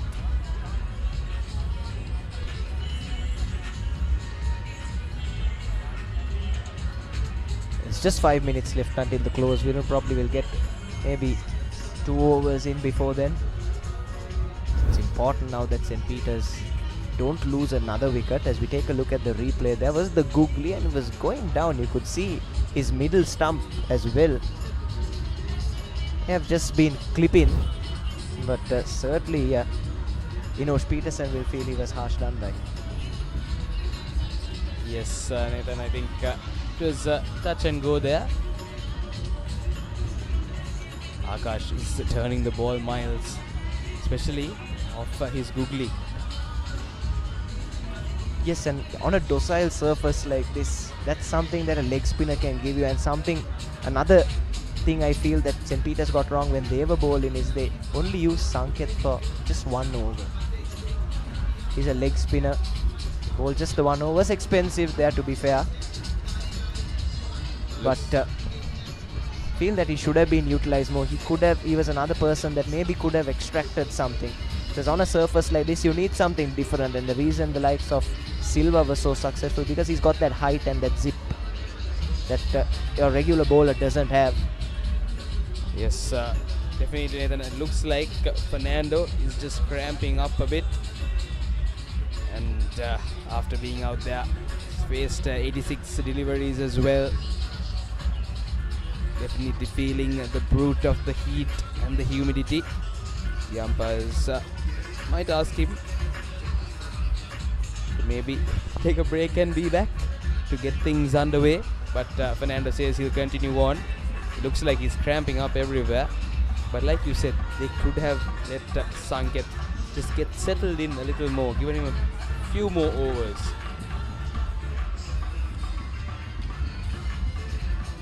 Yes, the Josephian faithful might argue that Jason Fernando just took a glance at the clock there, trying to make sure that this is the last over, but I'm sure we'll have time for another one. 3 deliveries to go in this. Still about 3 minutes left on the clock. It's quite friendly from Lushant Pereira, isn't it? Isn't challenging the stumps. And for a pair of batsmen, a really tired man on 66 and the last recognized pair for their team, looking to just see out these last 2 overs. He isn't asking too many questions. Well, Josephians would want him to ask plenty of questions, get 1 wicket before they go into the end of the day, just to have that psychological advantage coming in tomorrow, Nathan.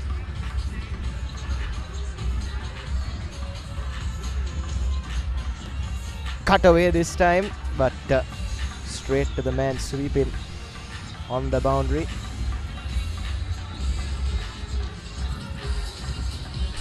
But yes, St. Peter's can't afford any further damage.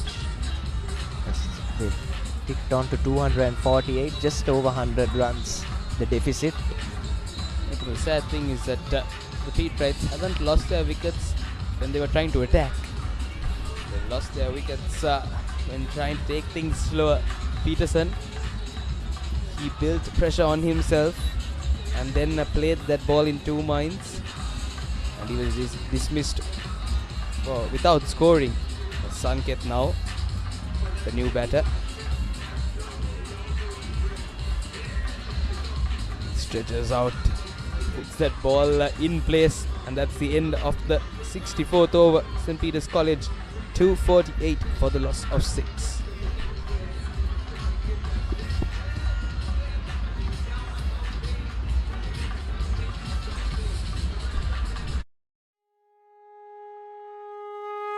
Why take chances with construction delays, speculation, or uncertainty when you can invest in the real thing? Marina Square offers premium finishes, ocean views, and above all, a payment plan that extends till 2027. Know exactly what you buy and pay with ease. Call 076 305 0000. Marina Square, Uptown Colombo. A luxury project fast approaching completion. Backed by Access Engineering.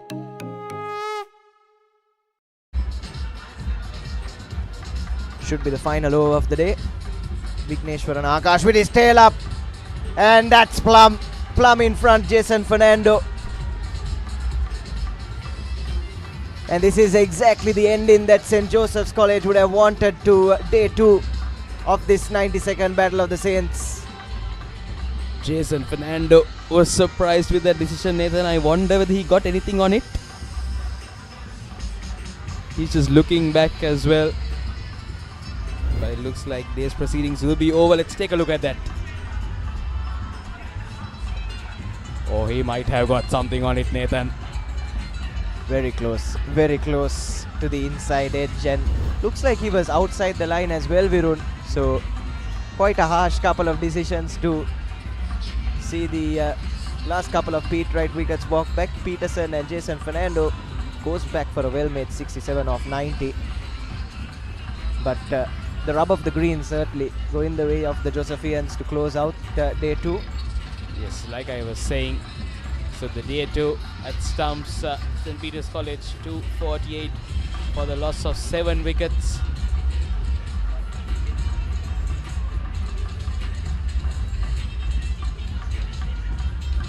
So the Josephians going in to their dugout quite happy with the mental advantage, Nathan. So the Josephians, they'll come tomorrow guns blazing, trying to get those last 3 wickets. Yes, definitely still have a lead of 100 runs on the board. But St. Peter's College have nothing to lose, so they can just afford to come out and go all guns blazing, like you said in that first session. Try and get as close to that Josephian total as possible. This contest following a similar theme to what we saw last year, but in reverse. If you recall, last year it was St. Peter's that took their time when they won the toss and elected to bat. Let's take a look at the Pete Wright scorecard. It's those 3 in the middle. They are Tejana Silva and Fernando, 78, 62 and 67 respectively, that have done the heavy lifting for the Pete Wrights. And either side of them, nothing much coming from the top or the late middle order. Sebastian and Peterson just couldn't make the contributions that they could have wanted, and 29 extras, Virun, is simply inexcusable. You can't be doing that. So Sanket, he remains on strike for day 3 for the Pete Wrights. So that extra count, almost 30. Let's take a look at the Josephian bowling card. Akash, the pick of the bowlers, 3 wickets in his 13.4 overs and 39 runs coming off it. Quite decent economic considering how quick the Pete Wrights were going early on, Nathan. Yes, 3 for 39, and he's been the difference maker for the Josephians. As we take a look at the bottom of your screen there, they were 3 for 226 at one point, but now find themselves 7 for 248. So 4 quick wickets, Virun. And that has really hurt the momentum that St. Peter's worked so hard to build in that second session. Yes, and I think this is what happened to the Josephians as well in yesterday's last session. So the pitch just, wavering a bit in those last sessions, Nathan. And for a leg spinner, Akash, he's had the best economy for St. Joseph's. That's saying something. Let's take a look at the highlights of the day. Last session, Shamidu Silva, a beautiful innings he played alongside Tejana, but he gave away this soft dismissal after playing a brilliant innings. And then Jason Fernando came into the play. A few going behind, but most of the shots that Jason Fernando played, it was beautiful to watch. Let's take a look at that drive, Nathan. It's just the way he uses the feet. You can see in those strokes, not allowing the bowlers to settle into a line and length. That was Shavindu Silva's 50 to back up his 5 wickets in the bowling innings as well. That's an incredible achievement for him. He'll remember this big match as a highlight in his life. 5 wickets in the first innings and then a 50, and then Jason Fernando with a 50 of his own. Shavindu Silva, just a lazy shot that time. Stepped out, not the correct line to play that shot. And he was caught behind that first slip. And then a peach of a ball from Akash to Joshua Sebastian, the googly. Sebastian had to walk after that. And then this one, the skipper, Inosh Peterson, caught in the middle. And then the last wicket of the day, Jason Fernando, the set batsman for the Pete Wrights. he is dismissed as Josephians walk into the dugout as happy men. So match summary then: St. Joseph's College 352 for 8 declared just before lunch today. Vakunagoda 88, Silva 5 for 95, and St. Peter's College, who won the toss, 248 for the loss of 7 wickets. Vigneshwar and Akash, with that late spell really hurting this Peterite approach, they still trail by 104 runs when they come out to bat tomorrow. Yes, so St. Joseph's, their first innings, it was a contender for one of those highest first innings scores, Nathan, 352. So let's take a look at the sessions, the victors of the sessions, Nathan. So day 1, first and second session, it was all the Josephians. They had the say the entire time. Yes, 219 for 1 at 200 for 1 at T by yesterday, I believe, Virun, and then St. Peter's clawed their way back first with their bowling, and then this morning both teams playing a bit defensively, and I feel like the morning session, that's crucial time taken out of this encounter, isn't it, Virun? We could have seen a result, whichever way it goes, we could have seen a result in this encounter for the first time in 10 years, but that first session just took some crucial time out of this game. And then in session 3 should have been yellow, but St. Joseph's did really well through the likes of Akash to claw their way back with 4 quick wickets. I couldn't agree more. So we'll have an analysis where we have Laksisi with the talk show. Handing over to you, Laksisi. Welcome back everyone to the second day of the 92nd Battle of the Saints encounter came to an end. St. Peter's College on 248 for the loss of 7 wickets. Can say it was a good reply from St. Peter's College. They did lose some wickets right at the end, but they have batted with a lot of intent, and St. Peter's College still, although they are 104 runs behind, they did manage to dish up a good effort with the bat. This is the summary so far. St. Joseph's College 352 for 8. They declared their innings. Vakunagoda 88, Dantanarayan 84, Samaj 53, and then Shandu Silva took a 5 for 95, and then St. Peter's College in reply to 148 for 7. Tejana, fantastic knock from him, a good knock, a knock with a lot of intent, 78 of 96, and then Jason Fernando unfortunately got out just few deliveries before Storms on day 2, 66 of 84 deliveries, and then Silva to back that 5-wicket haul, he scored a 62 as well of 148 deliveries, a lot calmer, a lot more composed than the earlier 2. He took his time and he made sure that he anchored the innings as well. And Vigneshwar and Akash right at the end took 2 wickets, so his tally at the moment 3 for 39. So 104 runs behind St. Peter's College. You can say that St. Joseph's College, they might be slightly ahead with a 104-run lead on day 2. So to talk about everything that happened during day 2, joining with me once again is Vishen Halbage, former St. Peter's College skipper. Vishen, welcome once again to the show. Welcome. So Vishen, 104 runs behind now St. Peter's College, 3 wickets left. How much will those last 2 wickets hurt St. Peter's College? Yeah, especially the wicket of Jason Fernando in just the last over. I mean, that's a close call, but end of the day, the result has gone to St. Joseph's, and Akash struck in the last 2-3 overs, and I mean, he put the pressure back on St. Peter's in the last couple of overs. As we mentioned yesterday as well, in the latter part of the game, St. Peter's struck St. Joseph's, and now St. Joseph struck St. Peter's in the last 10-15 overs. So yesterday you talked a lot about St. Peter's College needing to come out today and batting with some aggression, batting with intent. That happened? Yeah, I mean, yes, you have to play positive cricket. You cannot be under the shell. So, I mean, St. Peter's came out of the shell and played positive cricket, but not the last 10-15 overs. Especially talking about the last 2-3 wickets, they were too defensive. Just because it's the last 10-15 overs, then you lose wickets for someone like Akash, because he has a good googly and you try to defend him and then it goes through the gate, and that's what happened to St. Peter's in the last 15 overs. Okay, so bowler like Akash is someone who plays with his pace quite a lot. He varies his pace quite a lot. So when you try to defend, especially off your back foot, there's a lot of time that you might get as such LBW, and that's exactly what happened. So just too defensive St. Peter's College, unfortunately, right at the end. And maybe all that hard work they did during the first 2 sessions probably just went away because of those last 2 wickets.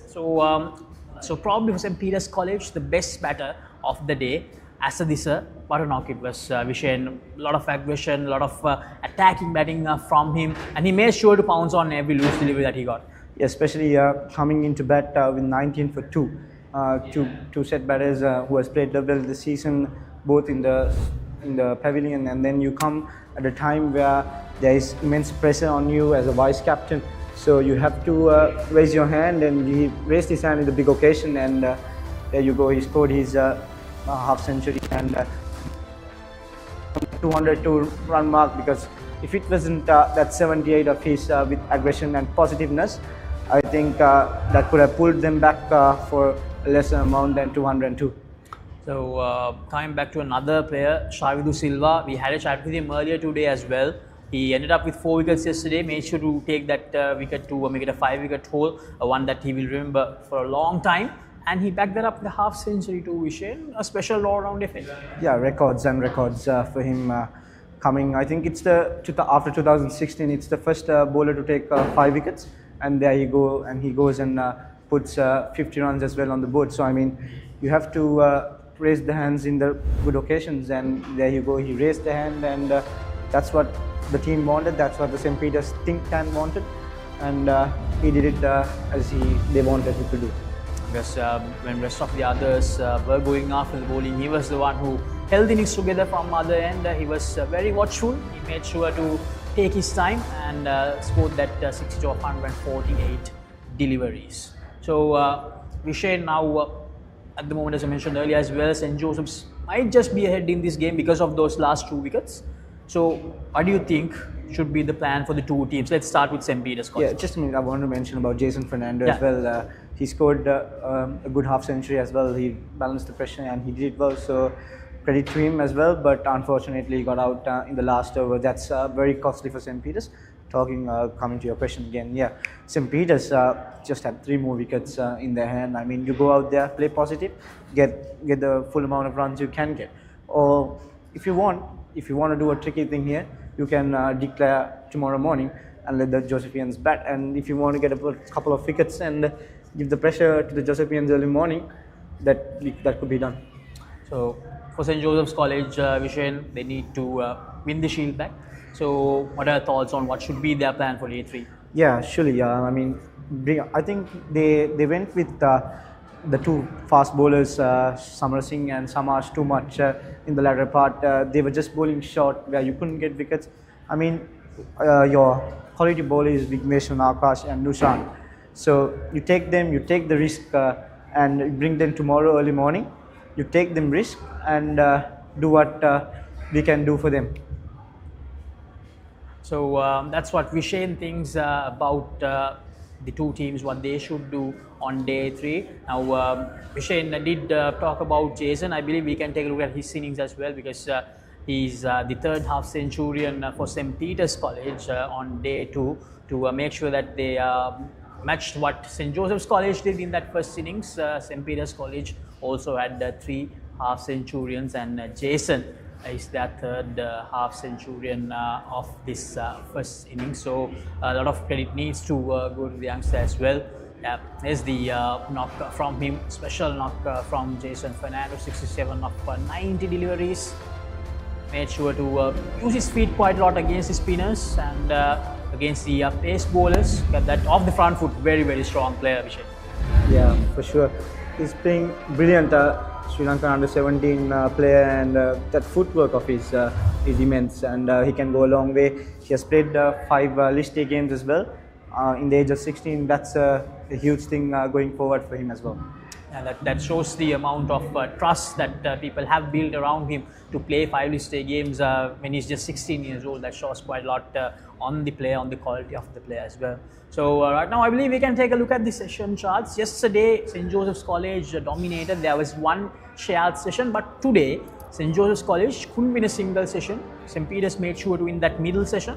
So shared 2 shared sessions today, Shane. So what are your thoughts on where the game stands now, just before we wrap up?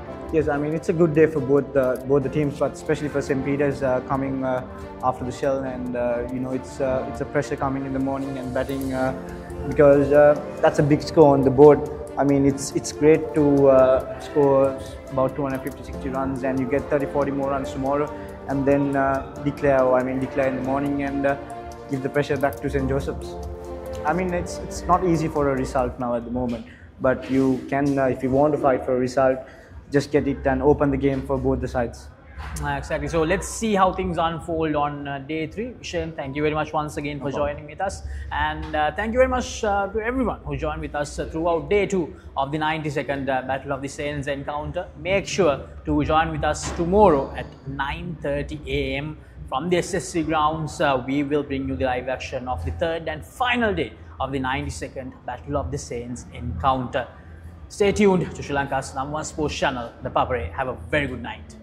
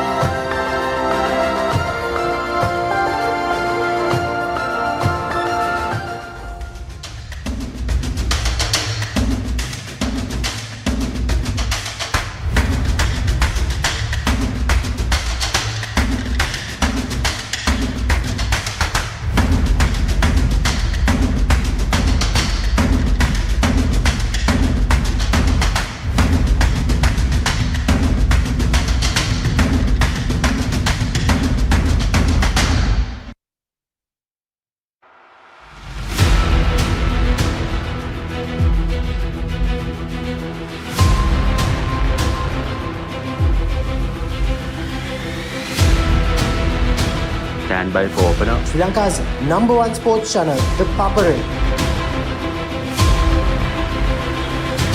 3, 2, 1, roll. ඉස්පින්න ශ්‍රී ලංකාවේ අංකික ක්‍රීඩා නාලිකාව The Papare සමග.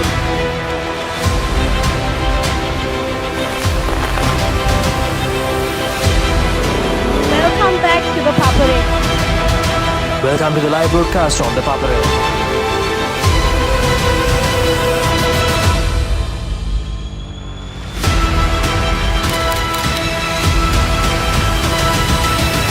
Good luck, guys. Good luck, everyone.